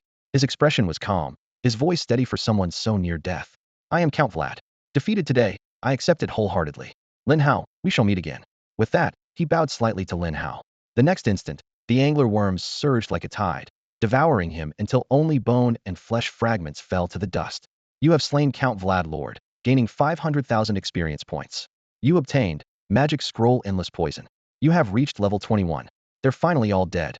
Those two maniacs, one spouting vile threats, the other actually bowing. Lin Hao spat sharply, his strength drained as he collapsed to his knees on the ground of broken stones and blood. With the enemies fully dead, the anglerworms that had performed admirably lost their targets and dropped, forming a dark shell carpet. This time, I really used up all my resources. He smiled bitterly. He knew that if he waited one more day for skill cooldowns to end, he could summon anglerworms again to reach the new level 21 cap of 210. But for all the newborn worms to grow to level 21 would need a recovery period of about a month and a half. Besides, there's still the need to replenish the spirit butterflies, isn't there? After the vampire's thunderous demise, The surging toxins in Lin Hao's body finally began to subside slowly. He exhaled in relief. If that poison had persisted any longer, he might truly have met his end here. Surveying his surroundings, he smiled bitterly for this battle. He had exhausted nearly all his trump cards, but fortunately, victory was ultimately his. Lin Hao, an urgent shout came from the distance. Chen Ziqing stepped through the debris littering the ground, jogging up to him. The battle had just concluded on this side, and victory had been achieved on the other front as well. She rushed forward and threw her arms around Lin Hao in a fierce embrace. Lin Hao was slightly stunned. Why was this girl suddenly? Lin Hao, I thought you were going to die so many times. Chen Ziqing held him tightly, her arms trembling. Without you, we'd all be dead. Thank you for saving everyone, for saving me. Her arms encircled his neck, her voice choked with tears. Lin Hao felt somewhat uncomfortable being pressed against her chest, and could only say awkwardly, I was just fighting desperately to stay alive too. Yet the physical contact secretly surprised him. This girl usually moved like the wind and sat still as a mountain, radiating the unique toughness of a soldier. He hadn't expected her actual body to be so soft, yet resilient. Any experienced man would know this type of figure was exceptional, and even Lin Hao couldn't help but feel his heart skip a beat. Lin Hao, you really did save my life, she emphasized again. Lin Hao raised his hand to push her away, but remembering those moments when they had faced death together with no hope of survival, his heart softened, and he let her continue holding him. Deputy Commissioner Lin Zhao, who led the surviving city guards as they staggered over. Some leaned on makeshift crutches fashioned from broken spears, others dragged blood-stained legs. Everyone was covered in wounds, casualties were severe, yet their faces showed the excitement of having survived. Hearing Zhao Hu's voice, Chen Ziqing hastily released Lin Hao and stepped back quickly, her pretty face flushing crimson. Deputy Commissioner Lin, all the demons in the Darklands have been eliminated. A bit further ahead, we can destroy the portal nexus. She took a deep breath to compose herself. Once we destroy the array at the portal entrance, the entire passage will completely collapse, and the Darklands will be forever severed from the abyss. Lin Hao waved his hand dismissively, his voice hoarse. You all go ahead. I'm too tired and need to rest for a moment. Yes. Chen Ziqing responded crisply, her demeanor now clearly that of a subordinate, while Lin Hao's composure made him seem like the true commander. After she led the others away, Lin Hao suddenly sensed something unusual stirring in the depths of his spiritual power. His gaze swept toward the distance, where the charred ground was littered with masses of gold-devouring beetle corpses. Some of those beetles hadn't died completely. They seemed to have formed a connection with him. Buzz, buzz, buzz. Over 20 gold-devouring beetles rose from the ground with their damaged shells, hovering in the air. Come back. Lin Hao beckoned with his hand. The swarm responded immediately, gracefully circling around him in flight. These little creatures, revived from near death, still looked fearsome, yet Lin Hao felt something strange. What was it? He seemed to sense that these 20 gold-devouring beetles felt a kind of joy upon seeing him. What's going on? Ever since Lin Hao signed a contract with the devourer beetle in the insect realm and set it as his pet template, he could summon these beetles at will. Each time he leveled up, his summon limit would increase, doubling the size of his swarm. Normally, these insects should behave like mechanical parts completely devoid of independent consciousness, only obeying his mental commands. But the few in front of him clearly defied this rule. After reaching level 21, they began exhibiting faint emotional fluctuations. Their flight paths became smooth, and their movements gained a fluid grace that was completely unlike their previous rigidity. Lin Hao squinted and glanced into the distance where about 10 beetles originally assisting Chen Ziqing still hovered. Come here, he ordered mentally. With a buzzing rush, those 10 devourer beetles sped over. When they landed before him, Lin Hao compared them carefully and immediately noticed the difference. This newly arrived group showed no change and retained their old behavior, while the 20 beside him were completely different in demeanor and motion. His gaze locked on the 20 unusual insects, and the next moment, he froze. Above their heads, their status read level 21 Devourer Beetle Elite, while the others simply showed level 21 Devourer Beetle. Besides leveling up, can pets evolve after long battles? Lin Hao's heart stirred. Though the level was the same, crossing from normal to elite meant these beetles had developed a slight independent spirit. They looked full of vitality, no longer sluggish as before. If elites could keep advancing, could leaders, lords, or even insect kings be born? It was possible, very likely even. As for what triggered their evolution, Lin Hao thought hard but had no clue, guessing only that after enough combat, accumulated potential suddenly broke through. The answer was elusive, but he wasn't in a rush. There was plenty of time to study. Besides the change in aura, would their attributes improve, too? Lin Hao first checked the stats of a normal devourer beetle. Level, 21. Strength, 19,200. Agility, 9,600. Spirit, 9,600. Constitution, 19,200. Skills. 1. Rage. Entering a rage state boosts attack by 200 for 30 minutes, with a 2-hour cooldown. 2. Acceleration increases movement and attack speed by 200 for 30 minutes, with a 2-hour cooldown. Seeing these numbers made Lin Hao gulp. Normally, such absurd stats were impossible at level 21. It had to be his god-level talent, skill enhancement, leveling up again, and granting an extra acceleration skill. It was like having double speed during rage on top of the already doubled attack. Absolutely overpowered. What about the elite devourer beetles? Brimming with anticipation, Lin Hao quickly switched to their stats panel. The moment it popped up, he was stunned to the core. Level 21 elite gold devouring beetle stats. 38,400 strength, 38,400 agility, 19,200 spirit, 19,200 constitution, 38,400 skill. Rage. When the beetle is enraged, its attack power increases by 200 for 30 minutes, with a cooldown of 2 hours. Acceleration. When accelerated, its movement and attack speed increase by 200 for 30 minutes, also with a 2-hour cooldown. Holy crap, all attributes doubled. This is a jackpot. Lin Hao burst into uncontrollable laughter. This time, he wasn't losing out, was making a massive profit. Although had only raised about 20 elite gold-devouring beetles so far, these godlike stats were enough to leave any same level class far behind.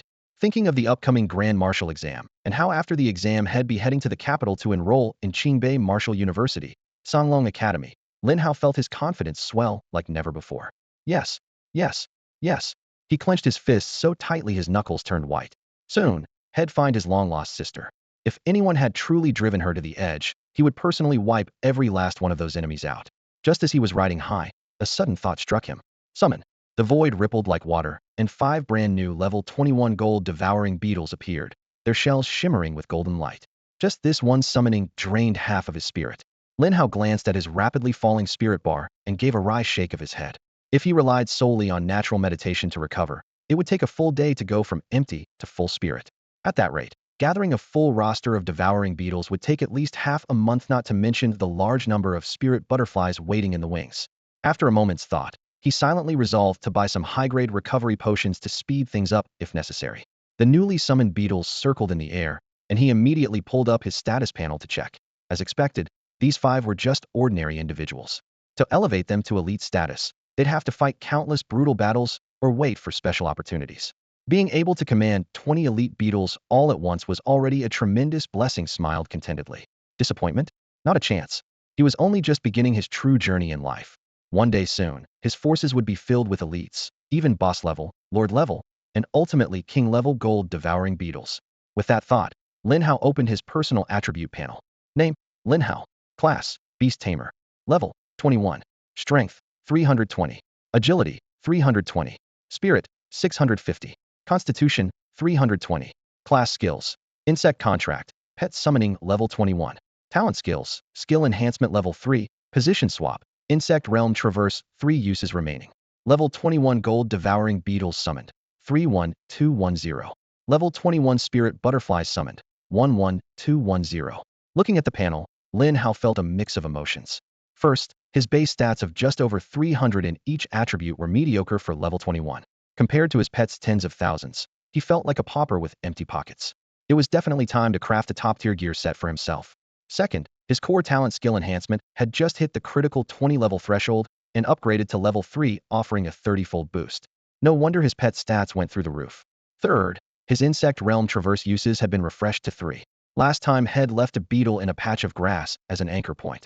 Next time he entered the insect realm, he could instantly swap positions to that spot instead of appearing randomly like a headless chicken as before.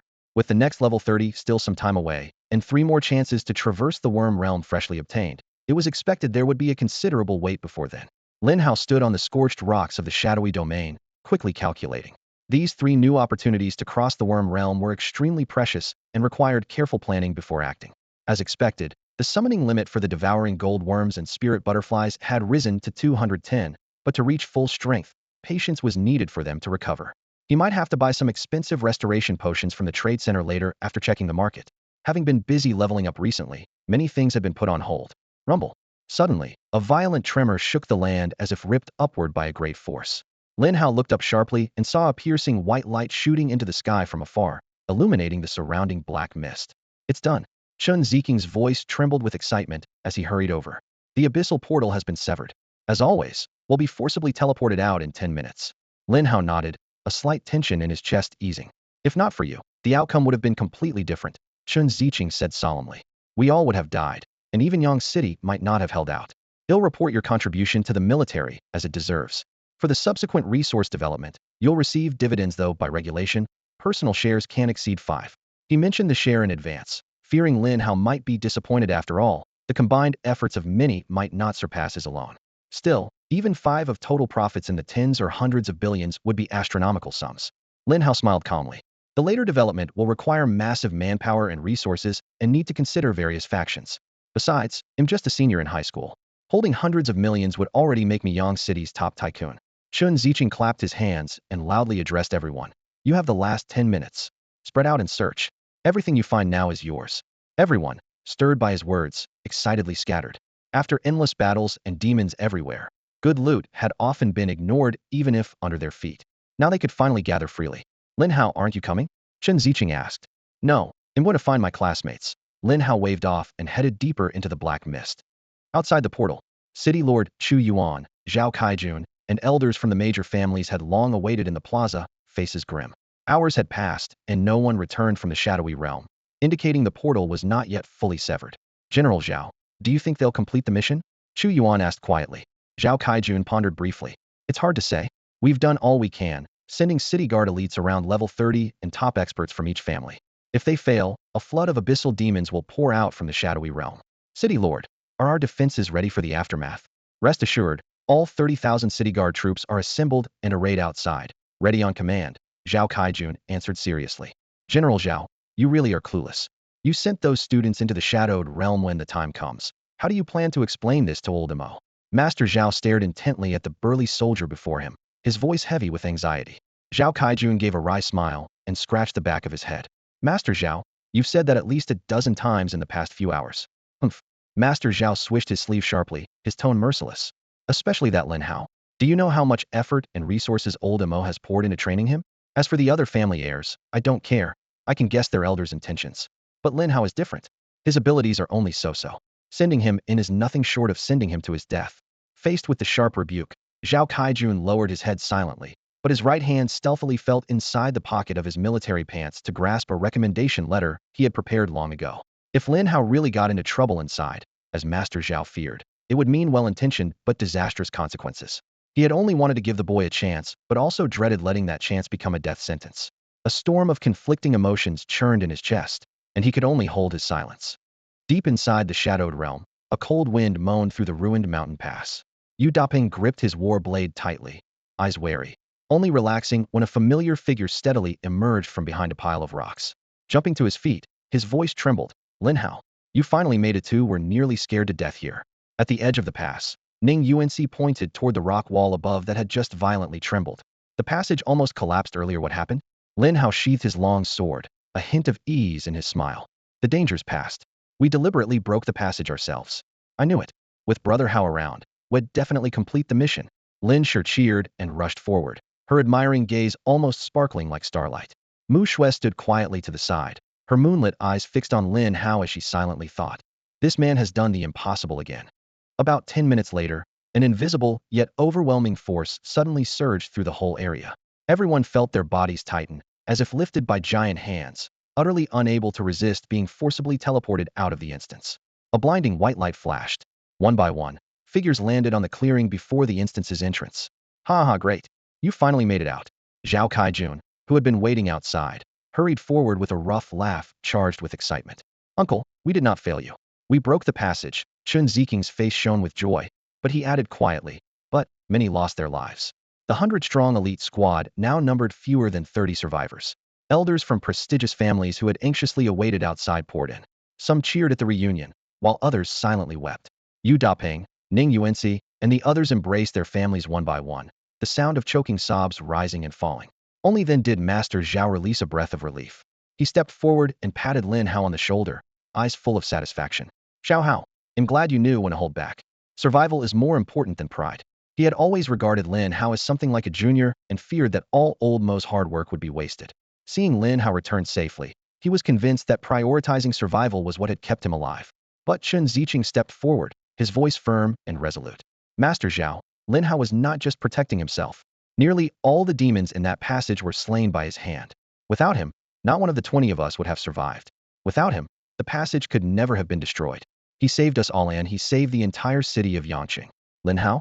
Master Zhao was stunned. The gazes of many powerful figures quickly focused intently on the young man. Ziqing, why don't you tell us how the battle unfolded this time? Zhao Kaijun asked in a grave tone. All right. Chen Ziqing began recounting the experience of entering the shadowy domain.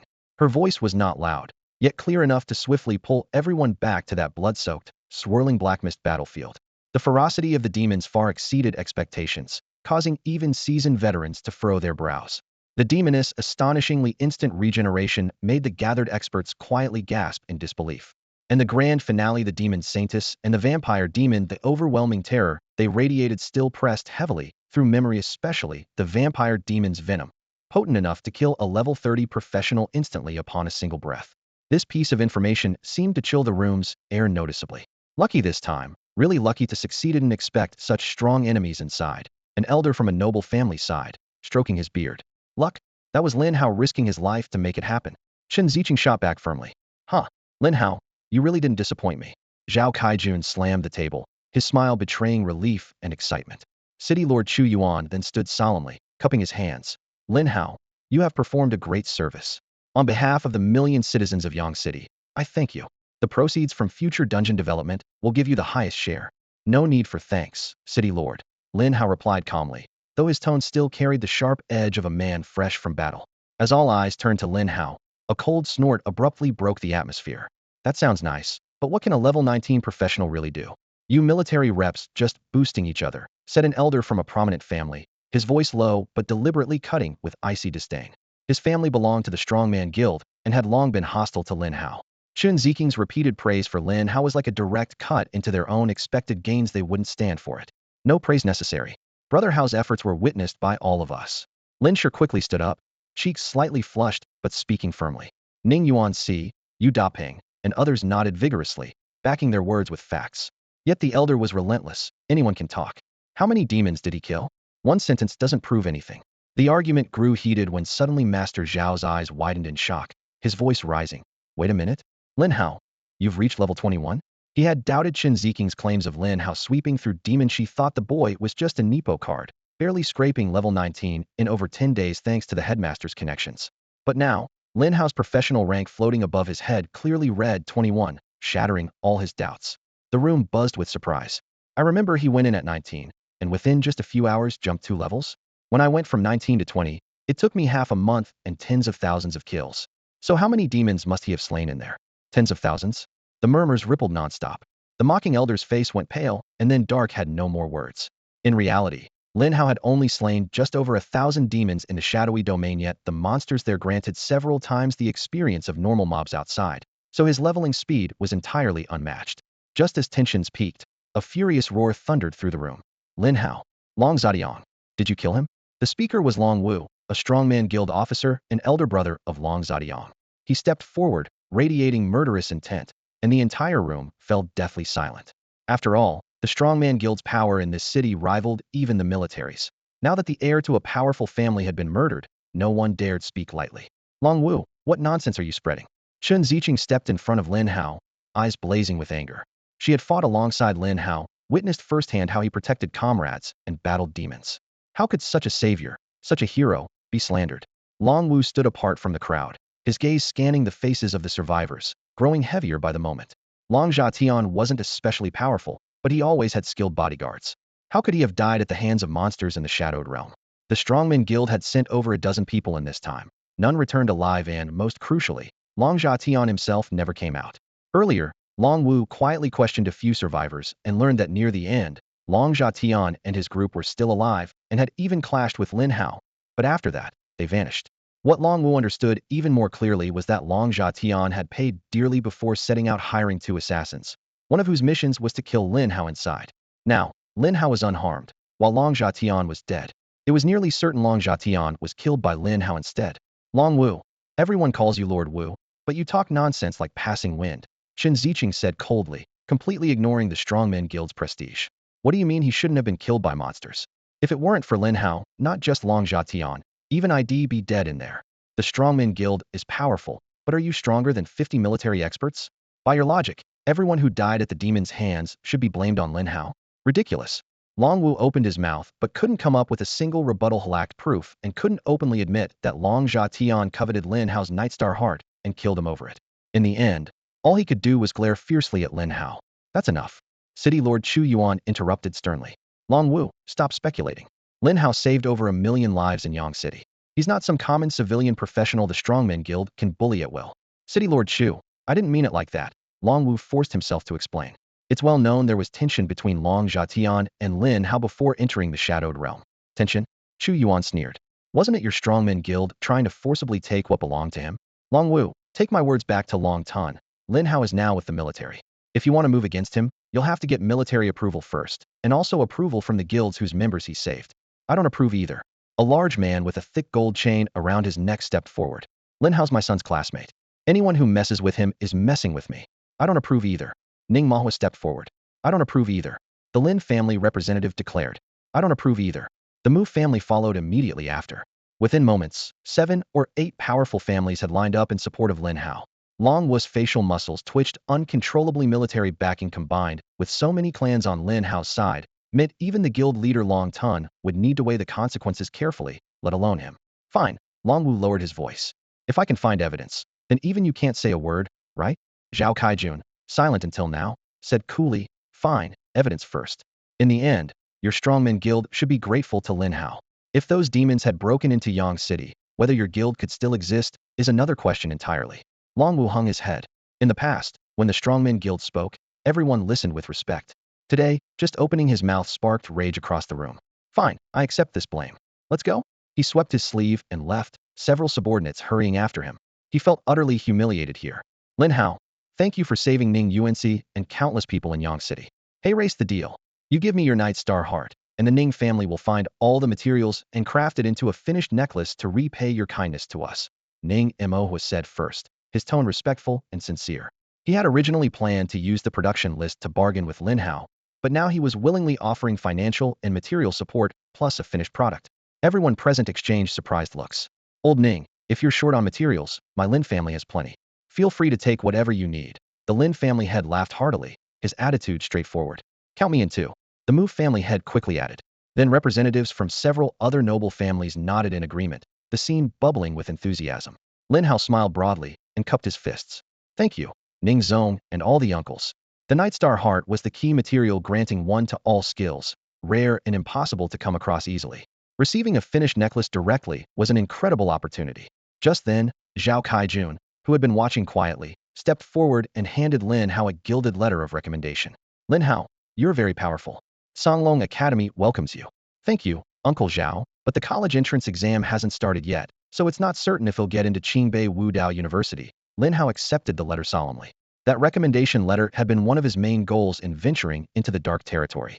He hadn't expected Zhao Kaijun to be prepared already, which also showed the great confidence he had in him. Chu Yuan, the city lord, laughed heartily.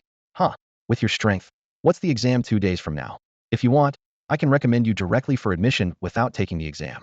Yes, Lin Hao, I have that authority. As a top-ranking official in the Daxia Empire, Chu Yuan indeed could get him special admission. Lin Hao shook his head. Thanks to Uncle Zhao and Lord Chu for the kindness, but I prefer to take the exam. I want to see how I compare to other senior high school students. Good. That's the spirit of a true Yang City lad.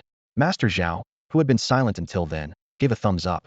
Zhao Kaijun added, there's more good news. We discussed and decided to reward you with 100,000 merit points for your great contributions. Merit points? Lin Hao recalled Zhao mentioning them when inviting him into the shadowy place, but hadn't paid much attention as his mind was focused on the recommendation letter. Zhao explained, don't underestimate merit points. They are worth far more than money. Even for our Yang City military, giving you 100,000 points is a big sacrifice. It's been saved up for a long time. Thank you, Uncle Zhao and Lord Chu. Lin Hao's heart burned with gratitude as he accepted this additional gift. All right, you all should go rest now. We'll continue discussing the next steps and let you know your personal profit share once it's finalized, Chu Yuan said before standing up and leading the other military leaders toward the conference hall. No sooner had the big shots left than Yu Dapeng and Ning UNC rushed over. The younger generation hadn't dared to interrupt earlier and had only listened carefully. Boss, you're amazing. Your level is rising way too fast. You're already at level 21, Yu Dapeng said as he came up to Lin Hao and gave a thumbs up. He excitedly added, yesterday, Ning UNC and I gathered 10 dungeon cooldown stones, but now you can't enter the Lost Mine dungeon anymore. If you could bring us through the Lost Mine dungeon 10 more times, I might reach level 20. Dapeng, what level are you now? Ning Yuanci asked from the side. After entering the Dark Lands, I was lucky enough to meet the boss. Following him for a while, I've leveled up from 17 to 18 now at 70. You're at a higher level than me now. Ning Yuanci's expression dimmed slightly after hearing Yu Dapeng's report. Yesterday, Lin Hao had forcefully pulled her from level 12 to 17. During today's trip to the Dark Lands, she barely managed to kill any demons, so her experience gains were naturally meager. In comparison, Yu Dapeng's growth was simply outrageous yesterday. He shot from level 10 to 16, and today, thanks to his performance in the Dark Lands, he'd charged up to level 18 and then some. Brother Hao has already reached level 21. He's definitely got a better shot at getting into Qingbei Martial Arts University. Lin Shi clapped her hands, her eyes sparkling. But then her tone shifted, and she smiled bitterly. Though for us, this is actually bad news. We can't keep up with his pace, we can't level up.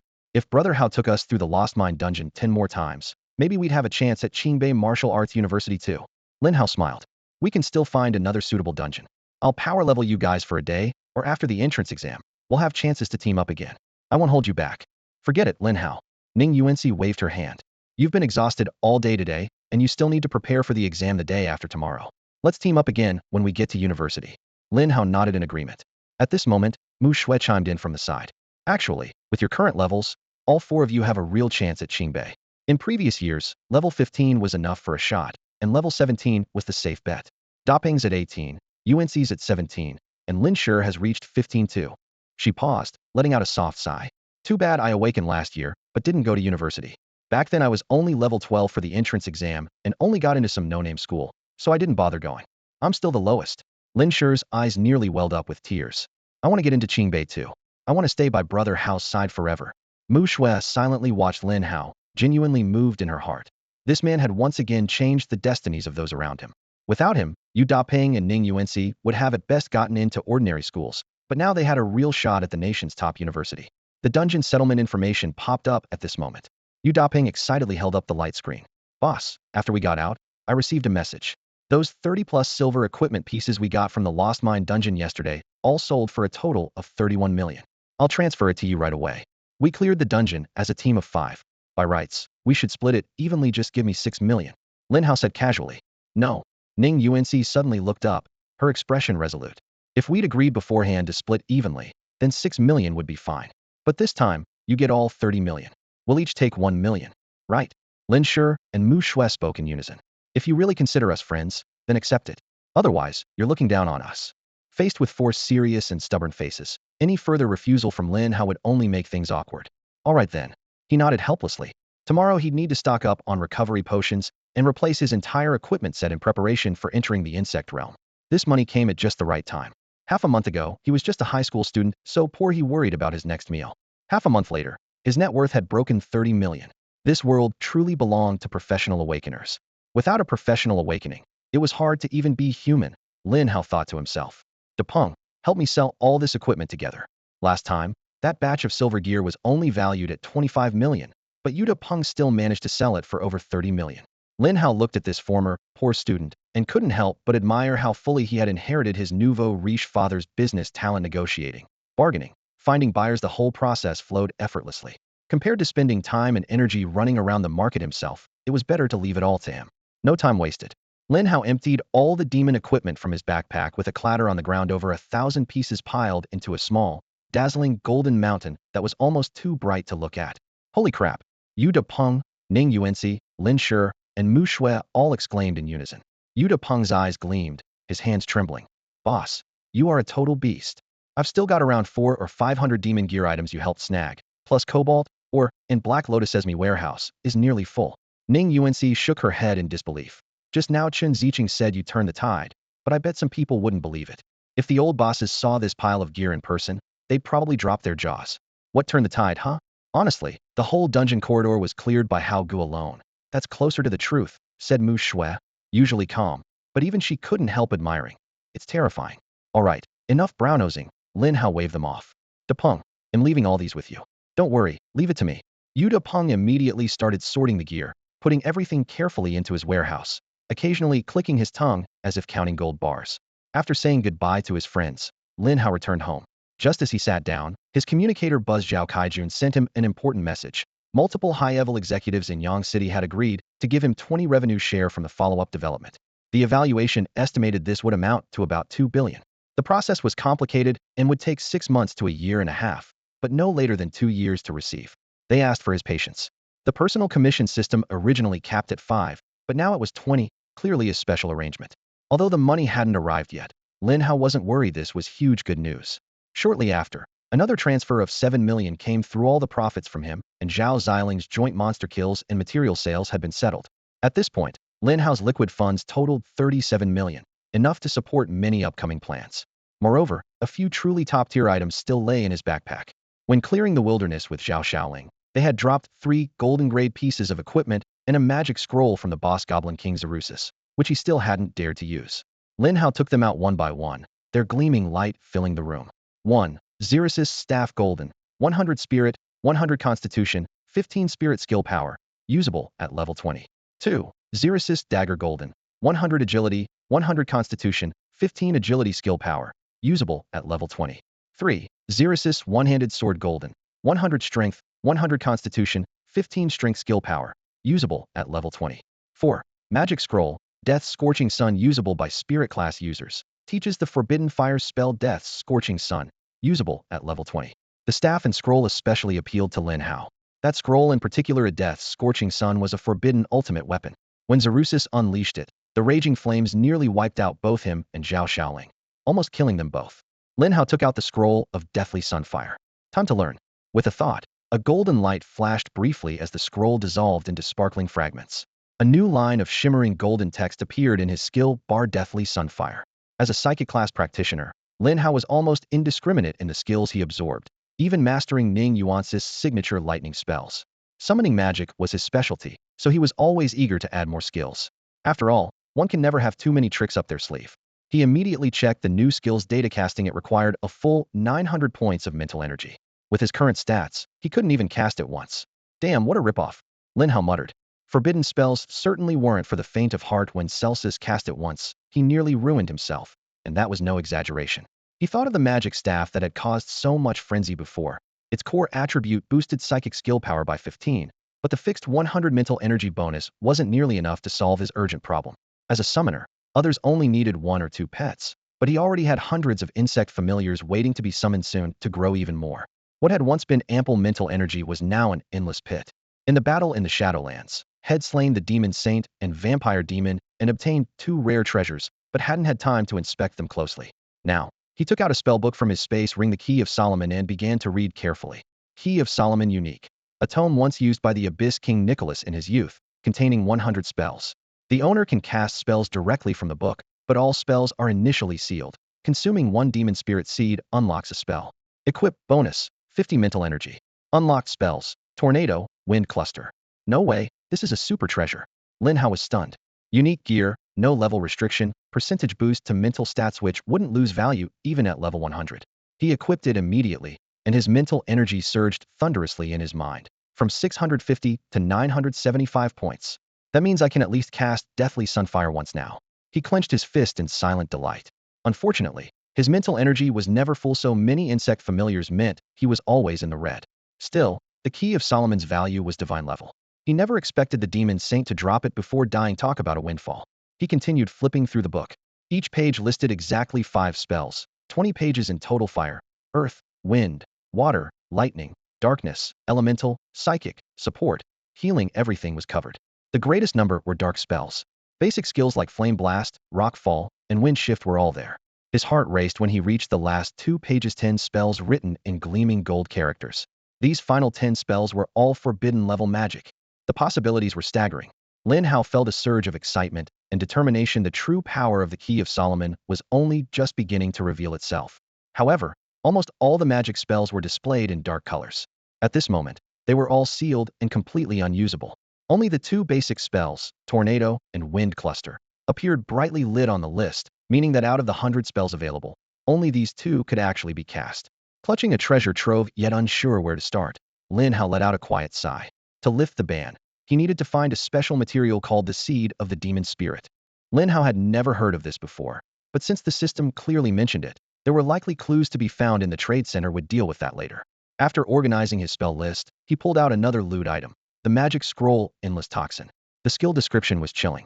After casting, the target's blood will nourish the toxin, which decays at only 1 per minute.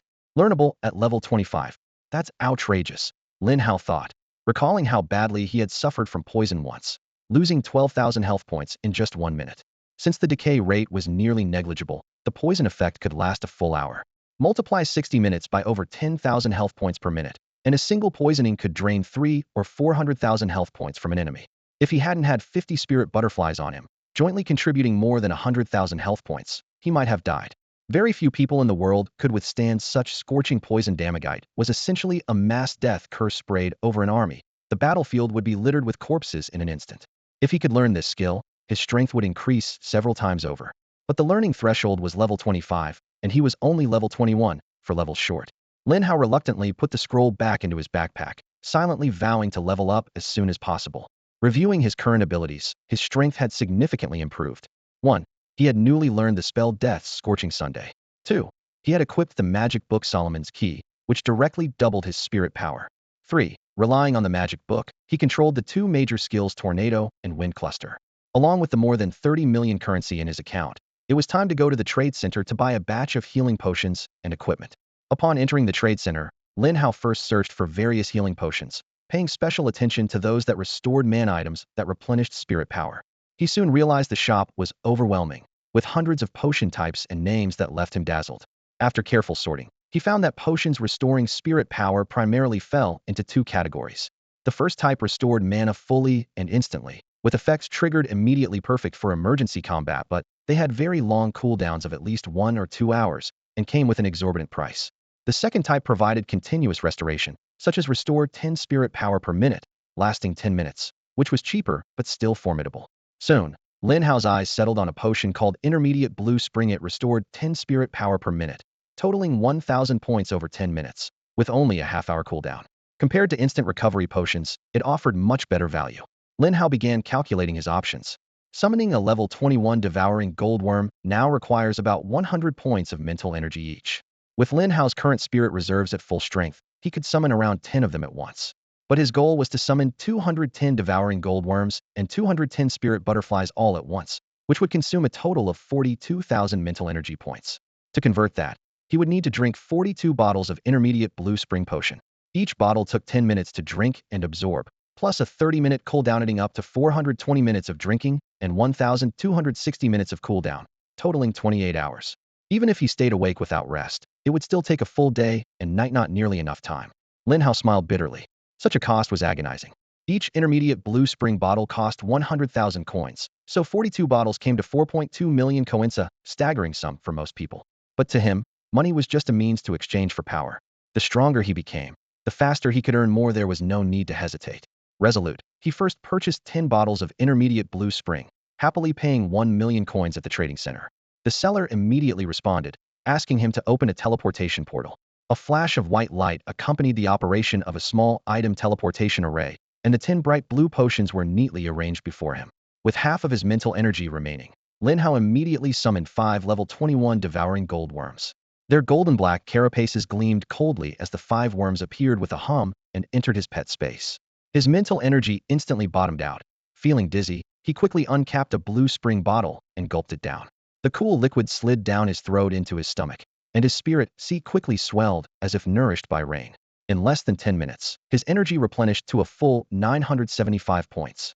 Now energized, he summoned 10 more devouring gold worms in quick succession. After the half-hour cooldown, he downed another potion, repeating this cycle over and over. This pattern: drink potion, summon, drink again, summon, was considered insane among professionals. No one suddenly burned tens of thousands of mental energy or wasted so much money. Most practitioners preferred meditation to recover slowly. But Lin Hao simply didn't have time to wait. The results were surprisingly effective, and he was pleased. He even placed an additional order for 20 more bottles of Intermediate Blue Spring. Another 2 million coins were transferred immediately, leaving the shop owner speechless.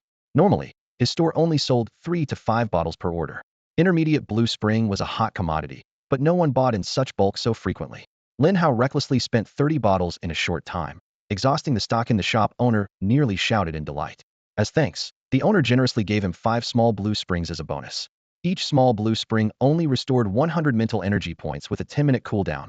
Hardly enough, but better than nothing. Lin Hao accepted them gratefully. From then on, he fully entered a relentless money-burning cycle. Drink potion, summon, drink again, summon, non-stop. During cooldowns, he casually browsed other items in the trading center. A golden halo caught his eye. A mental energy robe, gold grade, 500 mental energy, wearable at level 20. Maker, Luo Shui Yao. Note, one of the 3-piece mental set, collecting all 3 grants an additional 1,000 mental energy. This was the specialized equipment he had dreamed of. The price tag read, 9 million coins. Lin Hao raised an eyebrow. This rare treasure wasn't dropped in a dungeon, but crafted by a life profession user, and judging by the name, it seemed to be made by a female crafter. Since awakening as a beast tamer and racing up levels, he rarely paid attention to life profession users. Now he realized how much he had underestimated them. While he fought through battles and earned 30 million by hard work, someone had sold a single piece of equipment for 9 million. Below the item, there were many comments. This junk is going for 9 million? That Luo Shui Yao must be out of her mind. What's the point of adding so much spirit power? That price could buy gear with actual skill effects. Just passing by, lol. This piece has been listed for over a year, still hanging around? Haha, this gear is worth at most 7 million. In just a few lines, the ridicule and disdain of onlookers were palpable. Lin Hao scanned the comments, but felt no hesitation. For most people, the hotly contested gear usually boosted attack power, but he was unusually interested in this spirit 3-piece set. The extreme spirit power bonus perfectly suited his preference. However, if it were just a single piece of equipment, he wouldn't care much. The comments mentioned a 3-piece set, so where were the other 2? Curious, Lin Hao typed Luo Shui Yao into the trading center search, and all her listings immediately appeared on the display. Luo Shui Yao was not a prolific crafter, with only 20 or 30 pieces for sale, but they had all been listed for a long time with very low turnover. Lin Hao skimmed through and found that her gear almost unanimously followed an extreme build style.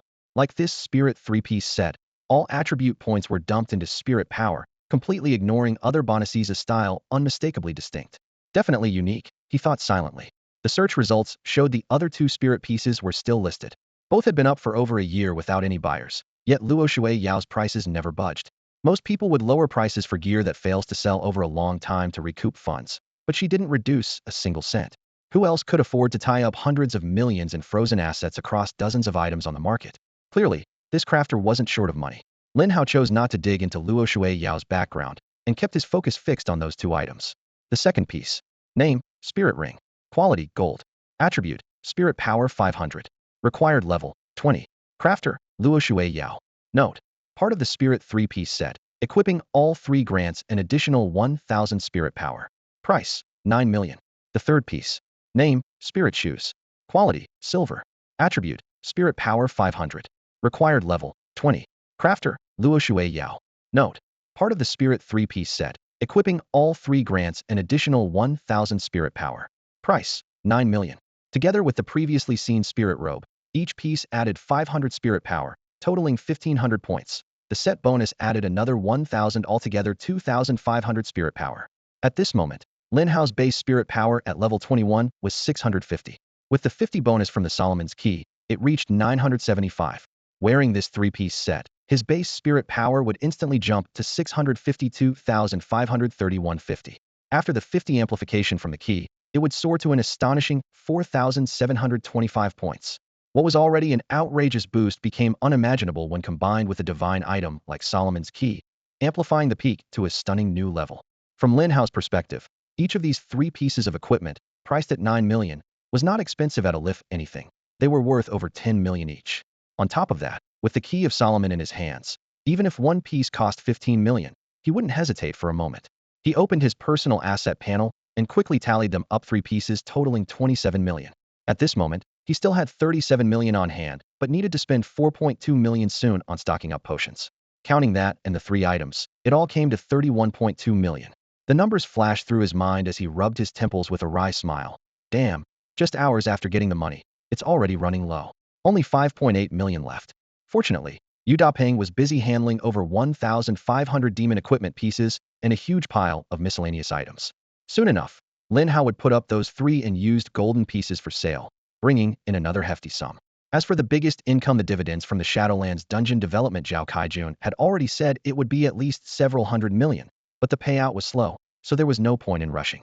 After weighing it all, Lin Hao decisively clicked purchase behind the spiritual power robe, paying 9 million on the spot. In the capital city, among the three top aristocratic families of Daxia Luo, Chun, and Yin known collectively as the Three Pillars, a spacious metal workshop deep inside the Luo family's courtyard was brightly lit. Luo Shuiyao, in her early 20s, half reclined in a chair, leaning back at a 45-degree angle with her long legs crossed on an alloy operation desk, exuding a casual, carefree attitude far from any demure lattice. Her left hand held open a copy of Demon Forging Techniques, in depth, her eyes shining with focus. Her right hand occasionally reached for a snack bag on the desk, deftly popping a chip into her mouth with crisp crunching sounds. Creak. The wooden door swung open, and the young maid Xiaolu bounced in, her joy barely containable. Miss. The spiritual power robe you listed a year ago just got snapped up. The money's already paid. Luo Shuiyo's ears twitched. She snapped the book shut, her bright eyes sparkling. Hee, finally someone with good taste. After being broke for a year, I'm back on top. Xiaolu, call all my girlfriends tonight at Heaven on Earth, we party hard. Drinks, fun, male models on demand. It's on me. Knew you'd say that. Xiaolu grinned, nodding enthusiastically. They'll notify everyone right away. But, the buyer didn't contact you to haggle? Not even a discount. Luo Shuiyao raised an eyebrow. Nope. Xiaolu shook her head in surprise. Usually, buyers wear you down with negotiating. This time, not a word, just bought it outright and paid immediately. Oh wow, that's quite a big spender, Luo Shuiyao chuckled, her eyes spinning with genuine interest. Xiaolu turned to run and gather people. The room quieted, and Luo Shuiyao stretched luxuriously, the elegant curve of her figure perfectly framed by the lights. She glanced at a pile of works not yet listed and thought to herself. Finally, the days of scrimping are over. Tonight, I have to book 10 male models and really celebrate the Luo heiress making a grand comeback. Bang! The door opened again. Xiaolu burst in, breathless, eyes bright as tiny bulbs. Me, miss. That big spender just snapped up 2 more orders. Your ring and boots are all sold.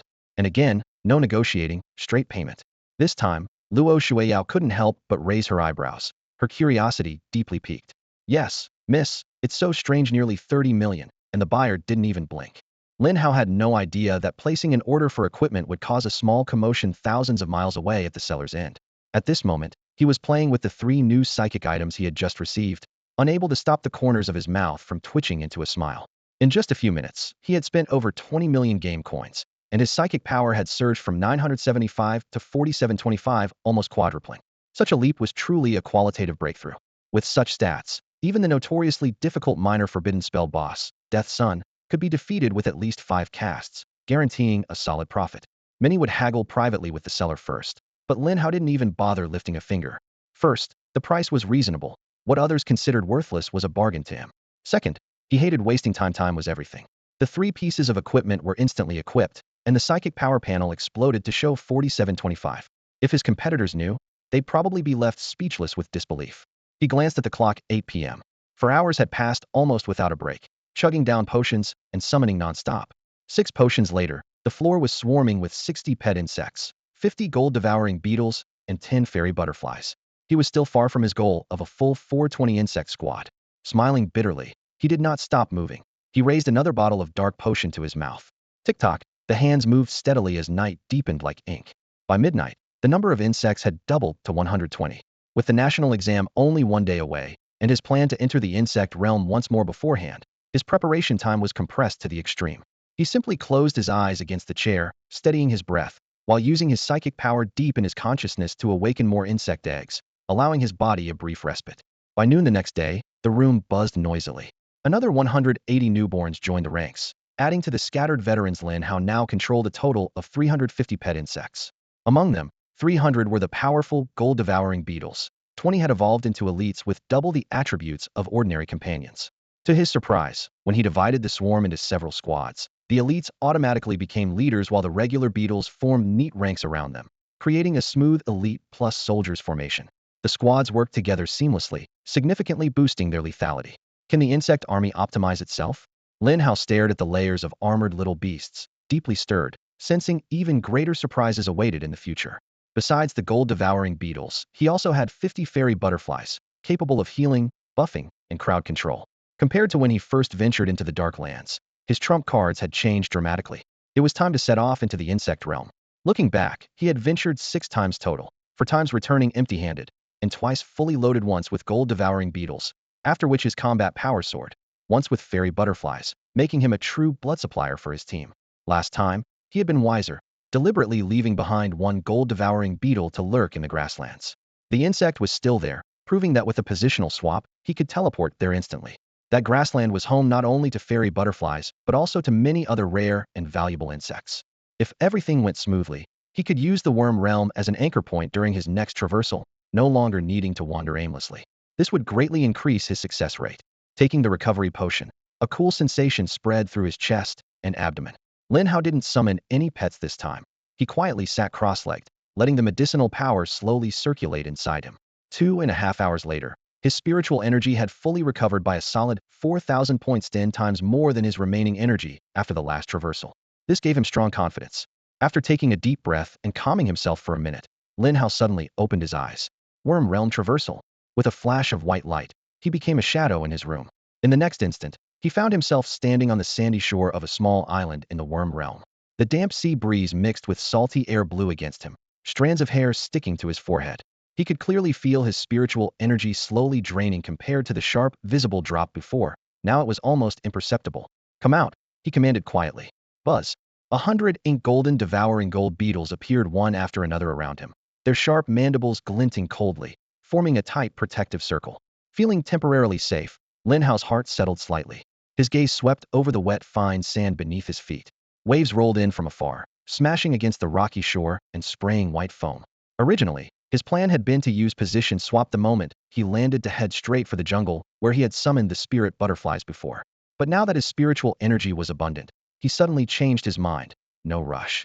He would explore this island first. Eventually, he would contract the fast honeybees in that jungle. But since he had the leisure now, he wanted to see if this lonely island might hold other surprises. Looking around, the island was small, with a rocky hill about 20 meters high at its center. Sparse coconut trees rustled in the sea breeze. This place wasn't a dangerous spot as legends described it, even had a tranquil vibe. Lin Hao walked slowly along the shore, the devouring gold beetles lining up behind him. Occasionally, flocks of birds streaked swiftly across the bright blue sky above. They would dive down into the water and snatch prey, not fish, but aquatic insects covered in scales, resembling fish. As a bug tamer, Lin Hao was particularly sensitive to the aura of these strange bugs and inwardly marveled. It seemed the worm realm really only had bugs. Even in the sea, there were no true fish. After an hour of circling the island, he returned to his starting point. Except for flying insects in the air and swimming bugs near the shore, he found nothing else. Considering this island was surrounded by sea and far from the mainland, it wasn't too desolate to nurture such life. Just as he was about to leave, the sound of fluttering wings came from the forest at the island's peak. Looking up, he saw hundreds of bird-like insects abruptly drop and scatter, black silhouettes flashing under the sunlight. Lin Hao's curiosity was piqued. He decided to get closer. Carrying his devouring gold beetles, he climbed the rocky slope, the gravel crunching underfoot. The island's elevation wasn't high, and he soon approached the summit. Unexpectedly, the bird insects were alarmed by his presence. They flapped their brown thin wings and scattered toward the open sea, hovering uncertainly above the water. Lin Hao couldn't help but smile wryly. "Let's go, there's no point lingering here." Lin Hao looked up at the overcast sky, just about to activate position swap and leave, when suddenly the sea exploded with a crashing roar like a giant hand slashing through the water. A colossal creature shot up into the air. Its length was easily as long as 3 football fields, blotting out the sky and instantly darkening his vision. The fish-shaped monster opened its massive jaws, rows of gleaming white fangs forming a terrifying wall. As it snapped shut, hundreds of birds and insects flying around barely had time to scream before being swallowed whole. What the hell? Lin Hao's hair stood on end. What kind of creature was this? So terrifying. It had been lurking beneath the waves without him noticing at all. If this beast had ambushed him, he wouldn't have left so much as a trace. His nerves snapped tight as he immediately dropped low behind some short trees on the hilltop, frozen and motionless. Had spent over an hour wandering the island just now, thinking it was safe, never imagining such a massive predator was lurking nearby. A cold sweat ran down his spine as it suddenly hit him. He had basically been walking right under the monster's jaws. But what shocked him even more was that the creature didn't plunge back into the sea. Instead, its 2 gigantic fins suddenly spread like wings, beating against the air, and with a whoosh it rose into the sky, circling above Lin Hao's head. A flying fish. He held his breath, pressing himself against the ground, only daring to peek with his peripheral vision. The silhouette vaguely resembled the Kuanpeng from ancient Chinese legends. From the northern darkness, there is a fish. Its name is Kuan. The Kuan is so large no one knows how many thousands of miles it spans. It transforms into a bird whose name is Peng. Yet this creature clearly wasn't thousands of miles long like the myth described, but it was certainly no ordinary beast. The giant hovered low, clearly aware of Lin Hao, but showing no hostility. As a bug tamer, he was extremely sensitive to insect emotions and picked up on a subtle sign of harmlessness. Feeling safe, he slowly stood and raised his hand to cast a detection spell. As expected, a screen of appeared completely indecipherable. If only he could contract it, what a show that would be, he thought, but quickly shook off the fantasy. With his current level, contracting such a high-tier creature was impossible. The insect world's really insane. There really is a company-like being here. Lin Hao vowed silently to become stronger and fully explore this world. Resolute, he decided to leave the island and head for the grasslands. Just then, the giant fish suddenly changed direction, slowly drifting above him. Two colossal eyes, like skyscrapers, locked onto him tightly. Lin Hao's palms grew sweaty. Instinctively, he prepared to use position swap again. But suddenly a thought exploded in his mind. Why not try contracting it? Worst case, I lose some energy and teleport away. His heart pounded wildly. He gritted his teeth. In the next instant, his spiritual power surged, condensing into fine threads aimed at the massive creature contracting a bug. Unexpectedly, there was no resistance at all. Huh, a larva? Lin Hao caught a flicker of the giant's thoughts, innocent, naive, like a human infant. Boom, boom, boom. His heart felt like it would burst through his chest. If there's a larva, then there must be an adult nearby. If the larva's already several football fields long, then the adult. Danger. If the adult appeared, he might not even get a chance to escape. Opportunity. Which meant this creature wasn't completely uncontractable. On the contrary. Opportunity. This was a real chance. Lin Hao continuously infected the other party, his mental energy rapidly draining. The first wave of 1,000 points of mental power was instantly depleted. The contract still hadn't been formed, but fortunately the target showed no fierce resistance, only dizziness and confusion. A chill ran through Lin Hao's heart, but there was no time to hesitate. He unleashed a second surge of mental energy, like a tidal wave. Another 1,000 points vanished, and the target's emotions were already largely assimilated. Faintly beginning to feel a closeness toward him, there was hope. Yet this fish insect was enormous, its sea of consciousness unfathomably deep. Even as a juvenile, it exceeded his expectations. In just a brief moment, a third 1,000 points of mental energy was burned through. Lin Hao's chest felt hollowed out, with only a handful of reserves left.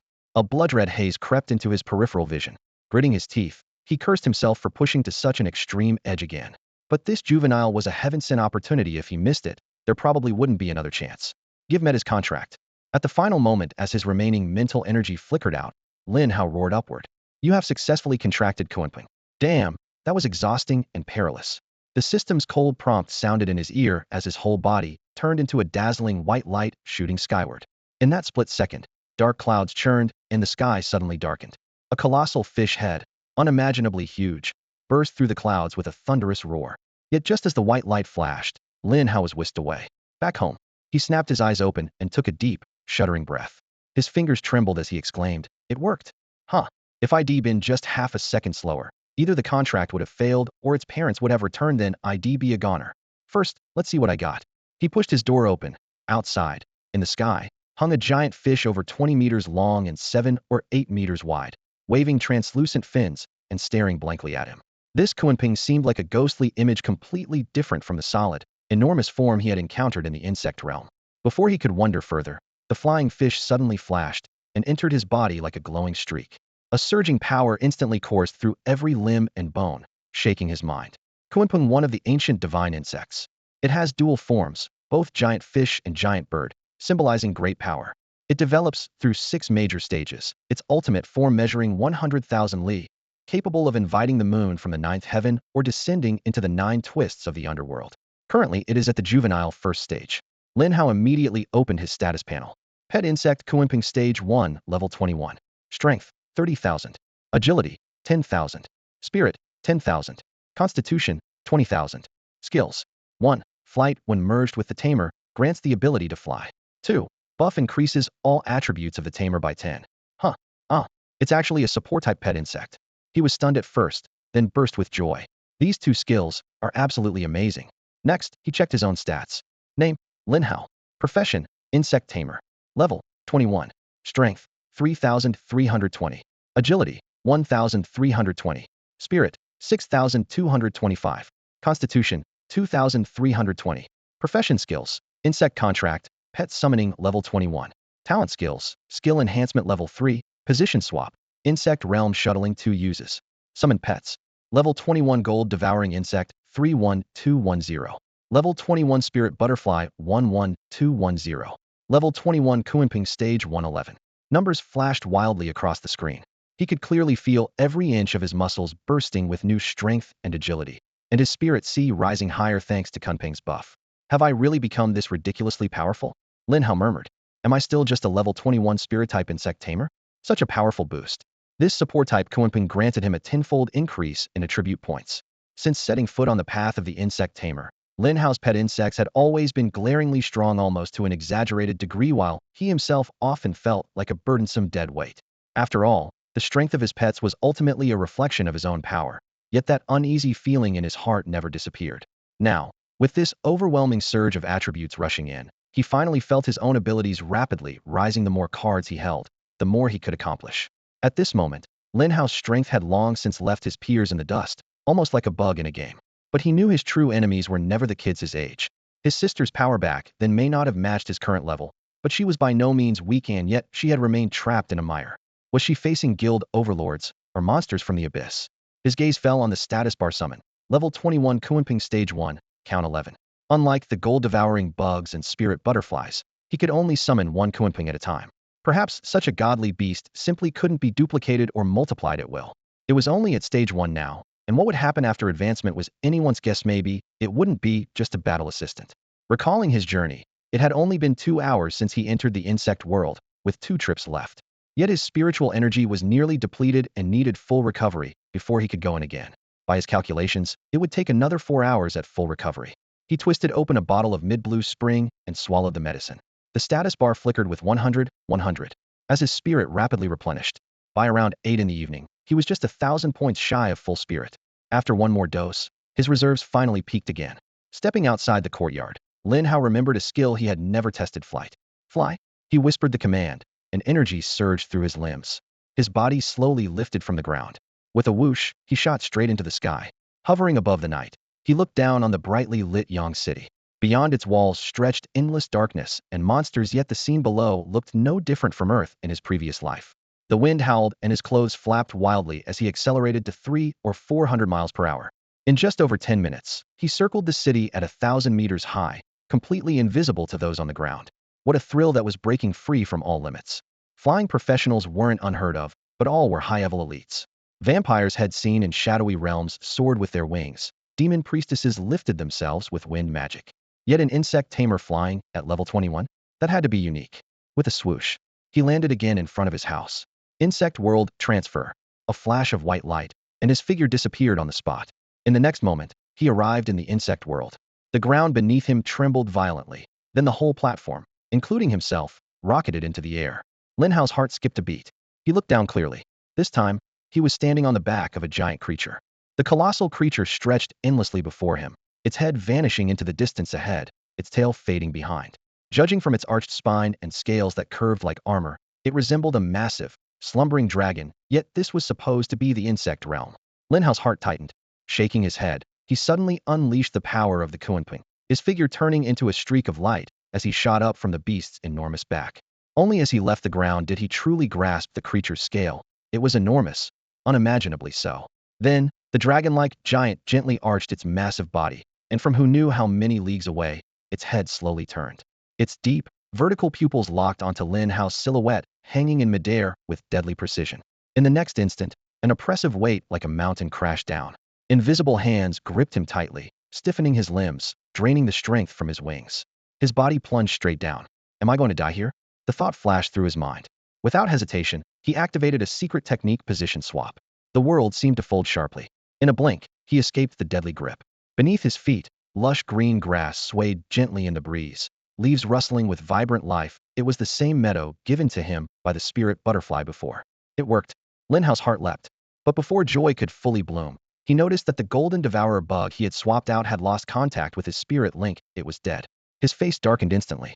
Had he hesitated even a moment longer, he would have died instead. Did the giant beast strike? Or was there another force at work? No way to tell. Moments ago had been confident, feeling his strength surge. Now cold sweat poured down his back. In this insect realm, just surviving felt like an impossible luxury. What level must he reach before he could truly stand his ground? Show yourselves, he whispered. More than 100 golden devourer bugs suddenly appeared, swarming around him. With a flicker of his will, 4 or 5 were dispatched in different directions, flattening themselves to the ground to scout. Having set his traps, he hovered half a foot above the earth, toes barely grazing the air, gliding low as he slowly surveyed the landscape. The scene was eerily familiar, endless green grass dotted with scattered colorful blossoms. But there was no buzzing of bees, no fluttering of butterflies weaving among the flowers. The usual lively hum of insect life had vanished completely. What's going on? Is this a different time? He wondered silently. He pressed forward several hundred meters. Still not a single insect appeared, as if all life on this meadow had suddenly been drained away. Then, far in the distance, bursts of multicolored light flashed in rapid succession. Moments later came a steady series of muffled thumps, like drums beating out a battle rhythm. Lin Hao's heart stirred. Was another fight breaking out? He recalled the second and third times he ventured into the insect realm, when he had stumbled upon fierce battles among insect clans. Back then, he hid trembling in mountain hollows until the time limit for teleportation pulled him away. Now, his gaze sharpened toward the horizon, where spell light bursts flickered continuously, though there were no visible shapes of fighting insects. Come out, he called once more. Another 100 golden devourer bugs burst through space, hovering around him. 200 insect guards encircled him firmly. Without hesitation, Lin Hao's form shot forward like an arrow launched from a bow toward the battlefield. The rushing wind roared past at quimping speeds. Even so, it took him nearly an hour to reach the edge of the war zone.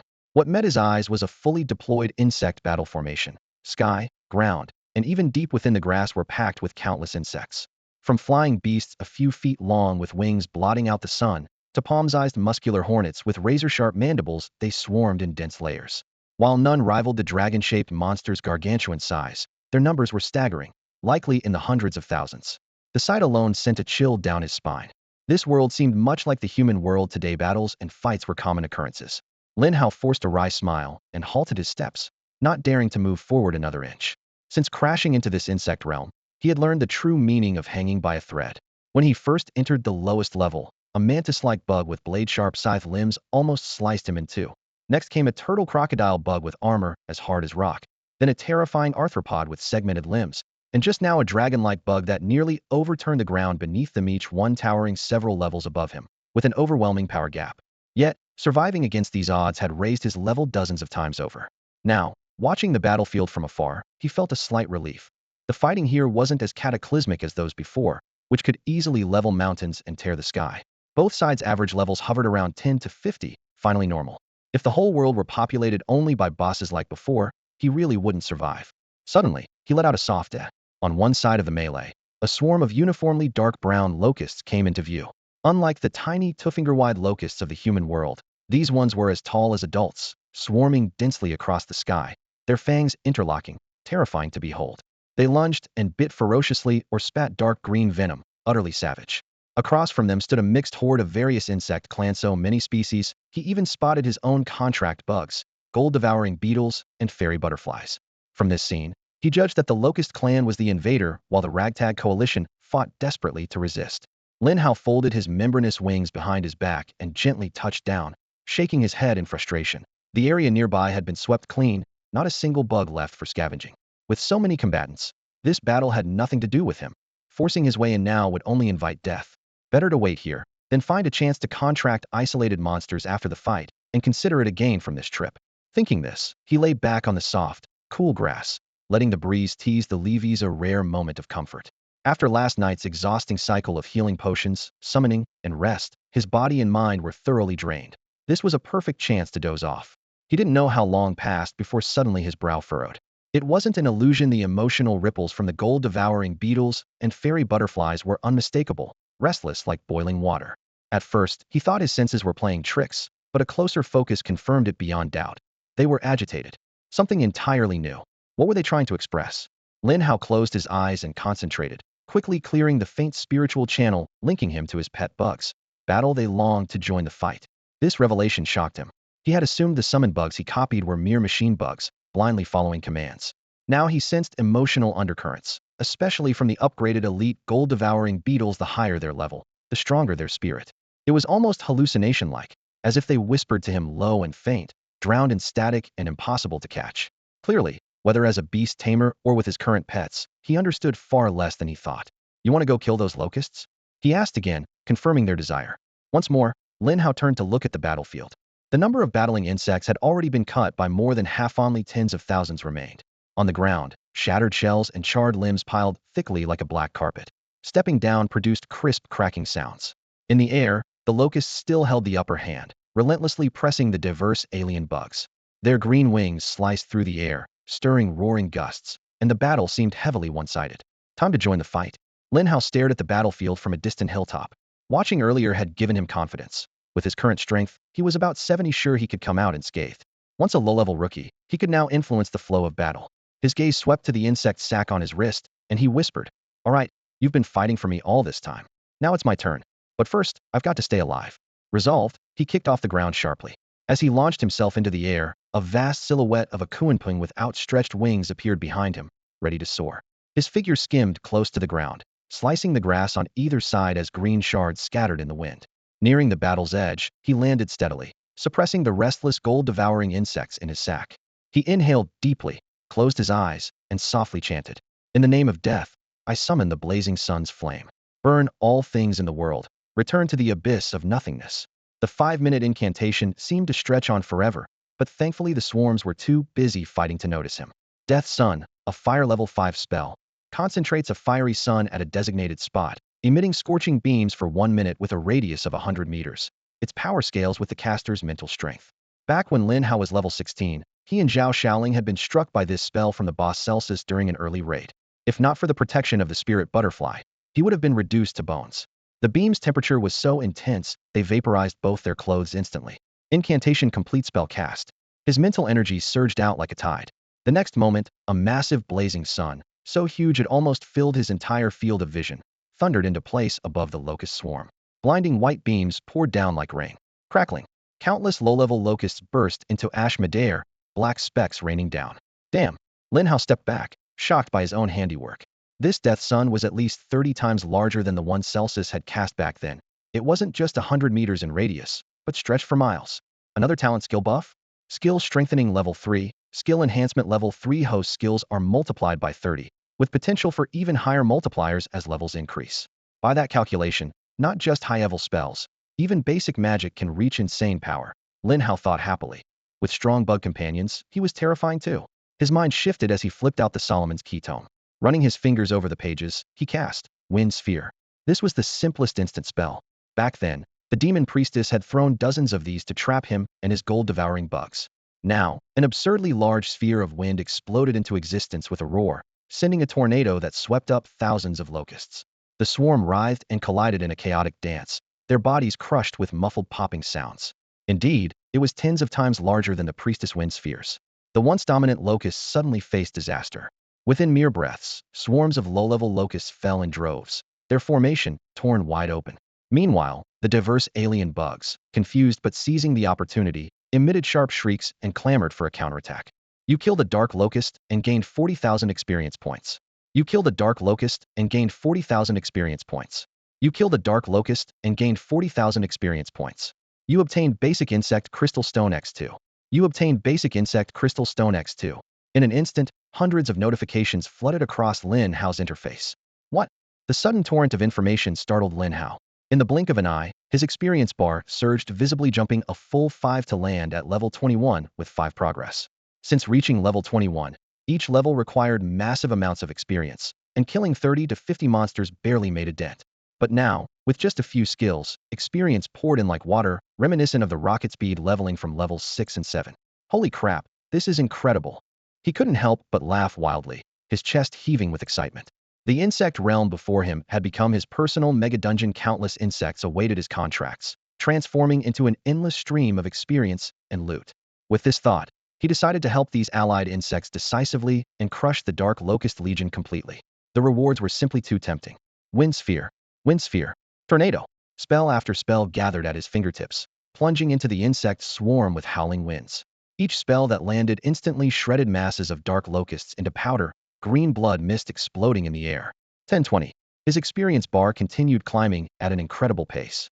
The gale Lin Hao unleashed completely overturned the dark locusts' absolute advantage. Their battle lines quickly crumbled as the smaller insects seized the opportunity to counterattack, tearing the enemy forces to pieces. Soon, the dark locusts noticed this human who had suddenly entered the battlefield. Hundreds of dark locusts beat their black wings, converging into a dark torrent rushing toward Lin Hao. He sensed their murderous intent from afar, yet his lips curved into an excited smile. Go! 200 gold-eating bugs burst forth. Under the command of 20 elite-level captains, they instantly dispersed into dozens of small teams, like well-trained combat units, surrounding the incoming enemies. The gold-eating bug army that once could only swarm mindlessly now displayed clear formations and seamless coordination, intercepting, dividing, devouring all in one fluid motion. The battle in the Darklands had evolved 20 gold-eating bugs to elite level, a pleasant surprise Lin Hao hadn't anticipated. He now possessed not just a massive swarm, but one that had undergone a qualitative transformation. This sudden surge in combat power thrilled him. Those hundreds of dark locusts never reached him before being carved up by the gold-eating bug teams and falling one after another. System notifications went wild again. You killed a dark locust and gained 40,000 experience points. You killed a dark locust and gained 40,000 experience points. You obtained basic insect crystal stone X4. You obtained basic insect crystal stone X3. 30-40. Experience continued accumulating rapidly. Lin Hao fought with increasing vigor, his form soaring skyward as a massive ethereal kunping appeared behind him, wings spread wide, stirring violent currents. He darted left and right across the battlefield, hurling blazing spell formations into the swarm. Explosive flames and fierce winds intertwined, leaving black rain falling wherever he passed. After about 10 minutes, over 1,000 dark locusts lay at his feet. A crisp system notification sounded with a flash of light. You have leveled up to level 22. Fast. This is way too fast. Lin Hao's heartbeat raced as wildly as his experience bar. These dark locust armies weren't weak, each one equaled a demon-level existence from the Darklands, roughly equivalent to a level 30 human. Yet the current Lin Hao was strong enough to crush them completely. These dark locusts gave incredible experience. Without the loot, it would have been much more monotonous, just those insect crystal stones. These fist-sized crystals lay scattered in layers on the ground, their translucent surfaces emitting a dim, unique glow typical of the insect tribe. Lin Hao couldn't quite figure out their use for the moment, but he didn't hesitate. He gathered them all into his backpack. After a thoroughly satisfying slaughter, the swarm of dark locusts had long since broken formation, with just a few stragglers fleeing in panic toward the distance. The little bugs he had saved seized the opportunity to pursue, their calls rising one after another, clearly caught up in the thrill of the hunt. But Lin Hao stopped. His spiritual energy was nearly depleted after the intense bursts of power earlier. Rubbing his temples, he smiled wryly. I got carried away back there. Before he could recover, a large swarm of flying and crawling little insects swarmed around him, fluttering and crawling, some circling like dragonflies, others moving along the ground like beetles. Suddenly, they all lowered their bodies and antennae in unison, as if paying homage to a deity.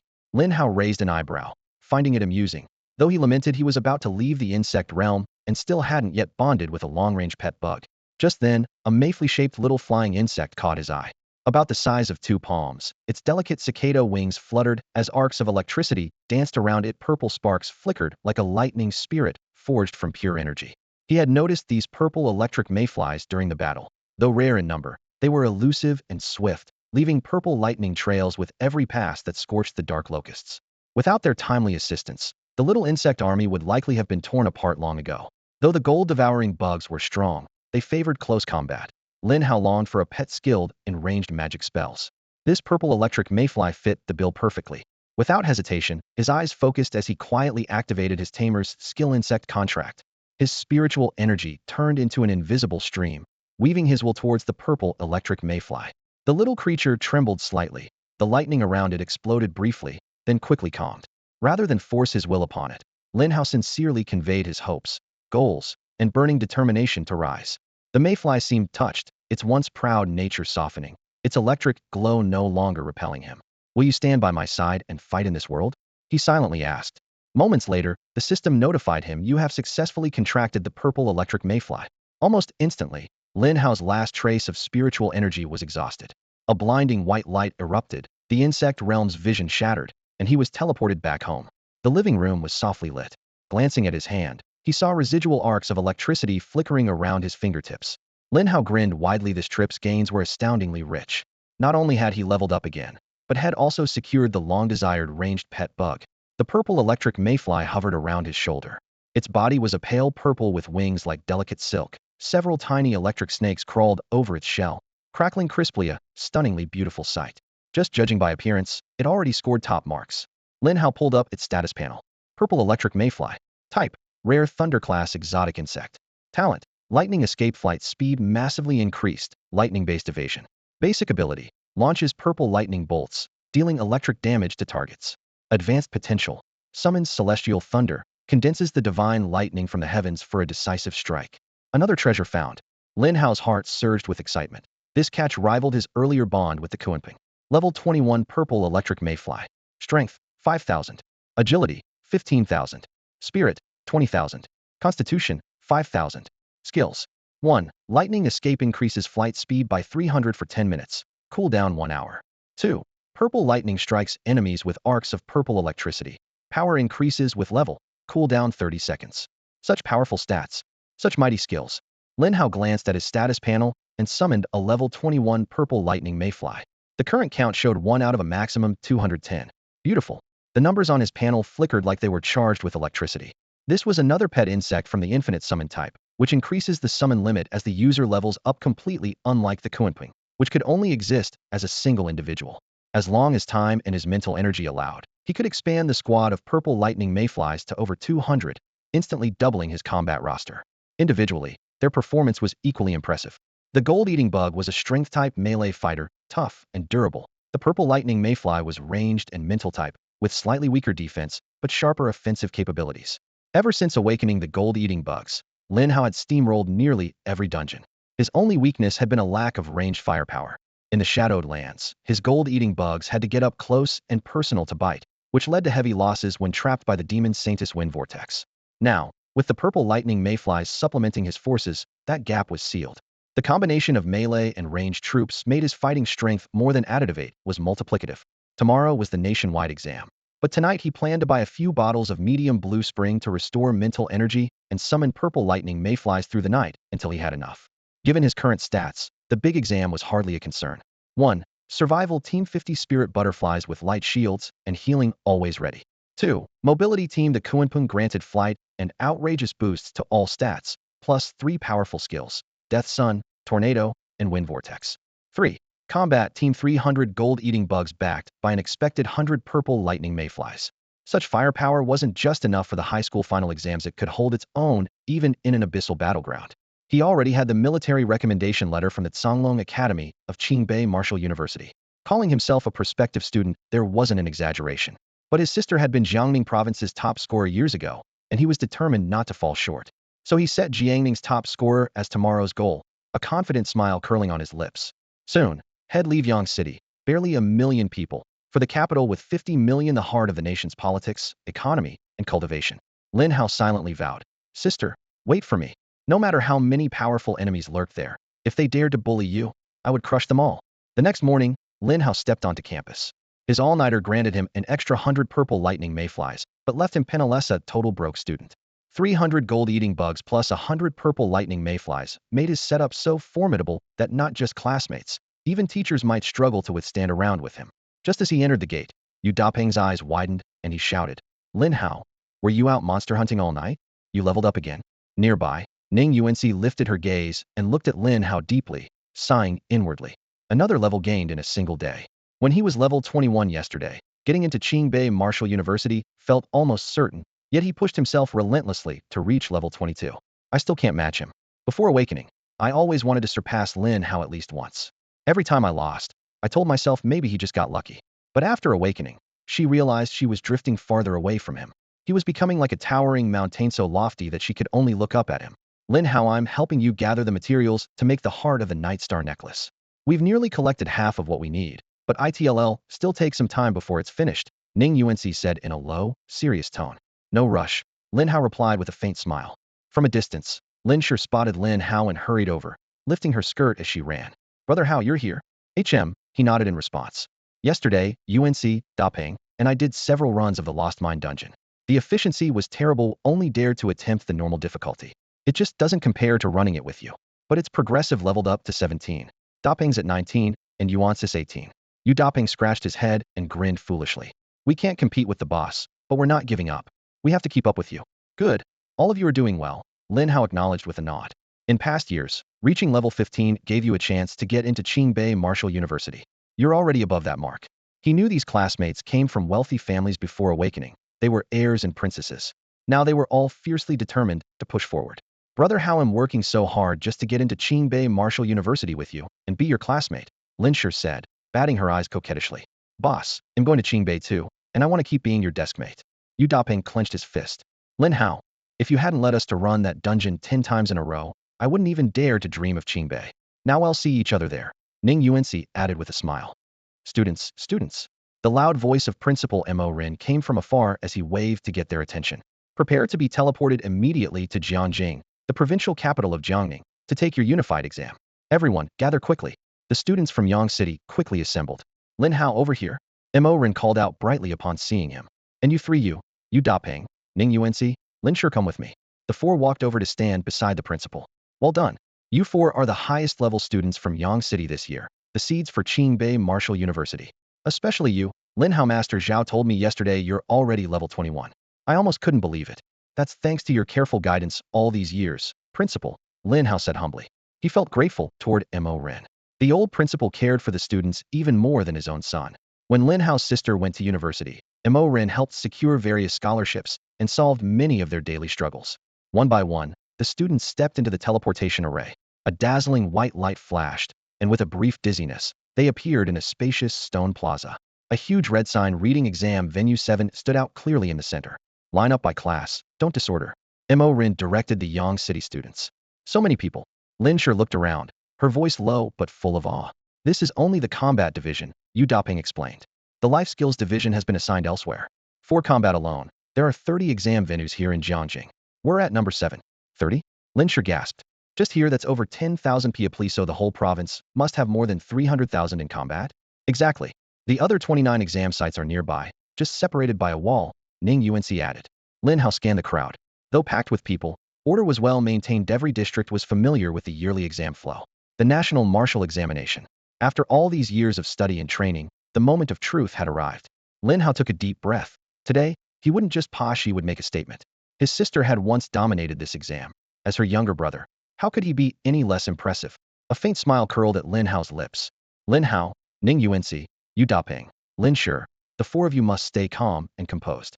As long as you don't make mistakes, each of you has the ability to get into Qingbei Martial Arts University. Principal Mo Rin said this as his eyes swept over the four students, his expression serious but full of expectation. Don't worry, Principal, we're all strong, Yu Daping replied while slapping his chest hard. The solid pa-pa sound echoed down the quiet corridor. Mo Rin raised a hand to tap his forehead, but his tone remained concerned. I just worry you're too reckless. If you had half the composure of Lin Hao, I could actually sleep soundly. Ning Yuanci and Lin Sure exchanged a light smile, and the atmosphere instantly relaxed. Mo Rin, looks like you've turned a corner this year, huh? For students above level 15. Suddenly, a teasing voice came from the stairwell. It belonged to a man about Mo Rin's age, Zhou Ziyuan. Unlike Mo Rin's usual casual style, Zhou Ziyuan's hair was slicked back and his suit crisp and perfect. His shoes were polished to a mirror shine, and every gesture exuded a sense of meticulous refinement. Behind him trailed more than 20 students, all level 15 or above. Zhou Ziyuan. Mo Rin frowned, his voice low. Zhou glanced at the four students standing before Mo Rin, calmly adjusted his sleeves, and curled a superior smirk. For above level 15, quite an improvement over last year. For a small place like Yangcheng, that's a good harvest. But a city with more than a dozen schools still can't match our Jianjing number 1 high school. We brought 20 students above level 15. His slow speech carried a tone of condescension in every word. Mo Rin snorted coldly. Take your nonsense somewhere else. Don't block my view. Zhou Ziyuan smiled faintly. After all these years, you haven't grown an ounce, still so crude. No wonder Ingu looked down on you back then. Zhou Ziyuan, Mo Rin's face darkened instantly. Don't go too far. So what if Ingu ended up with you? Is she happy?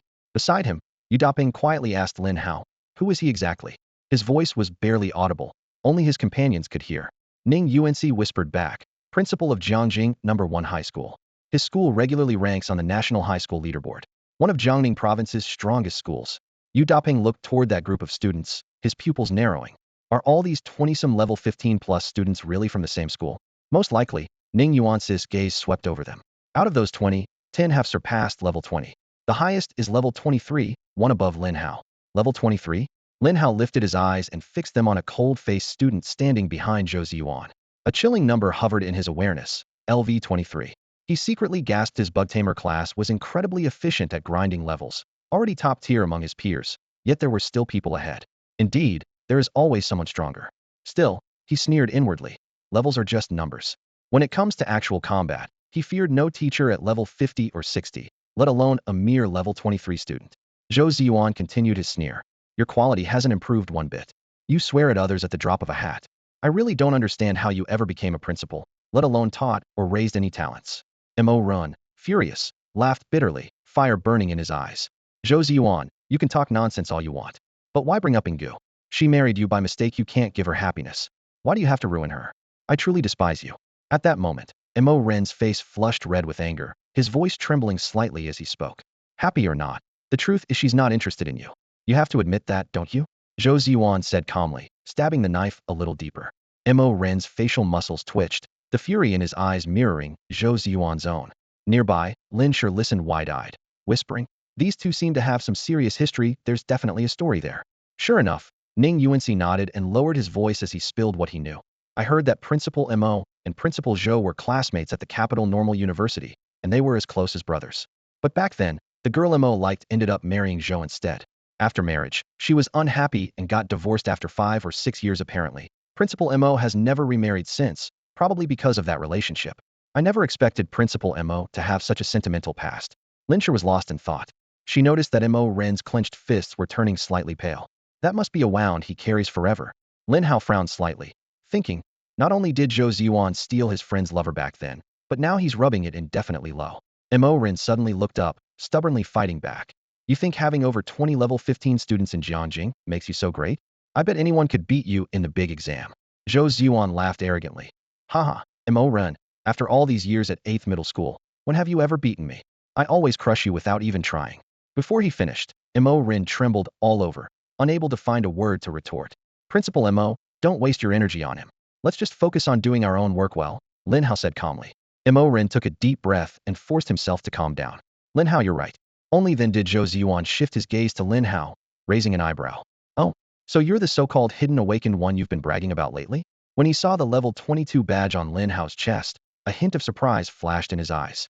Lin Hao's hidden profession was already registered in Jiangning province. As a top figure in the provincial education circle, Zhou Ziyuan naturally knew about it. Principal Zhou, I am Lin Hao. Lin Hao introduced himself with calm confidence. Zhou Ziyuan scrutinized him for a moment and snorted coldly. I heard many say you're in no good awakened. But at level 22, maybe that's not true. Still, don't forget, level isn't everything. True difference lies in strength. Lin Hao nodded slightly, agreeing. He himself was proof that strength trumped just levels. Principal Zhou, Lin Hao countered smoothly. Yangqing indeed can't compare to the provincial capital Jiangjing. The number of students above level 15 is much lower here, not even close to one of your schools. But as you just said, levels don't matter, strength is what counts. Zhou Ziyuan narrowed his eyes. You're saying you're really strong? Strong indeed, Lin Hao answered, steady and sure. Ridiculous. Suddenly, a level 23 boy stepped forward from behind Zhou Ziyuan, speaking disdainfully. Country bumpkin looking through a well, and you dare to brag? Originally uninterested in the dispute between the two principals, he looked up after hearing Lin Hao speak, and saw he was only level 22, almost the same rank. Annoyed, he also noticed Ning Yuanci, Lin Sure, and a few other girls standing close to Lin Hao, which made his temper flare further. You are the one bragging. What's a level 23 got on me? You're nowhere near my brother Hao. Lin Sure jumped in to argue immediately. The boy's gaze flicked over Lin Sure's chest briefly before sneering coldly. Fine, we'll make a bet with him. If I score higher than him in the upcoming big exam, he has to call me grandpa 100 times. Does he dare? Lin Hao shook his head. Not brave enough. The boy across from him raised an eyebrow with a sneer, his face full of confident triumph. Zhang Qian was used to seeing people who talked tough but backed down when it came to real fights. To him, Lin Hao was just an immature kid still wet behind the ears. Lin Hao ignored the mockery and turned to Principal Mo. Principal Mo, I want to make a bet with them. If we win, what do you want them to do? No, Lin Hao. Mo Ren hurriedly tried to dissuade him in a low voice. He knew very well that Ningjing, the capital of Jiangning province, was far more distinguished than tiny Yangqing city. Almost every year, the provincial top scholars came from a few prestigious schools in Ningjing, except for one rare exception 2 years ago. Principal Mo, trust me, Lin Hao said quietly but firmly. Mo Ren studied him for a moment, then hesitated. You're sure? Lin Hao nodded solemnly. Mo Ren had no choice but to turn to Zhou Ziyuan. Zhou Ziyuan, your students have challenged us to a bet. What's your take? Do you dare to bet then? Zhou Ziyuan chuckled lightly, clearly confident in his position. If you dare, then so do I. Mo Ren had no other option but to pin his hopes on Lin Hao. Heh, Mo Ren, As long as you don't feel I'm bullying you, Zhou Ziyuan said casually, flicking his sleeves. Tell me, what do you want to win? If you lose, Mo Run gritted his teeth. I demand you resign as principal of Ningjing number 1 high school and come teach as an ordinary teacher at Yangcheng's number 8 high school. Do you dare bet on that? Zhou Ziyuan's face darkened, eyes flashing. Fine, I'll bet with you. But if you lose, I don't want you banging on our school gates as a teacher. Just admit in public that you'll never surpass me in your life. And Ingu was right to choose me back then. With that, Mo Ren's face flushed red, his chest heaving fiercely. All right. Zhou Ziyuan, I agree. The bet was set. Zhang Qian grinned and shouted at Lin Hao. Kid, remember my name Zhang Qian. Later, you'll only be good enough to look up at me from behind, not even worthy of knowing my name. Lin Hao raised his hand, pointing at more than 20 Ningjing students ranked 15 or above. You? No, I mean all of you. When the exam starts, if anyone scores higher than me, then you win. Arrogant. Overestimating yourself. Who needs Zhang Gu to step in? I can beat him myself. The students from Ningjing number 1 high school erupted in a noisy contest of jeers and curses. All students preparing to take the exam. The test will begin shortly, a loud voice blared through the speakers. All schools please organize students and proceed to the exam rooms in sequence. Exam rules. Rule 1. No disrupting others' exams. Violators will be disqualified. Rule 2. Except for the initial basic test phase, all other sections require direct confrontation with monsters. Each of you holds a protective pearl. Crush it to activate a shield, and we will promptly escort you from the exam area. It's starting. As the broadcast ended, the waiting students felt a sudden tightening of nerves. 10 years of hard study. Now is the moment to fight. Boom. Above, a towering luminous tower appeared, its immense energy spreading like a tidal wave. Tens of thousands of test takers gazed up at the dazzling giant. At its base, they seemed like tiny ants, yet filled with ambition and determination. So this is one of Daxia's 3 national treasures, the Endless Light Tower? Whispers of amazement rose through the crowd. Legends said these 3 treasures sustained Daxia's fate, allowing countless smaller nations to perish under demon attacks, while Daxiao endured. The Endless Light Tower was one of them, presiding over the annual college entrance exams. Just as in previous years, the exams would be overseen by this very tower. It administered tests to all candidates, ensuring fairness and impartiality. Countless gleaming white beams poured down from the towering, cloud-piercing Endless Light Tower, like rifts in the sky, dividing the entire examination hall into countless isolated compartments. One beam precisely enveloped Lin Hao. He closed his eyes calmly, relaxed, offering no resistance. In the next instant, the white light exploded. Bright light had been teleported into a roughly 100 square meter square testing chamber. The walls were pure white, the space empty and silent, with only him inside. Suddenly, a translucent blue screen appeared in the void above, electronic text flashing rapidly. First round assessment, basic test. Rule: shortly, a test stake will appear before you. Please attack it. The system will record the damage value as an evaluation of your attack power. Each profession's test methods vary. This round assesses attack power. Lin Hao glanced at it, feeling a flicker of interest. The Endless Light Tower had categorized him, a newly minted beast Tamer, as a primary offense class, so the first stage was an output test. Meanwhile, on the northwest side of the examination site, a 40-story proctoring tower blazed with lights. Each wide monitoring room on every floor was filled with screens, responsible for real-time surveillance of each testing chamber. Besides this so-called intelligence device Endless Light Tower, proctors sent by the Ministry of Education were personally stationed there. At this moment, 6 or 7 imposing proctors clad in uniforms and exuding authority took their posts in one monitoring room, all seasoned experts above level 70. A middle-aged proctor with a buzz cut curled his lips slightly. Candidates from Jiangning province this year are quite impressive. Over 2,000 above level 20. A colleague chimed in. I heard this year not only brought out many legend awakenings, but Yang City even produced a hidden awakening. The profession is Beast Tamer. Hidden awakening? One of those hardly appears even nationwide once a decade. Name's Lin Hao, right? Let me pull up his feed. The proctor typed quickly on the keyboard.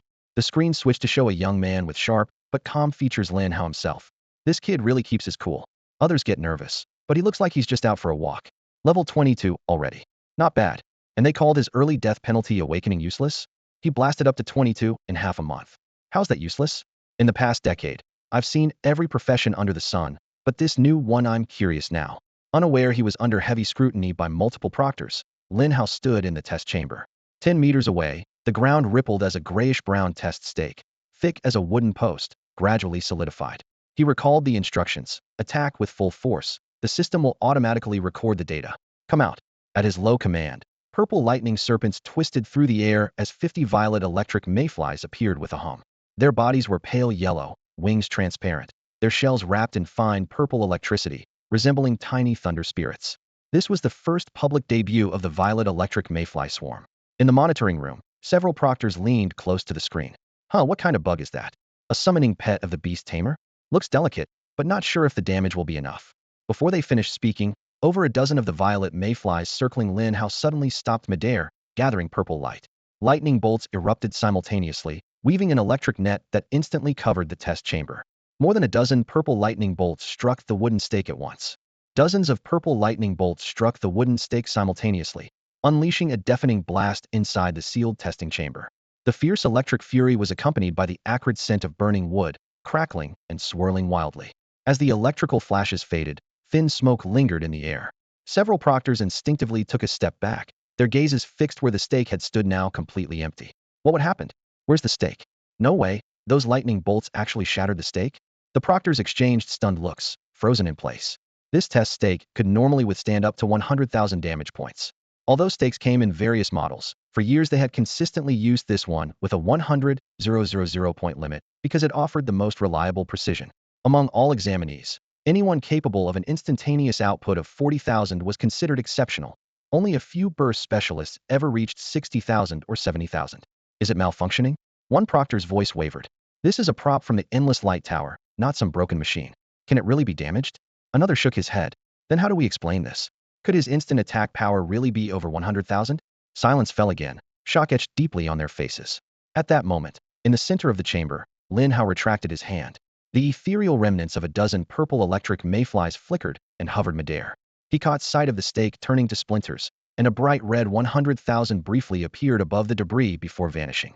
Over 10 strikes of purple lightning combined, power roughly around 100,000, he calculated silently, a satisfied expression creeping over his face.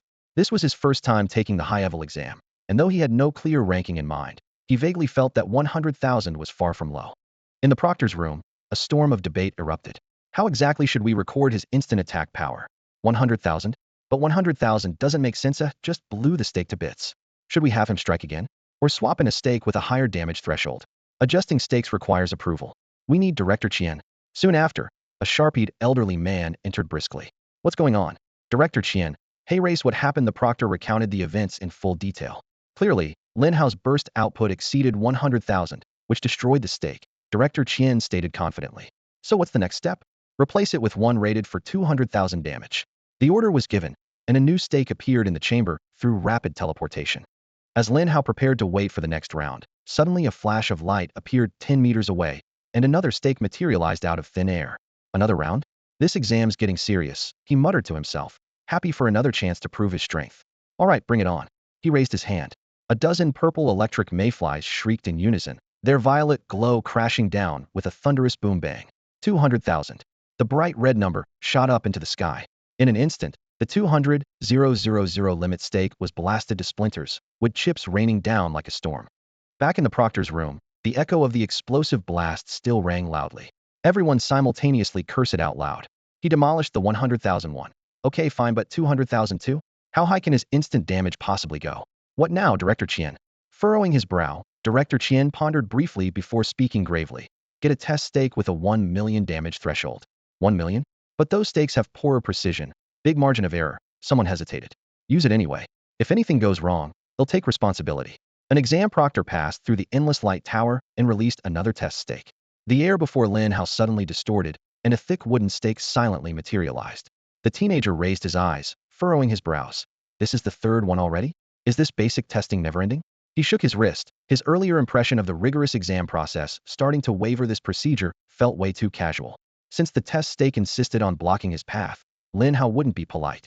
Growing bored of conserving energy, he focused his mind, and simultaneously, 50 Violet Lightning Mayflies fluttered their wings around him, fanning out. Electric arcs instantly climbed onto their insect wings, gathering into a radiant purple glow. Boom! A deafening explosion shattered the air as dazzling thunder arcs completely engulfed the test stake. Following that, bright red numbers 890,000 soared up like a flag in the wind, starkly contrasting the pitiful 6 and 8 from before. The wooden stake was charred and cracked, but not utterly destroyed finally. The system detected an upper limit. In the proctor room, several examiners exhaled simultaneously, as if their spines had been rattled by the mighty blast. Yet after relief came shock. An instant attack of 890,000. That's terrifying. Old Zhang, you're already level 70. Can your burst damage reach that level? A younger proctor glanced at the graying man beside him. Old Zhang pushed up his glasses, his expression mixed. No way, maybe barely that much. Only level 22, but instant damage so crazy? Are bug tamers really this strong?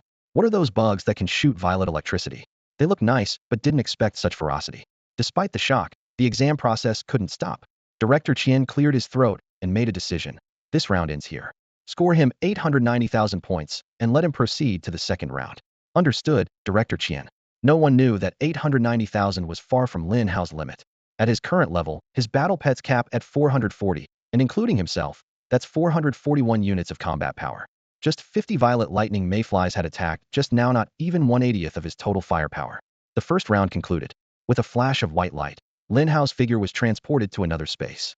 It was a wide black corridor, wide enough for a dozen people to walk side by side. But its end was swallowed by boundless darkness, invisible. A light screen unfolded midair, cold letters appearing line by line. Second round combat power test rules. 1.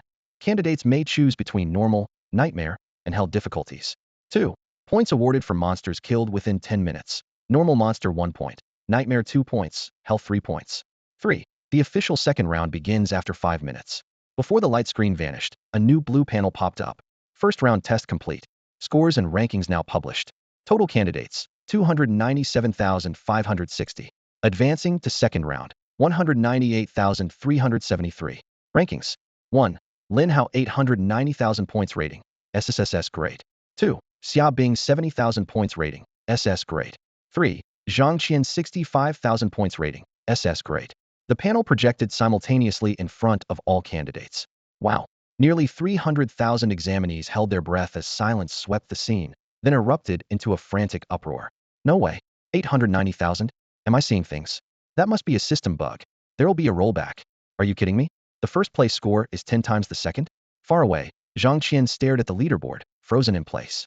Impossible, no way. It's definitely an error. His eyes reddened. Zhang Qian stared fixedly at the screen before him.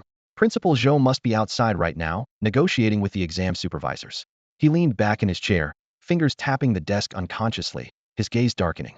That kid must be secretly thrilled seeing the monitoring data glitch. But once the numbers were corrected and he got slapped hard in the face, Head realized he was nothing but a clown. On the other side of the screen, a name suddenly caught his eye on the leaderboard, Xiaobing. The genius girl from Ningjing No. 2 High School was topping the charts with a single target output even higher than his. Damn it.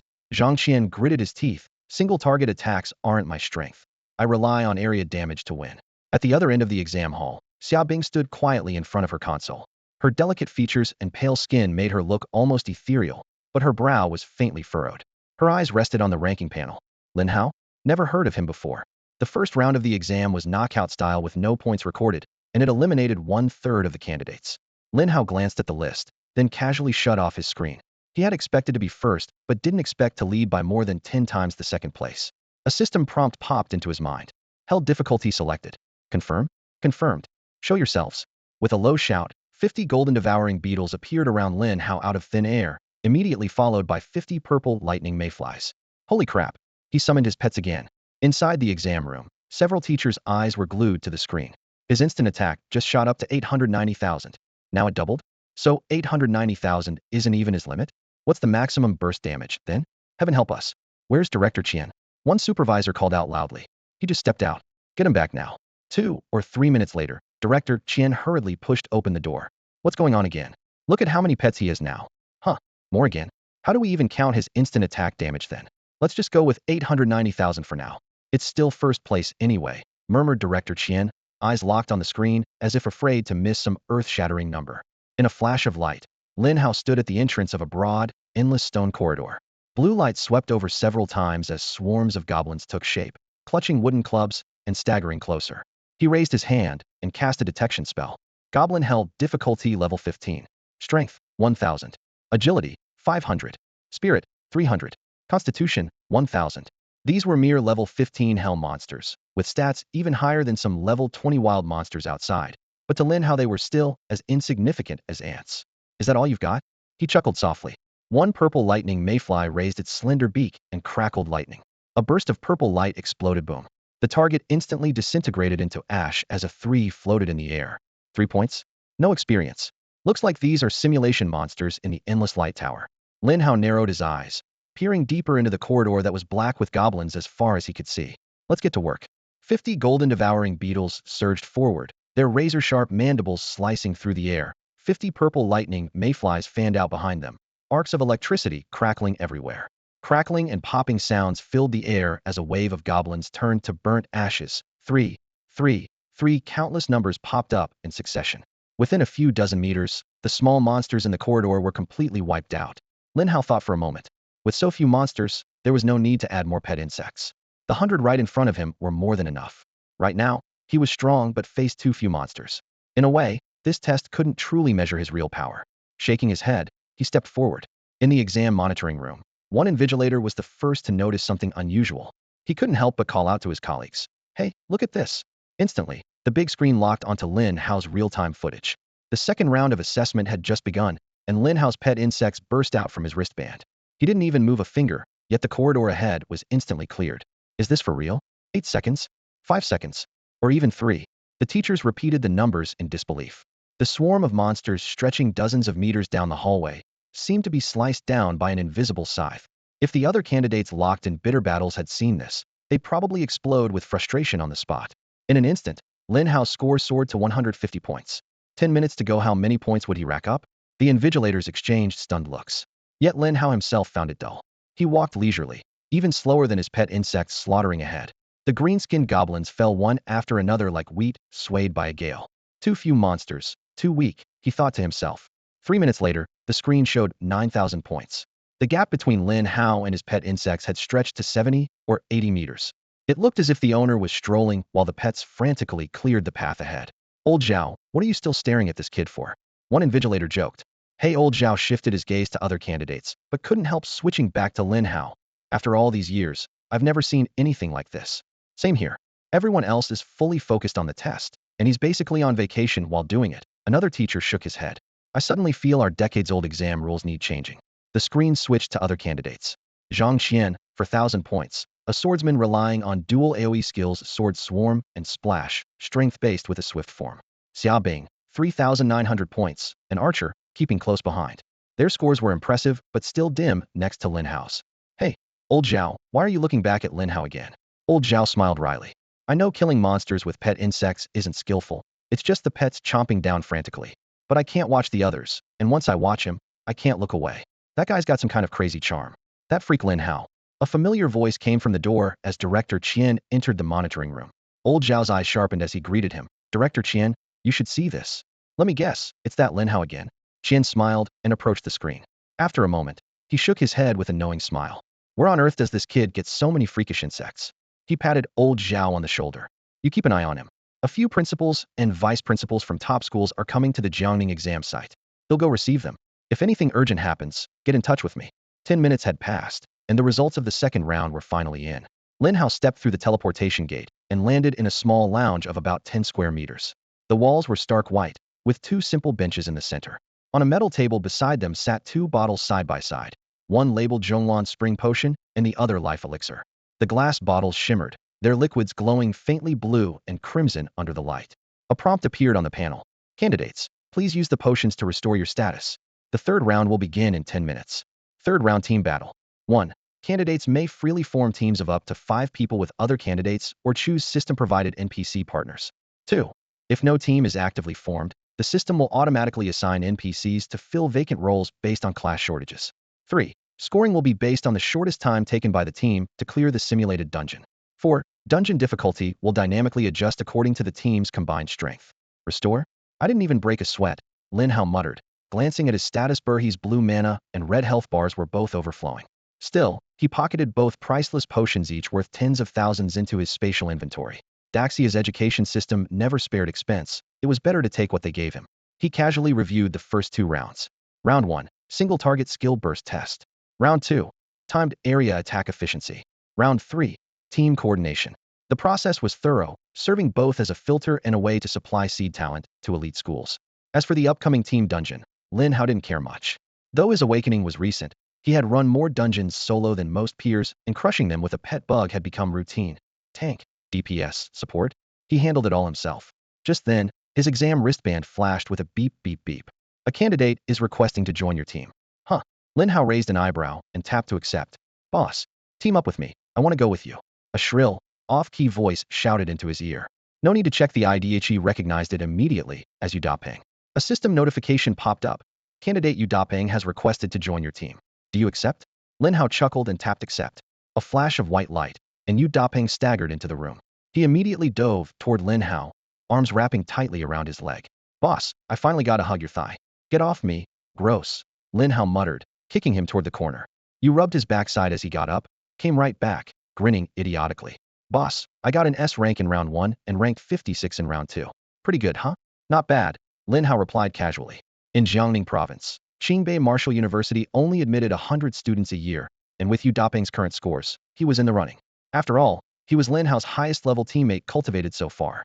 Before he finished speaking, the wristband beeped again. Lin Hao opened the comms. How gidge. It's me. Lin, sure, can I join your team? I won't hold you back. I even have massage skills. He smiled softly and selected accept. Another flash of light, and Lin Sure appeared.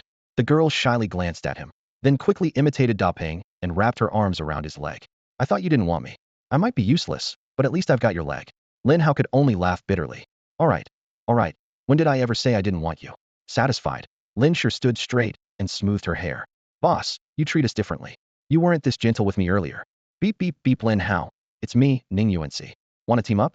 The electronic chime echoed through the air as the holographic screen glowed softly, and Ning Yuanci's figure suddenly appeared in the virtual room. She looked around, noticing that Yu Dapeng and Lin Sure were already there. After a brief pause, she smiled and said, You're both here? I just got here myself, how could you not be? Yuanci. Lin Sure hurried over and linked arms with her. Yu Dapeng laughed heartily. Ha ha ha. All of us are finally here today. Just one more to make our 5-person team complete. Ning Yuanci looked up at Lin Hao. How? Who do you think we're still missing? With Lin Hao here, we've got all we need, Yu Dapeng said quickly, cutting in. Lin Hao simply nodded in response, his expression calm. The three of them had been classmates for years and were used to fighting on the same team. As for the 5th spot, he planned to let the system randomly match whoever it wanted, didn't care who it was. Suddenly, a pale blue test results panel popped up in front of all 4 of them. Scores were rapidly updating, announcing the second round exam results and rankings. Total candidates, 198,373. Number advancing to round 3, 90,000. Second round ranking. 1. Lin Hao, 300,000 points. 2. Xia Bing, 150,000 points. 3. Zhang Qian, 14,900 points. Holy crap. Boss, you're still number 1. Yu Dapeng jumped up after seeing the huge point gap. Ning Yuanci was still stunned. When you scored 890,000 in the first round, I thought the system was bugged. Then second place only had 70,000. What a ridiculous difference. Lin Sure wiped her eyes and said patiently, Bugged? We've seen what Brother Hao can do. Even if it were 8.9 million points, I wouldn't be surprised. Lin Hao's gaze swept over the others. What ranks did you get in the second round? 78th. Yu Dapeng held up 7 fingers, then one more. 47th. Ning Yuanci quickly answered. Lin Sure lowered her head, voice trembling. I'm the worst. 131st. That means I can't go with Brother Hao to Qingbei Wudao University. Her tears started falling. Yu Dapeng rubbed his hands, trying to comfort her. Don't worry, the boss will lead you in round 3. You'll definitely move up. Ning Yuanci nodded along. Yeah? Don't stress. Lin Sure looked up at Lin Hao and nodded firmly. All right. Less than 3 minutes remained before round 3 began. Beep beep beep. Lin Hao's personal panel flashed again, showing a team request notification. Who's contacting me? He tapped the accept button casually. Through the virtual comm channel came a cool, clear female voice. Are you Lin Hao? I'm Xia Bing. Xia Bing. The name sounded familiar. Lin Hao froze for a moment. Ning Yuanci leaned over and reminded him. Xia Bing? The one who ranked second in both the first and second rounds. Lin Hao shook his head, expression still indifferent. Only after the reminder did he recall the name had glimpsed several times on the leaderboard. He spoke to the screen, voice neutral and emotionless. Xia Bing? What's up? The girl on the other end seemed taken aback by the cold reception. She had closely followed him on the ranking, yet he barely remembered her. Anything you need? Lin Hao's voice came again, even colder. Wait, don't hang up. Xia Bing hurriedly raised her tone, the connection seeming about to be cut off. I want to ask, are your team slots full? For members, Lin Hao replied tersely. I want to join your team. Xia Bing paused before finally saying, Join our team? Lin Hao was somewhat taken aback by Xia Bing's request. The second-ranked powerhouse before him actually needed their help. His first thought was that she wanted to ride on their coattails to boost her exam rankings. Need your help? What are you thinking? Xia Bing's voice was cold as she raised an eyebrow. What makes you assume you're stronger than me? Heh, as the top-ranked student, you can't even understand the exam rules. Everyone could hear the barbed tone in her voice. Lin Hao was momentarily stunned. If she wasn't trying to leech points, why was she so insistent on teaming up with him? The others nearby also caught Xia Bing's arrogance, thinking to themselves, never seen someone so cocky while asking to join a team. Lin sure couldn't hold back and shouted at the holographic screen, if you don't want to team up and don't want brother Hao to carry you, why are you throwing yourself at us? There's nothing shameful about stating your purpose. Brainless woman with nothing but chest, Xia Bing shot back coldly. You. Lin Sher's voice trembled with anger. You're just flat-chested and jealous of others who are well endowed. My brother Hao likes them big. Idiot. Xia Bing replied with just 2 words. Click.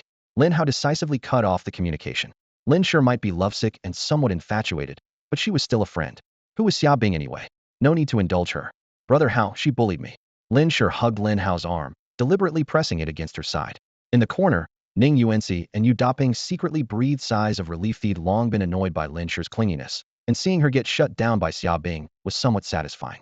But just after the call ended, beep beep beep, it rang again. Lin Hao answered, his tone indifferent. What exactly do you want? Didn't you just say you wouldn't team up with us? When did I say I wouldn't team up? I was just making it clear that I want to team with you, not to ride on your coattails. Then what's your purpose? Did you carefully read the last rule? Xia Bing's patience was limited. The system matches difficulty based on the team's overall strength. Your scores in the first 2 rounds were ridiculously high. I want to see just how difficult the system can make it. If I wanted convenience, I could easily find some rookies and coast through for points. But I only want to challenge the highest difficulty. The first 2 exams? Kindergarten level, too boring. Lin Hao nodded. He'd certainly read the rules. He was just confident that no matter how twisted the test, he could handle it. Having survived the Dark Lands, what was this little assessment? Agreed to team up. He confirmed the selection. The system immediately transported Xia Bing into the same preparation room. The door flashed with blue light, and a girl with snow-white skin and cold eyes appeared beautiful but unapproachable. Among Jiangning Province's 300,000 combat class examinees, she'd ranked second in both rounds, clearly a top student. Xia Bing, welcome. Ning Yuanxi waved in greeting. Welcome. Yu Daping also spoke up. Umph. Lin Sher glanced at Xia Bing's chest and proudly thrust out her own ample curves. Lin Hao, I'm really curious, after your ridiculously high scores in the first 2 rounds, what kind of difficulty do you think the Endless Light Tower will set for you in the 3rd round? Xia Bing stared intently at Lin Hao. What difficulty? They'll find out as soon as I get in, Lin Hao replied casually, as if the upcoming test didn't faze him at all. In fact, the only reason he agreed to let Xia Bing join his team was because the higher difficulty she mentioned piqued a faint, long-lost interest in him. The first 2 tests had been so easy they were almost boring, offering hardly any real challenge. Suddenly, Old Zhao exclaimed from the proctoring room, hey look, the 2 strongest contenders, Lin Hao and Xia Bing, have been assigned to the same team by the system. Upon hearing the commotion, several proctors quickly gathered around his monitoring screen. Since the first exam began, Old Zhao had barely left Lin Hao's feed his reasoning. Though Lin's exams seemed dull on the surface, there was a magnetic quality that kept you glued to the screen. Normally, in major tests, most candidates are randomly paired with NPC teammates or team up temporarily with familiar classmates, a female proctor whispered. This setup really tests teamwork. Old Zhao nodded but kept his gaze fixed on the screen. The Endless Light Tower precisely calibrates the test difficulty based on each team member's strength. Lin Hao and Xia Bing are currently the strongest 2. The others in their team are no pushovers either. Guess what level the tower will assign them? A younger proctor rapped on the desk. They haven't officially announced specific difficulty levels for the 3rd round, but we know there are 3 tiers: normal, nightmare, and hell. With that lineup, it's either nightmare or hell. If it's truly hell level, Old Zhao's voice darkened slightly. Hell difficulty is rare in past tests, but when it does show up, even top teams often get wiped out. Lin Hao's stellar scores in the first 2 rounds might be wiped away by this stage. Everyone exchanged glances, swallowing their curiosity, waiting for the tower's final decision. Meanwhile, Director Qian, Jiangning Province's highest official overseeing the exams, led 5 others into the exam building. Though responsible for tens of thousands of candidates, he seemed unusually courteous, explaining the situation to his guests as they walked. The half-dozen or so middle-aged to elderly men and women following him exuded overwhelming authority. Just standing in the hallway, the deans, presidents, or vice presidents from top institutions like Tsingbei Martial Arts University, Sakurahan University, Ningxiang University, Fudan University, and the Great Xia Martial Arts Research Academy, each among the elite of Great Xia. A tall, thin elder smiled and waved off the courtesy. Old Qian, no need to be so polite. We're just observers. You have your hands full supervising exams. No need to escort us around. Qian smiled humbly. It's a blessing to have you all here, selecting promising students for the province. With the increasing rift fractures everywhere and frequent demon invasions becoming the norm, humanity's situation is dire. We have to nurture talent more urgently than ever. They all nodded silently. A moment later, they reached the reception room and took seats. So, old Qian, which stage are the exams at now? Someone asked. The first and second rounds are complete. The third round is about to start. Pull up the current leaderboard and all exam records. We'll review them ourselves. Qian immediately instructed his staff to serve tea and retrieve the data, then excused himself with an apologetic smile. As he stepped outside, he sighed quietly. The situation was too severe. The fact that all the top universities had personally descended into the province to recruit candidates showed how fierce the competition had become. In peaceful times, such a spectacle would never happen. Students would simply enroll on campus in due course. The third test, the team battle assessment, began. A flash of light, and Lin Hao, Xia Bing, Yu Daping, Ning Yuanxi, and Lin Shi were transported from the resting room to an island isolated in the middle of the sea. Waves crashed onto the sandy shore beneath them, frothing white foam, while the salty, damp sea breeze blew in their faces, reminding them they stood at the very edge of the island. In front of them, a translucent blue holographic screen appeared simultaneously. Your team's current difficulty, Inferno level. Objective: make your way to the island's center, enter the island in the sea instance, and clear it. Score calculation, based on the number of monsters killed, instance difficulty, and completion time. Inferno level? Xia Bing's expression changed instantly. What exactly is Inferno level? Yu Daping instinctively tightened his grip on his shield. He hadn't researched previous exams much. Like him, Lin Hao hadn't done much prep either, but that was because he had absolute confidence in his own strength. A true powerhouse breaks all limits. In past years, the third test only had 3 tiers: normal, nightmare, and hell. Most teams got normal, strong teams occasionally got nightmare, and only the top few faced hell. But now, the screen displayed an unprecedented Inferno level. We're not just at hell level, we're at Inferno. Yu Daping was completely stunned. Xia Bing looked equally grave. I've never seen the word Inferno in any exam guide. Maybe it never appeared before. Lin Hao smiled calmly. You wanted to push the difficulty when you formed the team, right? Looks like you got your wish. Xia Bing gave him a sharp look. Inferno level doesn't faze you one bit? Ning Yuanxi murmured thoughtfully. Your solo attack was 890,000 first round, and you scored 30,000 points second round. That probably pushed the difficulty to max. Stop guessing. Lin Hao waved a hand. We'll know how hard it really is soon enough. They raised their eyes to look at the island, about 4 or 5 miles across, with a translucent light barrier rising from the center that was the dungeon's entrance. To reach it, they had to follow a winding forest path about 3 miles long. In the distance, crabs, seabirds, and other monsters roamed here and there. Suddenly, a sand dune by the sea bulged, revealing a giant crab armored in bright red plates, lion's-eyed, its 8 segmented legs flying up sand as it charged toward them. Hey! Yu Daping shouted sharply, slamming his shield down and raising a pale golden defensive aura above his head as he rushed to the front. The team's coordination instinctively kicked in. Lin Hao and the others raised their hands simultaneously, sensing magic forming several thin streaks of light that landed on the crab's shell. Man-eating crab Inferno level. Level 35. Strength 5,000. Agility 4,000. Spirit 2,000. Skill: clamp when pinching a target. Self-strength increases by 300. What the hell, is this a joke? Yu Daping screamed, his voice cracking. Everyone except Lin Hao froze. Level 35. Inferno template. Base strength 5,000. This wasn't an exam. This was a death sentence. Yu Daping gripped his shield tighter, feet rooted, sweat breaking out. How many hits can I even block from this? Ning Yuanxi and Lin Shi exchanged helpless, bitter smiles. How is this even a test? This is an Inferno. It's super, super, super extreme. Lin Shi looked to Lin Hao. Since I'm done for, I can only rely on Brother Hao now. So this was what Inferno level meant. Xia Bing murmured to herself. This difficulty level was at least 10 times harder than Hell mode. She suddenly raised her head, a jade-green longbow materializing in her palm. The bowstring quivered lightly as a white feathered arrow was instantly knocked. With a sharp whistle cutting through the air, the arrow shot straight toward the giant crab lunging at Yu Daping. Lin Hao gave a slight nod. Xia Bing's reflexes were lightning fast. The unexpected attack hadn't disrupted her rhythm at all. She immediately entered combat mode. Almost simultaneously, Ning Yuanxi snapped back to focus. She raised her white staff, crackling with electric sparks, and with a sharp crackle a thick bolt of lightning struck the crab's shell. 906-52 dark red numbers appeared above the crab's head. The first hit was Xia Bing's, the second Ning Yuanxi's. The damage numbers clearly showed Xia Bing's single target output outpaced Ning Yuanxi's. Yet even with both landing a skill hit, the crab's health dropped by less than a third. Bang! The crab slammed into Yu Daping's heavy shield, causing a 500 blood loss in an instant. For Yu Daping, clad in his adamantium wolf golden armor, this hit was a serious blow. A few more like this and head surely break. A streak of green light swept across as Lin Shi cast a healing spell on Yu Daping, rapidly restoring his health. But the crab didn't relent. Its giant claws snapped shut, aiming to crush him. Gritting his teeth, Yu Dapeng pushed his shield with all his might to hold firm. The crab smashed repeatedly with its shell, shaking him violently. The recoil drained his health bar once again, outpacing Lin Shi's healing. Ding ding ding, arrows whistled continuously through the air. Crackling and popping lightning bolts struck nonstop. Xia Bing and Ning Yuanxi unleashed relentless attacks, barely pausing for a breath. Uft! The final arrow pierced the crab's eye. It sprayed seawater, thrashed wildly with its limbs, then crashed to the ground with a thunderous fall. A golden number floated above its head. 100, kill a monster, gain 100 points. Xia Bing and Ning Yuanxi both panted, staring at the crab sprawled on the sandy beach.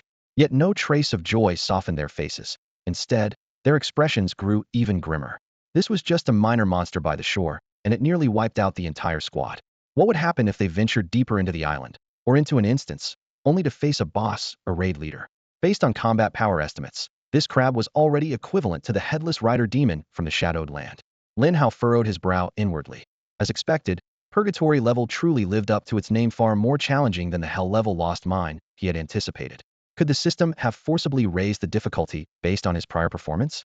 Xia Bing was right, her presence hadn't lowered the difficulty. It had only made the challenge tougher. Inside the proctor's room, old Zhao's expression turned serious as he suddenly stood up, startling several nearby exam supervisors. Old Zhao, what's going on? Someone complained. Squinting and lowering his voice, old Zhao said, guess what difficulty level Lin Hao's squad got matched with in the Endless Light Tower? What difficulty? Didn't I say before? Lin Hao's personal strength is high, but the team gap is big at most nightmare level. Adding Xia Bing might trigger hell, guessed one teacher. Nightmare? Hell? Huh. Old Zhao waved his hand dismissively. You won't believe it, Endless Light Tower matched them with Purgatory difficulty. What? Purgatory? Show me the legendary Purgatory difficulty. The entire proctoring room erupted.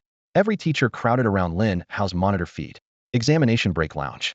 In the approximately 300 square meter open hall, the central air conditioning hummed, sending a chill that couldn't dispel the tense atmosphere hanging in the air. Dozens of principals leading their schools for the college entrance exam and directors from various local education bureaus sat scattered on leather sofas. Reception staff at the exam center moved back and forth serving tea, occasionally bending down to refill cups. For them, the environment was quite comfortable and even luxurious, but at this moment almost no one was enjoying it. Every gaze was fixed intently on the two enormous electronic screens ahead. Zhou Ziyuan held his third cup of hot tea, his sleeve already soaked where the tea had splashed. His throat felt parched and burning. The moment he set down the cup, he picked it up again, eyes glued to the screen, his chest rising and falling as if he were pumping a bellows. The left large screen continuously refreshed the real-time candidate score ranking, while the right was divided into hundreds of smaller windows, monitoring each candidate's exam in real time. The white glow of the screens lit up the faces of everyone present, revealing expressions ranging from eager anticipation to anxious tension beneath their eyes. The latest line of red text blinked. Second round score rankings. First place, Lin Hao, 30,000 points. Second place, Xia Bing, 15,000 points. Third place, Zhang Qian, 14,900 points.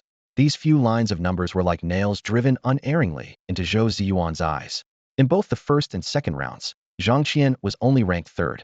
Yet, Jiangjing No. 1 High School had always been the undisputed champion of Jiangning Province. The provincial top scorer every year without exception came from their school. The provincial capital's advantages were undeniable. Biggest officials, strongest companies, best talents, and naturally, the strongest students. This year's student quality had indeed satisfied Zhou Ziyuan.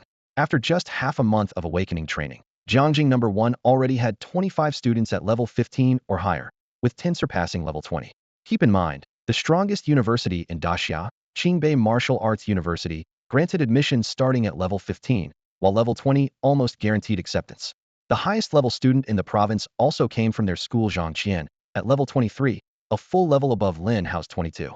Therefore, Zhou Ziyuan had set himself a clear goal, to have the highest number of Qingbei Martial Arts University admissions in the province and to claim this year's provincial top scorer. Unless something unexpected happened, this crown should belong to Zhang Qian. Before the exam started, seeing his old rival Mo Rin fall into a trap out of anger, Zhou didn't hesitate to step on him and take the opportunity to settle old scores, placing a bet on the outcome. He imagined his own victory, Mo Rin lowering his head in apology, tacitly admitting he was inferior, and the thought made Zhou's heart swell with satisfaction. Failure? He never considered it.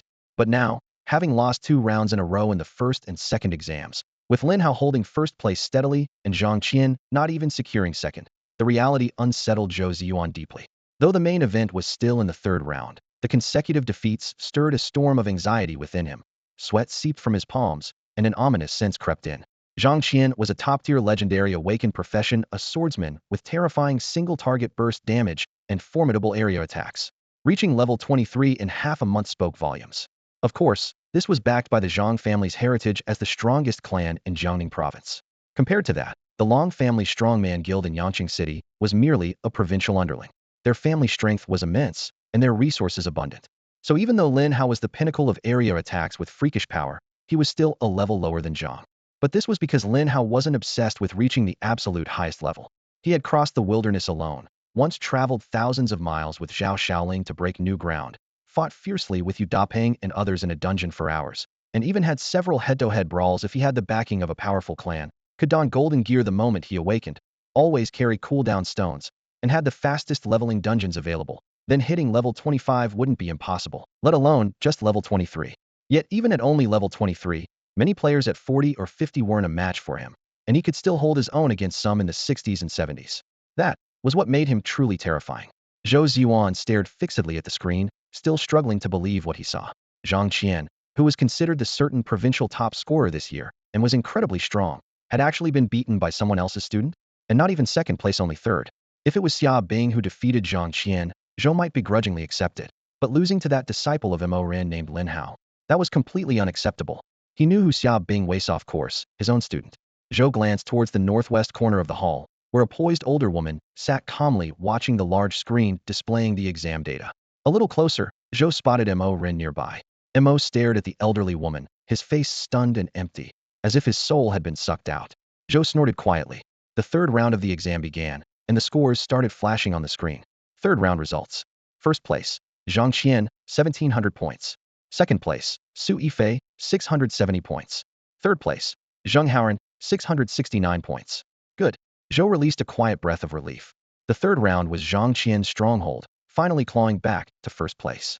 If Lin Hao took first again this round, Zhou might be truly doomed. The consequences wouldn't just be embarrassment, might have to pack up and resign as principal, taking a job at some small school in Yangqing City. He quickly scrolled down the leaderboard. Rank 37,000. Lin Hao, 30 points. Heh, someone ranked so low dares to talk about team battles? Probably doesn't even understand basic teamwork, he sneered, then glanced at Xia Bing's score. Rank 700. Xia Bing, 100 points. That one's terrible at team fights too. A spark of hope flared in Zhou's heart. As long as Zhang Qian overtook them with this third round, Zhou wouldn't lose. A small, relieved smile appeared on his lips. Sea winds howled on an island surrounded by crashing waves, where Zhang Qian and 4 NPC professionals had advanced 200 meters. As a swordsman, he didn't use a one-handed or two-handed sword. Instead, he controlled 6 flying swords. In front, a tank NPC held up a shield to block charges. Behind, Zhang Qian raised his arms slightly as the 6 swords swirled swiftly, their gleaming blades weaving like shooting stars, striking at the 7 or 8 rushing giant man-eating crabs. Where the blade struck, the crab shells shattered, and their health bars instantly dropped by more than half. More terrifyingly, each hit from the flying swords caused splash damage, trimming the health of nearby crabs as well. 6 swords combined with splash damage translated to multiple layers of area attacks, doubling the offensive power.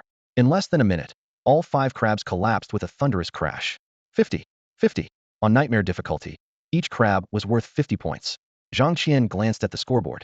First place, Zhang Qian, 1950 points. Second place, Su Yifei, 730 points.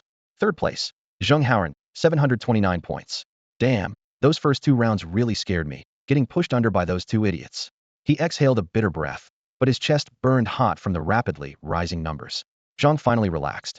At the same time, excitement surged inside him. The third round was his true battlefield. Everyone better watch closely and tremble at my scores. The directors of the 5 top academies in Daxia all finished watching the replay of the first and second rounds of the exam.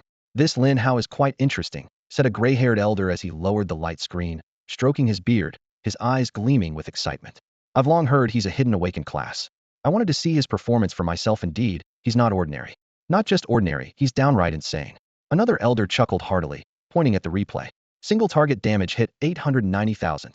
If this wasn't the endless light tower as the exam stage, I'd suspect a system glitch.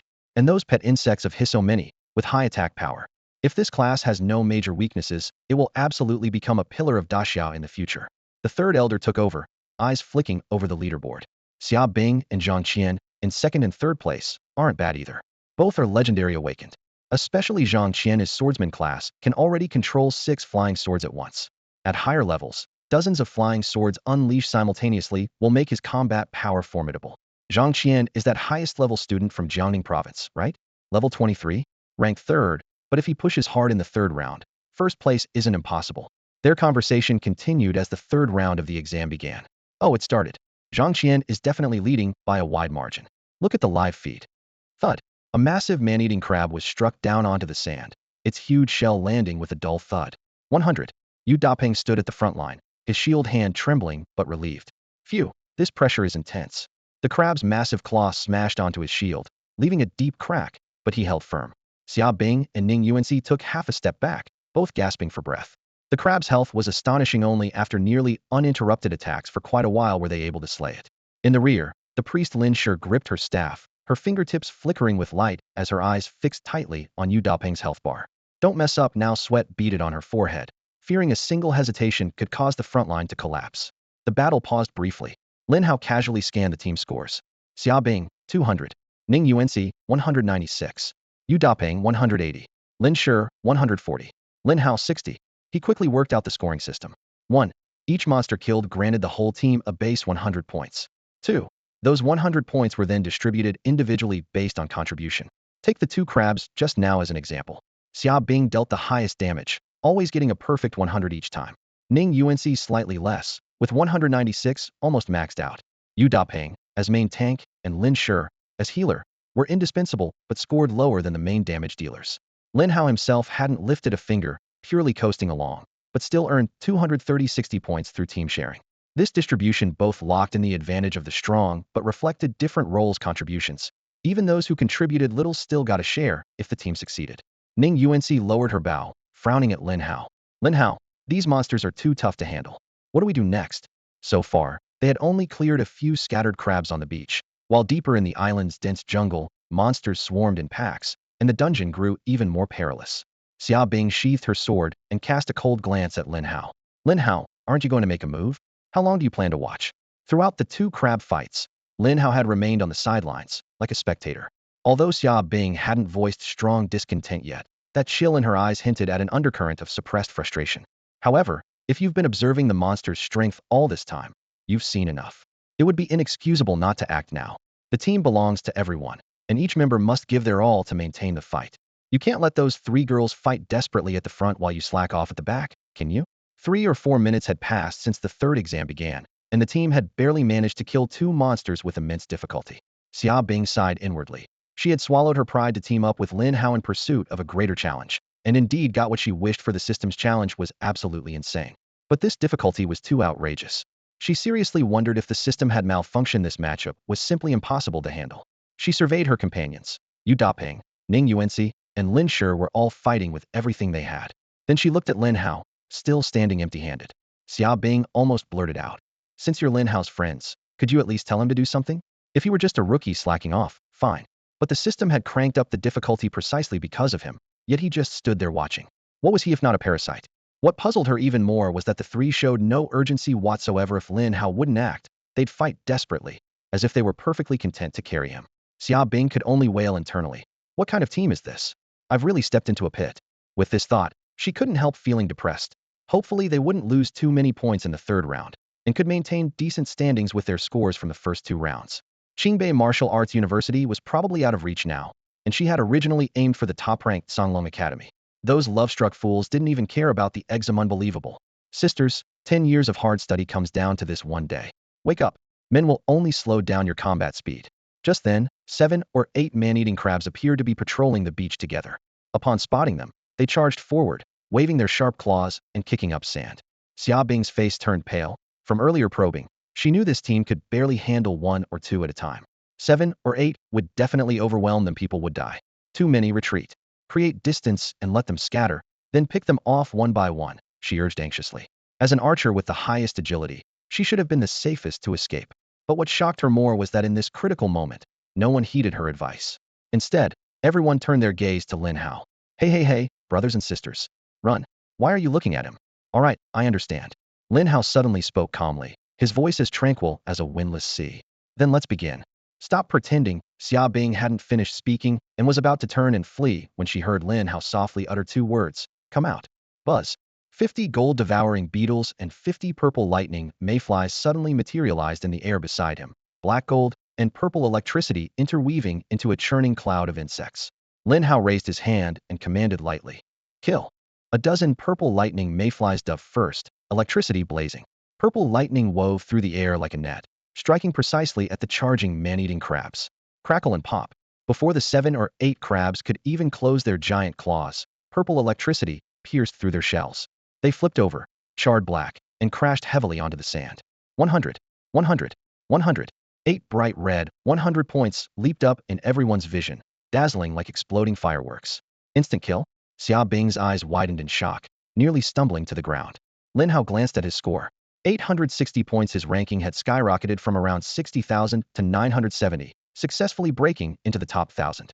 The system awarded each monster a full base score of 100 points, reasonable, considering he had almost single-handedly led the assault, while the other 4 teammates barely contributed. Despite that, each of them gained 8 times 30, a total of 240 points. Snatching 240 points in under 10 seconds was an efficiency that would intimidate most competitors. Sure enough, when Lin Hao struck, it was earth-shattering. "Boss, you finally made a move. Truly extraordinary." Yu Doping jumped up excitedly, shouting loudly, "Brother Hao, show off your power." Lin Shi gave a thumbs up, her eyes sparkling with admiration. "Lin Hao, your speed is impressive, but our scores are still a bit low." Ning Yuanxi glanced at the panel and sighed. "Hey, how can you all stay so calm? This is an instant kill." Xia Bing's eyes widened, her voice nearly cracking. 8 level 35 Inferno monsters wiped out in one go. And you're not even surprised? Ning Yuanxi thinks the scores are low? Taking down 240 points in under 10 seconds, millions of candidates couldn't pull that off. And here I was telling everyone to hurry up, turns out I'm the only one unaware of Lin Hao's freakish strength. She felt complicated inside, awkward and unsure where to put her hands, but luckily everyone's attention was on the points and combat drones, so no one noticed her subtle expression. Lin Hao nodded. "If you keep attacking like this, your scores will be low. They'll give each of you 20 pet drones. Focus on output and don't worry about defense. After your attacks, my drones will finish the rest. Speed won't be affected much, and you'll all earn more points." No one objected. Lin Hao immediately distributed 80 of the 100 devour gold bugs and purple lightning mayflies equally among the 4, keeping only 20 for himself. For average candidates, this island's difficulty was very high, but for him, it was still manageable.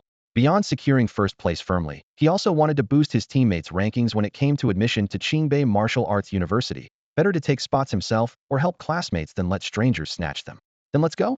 Lin Shi looked up at the 20 drones circling overhead, excitement written all over her face. "Come on, let me show off for once." Yu Doping laughed heartily as he rushed ahead. Ning Yuanxi lifted his hand. As a man-eating crab emerged in the distance, he hurled 4 or 5 bolts of lightning. The injured crab charged furiously, only to be zapped repeatedly by the purple lightning mayflies in front, instantly reduced to a scorched shell. 100. The kill credit went to Lin Hao's account, adding another 100 points to his tally, and this time, Ning Yuanxi earned 80 points instead of just 30 for barely contributing, just as Lin Hao predicted. Although still no match for Lin Hao's score, it was quite respectable for an ordinary candidate, and more importantly, the monster kills were quick. The others saw Ning Yuanxi casually score 70 points like that, and immediately got pumped up, charging forward with fierce shouts. Soon, the screen kept flashing 100, 100, 100, a stream of bonus points soaring like ribbons into the sky. Lin Hao remained at the back of the group, moving just as leisurely as before. The difference was, where earlier his idling only earned him about 30 points, now every time a monster went down, he reliably raked in 100 points. Xia Bing hacked down a dozen man-eating crabs in quick succession, then glanced back. Lin Hao still had his arms crossed, trailing far behind at a steady, slow pace. "Is that even allowed?" she muttered to herself, shaking her head. "He's probably the greatest slacker in all the history of the college entrance exam. Joining this team today, I really gained some new perspective." The group pushed further toward the center of the island, facing new foes along the way. 1. Level 36 yellow-billed egrets circling overhead. 2. Level 37 leopard sharks lurking beneath the water, leaping out suddenly to attack. 3. Clumps of sticky tube worms clinging to the treetops. Just looking at them gave you the creeps. But none of these creatures could stop Lin Hao's team. At first, everyone tensed up seeing the sheer numbers of monsters. But whenever Lin Hao's pet insects launched an aerial strike, waves of enemies instantly collapsed and points surged up wildly, putting everyone at ease. Soon they almost wanted the monsters to come in hordes because that meant more points. In just a short time, their rankings skyrocketed from tens of thousands all the way into the top 100. Lin Hao at 78th place. Xia Bing at 89th, Ning Yuanci at 92nd, Yu Dapeng at 95th, Lin Shi at 99th, and this was despite starting nearly 10 minutes later than others. Their positions kept climbing steadily. Inside the proctor's room, old Zhao, Lin Hao's team is still on the beach. Why aren't they moving forward? One teacher asked casually after scanning other candidates on the monitors. The proctors had to oversee players province-wide, so no one could focus on one team constantly. But old Zhao seemed obsessed, keeping a tight watch on Lin Hao's window. Seeing old Zhao frowning silently, the other teacher laughed. That's because it's infernal difficulty. How's the endless light tower matchmaking? Even freshmen and sophomores would struggle at this level. When they first discovered Lin Hao's team had matched into infernal difficulty, everyone gawked in surprise. But watching them nervously stumble over crabs and barely kill one or two at a time, the proctors shook their heads and went back to their own tasks. They're no longer on the beach. They've pushed several hundred meters toward the island's center, old Zhao whispered, eyes locked on the screen. Oh, that's quick. How did they manage it? The other teacher leaned over, stunned as he watched the screen. Wait, what's Lin Hao doing?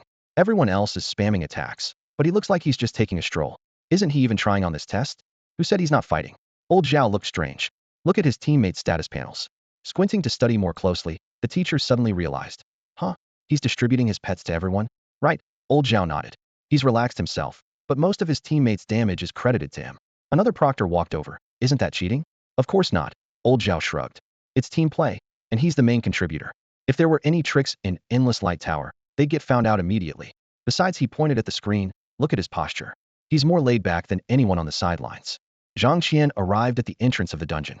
Under the scorching sun, his shoulders rose and fell slightly. Even as a sword master known for his powerful area attacks and high efficiency in clearing monsters, the grueling fight from the beach all the way to the island's center had drained most of his stamina. Standing before the stone gate, he decided to catch his breath for 2 or 3 minutes before rushing inside to clear the area. He raised his hand and pulled up the real-time leaderboard, his chest tightening involuntarily. His greatest worry was that guy Lin Hao suddenly surging ahead and snatching first place. Current rankings after the third round. First place, Zhang Qian, 11,700 points. Second place, Su Yifei, 8,670 points. Third place, Zheng Haoran, 869. Fu still himself in first place. He scanned further down. Lin Hao wasn't in the top 10. Humph, that kid's only fireworks were in the first 2 rounds. Zhang Qian snorted coldly, also wondering what position Xia Bing had dropped to. As long as he held on to first, reclaiming the top spot on the overall leaderboard wasn't impossible. How far down is he now? Zhang Qian swiped the list. 78th place? He squinted. A few minutes ago, Lin Hao had been ranked somewhere beyond 40,000. How had he suddenly skyrocketed into the top 100? Still, the gap between him and Zhang Qian's first place was an ocean apart. He snorted dismissively and minimized the leaderboard for now. During his short break, he casually glanced over the names of some of the class-recognized strong players. Their best scores barely cracked the 6th place, far behind him. Where's Lin Hao? Zhang Qian's heart skipped. He immediately reopened the leaderboard. The spot at 78th now showed an unfamiliar ID. Scrolling down further. 8th place, Lin Hao. What? Zhang Qian's pupils shrank sharply as his vision seemed to flash red in an instant. In less than a minute, Lin Hao had blasted from 78th to 8th place. He knew the monster distribution on the island too well. By any logic, it was impossible to rack up that many points in such a short time. No way. Absolutely no way. Rage surged up his chest. Raising his sword, he slashed horizontally at a nearby boulder. Bang! The heavy rock shattered on impact, scattering fragments everywhere. Though 8th place was still some distance from first, at this rate, it wouldn't be long before Lin Hao posed a direct threat to his current lead. Teleport. Zhang Qian, who had planned to rest a few more minutes, could no longer sit still. He activated the teleportation array and charged deeper into the dungeon. Outside the testing arena, Zhou Ziyuan, also staring at the big screen, witnessed Lin Hao's miraculous leaderboard surge. Why can't you just stay quietly behind tens of thousands of other players? Why rush to the front? Annoyance bubbled in his mind, his palms slick with sweat. The points rising so fast made him waver in his bet. With Mo Ren, who would have guessed this dark horse Lin Hao would suddenly appear? After the third round began, the proctor screen only showed points, no longer broadcasting gameplay footage. Zhou Ziyuan studied Lin Hao's data repeatedly, unable to figure out how he was doing it. Even if monsters were just lying there waiting to be killed, scoring that many points so quickly seemed absurd. Indeed, by conventional rules, Lin Hao's score increase made no sense. But what Zhou Ziyuan didn't know, killing a single monster gave Lin Hao 100 points. As powerful as Zhang Qian was, killing a single monster only earned him 50 points. Therefore, when Lin Hao killed the same monster, he received twice, 3 times, or even more points than others, causing his ranking to soar rapidly. Zhou Ziyuan, are you getting a little nervous? Without him noticing, Mo Run had quietly appeared behind Zhou Ziyuan. Nervous about what? Zhou Ziyuan instinctively turned around and, seeing Mo Ren, forced a calm tone in response. You lost to me in the first and second rounds, Mo Run said evenly.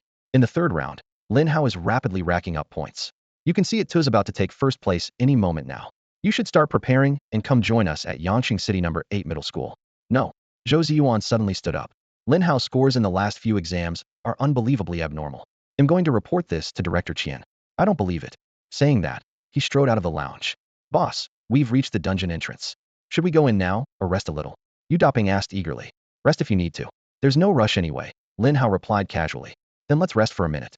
Actually, we're barely worn out, Xia Bing glanced at the teammates. At this moment, everyone was almost at full strength. The so-called exhaustion was just a pretext to get a few extra hits and more points. They could afford to slack off if they wanted.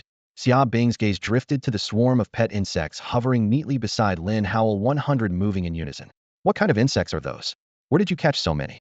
How do they deal such high damage? Her mind buzzed with questions. She had cast detection spells on these pets. Their stats were only good, far from godlike. But in actual combat, each insect's burst damage overwhelmed her, making the usually proud Xia Bing feel bitter if she couldn't even beat bugs. What was she worth? Especially since there were 100 of them, striking relentlessly, wearing down morale. In fact, what she saw was just the base stats. Lin Hao had boosted their power by 30-fold, something she couldn't detect at all. Boss, did you get first place in the second exam? Yu Daping asked with curiosity. Lin Hao pulled up the live leaderboard. Round 3 scores. First, Lin Hao, 21,000 points. Second, Zhang Qian, 20,900 points. Tied second, Xia Bing, 19,700 points. Third, Zheng Haoran, 19,600 points. Seventh, Ning Yuanxi, 16,890 points. The top spot label on Lin Hao's name left him expressionless. He never doubted his success. Xia Bing had risen to third. Ning Yuanxi was seventh. Yu Daping ranked 23rd, and Lin Shi squeezed into the top 50, ranking 49th. Everyone gathered around the board, their excitement barely contained. Let's go, enter the dungeon. Lin Hao put away the glowing screen and said softly. Got it. Okay. The 5 of them stepped through the shimmering portal together. You have entered the underground world dungeon on the island. No sooner had the message appeared than they found themselves in a huge passageway wide enough for dozens to walk side by side. The walls were clearly carved by skilled hands, smooth and even. The floor was paved with blue stone, its texture visible beneath their feet. Large underwater pearls were embedded in the walls at varying distances, their soft glow filling the passage. Though dimmer than outside, the corridor was far from dark. A damp breeze carrying the sharp scent of the sea hit their face. It was connected to the ocean beyond. Farther ahead, several adult sea turtles crawled slowly across the bluestone floor, their shells tinted bluish by the pearl light. The scene was both quiet and eerie. What? He took first place? Midair, Zhang Qian swept his sword horizontally. His flying sword slashed through the air with dazzling cold light, piercing through several sea turtle demons with their thick, armored shells. He panted heavily, sweat dripping down his jaw. Wiping the blood off casually, he summoned the virtual leaderboard screen. Instantly, it appeared. First place, Lin Hao, 21,000 points. Second place, Zhang Qian, 20,900 points. A mere 100-point gap, but it felt like an abyss. Zhang Qian's blood seemed to freeze. His heart weighed 1,000 pounds. It was as if he were falling straight down into despair. The thing he feared most had finally happened. No, the first place is mine. He roared, his voice hoarse. I am the prodigy. I am a sword master. Behind me is the top family in Jiangning province, the Zhang clan. Since the day I awakened, I've trained non-stop, not a single minute wasted, ranked number 1 across the entire province. How could I lose? I will not lose. Anger burned away his reason.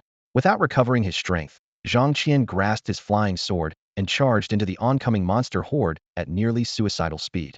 I kill. At the same time, on the exam monitoring screen at Yangqing number 1 high school, names flickered rapidly. Mo Ren's eyes were glued to the screen. His eyebrows furrowed tightly, as if twisted into a rope. That kid, even stronger than his sister. He muttered. Lin Hao's name had securely taken the top spot. Mo Ren was not surprised it placed first in both the first and second rounds. This was only natural. But the next moment, he noticed another name climbing fast. Ning Yuanxi surged up to 7th place? He gasped in shock. Before recovering his breath, thinking about 2 other key students at level 15 or above, he quickly scanned the rankings to make sure he hadn't missed anything. Yu Daping, 23rd Lin Shi, 49th Mo Run rubbed his slightly dry, tired eyes, double-checking again and again. At that moment, he trembled with excitement. The laughter almost caught in his throat before exploding out. Ha ha. Heaven bless Yangcheng students. 5 students from Yangqing squeezed into the top 50. What did that mean? The gates of Qingbei Martial Arts University, the top martial arts school in Daxia, were essentially wide open. In previous years, Yangqing would produce one Qingbei student every year or two. Now 5 in one go was unprecedented. He turned to share his joy with the head of the academic committee, Zhou Ziwan, only to find he had left without notice. Mo Ren's mind raced. Could Zhou have gone to question Director Qian about Lin Hao's results? Ha, childish. Elsewhere, principals of the 5 top academies gathered in the VIP lounge. Unlike the ordinary exam hall, here the lighting was soft, and an entire wall was a giant screen. All 5 pairs of eyes locked on the same scene. Lin Hao's team surging forward at high speed. Blades and swords flashed wildly in the hellish-level dungeon, but he dismantled them effortlessly and without ceremony. Him taking first in the 3rd round is only a matter of time. The top scholar of Jiangning province, almost guaranteed, an old principal with graying beard, said leisurely. Don't jump to conclusions yet. The candidates just entered the dungeon. Another shook his head, still watching intently. But this guy treats hell difficulty like a normal level. Truly scary. Top scholar of the province? I think he's good enough to be national top scorer this year. Suddenly a voice interrupted. The other principals froze, evidently only thinking provincial, not national. I heard the Ministry of Education added a 4th round this year, and the national top scorer will be decided based on that, the elder added.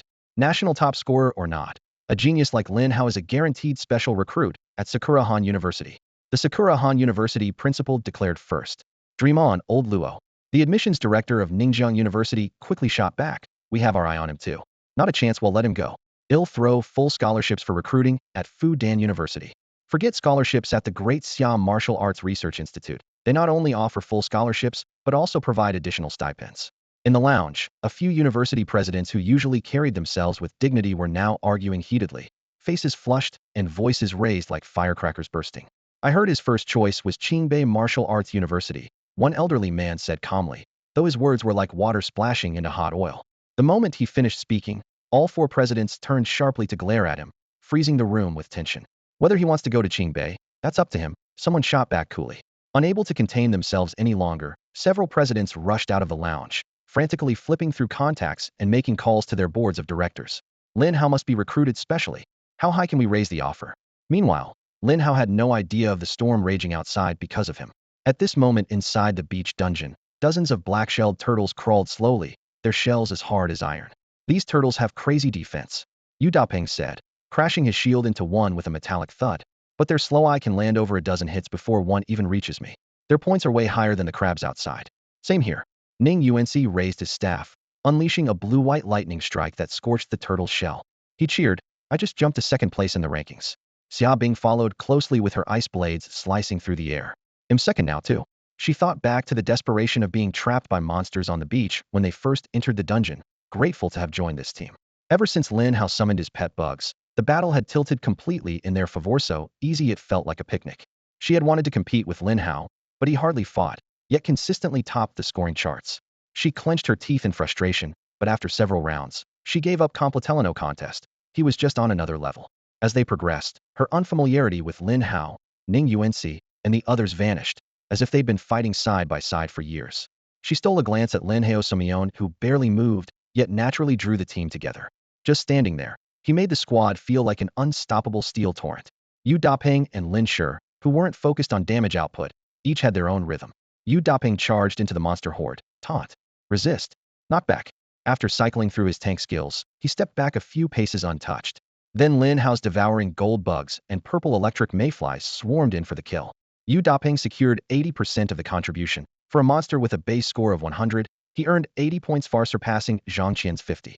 Lin Shi stayed right beside Lin Hao, constantly casting shields and buffs on Yu Dapeng, Ning Yuanci, and Xia Bing. Even if teammates were at full health, she insisted on healing, occasionally patching up the mostly idle Lin Hao. Too clearly skill points maxed means skills must be used. Strangely, the system rewarded her performance as well, her score nearly matching Yu Dapeng's. Beyond the common turtles, the team encountered unusual coastal monsters like level 37 mermaid warriors and level 38 venom-spitting starfish. The dungeon was designed with increasing difficulty layers, and most challengers struggled more as they advanced. But for this team, it was all the same, they just bulldozed through.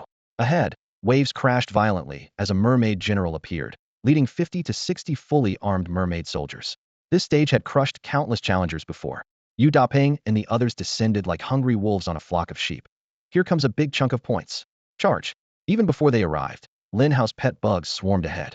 Lightning, ice blades, and taunts clashed together, sand flying everywhere. In moments, all the mermaid soldiers were down, and the general howled in frustration before succumbing under the bug swarm, becoming more points. Haha, Yu Dapeng pulled up the leaderboard. All 5 of us made it into the top 10. Bug indeed. In the proctor's room, old Zhao let out a heavy sigh. After 30 years of invigilation, this is the first time I've seen someone play the 3rd round of the dungeon exam like this. The proctor beside him shook his head helplessly. Honestly, I'm speechless. This isn't an exam, it's a grinding session. And it's not just one person grinding, but 5 of them together. So those 5 have taken up half of the top 10 spots now, haven't they? Occupying 5 out of 10 places, how unfair to the others. Old Zhao clicked his finger lightly on the monitor. Look at Zhang Qian, who was first earlier, he's about to lose it. On screen, Zhang Qian's eyes were bloodshot and wild, like a runaway beast. Every time a monster appeared, he launched himself forward recklessly, ignoring defense entirely, just desperate to snatch points. The proctor frowned. If he keeps throwing himself around so recklessly, I'm afraid he'll get sent back by the tower system for injury before he even finishes. To comprehensively evaluate students, the Endless Tower College entrance exam has 3 major tests. 1. Basic skill assessment, testing single target damage. 2. Attack power test, releasing hundreds of monsters to measure area effect damage. 3. Team combat evaluation, testing coordination and team strategy. In the tower, injury is real, but if a mortal danger is detected, the system forcibly teleports the player out immediately, so no one dies. Poor mindset. One proctor shook his head. We thought he had potential, but once his rank dropped, he lost his composure. That'll limit his future success. Old Zhao added. He was aiming for provincial top scorer, but after slipping to 2nd in the first 2 rounds, he got frustrated and tried to turn it around in the 3rd. He briefly hit 1st, but dropped again in less than half an hour. The emotional swing was too much, he couldn't handle it. He lost 2nd place and fell to 4th. If he keeps this up, even 4th is at risk. Poor kid. Real-time rankings after the 3rd round. 1st, Lin Hao 310,000 points. 2nd, Xiaobing 259,000 points. 3rd, Ning Yuanxi 237,000 points. 4th, Zhang Qian 206,000 points. 6th, Yu Dapeng 180,000 points. 8th, Lin Shi 157,800 points. That squad of 5 all made the top 10. Haha, following the leader really rocks. Yu Dapeng laughed out loud looking at the leaderboard. Hee, I finally get to follow brother, how to Qingbei Martial Arts University. Lin Shi's eyes curved into crescent moons as she fixated on Lin Hao. Lin Hao, I owe you one again. Ning Yuan's heart fluttered. Before the exam, she expected to float around the 100th place, barely making Qingbei. Now, with the biggest share in the 3rd round, she scored 237,000 points and jumped to 3rd place, securing a spot as a Qingbei prep student with choice of popular programs. Xiaobing, meanwhile, stared numbly at the scoreboard and then glanced at Lin Hao.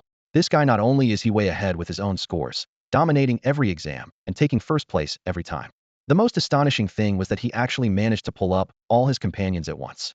No wonder everyone around him followed him so closely, trusting him completely without reservation. Such a monster hadn't been seen even among those outstanding classmates, let alone anywhere within his enormous clan. A grand imperial palace silhouette suddenly came into view. Through the thick palace walls, the crowd saw streets filled with orderly ranks of merman soldiers, their numbers impossible to count. There were 2 or 3 general-level commanders leading them, not to mention the merman queen boss deep inside the palace. This was the final stage at hell difficulty. Xia Bing's gaze sharpened. Fighting regular mobs was one thing, but facing the boss was a whole different matter, especially at hell level. She couldn't help but mutter in doubt.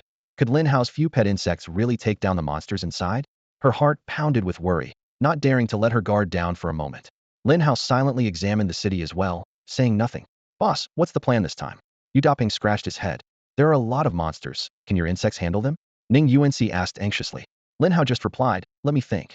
Xiaobing frowned and warned, you have too few pet insects, but there are at least 1,000 or 2 monsters inside, plus commanders and the boss. 2 fists can't beat 4 hands. Her tense expression revealed her unease about the tough battle ahead. In fact, Lin Hao still had 200 insects quietly resting in his pet space, which he hadn't released. If he really fought Hedon, his few big spells combined with the gold-devouring bugs and the purple electric mayflies would tear through the 1,000 or 2,000 monsters in no time at all. But right now, he was thinking about how to help his teammates earn more points. Seeing Lin Hao still deep in thought, Xia Bing suggested, how about I use long-range arrows to lure the monsters out in small groups, 1 group at a time? I have a better idea. Lin Hao pointed to the palace gate. That doorway is a choke point. Only 6 or 7 monsters can come out at once. They'll have the insects block them there, and you guys attack from 50 meters away. That way, your points will be higher. Xiaobing was stunned, so that's what he had in mind. Great idea, boss. You're amazing. Yu Daping immediately jumped up in excitement. Only 6 or 7 monsters face to face. Sounds doable. Ning Yuanxi and Lin Shi agreed in unison. Xiaobing remained skeptical. Hey, is that really reliable? What if your insects can't hold and all the monsters rush out at once? However, Yu Daping and the others already followed Lin Hao's swarm pressing toward the palace gate. Suddenly, a shrill horn pierced the silence, and alarms blared inside the palace. The heavy city gate thundered open, and 4 or 5 merman soldiers charged out first. Just as Lin Hao predicted, the number rushing out was small. Dozens of gold-devouring bugs immediately formed an impenetrable barrier at the gate. Yu Daping triggered his tank skill, taunting the monsters to hold their attention, then quickly used a knockback attack. Ning Yuanxi's body crackled with electricity, whipping lightning lashes at the enemy group. Lin Shi cast skills all over the place, even accidentally buffing some enemy soldiers' heads. The scene was chaotic. As the merman soldiers charged into the insect wall, the gold-devouring bugs and purple electric mayflies opened their jaws, biting and discharging electricity. In just seconds, the entire group was wiped out cleanly. Immediately, another wave of soldiers surged from deep within the gate. The same process repeated: taunt, lightning, random skills, insect swarm harvest. How could it be so easy? Xiao Bing was stunned silent. If these merman soldiers weren't just simulations from the endless light tower, their bodies would have disappeared shortly after being killed. With hundreds, or even thousands of monsters slain, the entrance would have been completely blocked by now. Inside the city, over 1,000 merman monsters lined up as if queuing for death. Ning Yuanxi and Xia Bing kept unleashing relentless attacks. Spells and arrows wove together into a dense net, cutting down the tidal wave of sea creatures within moments. The monsters' bodies dissolved into points of light, and the streets cleared once more. Suddenly, a sharp roar echoed from deep within the palace. Bold invaders! How dare you disturb me, the Empress, and kill my brave warriors? You shall all die. Atop the palace's high tower appeared a stunning merman empress. Her face was enchanting, but burning with rage. Lin Hao immediately cast a detection spell. Healthier merman empress. Strength 40, agility 10,000, spirit 10,000, constitution 11,000, skills 10,000. Skills. 1. Charm those with less than 50 of the empress spirit fall into despair. 2. Tidal Song uses spirit to summon tides, dealing 500 damage per second. So powerful. Lin Shi gasped. There's no way we can beat her. With defenses like this, we fragile ones are doomed. Ning Yuanxi also grew nervous. Xia Bing frowned. Should we retreat first? Lin Liang, your pet insect might hold out a little longer. Forget points for now. Surviving and clearing the level is the priority. At that moment, Yu Daping's eyes gleamed. Am I the only one who thinks the merman empress is gorgeous? Haha. He drooled and began inching toward the tower step by step. Now's not the time to be ogling. Lin Shi snapped, and Ning Yuanxi shot him a look of disdain. Wait. Xia Bing's expression suddenly changed. A faint, ethereal singing filled the air, hanging like mist all around them. Listening closely, the melody was so enchanting it stirred their hearts and souls, drawing them in irresistibly. That's the Empress Charm song. Watch out. Lin Hao warned sharply. But the more they heard it, the more beautiful it seemed. Xia Bing's gaze glazed over. So beautiful. Lin Shi and Ning Yuanxi put down their staves, stepping forward alongside Yu Daping like puppets pulled by invisible strings. In the blink of an eye, all but Lin Hao fell under the charm. Lin Hao charged forward and kicked Yu Daping flying. Snap out of it. The kick was strong enough to send Yu Daping crashing into a filthy drain along the city wall, splashing dirty water everywhere. Yet he quickly got up, still grinning foolishly, staggering toward the palace. Not even a kick can wake him. Lin Hao frowned deeply. The sight of the 4 dazed companions moving forward was eerie, like walking corpses. From the tower, the merman empress parted her lips, exhaling a ghostly blue mist that instantly turned into a semi-transparent ocean tide, washing over Yu Daping and the others. The icy seawater rose above their shoulders, and red 500 damage numbers popped up above their heads repeatedly. I'll help you translate this Chinese text into natural, fluent English. Let me start by reading the appropriate skill file for creating high-quality text content. Now I'll create a file with the English translation of the Chinese text. View your translation computer. Disserta outputs _translation.txt. The exam proctoring room. That Zhang Qian has gone crazy. One of the proctors sighed heavily as he stared at the screen. In the first and second rounds, Zhang Qian had confidently held second place. Although he couldn't beat Lin Hao, he had still stood out brilliantly. But seeing his ranking plummet in the third round, Zhang Qian's composure completely collapsed. He wasn't the only one. Many of the candidates from wealthy families had been meticulously trained since childhood, far surpassing their peers in skill. Over time, this bred an inability to accept defeat. The proctors exchanged knowing glances. Everyone could see this fragile mindset would shatter the moment it was tested. No amount of family-backed talent could save them. What a pity, someone murmured, about to switch off the surveillance feed. At that moment, the screen showing Zhang Qian's team flickered with blinding white light. One by one, his 3 NPC teammates dissolved into beams of light, and the team instantly fell apart. Then Zhang Qian himself was engulfed in a torrent of white light, as an endless tower of light forcibly teleported him out of the exam arena. Thankfully, it was only a simulation. Out in the wild, he would already be a cold corpse. Meanwhile, Lin Hao's wind orb tightly enveloped the Mermaid Queen. Normal wind skills would never have contained such a boss, but Lin Hao's enhanced wind orb was incredibly powerful, bordering on broken. The moment her movement was restricted, the Mermaid Queen roared furiously, struggling helplessly in the hurricane. Xia Bing, Ning Yuanxi, Yu Daping, and Lin Shi seized the moment, raining down their skills like hail. This was the perfect chance to grab points. The queen's health bar visibly dropped. Boom. Her last sliver of health vanished, and the enormous form collapsed with a thunderous crash. Your team has defeated the Mermaid Queen and cleared the underground world dungeon. You will be teleported out in 1 minute. As the system alerts flooded the screen, the score tally popped up. Lin Hao 30,000. Xia Bing 25,000. Ning Yuanxi 23,000. Yu Daping 19,000. Lin Shi 18,000. The 1-minute countdown ended. A flash of white light, and all 5 were back in the resting room. Immediately, a channel-wide announcement boomed. Stage 3 of the exam has ended.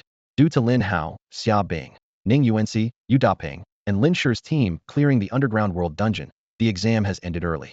This was exactly the time rule announced earlier. Any team to clear the dungeon would instantly end the entire exam. At this moment, some other candidates hadn't even reached the dungeon entrance. Some had just started. Naturally, those who missed the boss had far fewer points. Then, a new announcement flooded the screen. Round 4 selection is about to begin. Eligibility: top 10 from each province. In 10 minutes, the top 10 will be automatically teleported to the exam arena.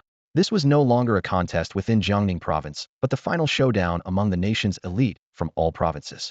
Huh, there's a 4th round this year? Xia Bing raised her eyebrows in surprise. In previous years, there were only 3 rounds. Once the dungeon was done, it was over. This year, an extra phase had been added. Haha, all 5 of us made the top 10. Yu Daping immediately pulled up the rankings and proudly amplified the projection. Round 3 rankings. First, Lin Hao 710,000. Second, Xia Bing 559,000. Third, Ning Yuanxi 537,000. Fourth, Yu Daping 496,000. Fifth, Lin Shi 460,000. Top 5. Actually, Ning Yuanxi pushed up his glasses, speaking seriously. Right, top 5. We swept the top 5 spots. Let's follow the boss and feast. Yu Daping grinned from ear to ear. Even I made top 5. All thanks to Brother Hao. Lin Shi snuggled up beside Lin Hao. The team wasn't particularly outstanding by any normal measure, but under Lin Hao's leadership, they astonishingly swept the top 5 spots. If anyone heard that, they probably wouldn't believe it, thought Xia Bing quietly, her eyes still fixed on the screen. Only the proctor could see team information. The audience outside could only see individual rankings. Haha, excellent. Very good. As the 3rd round scores updated, Mo Rin nearly burst out laughing, cheering repeatedly. After years as a principal, what he cared about most was student progress. Even sitting down, he clenched his fists with excitement. No matter how much he expected, he never imagined Lin Hao would lead by such a wide margin, taking 1st place for all 3 rounds. Even more incredible was that Ning Yuanxi, Yu Daping, and Lin Shi also made it into the top 5, leaving 6th place far behind. Based on overall scores, even if those 3 didn't finish in the top 5, a top 10 finish was guaranteed. Congratulations, Mo Rin. A gentle female voice came from beside him, and a composed young woman walked over. Ingu. Mo Rin suddenly became nervous and stumbled over his words. 4 of the top 5 are your students, right? She asked with a knowing smile. Yes. I didn't expect them to perform this well, completely beyond expectations. Mo Rin scratched the back of his head, unable to hide his joy. This time, Yangqing City's number 8 middle school is going to become famous. I bet the whole Jiangning education circle will be shaken, she teased.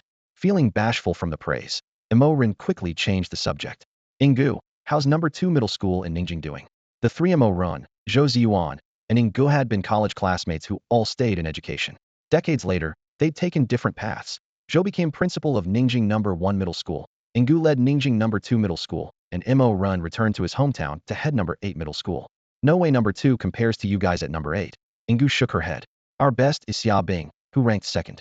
So Xia Bing is your student? Mo Rin realized. Yes. On the big screen, the countdown for the 4th round began. 5, 4, 3, 2, 1.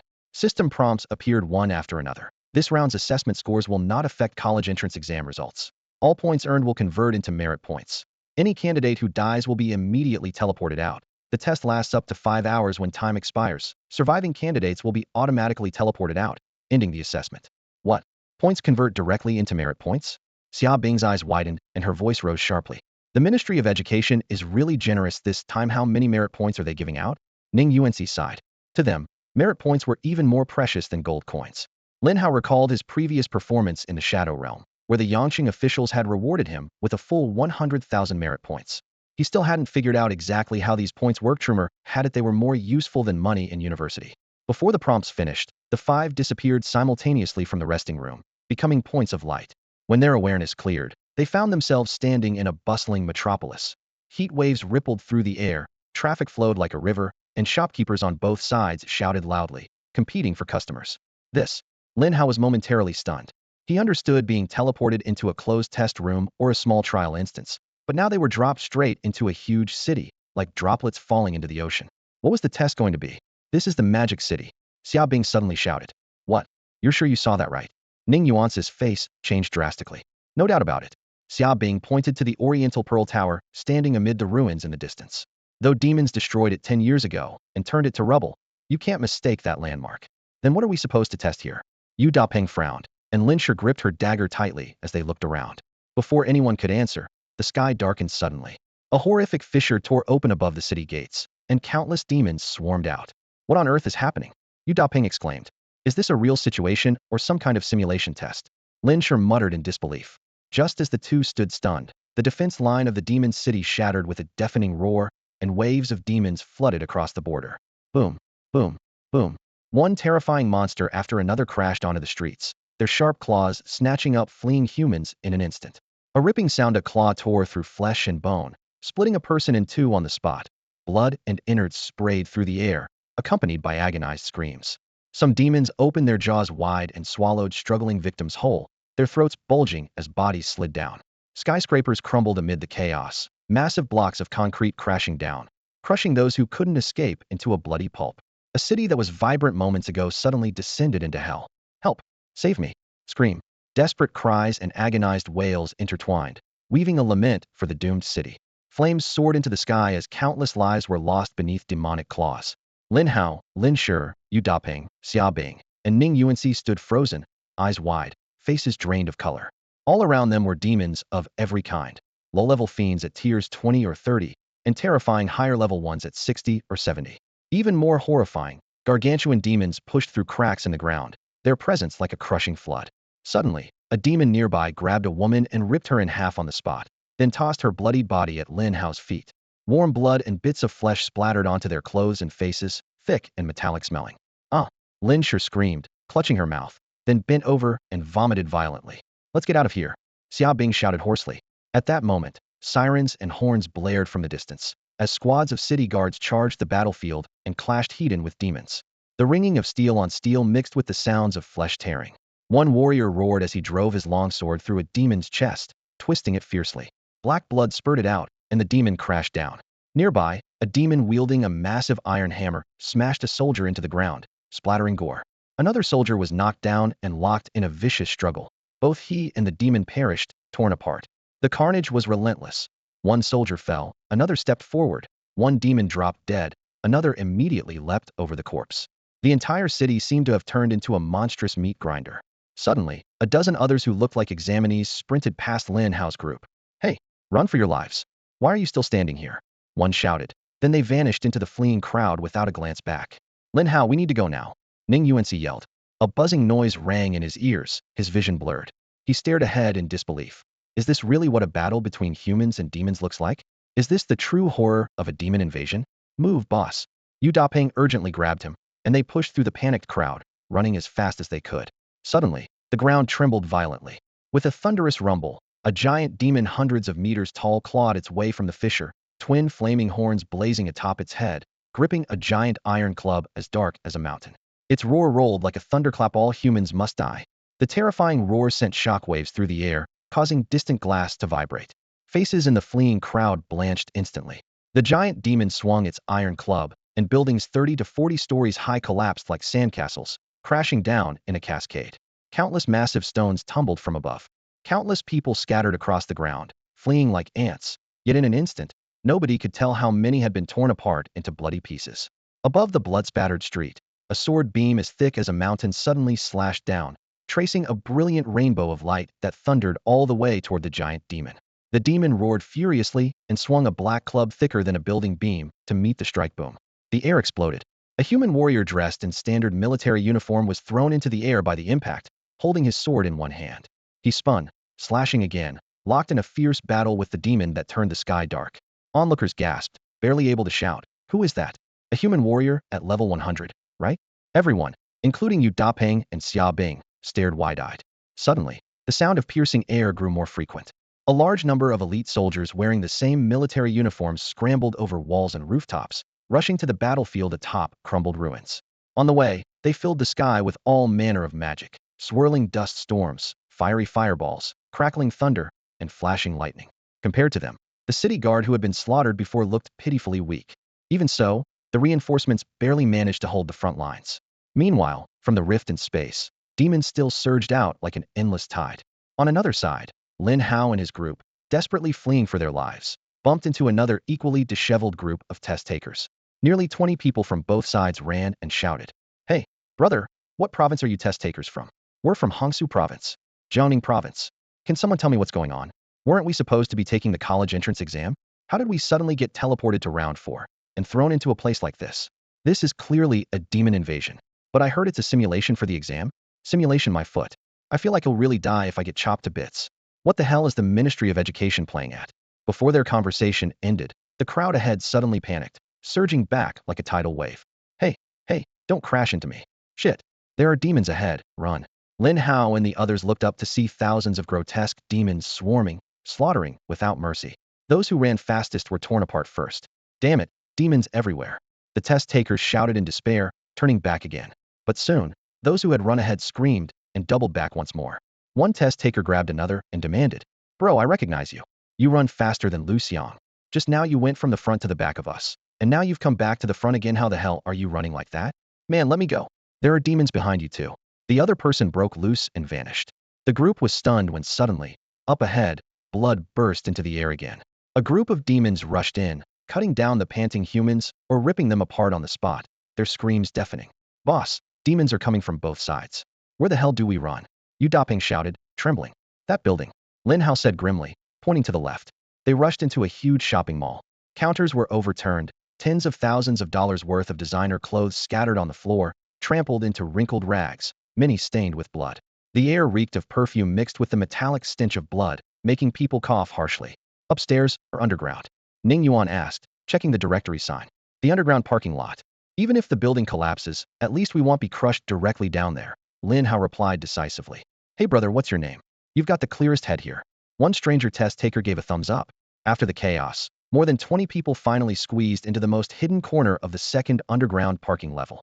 They leaned against concrete pillars, gasping for breath, listening to the distant sounds of brutal fighting and explosions echoing overhead. "What the hell kind of college entrance exam is this? Too intense. I nearly died just now. You've always been the clearest headed among us. Can you tell me what's going on? Are we still taking the college entrance exam?" The younger examinee, who had just admired Lin Hao while they were escaping for their lives, gasped for breath as he held his knee and looked up. Lin Hao fell silent for a moment, his gaze sweeping over the ruined streets and toppled streetlights as his mind raced. Suddenly, he looked toward Xia Bing. "Xia Bing, you said just now this place is Modu?" Xia Bing withdrew her eyes from the distant skyscrapers and nodded firmly. "Yes, I recognize that 87-story Oriental Pearl Tower. It's one of vacant in Daxia. I've seen it countless times in various records, no doubt about it.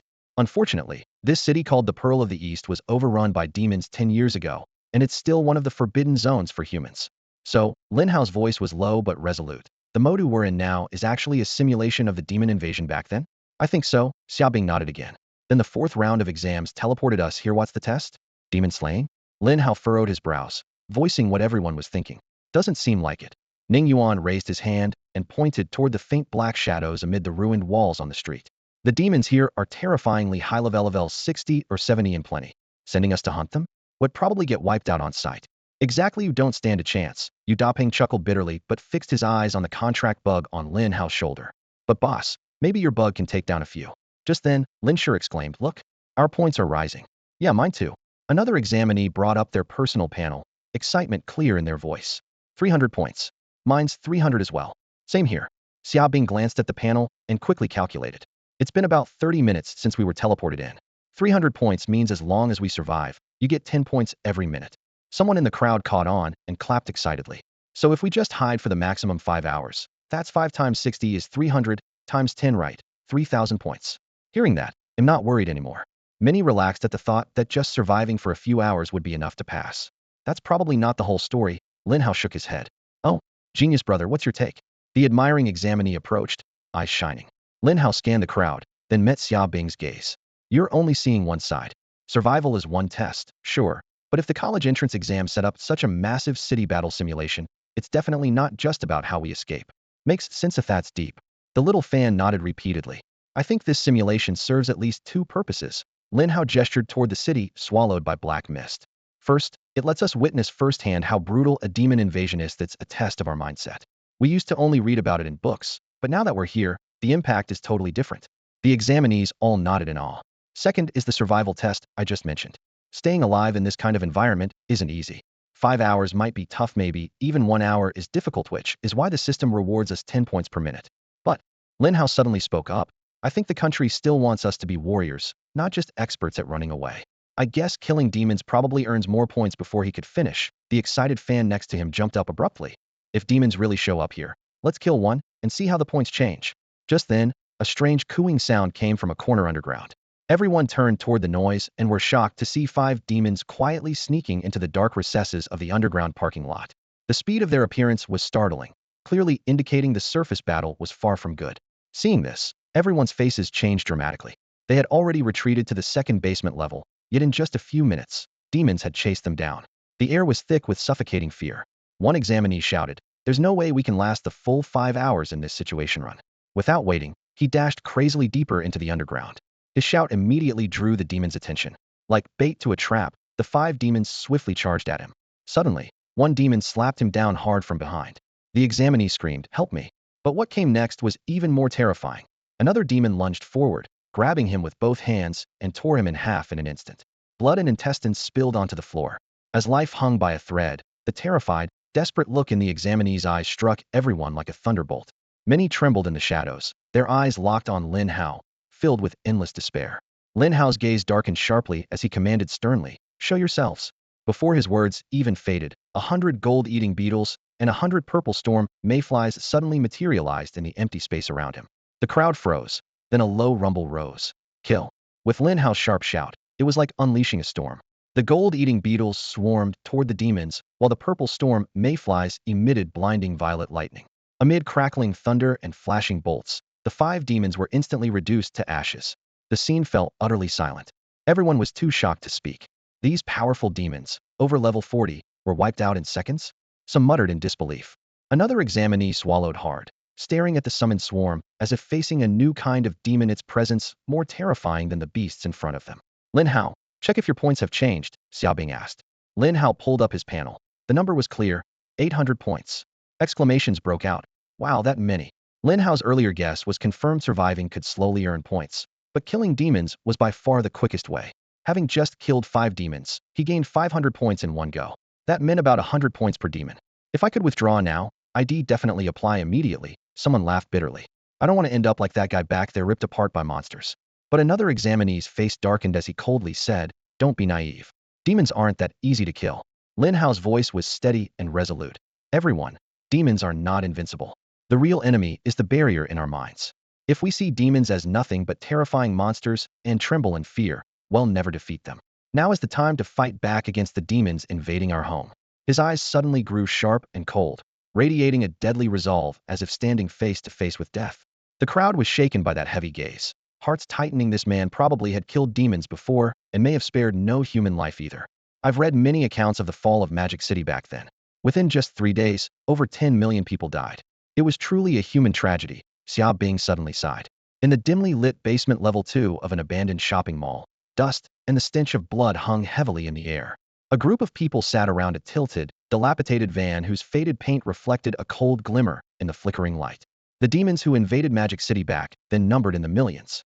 Even the National Army couldn't stop them. The ending was already sealed. A test candidate wearing black-rimmed glasses spoke hesitantly. Even if we somehow return to that moment, What could we really do? Just a short while ago, so many people died. Another youth rubbed his trembling arms, his voice cracking with fear. I'm afraid he'll have nightmares every night for the next couple of weeks. Leaning against a shattered concrete pillar, Lin Hao slowly scanned the group. His dark eyes flickered with sharp resolve. Everyone, I won't repeat what you just witnessed. But I've been thinking if I had been here when this happened, what would I have done? That brief question struck everyone to the core. If they had been trapped in that catastrophe themselves, would they have just hidden away? Maybe escaped the city, or been lost forever? Lin Hao's deep voice cut clearly through the silence. I'm not going to quote some high-sounding saying like human life is heavier than Mount Tai, but lighter than a feather. But when these monsters break into our homes and massacre our families, if I still had a weapon in my hand, would I cower? No, I'd swing that damn blade first. If I'm going to die, I'd rather die fighting. As the words dropped like a spark to tinder, the air seemed to ignite. Yes, if all of us who can still hold a blade just run away, what about the defenseless civilians? Someone's hoarse voice was full of determination. Cut their throats. Die if we must. If the world's going to end, I'm dragging a few of them down with me. Another test candidate shouted, clenching his fists. Lin Hao's stirring words were like firebrands landing on dry grass, quickly rousing everyone's fighting spirit. Lin Hao, you're right. Ning Yuan's gaze was heavy but resolute. If I only know how to run, I'll never forgive myself. Boss, I've wanted to cut down those demons for a long time. Yu Daping bellowed, pounding his chest. Lead the way, we're with you to the death. I'm not afraid to die either. Count me in. Lin Shi tightened her grip on her longbow, her eyes shining brightly. I'm going. Me too. The other candidates shouted in response one after another. Except for two students who lowered their heads and quietly withdrew to a corner. All eyes, including Xia Bing's, and the others were fixed on Lin Hao. Lin Hao's expression hardened. Raising his hand, he commanded, all right, let's charge. Charge. Charge. Their battle cries echoed through the cramped basement. Lin Hao led the charge, followed by more than 20 others, their heavy but resolute footsteps pounding up the stairs. The moment they stepped onto the ground floor, a putrid stench hit them. From a dark hallway came the crunching sound of flesh being torn. Turning the corner, a dozen or so demons crouched in a pool of blood, their sharp teeth ripping apart 4 or 5 mutilated corpses. Some gnawed on severed arms, others bit into thighs, and the most terrifying one held a human skull, smashing it and sucking out the brain. Holy shit. An elemental mage cursed and barely had time to finish before igniting fire, launching a blazing fireball straight at the demons. Whoosh, whoosh, whoosh. Xia Bing loosed arrow after arrow, the cold steel glinting as they screamed through the air. Ning Yuan's palms crackled with electricity, unleashing a barrage of lightning that struck the demons with a crackling fury. Caught completely off guard, 3 of the demons were incinerated on the spot. The remaining monsters roared in fury, flying blood and snapping claws shattering the floor tiles as they lunged toward these defiant mortals. Taunt! Yu Daping stomped forward, slamming his giant shield down with a roar. Arcane runes flared with a provocation magic. In an instant, all the demons' blood-red eyes locked onto this stout, towering target as if pulled by an invisible force, charging him in a wild frenzy. I'm going to die, Yu Daping thought grimly. But there was not the slightest sign of retreat. Yu Daping stood firm at the very front line. As the tank, he was supposed to use his thick defenses to absorb all the damage for his teammates. Yet even a meat shield has limits. The enemies charging at him were more than a dozen fully leveled 30th-rank demons. No matter how tough his skin was, he might not withstand the first wave of their assault. Crack! Crack!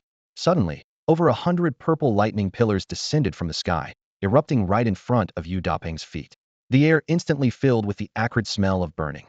He snapped his eyes open. Those dozen or so demons all collapsed, limbs twitching, their eyes rolled back lifelessly. At the critical moment, Lin Hao had unleashed his purple electric mayfly ability. In a flash, the dazzling bolts of electricity exterminated all the demons. The elite candidates from various provinces and cities were left speechless in shock.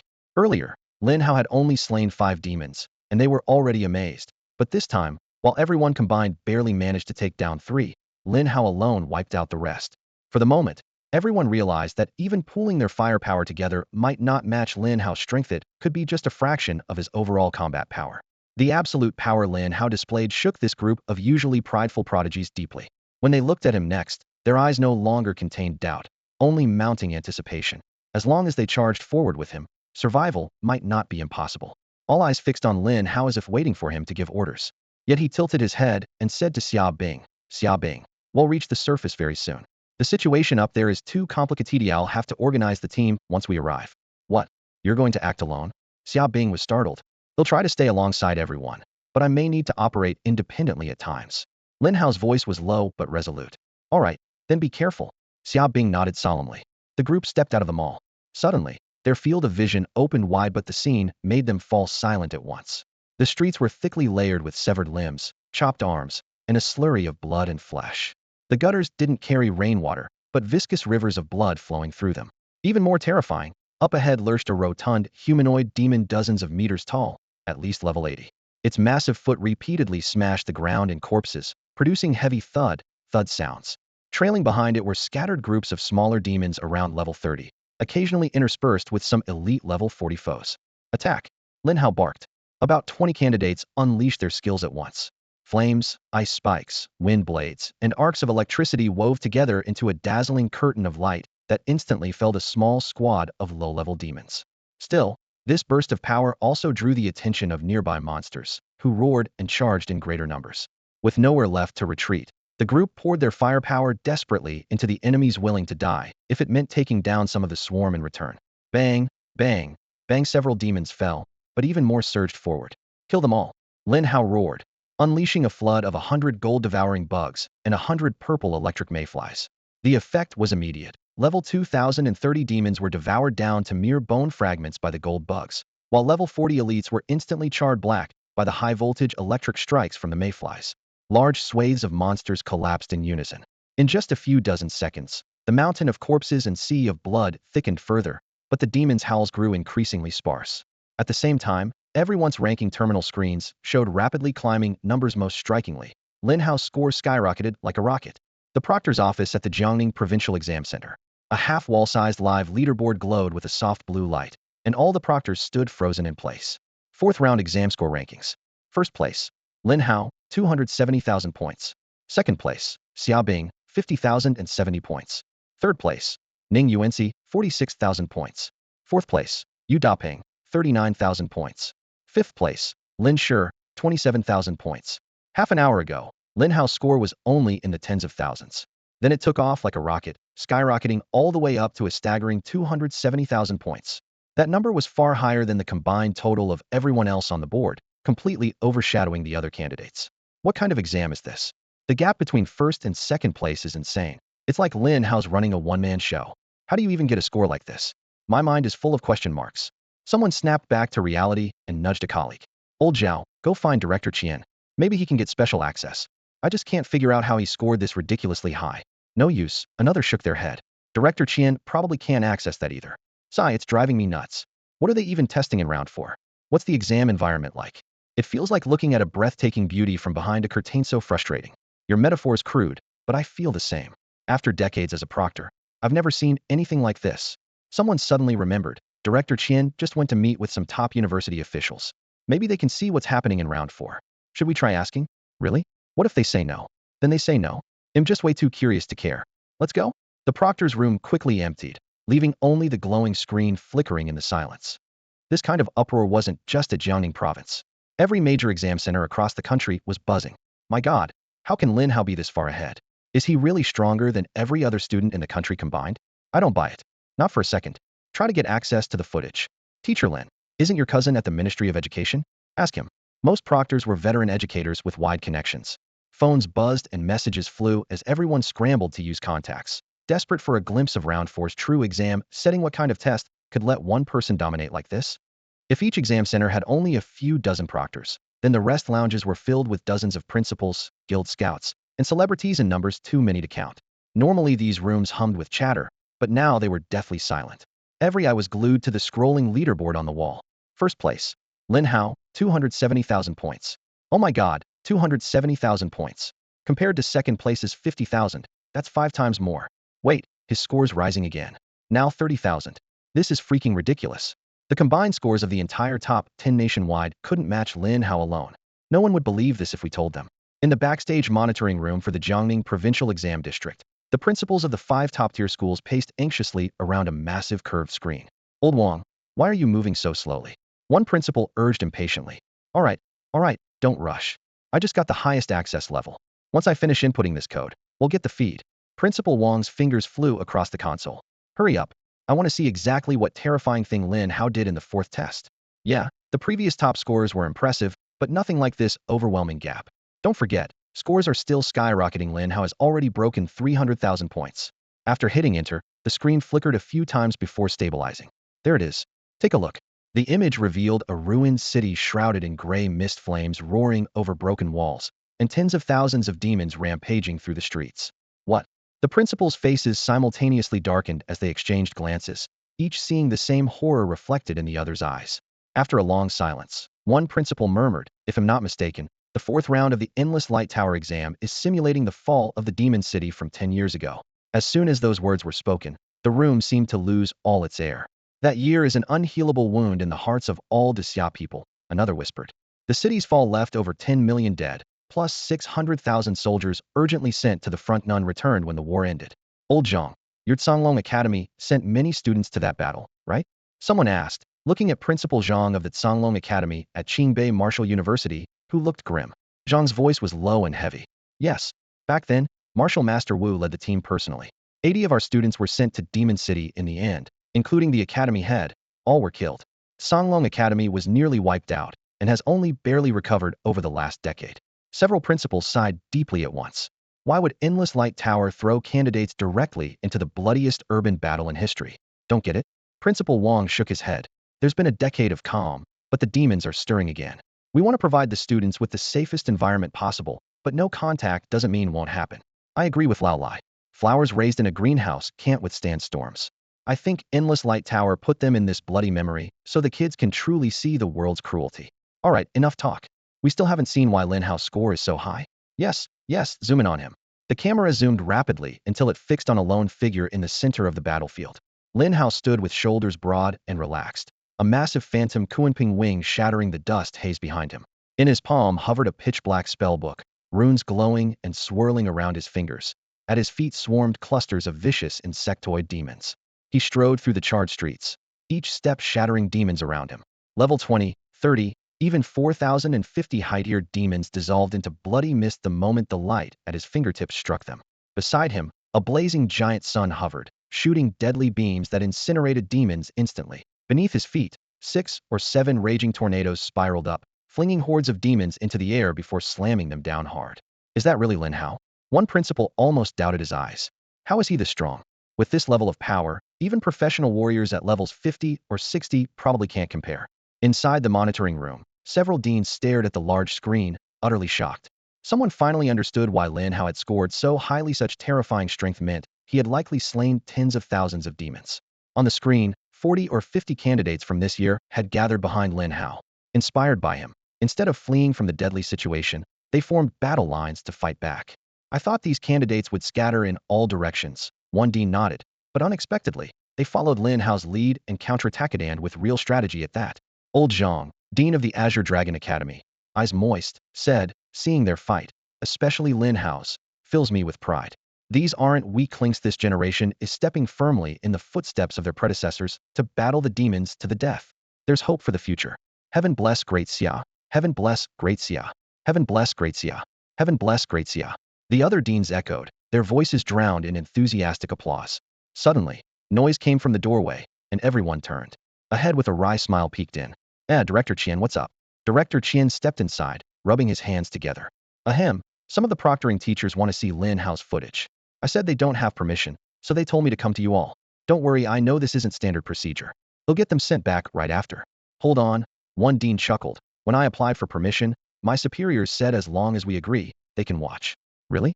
Director Qian's eyes brightened. "Go ahead. Bring them in." Dean Wang waved his hand. They must have watched Lin Hao's first 3 rounds, but missing the 4th leaves them itching to see more if that's normal. Director Qian immediately leaned out, shouting, "Come on in." The dean has agreed. With a roar of footsteps, 30 or 40 proctors surged inside, instantly crowding the small, elegant VIP lounge until there was barely room to breathe. Even a few deans were pressed into corners. The 5 deans exchanged stunned looks, mouths agape. Ruins of Magic City. Lin Hao kept casting high-intensity spells, his mental energy nearly spent. As far as the eye could see, demons still surged like tides, endless and unstoppable. "I gave it my all, but am still too weak," he chuckled bitterly in his heart. The golden eater bugs and purple lightning mayflies were nearly wiped out. What had been a team of dozens was now down to 5 or 6. The rest had fallen in battle. Yu Daping and Lin Shi had transformed into white light and left 10 minutes ago.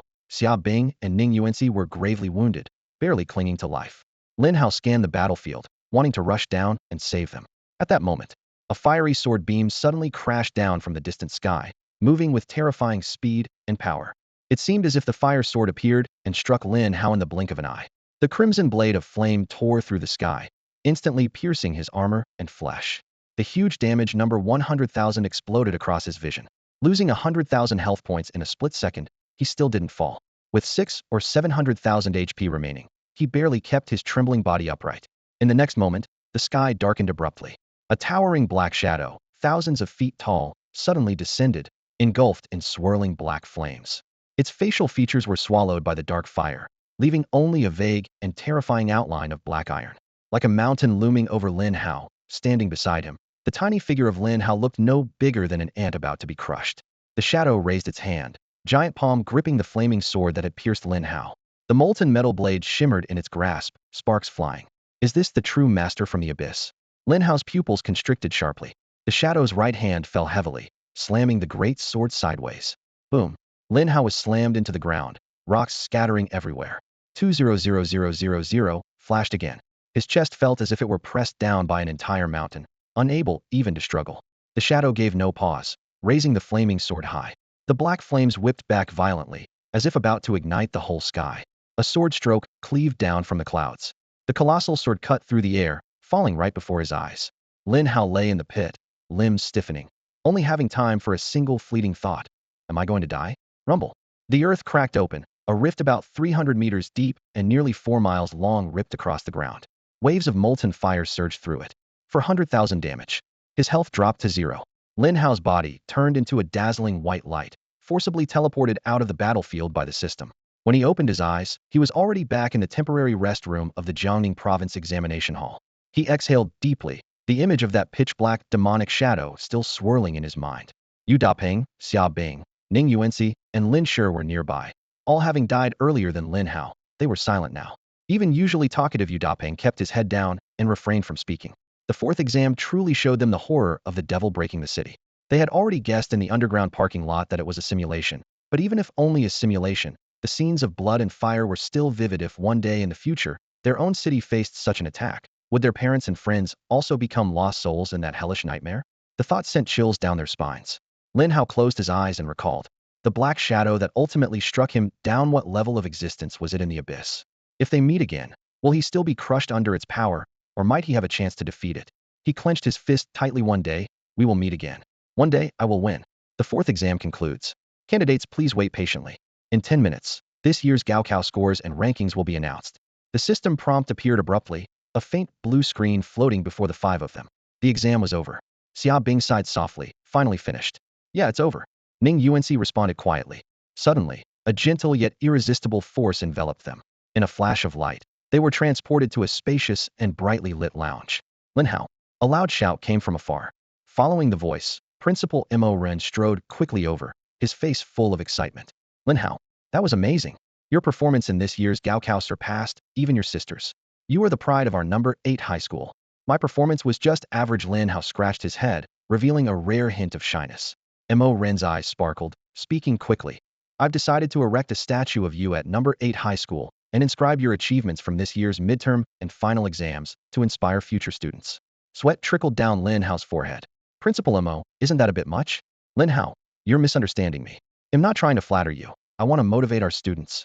You see, Lin Hao was talking with Mo Renjung when the huge electronic screen suddenly lit up, scrolling the final scores of this year's National University Entrance Exam. First place, top scorer nationwide. Lin Hao, total score 420,000. Second place, Xia Bing, total score 90,000. Third place, Ning Yuanxi, total score 86,000. Fourth place, Yu Dapeng, total score 79,000. Fifth place, Lin Shi, total score 77,000. The rest area felt like all the air had been sucked out at once. After a brief silence, an overwhelming roar of amazement burst out. Oh my god! First place with 420,000 points. Our very own top scorer in the whole country. Mo Ren laughed heartily, the wrinkles by his eyes smoothing as he said, fantastic. Lin Hao, Ning Yuanxi, Yu Dapeng, Lin Shi are all in the top 5. This is a historic victory for our 8th high school. Ning Yuanxi stood nearby, chin raised slightly, her smile filled with genuine admiration. Honestly, all this success is because Lin Hao led us. I never dared dream of placing in the top 3 before the exam. She turned to Lin Hao and said, thank you. In the past, she had aimed to surpass him, but after awakening and standing alongside him, she realized it wasn't realistic. Had become the towering mountain everyone looked up to. Yu Dapeng's face flushed with excitement. Boss, the luckiest thing in my life was meeting you. Without you, I wouldn't have leveled up so much after awakening.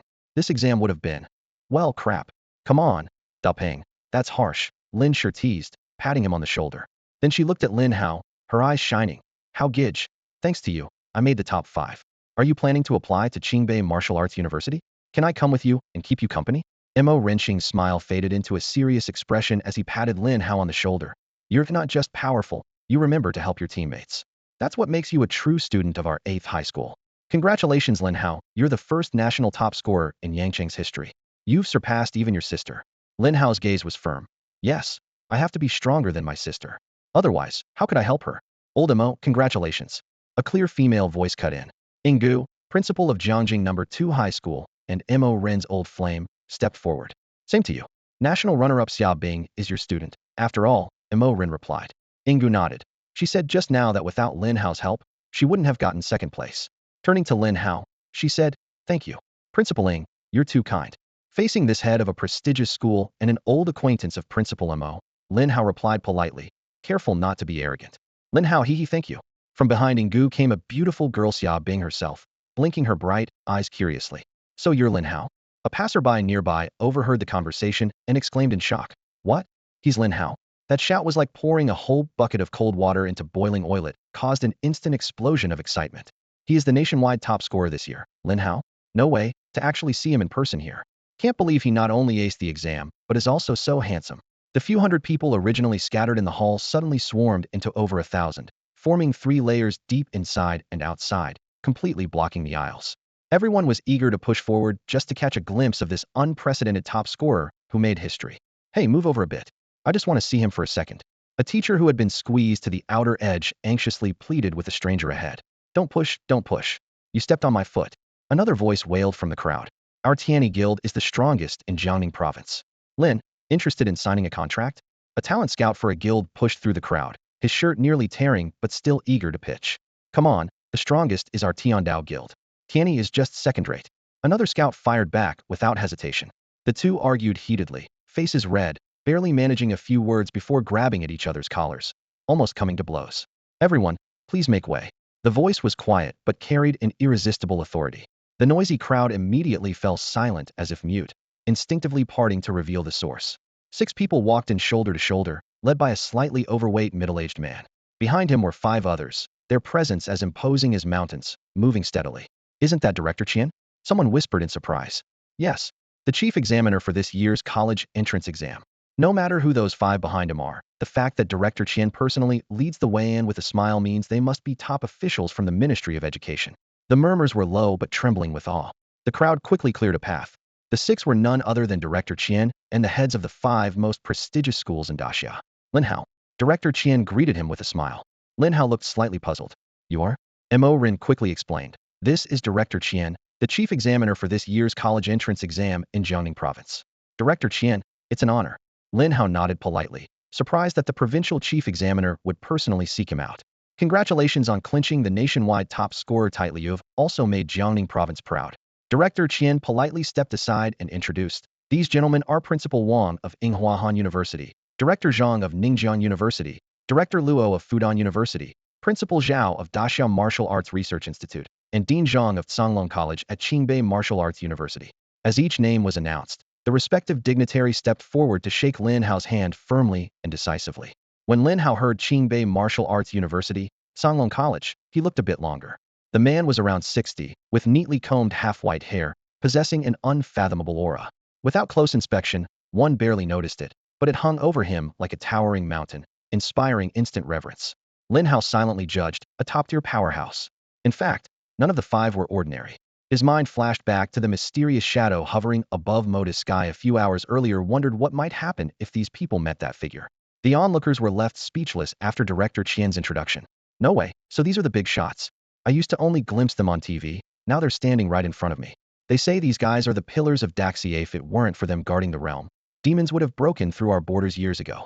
Don't be fooled by their university titles. They're leaders in their fields, holding multiple president and chairman roles. Suddenly, a wave of astonishment and chatter swept through the crowd. I'll help you translate this Chinese text into natural, fluent English. Here's the translation. Lin Hao, on behalf of Ningjiang University, I formally extend an invitation to specially recruit you. What are your thoughts? The moment Director Zhang from Ningjiang University finished speaking, the waiting hall erupted into chaos. Holy crap! Special recruitment from Ningjiang? Did I hear that right?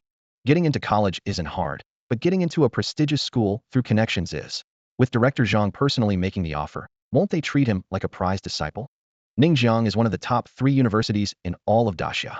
If it were me, I'd accept immediately. As the crowd buzzed with excitement, a hearty voice cut through. Old Zhang, what's so special about your Ningjiang recruitment? Our Fudan University offers a full scholarship. It was Director Luo from Fudan University, emphasizing the word full with particular weight. The watching examinees gasped collectively. A full scholarship? Fudan's offer is insanely generous. I heard Fudan scholarships are the most generous in all of Daxia. You can study for 4 years without paying a cent and still save up a fortune by graduation. But I heard the competition is fierce. Regular people can't get it at all. Before their amazement subsided, another leisurely laugh rang out. Haha, their conditions aren't that impressive. Our Yinghuahan University also offers a special scholarship. Principal Wang adjusted his glasses, smiling warmly. Plus one more thing, guaranteed admission from bachelor's through master's, with direct admission to our doctoral program. Hey, Principal Wang, that's not playing fair. Director Zhang from Ningjiang's face darkened slightly. We agreed earlier you wouldn't compete for our candidate. Exactly, Director Luo frowned. Old Zhang already made concessions, and now Yinghua Han is raising the stakes. Principal Wang spread his hands and laughed heartily. How could Yinghua Han let go of such talent? Old Zhang, Old Luo, do me this favor. Consider it 2 favors I owe you, dinners on me another day. The 3 representatives from top universities instantly descended into chaos, abandoning their usual dignified demeanor. Their offers grew increasingly outrageous, leaving onlookers utterly stunned. Just as the situation spiraled further out of control, a steady voice interjected. Lin Hao, I watched your performance in the 4th round. You must despise those demons with every fiber of your being, right? The Daxia Martial Arts Research Academy is perfect for you. Have the nation's top demon research laboratory, world class, by any standard. The speaker was Principal Zhao from the Daxia Martial Arts Research Academy. Principal Zhao, I knew you'd bring up that laboratory. The other 3 spoke almost in unison, immediately ganging up on Principal Zhao. The 4 leaders engaged in verbal combat right there, trading barbs in a tense standoff. The examinees were completely dumbfounded. I've seen students pulling strings to get into school, but I've never seen schools tearing each other apart to snatch a student. And these are the nation's 4 most prestigious schools. What the hell? They whispered among themselves. Someone couldn't help but mutter. This is fucking unbelievable. In contrast, Dean Zhang from Qingbei Martial Arts University's Tsanglong Academy had been standing to the side all along, hands clasped behind his back, seemingly detached from it all, wearing only a faint smile without uttering a word. Just then, Lin Hao walked up to him and caught him off guard. Dean Zhang, hello. Dean Zhang's expression immediately softened, and he patted Lin Hao's shoulder with satisfaction. Lin Hao, you performed exceptionally well in this exam, especially in the 4th round. It was truly eye-opening. Thank you for your praise, Dean Zhang. Lin Hao, these 4 college presidents inviting you today is indeed a rare opportunity. But it's up to you to decide. Each of these 4 top schools in Daxia has its own strengths. I heard that Songlong Academy of Qingbei Wudao University requires not only exam scores, but also a military recommendation to get admitted. Is that true? Lin Hao asked suddenly. President Zhang was a bit taken aback, but then nodded. Yes, that requirement has historical reasons. Honestly, our Songlong Academy would love to have a student like you, but we're short on funding and can't offer the generous benefits the other presidents mentioned. Also, without a military recommendation, we simply can't bend the rules.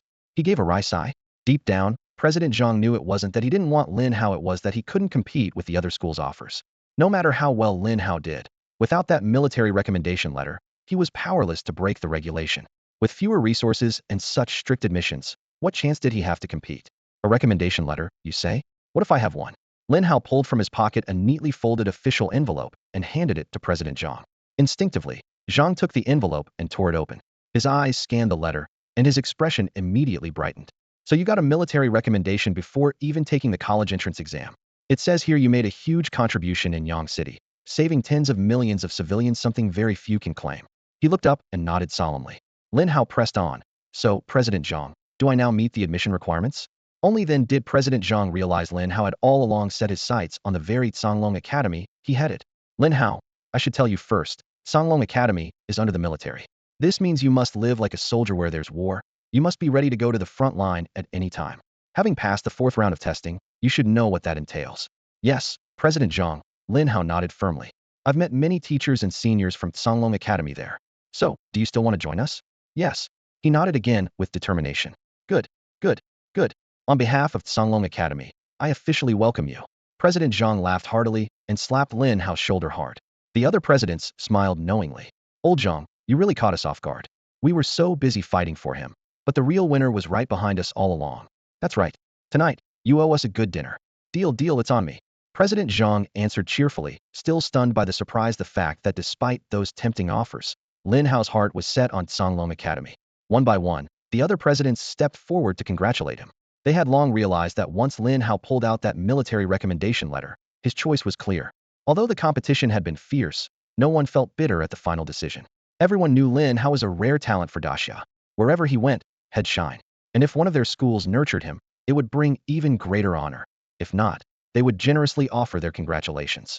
Just as everyone was chatting happily, a staggering figure rushed in from afar. Zhou Ziyuan. From the start of the fourth exam, he had wanted to report Lin Hao to Director Qian for cheating, but found no opportunity. Planning to wait in the lounge to try again, his upset stomach forced him to run to the bathroom multiple times until his legs went numb. After barely managing 100 meters outside, the pressing urge dragged him back in, exhausting him until he finally returned to the lounge, panting. The moment he stepped inside, he saw Director Qian and felt a surge of hope. He rushed forward and raised his voice as loud as he could. Director Qian, I finally found you. I solemnly accuse Lin Hao of cheating in multiple rounds of the entrance exam and demand a thorough investigation. His voice was so loud that everyone instantly turned to look at him. Old Joe, what nonsense are you spouting? At the exam hall exit, Director Qian's voice was sharp and explosive, almost drowning out the clattering footsteps in the corridor. Zhou Ziyuan was momentarily stunned, but refused to back down. Director Qian, think back to Lin Hao's results in the first 3 rounds. Each one was outrageously good. After all these years working in education, we've seen all kinds of exam papers. Do you really think his scores make sense? I'm 90% sure he cheated. I strongly recommend a thorough investigation immediately. Enough, old Joe. Director Qian raised his hand to interrupt, a trace of anger flickering on his brow. If you want to lose your mind, go home and do it. Lin Hao's genuine talent, the best we have in Daxia. He's already a student at Qingbei Martial Arts University's Songlong Academy. So stop spouting baseless nonsense. Though they were old friends, even Qian couldn't hold back his frustration now. What? A Songlong Academy student? Director Qian, are you sure? Zhou Ziyuan was completely taken aback. To shut him up, Director Qian laid it bare. This is Dean Zhang from Qingbei Martial Arts University. He just admitted Lin Hao on the spot. Dean Zhang nodded with a smile to confirm. Upon hearing this, the crowd of students and teachers burst into laughter. Who does he think he is? Ridiculous. Principal Zhou from Ningjing No. 1 High School? Resorting to accusing others of cheating just because your students failed, how shameful. Their murmurs pierced Zhou Ziyuan's ears like needles. His face shifted from green to pale, looking like a spilled paint palette. Only now did he realize he had missed the 4th round of exams during a bathroom break and blindly spoke without the results. Meanwhile, Dean Zhang explained to Lin Hao, you focus on your work for now. They'll visit your home in Yangqing City this evening to discuss some matters. Okay, Dean Zhang, Lin Hao replied with a nod. The principal soon left, ignoring Zhou Ziyuan's earlier outburst entirely. The crowd gradually dispersed, and the corridor cleared again. Zhou Ziyuan, you're too arrogant, Mo Ren approached calmly. If you could change that, you'd actually be a good teacher. Zhou Ziyuan looked up, forcing a bitter smile. All right, Mo Ren. I bet. So I have to accept losing. He'll resign as principal of Ningjing No. 1 High School and come to Yangqing City to work with you. Good. They'll be waiting, Mo Ren replied with a smile. Zhou Ziyuan turned and walked away, his shoulders heavier than usual. Today he lost not only to his longtime rival Mo Ren, but also suffered public humiliation. He no longer had the face to stay. Hey Zhou Ziyuan. Mo Ren suddenly called out from behind him. This year at Yangqing No. 8 Middle School, for students ranked in the top 5 nationally, our school is pushing to become a top nationwide institution. It wouldn't be impossible to take over the best high school title. Teaching at No. 8 Middle School won't be a step down for you. Zhou Ziyuan paused briefly but didn't turn around. He soon disappeared at the crowd's edge. Mo Ren withdrew his gaze and smiled at Ingu beside him. Don't be fooled by how annoying Zhou Ziyuan is really a skilled teacher. He won multiple national outstanding teacher awards in his youth. Ingu covered her mouth and laughed softly. So that's why you trapped him at No. 8 Middle School? Well, I wouldn't call it trapping. Ingu, you could consider joining No. 8 Middle School too. The vice principal position is open. If you want to be principal, that's not impossible either. He'll think about it. The college entrance exams had just ended, and schools across the region were busy organizing students' return to campus. After completing the registration procedures at No. 8 Middle School, Lin Hao didn't linger. he headed straight home. Not only had he achieved his original goal of becoming the province's top scorer, but he had also unexpectedly claimed the national top scorer title. At the event, he had met Dean Zhang of Songlong Academy, quickly developed a rapport, and was immediately offered a special admission to Songlong Academy at Qingbei Wudao University. Sitting in his room, Lin Hao opened the personal interface of the trading center. On the light screen, the number merit points, 400,000, stood out prominently, 100,000 of which were awarded by the National Defense Forces in Yangqing City, while the remaining 300,000 came from battlefield validations during the fourth round of the entrance exams. Everyone said merit points were more useful than money, and Lin Hao couldn't agree more. Unfortunately, during that final battle, all his summoned pets had perished. To call them back, he'd have to expend a great deal of time and mental energy. Thinking of this, he chuckled bitterly. Earlier, he had purchased 3 top-tier psychic gear sets all at once, and spent over 4 million buying huge quantities of psychic energy potions, nearly draining all his funds. Now, there were only a little over 4 million left in his account. Even so, compared to what he had gained, the investment was well worth it, especially since Yu Dapeng was still hoarding more than 1,000 pieces of demon equipment, which could potentially bring in big profits anytime. First, let me replenish my psychic energy before summoning new pets, he muttered. He then bought 10 bottles of mid-level blue spring from the trading center in one go. Unexpectedly, the shopkeeper was stunned by such a large purchase, then recovered and added an extra bottle for free, upgrading Lin Hao to VIP loyal customer status. Suddenly, his communicator buzzed loudly. Boss, Yu Dapeng's avatar popped up on the screen. We found a big buyer for the demon equipment. They're really interested, but they want you to make the call on the deal. What's the situation? Lin Hao asked. You remember we farmed 1,500 pieces of demon equipment in the Shadow Realm?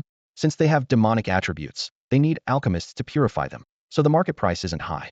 I thought maybe someone would prefer the original ones, so I tried selling them in batches, 5 at 300,000 each, 5 at 500,000, and another 5 at 1 million. Lin Hao silently nodded, amused by how business-savvy this guy was. And all sold out.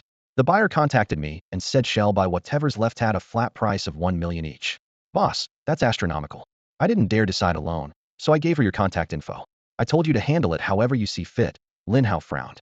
Too many things were on his plate already. He didn't want distractions. Yu Dapeng chuckled softly, then cut off the call.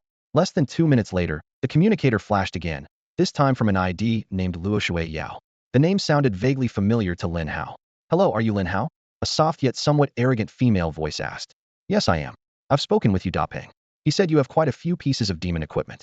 That's right. I'm very interested. As for price, 1 million per piece. We'll go with your highest asking price.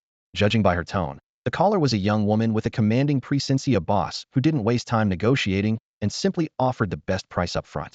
1 million each. The female maker's voice crackled through the communicator, tinged with casual extravagance. Her price was far above the usual market rate. Ordinary gear typically went for 3 to 500,000 apiece. Clearly, she recognized this batch as rare demon equipment, and thus of extraordinary value to her. Lin Hao stood in the warehouse, surrounded by boxes piled high like small mountains, each piece of gear gleaming with a faint, dark glow. Just as he was about to nod in agreement, he heard the woman's eager follow-up. How many do you have? 30? 50? 100? Whatever you've got, I want it all. Her tone was commanding, determined not to be denied. Lin Hao paused, silent for a moment, not replying right away. Heh, don't tell me you're trying to haggle? She snorted lightly, misreading his hesitation. If you have 100, that's a decent quantity. I'm willing to add 10% on top of the total price. To her, his silence was clearly just a ploy to bargain down the offer. Sellers like that were common, but all she cared about was getting the goods quickly. The air conditioner stirred the plastic seals on the crates, making them flutter softly. Lin Hao glanced up at the stacks, then replied evenly, 1 million per piece, I agree. But as for quantity, the woman perked up at once. It's more than 100. What? Her breath caught sharply. More than 100? Where on earth did you get so many demon equipment? Exactly 1,500 plus. Lin Hao's voice remained calm, but it hit the other side like a thunderclap. Dead silence fell on the other end. Then the woman screamed, what did you say? Say that again. I said I have over 1,500 pieces of demon gear. Any problem with that? Lin Hao shrugged helplessly. Oh my god, her tone wavered, stunned by the staggering price and volume. 1 million each, 1,500 pieces, 150 million total. And she currently could only muster 27 million, just what she'd raised selling a few mental sets. You'll need some time to raise the money, she said urgently. Don't sell to anyone else, okay? Mental sets. Lin Hao suddenly recalled buying 3 mental sets for 27 million not long ago at the exchange center. The seller had been Luo Shuiyao. Role reversals were in play, and now it was her turn to come begging. He said deliberately, oh, by the way, if I'm not mistaken, those 3 mental sets were bought by me. There was a pause on the other end before a low gasp. Phew. You're the Lin Hao who placed 3 orders in a row without even haggling? I see now. Pardon me. I didn't realize you're such a generous big shot. Lin Hao ignored the flattery and got straight to the point. I can hold the equipment for you, and the price can be negotiated, but I have one condition. What condition? She hesitated. I want to know exactly what you need so much demon equipment for, Lin Hao asked. After a few seconds of silence probably weighing pros and cons, she decided to be honest. I can tell you. This is my latest research extracting magic spirits from demon equipment. Right now, no one else but me knows this technique. So for others, demon gear is just merchandise. For me, it's priceless. Magic spirits? Lin Hao's eyes flickered with interest. He clearly remembered the Solomon's key he carried was sealed with over 100 magical skills, all locked, needing magic spirit seeds to unlock. But he had searched the exchange center in vain for such an item. He inquired, is there a connection between magic spirits and magic spirit seeds?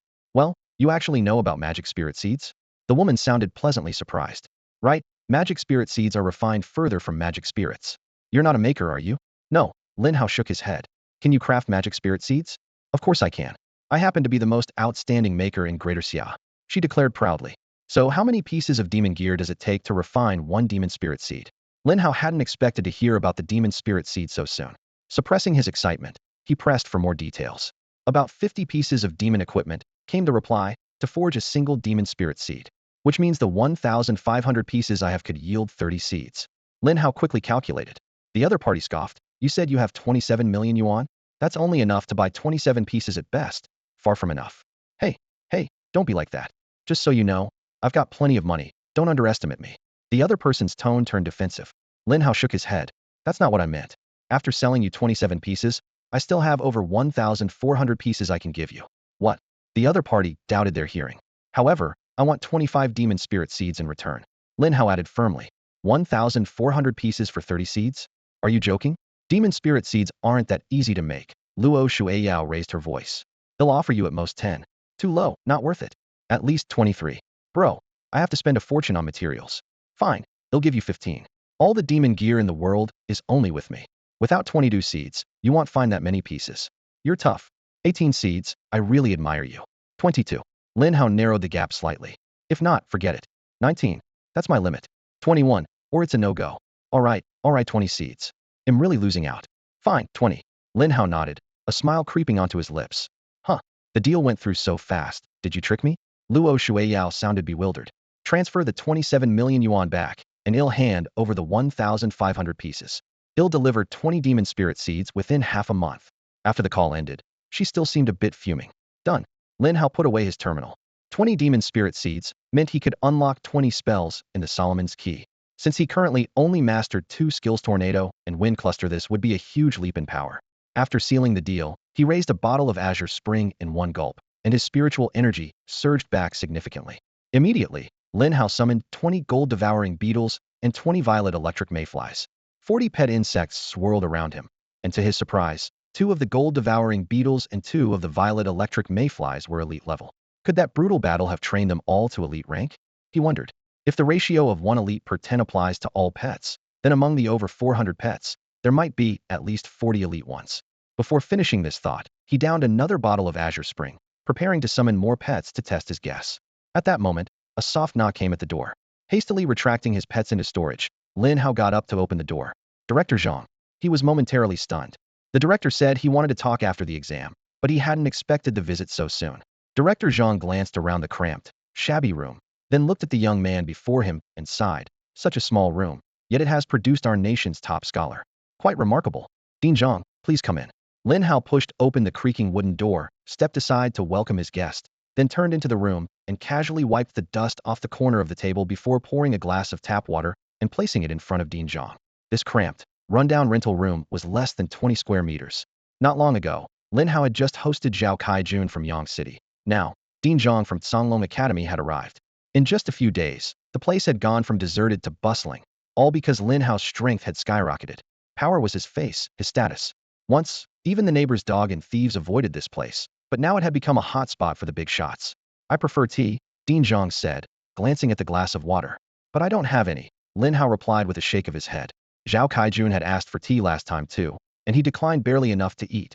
No extra money to keep tea on hand. Dean Zhang's eyes swept the room. Peeling paint, a flimsy army cot, a rickety wooden plank barely serving as a table, and a dim, flickering old lamp. Apart from the bare walls, there was almost nothing else. You kid don't even have anything decent to serve guests. He clicked his tongue but thought, who would have believed that a top talent lived in this dump? In the end, he picked up the glass of water and took a sip. Lin Hao, I'm here on serious business. You're supposed to enroll 2 months from now, but since you're a special recruit, you're officially a student of Songlong Academy at Qingbei Wudao University starting today. Lin Hao nodded in acknowledgement. Dean Zhang continued. A small crack recently appeared in a town in southeast province, and some minor demons emerged. The local city guards are understaffed and have requested help. Songlong Academy is preparing a team to go. Are you interested? Go now? Lin Hao was surprised for a moment. Yes. If you join, come with me immediately. The team leaves in a few days. Okay. Lin Hao readily agreed. With no attachments, he was ready to go anywhere. Besides, monster hunting and leveling up suited him perfectly. After the 4th trial, he was only at level 22, far below expectations. If he could reach level 30, he could learn the skill book Endless Toxin and gain 3 additional entries into the insect realm. Then pack your things. First, we'll head to the city guard base in Yang City. There's a teleportation array there that will take us straight back to the capital. Lin Hao had few belongings anyway and stuffed a handful of essentials into his backpack. Before leaving, he glanced once more around the small room that had been his home for 5 years, feeling a subtle pang, but without lingering. Dean Zhang, we're ready to go? All right. The two stepped out side by side. In a hurry, we'll fly directly to the city guard base in Yang City. Dean Zhang said as a swirl of cyan energy enveloped his body like a whirlwind. He beckoned to Lin Hao. Come, they'll take you flying. Flying? Yes, it's faster. I can fly too, Lin Hao said quietly, but clearly. Dean Zhang was momentarily stunned before recalling the flying ability Lin Hao had displayed during the 4th trial. Right, I remember you can. But usually professions require level 60 to learn flying skills. How did you manage this? My pet insect skills. Pet insect skills. Your tamer profession is pretty interesting. I heard you're a hidden awakened talenta brand new profession emerging for the first time. Lin Hao nodded slightly as spiritual energy surged behind him, and the shadow of a Kuanping spread its wings. That looked like a giant fish. A bit like the ancient Kuanping. Director Zhang stood at the edge of the training ground, his gaze following Lin Hao. Suddenly Lin Hao's spiritual energy surged from his shoulder blades, and he broke through the air, soaring dozens of meters high, his figure flashing so fast it left behind a ghostly afterimage. Well, that's fast, Director Zhang murmured in admiration. A whirling wind stirred at his feet, his robes billowing as he too spiraled upward. Let's go, Lin Hao. With that, he bent his body like a released arrow and shot off northwest at lightning speed. Zhang was a wind element mage. Wrapped in wind pressure, he seemed to float effortlessly, but every step cut through the air with a sharp whistle. Lin Hao followed close behind, maintaining a steady distance of about 100 meters, not too close, not too far. After more than 10 minutes, Zhang glanced back. Lin Hao was still calm and composed. He was slightly surprised. This kid's short-range agility was already terrifying, but his endurance was equally impressive. Then let's go even faster, Zhang thought, and suddenly doubled his speed. Half a minute later, he looked back again. Lin Hao still held that 100-meter gap, neither falling behind nor rushing ahead recklessly. A flash of respect lit Zhang's eyes as he accelerated once more. The two streaked through the clouds like twin shooting stars. After an hour, Zhang finally slowed and descended, bringing Lin Hao down into the city guard camp. Before the dust settled, Zhao Kaijun and Chun Ziqing were already there to greet them. The two stopped beside the teleportation platform and saluted in unison. Director Zhang. Lin Hao, congratulations. Zhao Kaijun turned to him with a bright smile. Not only did you top the national exams, but you've officially joined Qingbei University's Songlong Academy. Thank you, Uncle Zhao. Lin Hao returned the salute respectfully. Chun Ziqing's eyes gleamed with admiration. I always knew you'd be top-ranked, though I thought it'd just be Jiangning province. Never expected you'd come in first nationwide. Shed once doubted Lin Hao, but after fighting side by side in grim conditions, they'd become true comrades. As a soldier, she was straightforward, and now she fully recognized Lin Hao's talents. Zhao Kaijun looked to Director Zhang. The teleportation array's ready. Want to stay for dinner tonight? Maybe next time. I have to head back to Songlong Academy. Got things to attend to. Zhang declined with a wave. All right. Zhao Kaijun nodded seriously, then patted Lin Hao's shoulder. The path ahead won't be easy. Remember your original intention. I trust you one day. Da Xiao will stand strong because of young people like you. Uncle Zhao, they'll do my best, Lin Hao said firmly. They stepped onto the platform. Light patterns flickered, a flash of white, and the figures vanished from the camp center. This teleportation covered an extraordinary distance. Lin Hao felt dazzling colors swirling around, like traveling through a radiant wormhole. The rapidly twisting light was dizzying, but his strong mental energy let him adjust with only a slight frown. About 10 minutes later, the white light faded, and they stepped onto another teleportation array. Director Zhang carefully examined Lin Hao's face and saw it was normal, no signs of nausea or weakness. He couldn't help but mutter in surprise. Had seen countless cases of young people throwing up or feeling ill after long-distance teleportation. Even geniuses needed a break. But Lin Hao acted as if nothing had happened. This kid's willpower and mental energy are ridiculously strong, Zhang thought, once again shaken. Another surprise in a new place, this time going to Jiangning province. We really found a treasure. Lin Hao keeps exceeding expectations. The teleportation destination was a portal located within the Azure Dragon College of Qingbei Martial University. After a brief moment of disorientation, the silvery light faded, and Lin Hao realized he was already standing on the college's cobblestone courtyard. He raised an eyebrow slightly. Hadn't expected so many teleport stations scattered throughout the campus. Such facilities were expensive to install, yet they were almost everywhere, meaning faculty and students could traverse the vast Daxia territory at will. The level of mobility was so impressive that even the military took notice. It was remarkable that a single college could maintain such an extensive teleportation network. By the time the two of them stepped out of the teleport point, dusk had already fallen. The sun dipped below the horizon, and street lamps flickered on one by one. Walking along the wide campus paths, Lin Hao noticed upperclassmen rushing past here and there. The campus air was thick with the sharp energy unique to cultivators. Between dormitories and classrooms, powerful auras ebbed and flowed, like hidden currents stirring beneath the night sky. Passing through corridors and past ornamental rockeries with cascading water, Dean Zhang led him to a three-story building tucked among green trees, the fishing pavilion inn. From the outside, it looked like a simple wooden structure with gray tiles and whitewashed walls, quaint and understated. But once inside, the scene opened up spectacularly. Carved sandalwood beams, streaming waterfalls along stone walls, and a subtle fragrant scent filled the air, quietly exuding an expensive, refined atmosphere. Two fully armored level 50 professionals stood guard at the entrance, their armor gleaming coldly under the lights. In the shadows, sharp, calculating eyes scanned attentively. Assigning such high-level bodyguards to a simple and showed this place was not ordinary. Lin Hao inwardly marveled. This was indeed no ordinary spot. Lin Hao, it's getting late. You should rest here tonight, Dean Zhang said gently. Tomorrow morning, you'll handle the formalities. Someone will then escort you to meet your teammates. Lin Hao nodded. Understood, Dean Zhang. At that moment, a lean, capable-looking young man around level 40 hurried over and snapped a crisp military salute. Dean Zhang. Ah, Xiao Zhang. Just in time. Dean Zhang's eyes shifted toward Lin Hao. Everything regarding Lin Hao's arrangements is in your hands. Yes, Dean. The young man bowed respectfully, his voice crisp. Glancing at Lin Hao, he was momentarily startled. Dean Zhang personally escorted the newcomer and entrusted his care to what looked like a teenager barely 15 or 16. Who was Dean Zhang? He was the highest authority of the Azure Dragon College, a war god revered by tens of thousands of faculty and students alike. Once a fearsome commander on the Abyss battlefield, his legendary reputation preceded him. Now retired from the front lines, he served as dean, and his every move could influence the political landscape of Daxia. Students showed him utmost respect. Yet this youth standing beside him looked unfazed, completely at ease, as if on equal footing with the dean. The surprise flickered briefly across the young man's eyes, but vanished instantly under professional composure. He stepped forward calmly. Mr. Lin, Zhang Tao, please follow me. Lin Hao, see you in a few days. Dean Zhang waved and turned to leave. Goodbye, Dean Zhang, Lin Hao replied softly. Zhang Tao inwardly mused. The stern and strict Dean Zhang was unusually warm and even respectful toward this young man. Who exactly was he?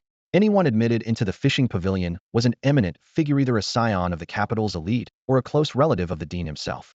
Guessing wildly, Zhang Tao couldn't glean anything definitive from Lin Hao's demeanor. Zhang Tao then led Lin Hao down quiet corridors and opened a door. Inside, the space was much larger than it appeared from outside, tastefully furnished with tatami mats, a sandalwood writing desk, and outside the window, gentle ripples glittered on the lake. Lin Hao nodded silently. This was a fine place indeed. From the outside, the fishing pavilion didn't seem like much at all. Lin Hao had thought that Director Zhang had just brought him here to casually find a place to stay for now. But the moment he stepped inside the room, he sensed something unusual. The furnishings were exquisite, every piece of furniture revealing craftsmanship in its grain. The walls were inlaid with spirit jade that gave off a gentle, warm glow, and in the corners, faint sigils carved by a formation master flickered quietly. When the formation was active, the room's temperature was perfectly balanced, and the air carried a subtle fragrance of grass and wood. The whole space felt so comfortable that he couldn't help but relax. This place was really something special, he thought silently. Zhang Tao patiently introduced the items in the room. The ignition button for the spiritual energy water heater, the color-changing soundproof curtains, the spirit-returning stones, and the first aid kit placed by the desk, demonstrating each one carefully. At the end, he added, Mr. Zhang, if you need anything, just let the front desk know. and he'll come right away. Thank you. You're too kind. This is my duty, Lin Hao replied politely. As Zhang Tao left the room, he gently closed the door behind him. After the door clicked shut, Lin Hao glanced back at the room number and exhaled deeply. During the whole reception, Zhang Tao had nearly held his breath, didn't know Lin Hao's exact identity. But since Director Zhang personally brought him here, and he was staying at the prestigious Diaoyu Pavilion, it was clear he wasn't an ordinary person. Moreover, the young man's calm, confident demeanor when chatting with Director Zhang spoke volumes. If he wasn't one of the four great heirs of the capital, then who was he? Thinking of this, Zhang Tao wiped the sweat from his brow nervously. Inside the room, Lin Hao took a hot shower and changed into fresh clothes, then tilted his head back and drank a bottle of mid-blue spring serum. As the spirit liquid flowed down his throat, he felt his spiritual energy surge through his body. By now, he had summoned 20 golden biting bugs, purple lightning mayflies, and spirit butterflies, a battle-tested small team that seemed freshly forged from a recent fight. 10% of them had even advanced to elite rank. Elite pets had twice the attributes of their ordinary kin, which made his heart leap with joy. After washing up, he stood before the mirror, letting his gaze pass over his own reflection. 5 years in Yang City came vividly to mind. Tough times, every step heavy and hard. Yet after awakening, his life had opened a new chapter. He quietly became a standout among peers and eventually gained admission to Daxia's top martial university, Qingbei Martial Arts Academy. The two most important goals for the future weighed clearly on his mind. First, to find his missing sister and stand by her side no matter what storm she faced. Second, to start his career at Songlong Academy and become stronger than ever. Yang City's stage was too small. The storms he had stirred there had long settled. Songlong Academy, Qingbei Martial Arts University, the capital, they were the broader world awaiting him. Lin Hao walked to the window and gently drew back the curtains. The night sky sparkled with stars, and below, a sea of city lights stretched like a flowing river into the distance. The capital city had finally arrived. After a brief rest, he summoned a dozen pet bugs to patrol the room, then raised a bottle of recovery potion to his lips. Director Zhang had warned him that the team would be departing in a few days to rush to the Demon Rift. He had to finalize every preparation while he still could. Knock, knock, knock. Suddenly, someone knocked at the door. Lin Hao raised an eyebrow. He had just arrived in the capital and barely knew anyone. Who could it be? After a moment of thought, he guessed it was probably a hotel staff member, or, at worst, Zhang Tao. He stepped forward and opened the door. Whoosh. A petite figure slipped inside, carrying a faint fragrance of blooming youth. When the girl looked up, her eyes shone with tears as she threw herself into his arms, locking her arms tightly around him. Lin Hao, you've finally come. Zhao Shaoling. Lin Hao was stunned. That morning, he had decided on a whim to follow Director Zhang through a teleportation to the capital and had only been at the Diaoyu Pavilion for half an hour. He hadn't even planned his next move, yet Zhao Shaoling had already found his room with pinpoint accuracy. The strange coincidence amazed him. I thought you'd forgotten me, not coming to see me all this time. She looked up, softly complaining. How did you find me so fast? Lin Hao asked in disbelief. Hee. Zhao Shaoling smiled sweetly. Because I've been watching you. Your name's already making waves in the capital. I knew immediately when you arrived. Looking into her bright eyes, Lin Hao's mind swept through memories of fighting side by side in the wildlands, opening up the frontier, slaying bosses together, even huddling for warmth in desperate moments. Back then, when they parted, she had said once he was in the capital, he should just stay at her place. Back then, she insisted that after he arrived in the capital, he could live with her.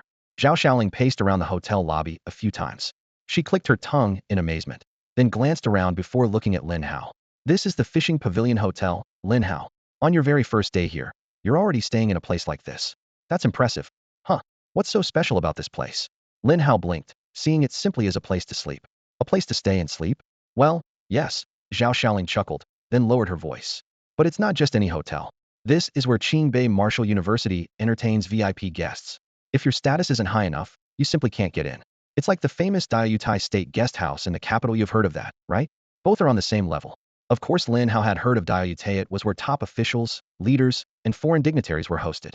If these two places shared that kind of prestige, it really was something. Yet when Dean Zhang had brought him here, his expression had been casual, as if he'd just picked out a place for him without much thought. Didn't expect Dean Zhang to think so highly of you, Zhao Shaoling marveled. It all comes down to your potential and excellence. In his eyes, you're someone who could grow into elite combat power in the future. All right, Zhao Shaoling, enough flattering me, Lin Hao said, shaking his head and smiling. I'm not flattering, she pouted. It's only been a few days since we last parted, right? You've already jumped from level 16 to 22. I'm still stuck at 20 and you've surpassed me. Suddenly recalling something, she sped up her words. By the way, I heard you took part in the demon battle of the shadows with the Yangqing City Guard, turning the tide. The battle report's already been sent to the military headquarters. Even the usually prideful Zhao Kaijun highly praised you. Zhao Kaijun. He was a fierce warrior in the Abyss Army back in the day, but he's been laying low in Yangqing City these last few years, Zhao Xiaoling added. She kept listing Lin Hao's achievements. In the big exam, you stood out brilliantly, leaving everyone behind, and easily took first place nationwide.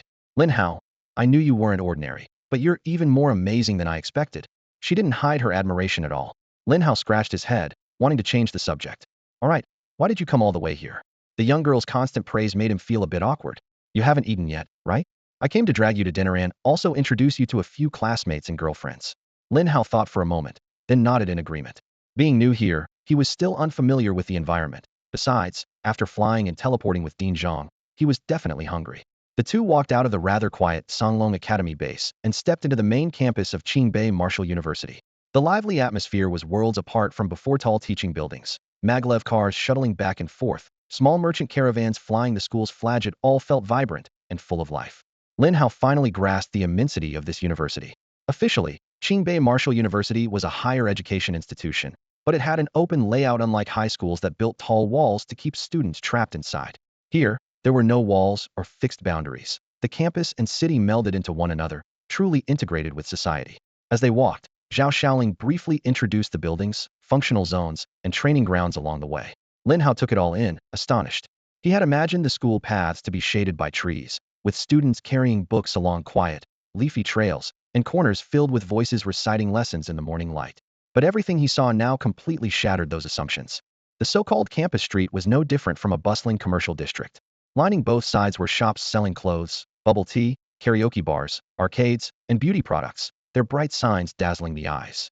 On the other side of the pedestrian street stood two large shopping malls and a 24-hour supermarket, offering everything for dining, shopping, and entertainment. The only thing missing were specialty stores selling equipment or medicine for professionals. The crowd was lively and noisy, mostly students around 20 years old mixed with some locals. Street vendors shouted loudly at shop entrances, filling the air with the smells of fried chicken, milk tea, and popcorn. Of course, the majority were campus couples holding hands as they strolled, eating KFC, sneaking into cinemas, enjoying a typical sweet daily life. Earlier, Lin Hao and Zhao Xiaoling had nearly bumped into a couple kissing openly on the street. Lin Hao awkwardly sidestepped, but Zhao Xiaoling cocked her head and gave him a teasing, knowing look.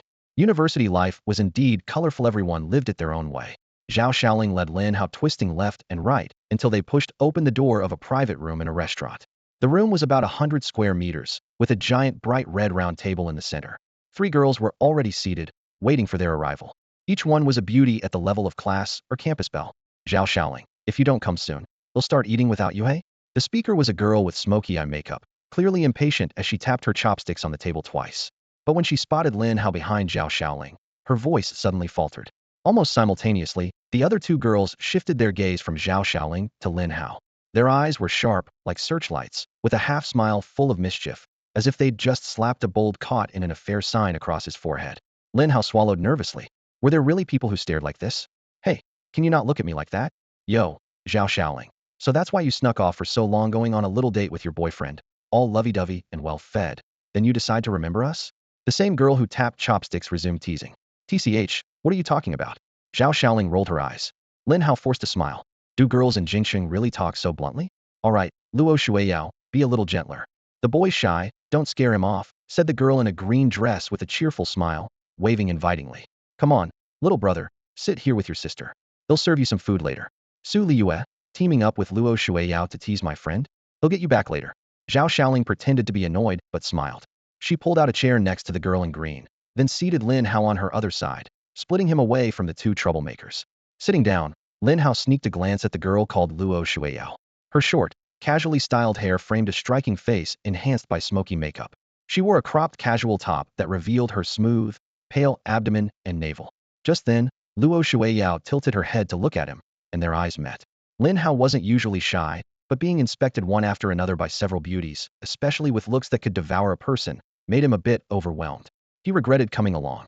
Wait a minute, earlier someone called her Luo Shuiyao. Could this really be the same Luo Shuiyao with whom Head made 2 deals? But there must be plenty of people with the same name nationwide. Maybe it was just a coincidence. Lin Hao, let me introduce you, Zhao Xiaoling said solemnly, pointing to the 3 girls beside her. These 3 are my classmates, also your seniors Ling Shuang, Su Liyue. She specially nodded at the girl in the green dress. This one in green is Su Liyue. Seniors? So they were all students at Qingbei Martial Arts University? This is Luo Shueyao, my bestie. Little Xiaoling pointed at the smoky-eyed girl a little farther away. Lin Hao greeted each of them politely. This is my friend, Lin Hao. He just arrived today at Qingbei Martial Arts University. Zhao Xiaoling smoothly introduced him, nudging him forward to face the group. Welcome, my dear junior. Su Liyue, sitting at the head of the table, smiled brightly and flicked her lips. Zhao Xiling's usually busy, so if you need anything, just come to Sister Su. She added a meaningful look, you know what I mean. At once, the private room filled with light laughter, vibrant and sweet with the energy unique to young women. Amid the laughter, Lin Hao noticed Luo Shueyao sitting at the far and slightly raised her head the moment his name landed. She glanced over with a flicker of suspicion in her eyes that vanished as quickly as it came, but he caught it all the same. Could it really be her? Lin Hao's heart skipped a beat. Had seen the name Luo Shueyao, Beijing on the trade platform before, but never imagined he might meet the person claiming to be the top craftsman of Great Xia on his very first day at Qingbei Martial Arts University. Of course, nothing was confirmed. He forced himself to keep calm. Then came the ordering. Truffle, salmon, foie gras, steak, and a bottle of red wine. The girls named the dishes so casually it seemed like ordering an everyday meal. Lin Hao glanced at the prices discreetly and thought, could these girls all be rich second generation? He already knew Zhao Xiling's family was wealthy, but hadn't expected her circle of friends to be so extravagant. A professional waiter soon brought the dishes. On a black tray sat exquisitely plated portions, each barely bigger than a bite but insanely expensive. Lin Hao mentally calculated. Back before, a bite like this might have been worth a week or two of his living expenses. Now, if the shady project succeeded and he got paid his share, he could almost consider himself a minor millionaire, yet old habits died hard, and he still felt dizzied by such indulgence. Zhao Xiaoling politely raised the wine bottle. Junior, want some? Lin Hao shook his head slightly. The girls didn't push and sipped on their own. Within minutes, several rosy-cheeked faces appeared. Their laughter grew lighter and clearer, making the warm glow of the lights seem even cozier. The conversation quickly shifted to cosmetics and bags. Designer labels, limited editions, collaborations. They chatted animatedly. Lin Hao had no chance to join in. Time dragged on. He planned to leave early and rest back at the Jiayu Pavilion Hotel. Meanwhile, Luo Shueyao showed little interest in these typical girlish topics, occasionally casting sideways glances that lingered on Lin Hao before looking away. Finally, she set down her glass and spoke with a clear, cool tone. Lin Hao, what's your profession? Bug tamer. Bug tamer? The room instantly went quiet, several pairs of eyes fixed sharply on him. Never heard of that. What does it do? Lin Hao scratched his nose and tried to make the explanation sound less odd. Simply put, it means I can form contracts with and summon certain small bugs. The short-haired girl in the white dress, who had been excitedly talking about bags just moments ago, widened her eyes in shock. Bugs? You don't mean like flies or cockroaches, right? That's so gross. A bead of sweat trickled down Lin Hao's forehead. Not exactly, but they are definitely some unusual bugs, he explained helplessly. Huh. Zhao Xiaoling was the first to laugh. Lin Hao, don't pay any mind to these busybodies. She turned to the girl in the white dress with short hair. Ling Shuang, what nonsense are you spouting? Lin Hao's battle bugs are impressive. Hee hee. Lin Hao, I'm just teasing. Don't take it to heart. The girl named Ling Shuang winked at him. We heard from Zhao Xiaoling that you have at least 800, if not 1,000, battle bugs. Your skills as a tamer are supposed to be incredible. We've never even heard of a bug tamer before. And you just recently awakened, a hidden awakening no less, making you the first ever in human history with this new profession. Lin Hao, can we see some of your bugs? Of course, if it's inconvenient, we understand. Su Liyue suddenly interjected. Lin Hao, you don't have to force it. Zhao Xiaoling, fearing Lin Hao might feel pressured, nodded in agreement. Yeah, every professional has things they'd rather not show. Lin Hao understood their kindness, but wasn't bothered by the request. It's not that I can't. He uttered a single word, come out. In the next moment, an elite devouring gold bug materialized beside him.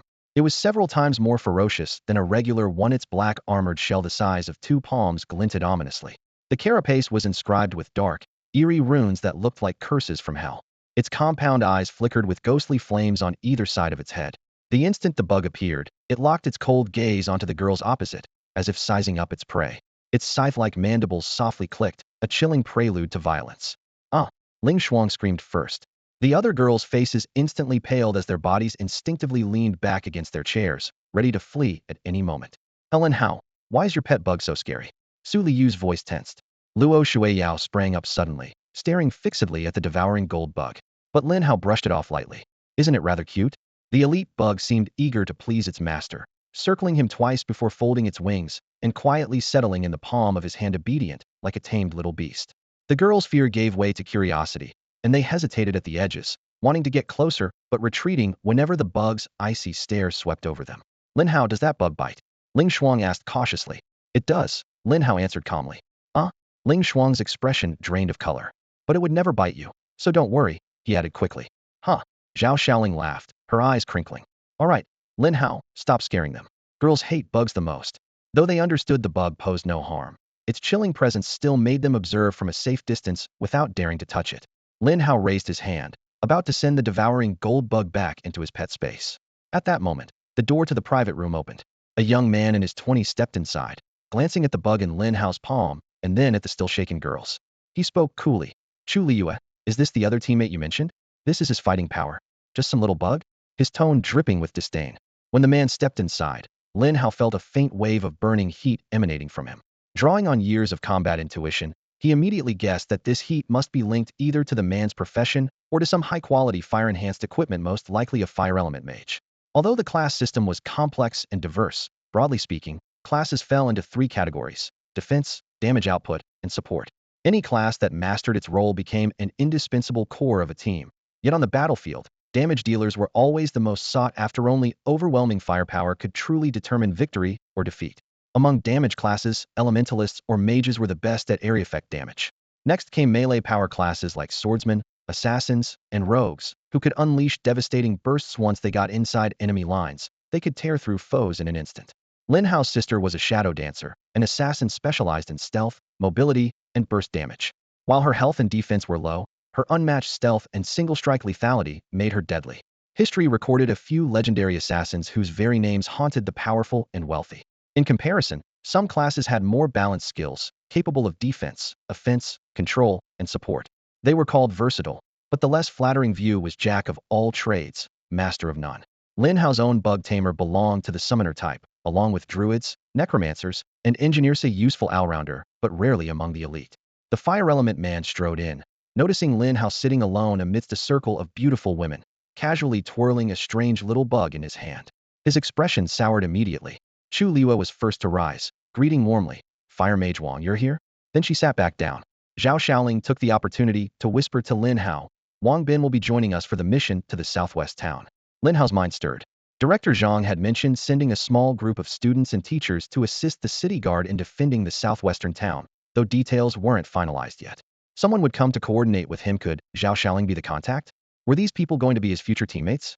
Wang Bin glanced casually over the table, instantly shifting the seating dynamics. Lin Hao sat beside Zhao Xiaoling, who was next to Chu Liyue, and then several other girls lined up. Wang Bin clearly didn't want to sit next to Lin Hao, so he circled around and found an empty seat by Luo Shuiyao, his eyes lighting up as he plopped down. Shuiyao, haven't seen you in days. You've gotten even more beautiful. He gave what he thought was a charming smile, trying to win her favor. Luo Shuiyao, however, just rolled her eyes with little interest. The next second, she pulled her chair back sharply, the clatter of cutlery ringing out sharply. I'm full. The mission plans don't concern me. I'm out. Her tone was cold as ice. Shuiyao, don't be hasty. Wang Bin hurried to stand and stop her. I mainly came to talk to you. There's something I want to say. Without turning back, Luo Shuiyao cut him off and left decisively. Wang Bin froze awkwardly, forcing a wry smile. All right then, Shuiyao, maybe another time. The other girls also took the chance to say their goodbyes, and the atmosphere briefly grew tense. Wang Bin had long been chasing Luo Shuiyao, but she ignored him completely. A total simp. Zhao Xiaoling whispered softly to Lin Hao. Lin Hao leaned quietly against the back of his chair, his expression indifferent, showing no interest in the idle chatter between the city's men and women. Not far away, Luo Shuiyao rose and stepped toward the door in her slender high heels, her delicate figure standing out clearly under the lights. Wang Bin's gaze never left her, his expression unreadable. Just as Luo Shuiyao was about to push open the door and leave, she suddenly stopped, turned around, and walked over to Lin Hao, who was closest to the exit. In just a few steps, she stood beside him. Her shoulders nearly brushed his arm, and a faint, pleasant scent surrounded her. Luo Shuiyao raised her hand to lightly tap Lin Hao's shoulder twice, a smile curling at the corners of her lips. Lin Hao, it's been a pleasure meeting you today. I'm quite interested in your pet insects. How about we arrange a time soon so they can meet me? The proud air Luo Shuiyao had carried before was gone, replaced by a warmth bordering on flirtatious familiarity, as if they had been close friends for a long time. Several of the girls in the private room froze slightly at the scene. Lin Hao furrowed his brow. She caught the increasingly cold glare Wang Bin shot at him, a hostile chill cutting through the air like a cold wind. Seemingly aware of Wang Bin's reaction, Luo Shuyo's lips quirked into a secretive smile before she turned around and clicked away on her heels out the door. Lin Hao's eyes darkened. Was this woman using him as a pawn? A small gesture had stirred Wang Bin's suspicion toward him. She didn't seem truly malicious, more like a mischievous trickster who toyed with people's feelings, and sometimes that was downright irritating. Don't pay her any mind, and don't get too close, Zhao Shaoling whispered with a smile. Luo Shuyo's trouble. Lin Hao shook his head helplessly. The social customs in this capital are really complicated. The atmosphere paused briefly before Chu Liue clapped her hands, steering the conversation back on track. All right, back to business. The upcoming support mission to Phoenix Town in the southwest. Qingbei Academy has formed 3 teams in total. Registration is open to all. The risks aren't too high, but the rewards from the academy are generous. I'm thinking the 5 of us form one team. What do you all think? As she finished speaking, the other girls nodded eagerly. It was clear they had already discussed a preliminary plan before Lin Hao arrived. Lin Hao, you have to come with me this time. Zhao Shaoling winked. The mission will earn us 1,000 merit point slots of great stuff to redeem. 1,000? Lin Hao was momentarily surprised. Yes, staying at school won't get you anywhere close to that, Zhao Shaoling added. Plus, you earn academic credits. Every year at Qingbei Martial Arts University, you have to complete missions outside campus to qualify for credits.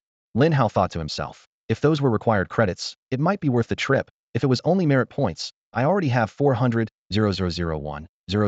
points is barely anything. As he was pondering this, Wang Bin suddenly shot a cold glance at him and said icily, I don't mind teaming up with you for, but him I really don't see what use he is. He pointed at Lin Hao. Level 22? Insect Tamer? No offense, but he's useless for attack, defense, or support, just dead weight. His words hung in the air, and the girls exchanged surprised looks, clearly not expecting him to back out. Chu Liue frowned and looked between Lin Hao and Wang Bin, her tone tinged with displeasure. Wang Bin, what do you mean? Everyone's been arranged already. Why suddenly change your mind? This whole thing was basically Chu Liu's plan, but now there were unexpected complications halfway through. Wang Bin rubbed the rim of his cup, his tone full of impatience. Am I not making myself clear? In a team, everyone has to pull their weight. We can't carry a dead weight. Who exactly is he? Wang Bin. Chu Liue suddenly stood up, her voice carrying a barely contained edge of anger. He's the person Dean Zhang from Songlong Academy just brought back. He's supposed to help us. She deliberately emphasized Dean Zhang to remind Wang Bin not to keep causing trouble. Sure enough, Dean Zhang's name softened Wang Bin's tone a bit, but he still snorted coldly. Help us? Umph. Thinking of how Luo Shui Yao, the woman he admired, seemed so close to that guy earlier, Wang Bin's temper flared again. He abruptly stood up. You'd better think carefully. My opinion hasn't changed. Everyone on the team has to contribute. With that, he pushed open the door and left in a huff. The private room suddenly fell so silent you could hear chopsticks hitting the plates. Lin Hao, sorry about that. He'll talk to Wang Bin again, Chu Liue said, restraining her emotions and apologizing to Lin Hao. He's the real deadweight. Zhao Shaoling angrily stomped her foot. You have no idea how strong Lin Hao is. Ling Shuang frowned and nodded in agreement. That was really harsh. Chu Liue sighed helplessly. We're short a main damage dealer now. Do you think I want to put up with how he acts? But there's no choice. The girls heard that and could only sigh in response. Lin Hao spoke calmly. Honestly, you don't have to worry about me. Whether I join or not doesn't matter to me. If you don't form a team, I want either. I'm with you, Zhao Shaoling said firmly. Chu Liue smiled wryly. Hey, we're a team. You can't just ditch your teammates because a guy shows up. Like I said, I'll handle Wang Bin later. Zhao Shaoling linked arms with Lin Hao. Don't worry, Liue. I'm not leaving you all. We're done eating, and since he just arrived and must be tired, I'll take him back. Chu Liue nodded in agreement. Zhao Shaoling led Lin Hao out, leaving only Chu Liue, Ling Shuang, and another girl in the room. What now, Liue? Ling Shuang whispered. What else? He'll talk to Wang Bin again. Chu Liue massaged her temples. Shaoling is only level 20 and needs us to support her. She's an assassin, so she mainly scouts and gathers intel. She doesn't contribute much in fights. Now we have Lin Hao, who's only level 22, and all he has is a pet bug. We can both attack and defense. If Wang Bin refuses to participate, what will we use for damage output? The girls exchanged worried looks and sighed again. After leaving the restaurant, the night breeze carried the sense of the bustling street lights. Lin Hao and Zhao Shaoling walked side by side on the cobblestone road. So what about Luo Shui Yao? What's her class? Is she part of this operation? Lin Hao asked casually. Oh, her? She's not joining. She's not a fighter. She's a crafter. Zhao Shaoling stopped mid-sentence and squinted at Lin Hao. Hey, don't tell me you're smitten just because she's pretty and you're trying to find out about her from me? What on earth is going on? Just as Lin Hao was holding that question at the back of his mind, Zhao Shaoling angrily gave her conclusion. A craftsman? Then it must be that person who just made a deal with you. Lin Hao, I'm warning you, although that woman has been my best friend since childhood, she's a real heartbreaker. Her pond can hold tens of thousands of fish. If you fall for her, you'll definitely get played hard. I didn't mean that, Lin Hao said helplessly, rubbing the tip of his nose. Humph. She was openly flirting with you right in front of me. Zhao Xiaoling snorted, her chest rising and falling. Do you believe her admirers line up all the way from the capital city to Abyss City? Wang Bin is one of them. She purposely used you to provoke Wang Bin just now. That's why he's so hostile to you. She changed tone and added, but she's not exactly bad. She just likes stirring up trouble. She loves teasing guys, making them itch for her, but never takes responsibility. I can't do anything about her either. At this, Zhao Xiaoling could only smile bitterly. After all, Luo Shuiyao is stunning, and her family is one of the capital's top 3 clans. Which guy could resist? Lin Hao, you're not into her too, right? Lin Hao fell silent again. Do all girls really read so much into things? I know you're not, right, Lin Hao? Zhao Xiaoling narrowed her eyes, staring at him. Yeah, he replied faintly. Don't become a player like her. If you do, I'm cutting you off. She threw out a harsh warning, but glanced at him worryingly. Back at the fishing pavilion by the lake, the night breeze carried moisture that gently swayed the eve's lanterns. Zhao Xiaoling brushed off her sleeves, saying she'd come find him again tomorrow before leaving. Lin Hao pushed open the guest room door and finally exhaled deeply once in. He really hadn't expected to get caught up in all this on his first day in the capital. What kind of mess is this, he muttered, scratching his head. Zhao Xiaoling hadn't mentioned her family background, but having a childhood best friend from one of the 3 great families like Luo Shuiyao probably meant she wasn't from a simple home either. Why did all these rich kids in the capital act like they were starring in palace intrigue dramas? Compared to them, guys back in Yang City like Yu Dapeng, Ning Yuanxi, and Lin Shi were much simpler. Just as he thought this, beep beep beep, his communicator lit up. Lin Hao glanced at the label. Sure enough, it was Yu Dapeng. Whoever he thought of would appear somehow. Boss, why did you suddenly run off to the capital? Yu Dapeng's voice nearly burst his eardrums. Came early with Dean Zhang to attend a school event, Lin Hao explained. That's not cool. Couldn't even give a heads up. Ning Yuanxi and Lin Shi were just asking me where you went, Yu Dapeng complained. It was a last-minute decision. I wanted to contact you once I got here, Lin Hao said, shrugging. Boss, I want to come to the capital now too. Yu Dapeng suddenly got excited. Oh, why so early? Lin Hao was a little surprised. I just thought of a great plan. Yu Dapeng's chair scrapped loudly, as if he jumped up. For years in college, I have to stick with you, boss, and make a name for ourselves here. But big things need money, gear, and medicine, right? So I'm planning to start our own guild. You'll be president, I'm vice president, and that's why I want to come scope things out early. A guild? Lin Hao hadn't given that much thought.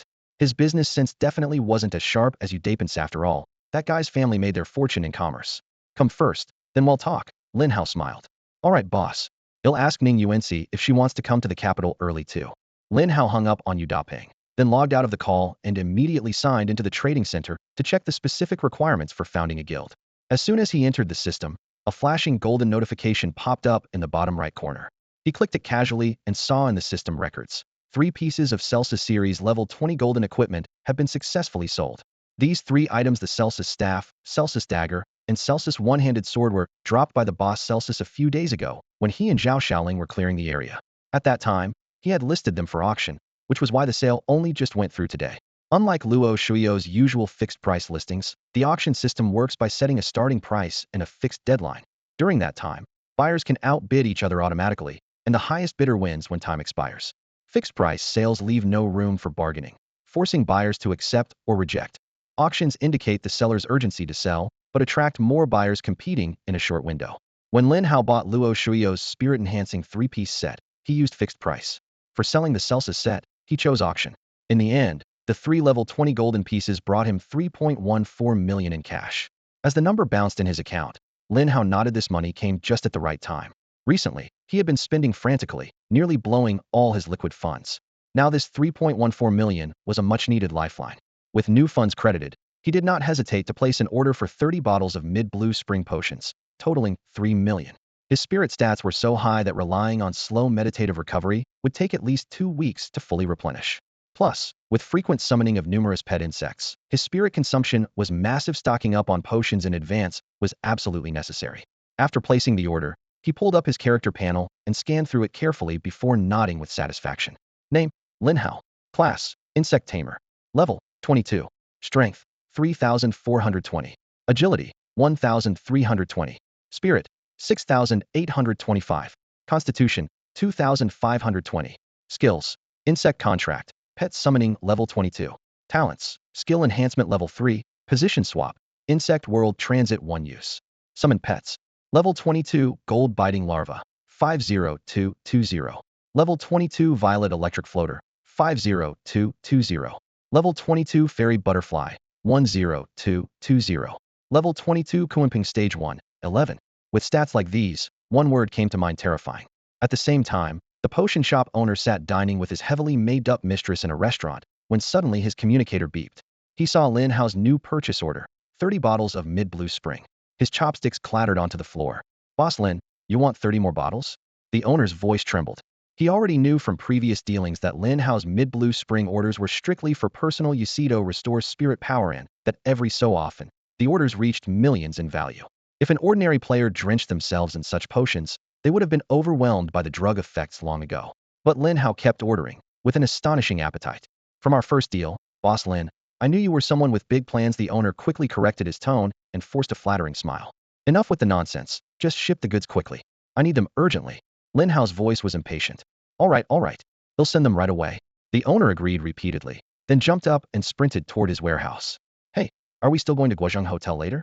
The heavily made-up mistress, sensing the mood, anxiously called after him as he suddenly took off. 10 minutes later, Lin Hao had secured 30 bottles of mid-blue spring. He unscrewed one, tilted his head back, and gulped it down. The cool medicinal liquid slid smoothly down his throat, and his spirit instantly felt like it was being infused by a crystal-clear mountain stream. His mental energy surged at a rate almost imperceptible to the naked eye. Unfortunately, such heavy drinking came at a steep price. Glancing at his account balance, only 140,000 in cash remained. If I keep this up, I'm going to go broke sooner or later, he muttered to himself wryly. It'd be great if I could brew it myself, or if someone in the guild knew how to make it. Currently, a single bottle of mid-blue spring cost 100,000. The larger and extra-large versions went for even more absurd prices. In reality, raw materials and labor wouldn't exceed 50,000, but the pharmacist, wholesaler, and retailer all layered markups on top of each other, creating a price gap like a bottomless pit. Yu Daping mentioned wanting to build a guild. Maybe that could be a way forward. Opening his terminal, Lin Hao checked the guild system. There were 5 membership levels, with level 5 as the lowest. Registration required only 100,000 achievement points. For him, that was practically no barrier. Still had 400,000 achievement points saved up, and parting with 100,000 was no big deal. Still, if the hard-working people out there who scrimped for achievement points knew his plan, they'd probably rush over and give him a serious beating. On his first night in the capital, he spent the evening in his motel room, guzzling mid-blue spring while restoring his spirit and summoning his pet insects to pass the time. By morning, 20 empty bottles were stacked by the bedside. His mental power was fully restored, and he summoned all 180 of his pet insects, 18 of which had already evolved into elite forms, confirming his theory that frequent combat was the fastest growth path. Just as he was contemplating his next training steps, there was a knock at the door. Opening it, Zhao Xiaoling stepped inside. Today she wore a light pink camisole dress, her shoulders and collarbones subtly revealed in the morning light, and below the knee, her long legs looked especially striking. She glanced around the room once before smiling mischievously. Hey Lin Hao, didn't you find a girl to have some fun with last night? What the heck? Lin Hao laughed dryly. Zhao Xiaoling shook the light brain in her hand. Once things are settled in a few days, we're heading to Phoenix Town in the southwest. Since we still have some free time now, want to go explore around? Sure, Lin Hao nodded. Since he'd be staying in the capital long term, having a guide was only sensible. As they stepped out, they immediately bumped into Chu Liyue and Ling Shuang, who had obviously arranged to meet earlier. Lin Hao smiled and greeted them, then casually pulled out another bottle of mid-blue spring and drained it in one go. He was still short about 6,000 mental energy points, and with each bottle restoring 1,000, he figured he'd need at least 5 more. The 4 of them strolled along the tree-lined paths of Qingbei Martial Arts University. From the futuristic research buildings to the combat arenas echoing with the sounds of punches, to the classical-style teaching halls, the 3 girls took turns acting as tour guides, filling him in as they walked. After half an hour, Lin Hao downed another bottle with a loud gulp. The 3 girls caught the movement out of the corner of their eyes and quietly watched. This was no ordinary water. Half an hour later, he raised the bottle to drink again. Chu Liyue couldn't help but glance over, thinking, does this guy drink mid-blue spring like it's plain water? Ling Shuang frowned, but said nothing. 20 minutes after that, Zhao Xiaoling, Chu Liyue, and Ling Shuang all looked toward Lin Hao simultaneously, as if expecting something. They all wanted to see if, after 4 bottles since leaving, he'd keep up the half-hour drinking rhythm. With less than 30 minutes to go, Ling Shuang glanced discreetly at the mechanical watch on her wrist. The second hand hit the mark just as Lin Hao unzipped his backpack, decisively twisted off the bottle cap, and tilted back an entire bottle of Zhonglan Spring in one gulp. The 5th bottle. Again? Ling Shuang whispered in disbelief. Chu Liyu's eyes widened. She could hardly believe it. Lin Hao, are you treating Zhonglan Spring like ordinary mineral water? We haven't been out long, and you've already gone through 5 bottles. Even silent Zhao Shaoling couldn't help but ask, Lin Hao, how much spirit power do you actually have? One bottle equals 1,000 points. Most spirit users around level 20 or 30 have only 3 or 500 points. At first, Ling Shuang thought Lin Hao was just putting on a show after all. One bottle costs 100,000. He had to be flaunting it on purpose. But now even she couldn't keep track. 5 bottles means 5,000 spirit points. 5,000. Chu Liua murmured, that's just ridiculous. Lin Hao shrugged as if talking about the weather. Not that much. My whole gear is built around spirit power, so the numbers just add up. Your entire gear built on spirit power? The three girls exchanged looks. They'd never heard of such a setup before, but at least it explained his insane pill guzzling. Yet none of them truly grasped just how terrifying 5,000 points meant in this world. Something felt off, but they couldn't quite put their finger on it. Time kept ticking. After more than 20 minutes, almost half an hour had passed. By usual routine, Lin Hao should have taken another bottle by now, but they were sure he couldn't drink anymore. Still, those 5 perfectly timed refills echoed like a drumbeat in their minds, drawing their eyes back to him instinctively. At 29 minutes, the 3 women stopped walking and all stared at him. The next second, Lin Hao pulled out a bottle again, twisted it open with a click, and the 6th bottle of Zhonglan Spring poured down his throat. They were speechless. At this moment, they had no time to think about Lin Hao's sky-high 6,000 spirit points, only the shock at his outrageous pill consumption. In less than a morning, 6 bottles of Zhonglan Spring had been downed like water. Finally, after another half hour passed, Lin Hao stopped. He didn't take out another bottle. The 3 girls breathed a collective sigh of relief. They really feared he'd keep going endlessly. One more bottle, and they'd question whether the world's rules had completely collapsed. It made them feel as if they no longer recognized the world around them. The 4 of them spent the morning touring the campus. At noon, they chose a restaurant with an elegant atmosphere. Truffles, foie gras, and caviar were served one after another, each dish crafted like a work of art. When it was Lin Hao's turn, he was stunned. Meals like this 3 times a day. Each meal must cost several thousand yuan at least. He suspected these female classmates treated luxury like an everyday routine. What he didn't realize was that the recovery potion he casually drank earlier had cost 600,000 yuan, over 100 times more expensive than this feast. In the afternoon, the group wandered over to the bustling capital city square. Neon advertisements covered every surface, street performers sweated through their shows, and the group happily took photos and shopped. Night fell quickly, and soon it was time for dinner again. Lin Hao wondered silently. What are they planning to eat this time? A bit heavy at lunch. Let's go lighter for dinner, the girls discussed. Lin Hao breathed a quiet sigh of relief. Finally, no more truffles, foie gras, and caviar. Even a Saudi princess wouldn't be able to keep up this pace. Yet when the menu lit up Australian lobster, bluefin tuna, emperor crab, froze on the spot. Fine. I admit it, poverty has limited my imagination. Late at night, Lin Hao returned to his room and poured all 6,000 of his mental energy points into summoning. His pet insects appeared like a tide. 220 gold-devouring bugs, 220 violet electric floats, 50 spirit butterflies. Exhausted, he shook his head wryly. Now he could only rely on natural regeneration, since he had no money left. An hour later, his phone rang. It was Yu Dapeng's voice. 2 things. First, all the ore and plants you collected last time in the shadowy lands have been sold. You got 20 million yuan. Second, in 2 days, Ning Yuanxi, Lin Shi, and I will come to the capital. After hanging up, Lin Hao stared at the suddenly increased bank balance. After 10 minutes of thought, he placed an order for a large batch of mid-blue spring potions. Early the next morning, Zhao Shaoling promptly knocked on his door, like a human alarm clock. It seemed her entire schedule in the capital was dedicated to looking after Lin Hao.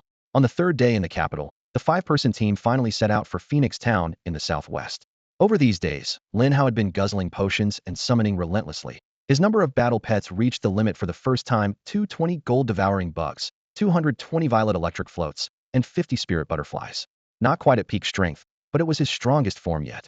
At the same time, 3 other teams from Qingbei Martial Arts University were traveling with them, 20 people in total, averaging around level 30. Zhao Shaoling was the lowest at level 20, Lin Hao close behind at 22. Somehow, Chu Liue had managed to stop Wang Bin from publicly mocking Lin Hao, who now only responded with cold indifference. The 4 teams used the school's teleport array. The array couldn't reach Phoenix Town directly. They first had to arrive at the nearest city, Shihai, and then transfer there. From the capital to Shihai was a straight-line distance of over 10,000 kilometers. A long-distance teleport. Half of the 20 people threw up into walls or felt dizzy as soon as they arrived. Lin Hao, with his strong mental energy, felt only slight dizziness. Watching everyone complain in various colorful ways, he was at a loss for words. After a half-hour rest, the group entered the array again, teleporting from Shihai City to Phoenix Town. This shorter journey caused almost no discomfort. Outside the teleport array in Phoenix Town, A patrol squad of around a dozen city guards waited for Qingbei Martial Arts University students. That's all for today. Thank you so much for watching. I hope you guys enjoyed. If you wish to have another part of this recap, please give us at least 1,000 likes. Please don't forget to comment and subscribe to our channel for more content like this. Until next time.